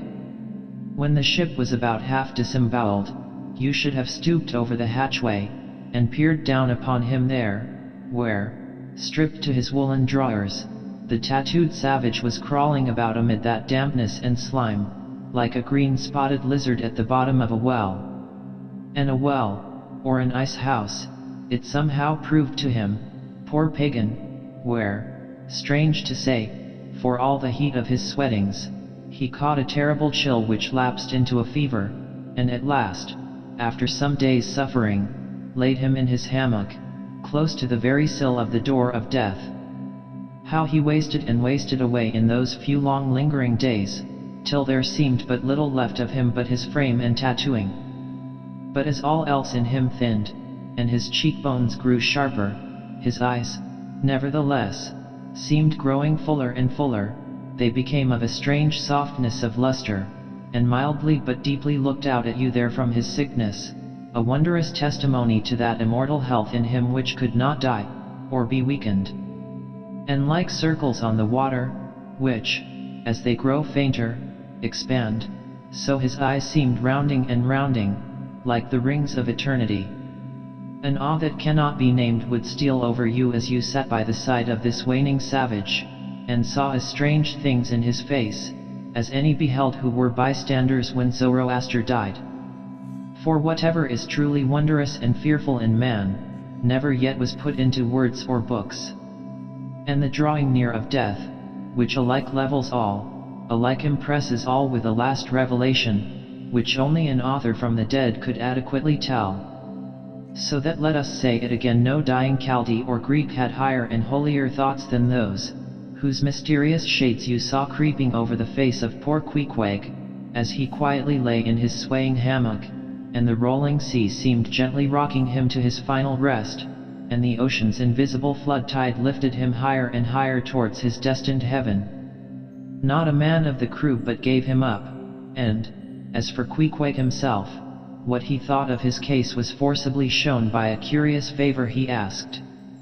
He called one to him in the grey morning watch, when the day was just breaking, and taking his hand, said that while in Nantucket he had chanced to see certain little canoes of dark wood, like the rich warwood of his native isle, and upon inquiry, he had learned that all whalemen who died in Nantucket were laid in those same dark canoes, and that the fancy of being so laid had much pleased him, for it was not unlike the custom of his own race, who, after embalming a dead warrior, stretched him out in his canoe, and so left him to be floated away to the starry archipelagos, for not only do they believe that the stars are isles, but that far beyond all visible horizons, their own mild, uncontinented seas, interflow with the blue heavens, and so form the white breakers of the Milky Way. He added, that he shuddered at the thought of being buried in his hammock, according to the usual sea custom, tossed like something vile to the death-devouring sharks. No, he desired a canoe like those of Nantucket, all the more congenial to him, being a whaleman, that like a whaleboat these coffin canoes were without a keel, though that involved but uncertain steering, and much leeway adown the dim ages. Now, when this strange circumstance was made known aft, the carpenter was at once commanded to do Queequeg's bidding, whatever it might include. There was some heathenish, coffin-colored old lumber aboard, which, upon a long previous voyage, had been cut from the aboriginal groves of the Lackaday Islands, and from these dark planks the coffin was recommended to be made. No sooner was the carpenter apprised of the order, than taking his rule, he forthwith with all the indifferent promptitude of his character, proceeded into the forecastle and took Queequeg's measure with great accuracy, regularly chalking Queequeg's person as he shifted the rule. "Ah, poor fellow, he'll have to die now," ejaculated the Long Island sailor. Going to his vice bench, the carpenter for convenience sake and general reference, now transferringly measured on it the exact length the coffin was to be, and then made the transfer permanent by cutting 2 notches at its extremities. This done, he marshaled the planks and his tools, and to work. When the last nail was driven, and the lid duly planed and fitted, he lightly shouldered the coffin and went forward with it, inquiring whether they were ready for it yet in that direction. Overhearing the indignant but half-humorous cries with which the people on deck began to drive the coffin away, Queequeg, to everyone's consternation, commanded that the thing should be instantly brought to him, nor was there any denying him, seeing that, of all mortals, some dying men are the most tyrannical, and certainly, since they will shortly trouble us so little for evermore, the poor fellows ought to be indulged. Leaning over in his hammock, Queequeg long regarded the coffin with an attentive eye. He then called for his harpoon, had the wooden stock drawn from it, and then had the iron part placed in the coffin along with one of the paddles of his boat. All by his own request. Also, biscuits were then ranged round the sides within, a flask of fresh water was placed at the head, and a small bag of woody earth scraped up in the hold at the foot, and a piece of sailcloth being rolled up for a pillow. Queequeg now entreated to be lifted into his final bed, that he might make trial of its comforts, if any it had. He lay without moving a few minutes, then told one to go to his bag and bring out his little god, Yoho. Then crossing his arms on his breast with Yoho between, he called for the coffin lid, hatch he called it, to be placed over him. The head part turned over with a leather hinge, and there lay Queequeg in his coffin with little but his composed countenance in view. "Rarme, it will do, it is easy," he murmured at last, and signed to be replaced in his hammock. But ere this was done, Pip, who had been slyly hovering near by all this while, drew nigh to him where he lay, and with soft sobbings, took him by the hand, in the other, holding his tambourine. "Poor rover, will ye never have done with all this weary roving? Where go ye now?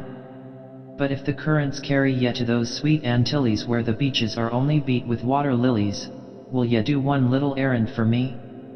Seek out one Pip, who's now been missing long. I think he's in those far Antilles.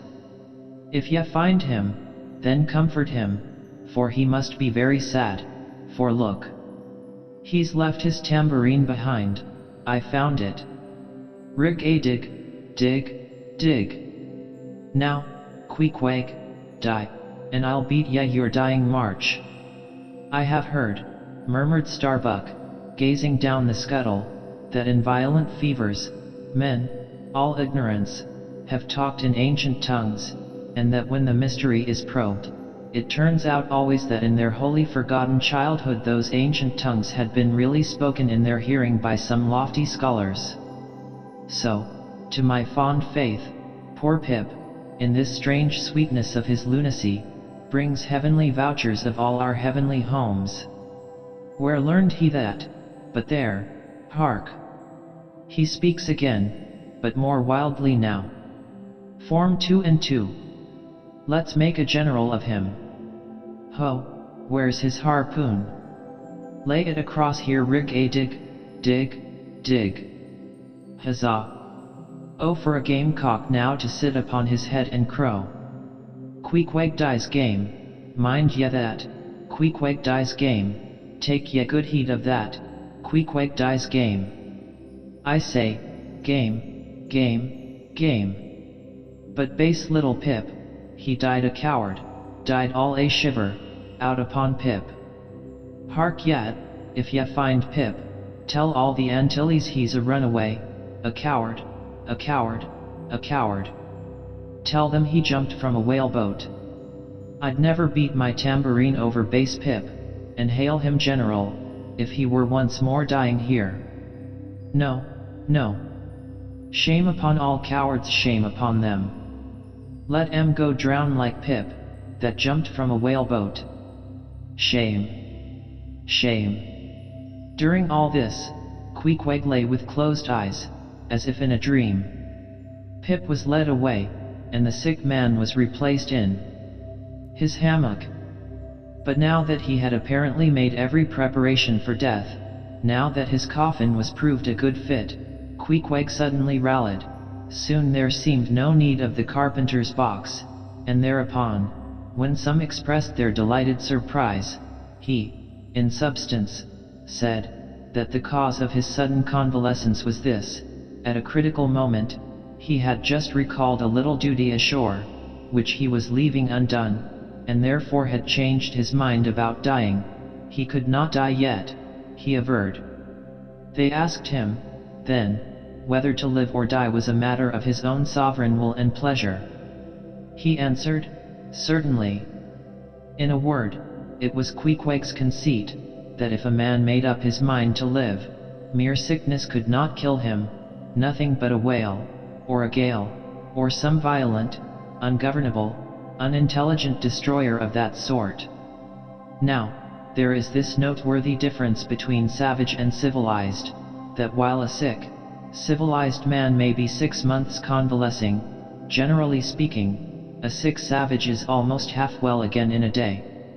So, in good time my Queequeg gained strength, and at length after sitting on the windlass for a few indolent days, but eating with a vigorous appetite, he suddenly leaped to his feet, threw out his arms and legs, gave himself a good stretching, yawned a little bit, and then springing into the head of his hoisted boat, and poising a harpoon, pronounced himself fit for a fight.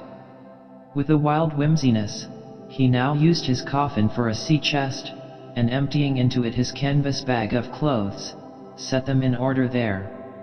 Many spare hours he spent in carving the lid with all manner of grotesque figures and drawings, and it seemed that hereby he was striving, in his rude way, to copy parts of the twisted tattooing on his body.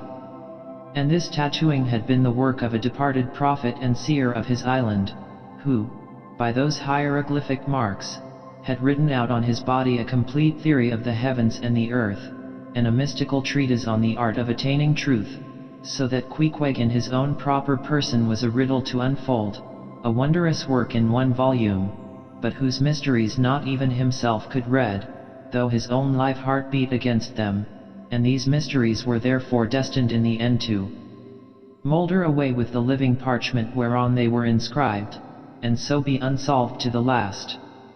And this thought it must have been which suggested to Ahab that wild exclamation of his, when one morning turning away from surveying poor Queequeg, "Oh, devilish tantalization of the gods." Chapter 111. The Pacific. When gliding by the Bashy Isles we emerged at last upon the great South Sea. Were it not for other things, I could have greeted my dear Pacific with uncounted thanks, for now the long supplication of my youth was answered, that serene ocean rolled eastwards from me 1,000 leagues of blue. There is, one knows not what sweet mystery about this sea, whose gently awful stirrings seem to speak of some hidden soul beneath, like those fabled undulations of the Ephesian sod over the buried evangelist St. John.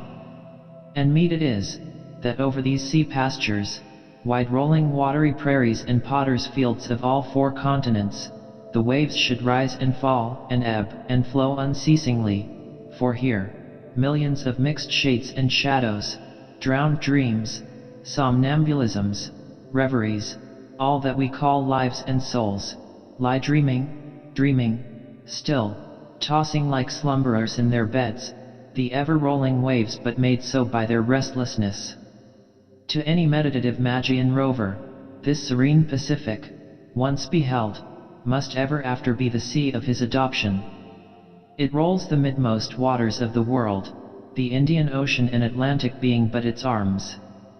The same waves wash the moles of the new-built Californian towns, but yesterday planted by the recentest race of men, and lave the faded but still gorgeous skirts of Asiatic lands, older than Abraham, while all between float milky ways of coral isles, and low-lying, endless, unknown archipelagos, and impenetrable Japans. Thus this mysterious, divine Pacific zones the world's whole bulk about, makes all coasts one bay to it, seems the tide-beating heart of earth. Lifted by those eternal swells, you needs must own the seductive god, bowing your head to Pan. But few thoughts of Pan stirred Ahab's brain, as standing like an iron statue at his accustomed place beside the mizzen rigging, with one nostril he unthinkingly snuffed the sugary musk from the Bashy Isles, in whose sweet woods mild lovers must be walking, and with the other consciously inhaled the salt breath of the new-found sea, that sea in which the hated white whale must even then be swimming. Launched at length upon these almost final waters, and gliding towards the Japanese cruising ground, the old man's purpose intensified itself. His firm lips met like the lips of a vice, the delta of his forehead's veins swelled like overladen brooks, in his very sleep, his ringing cry ran through the vaulted hull, "Stern all!" The white whale spouts thick blood,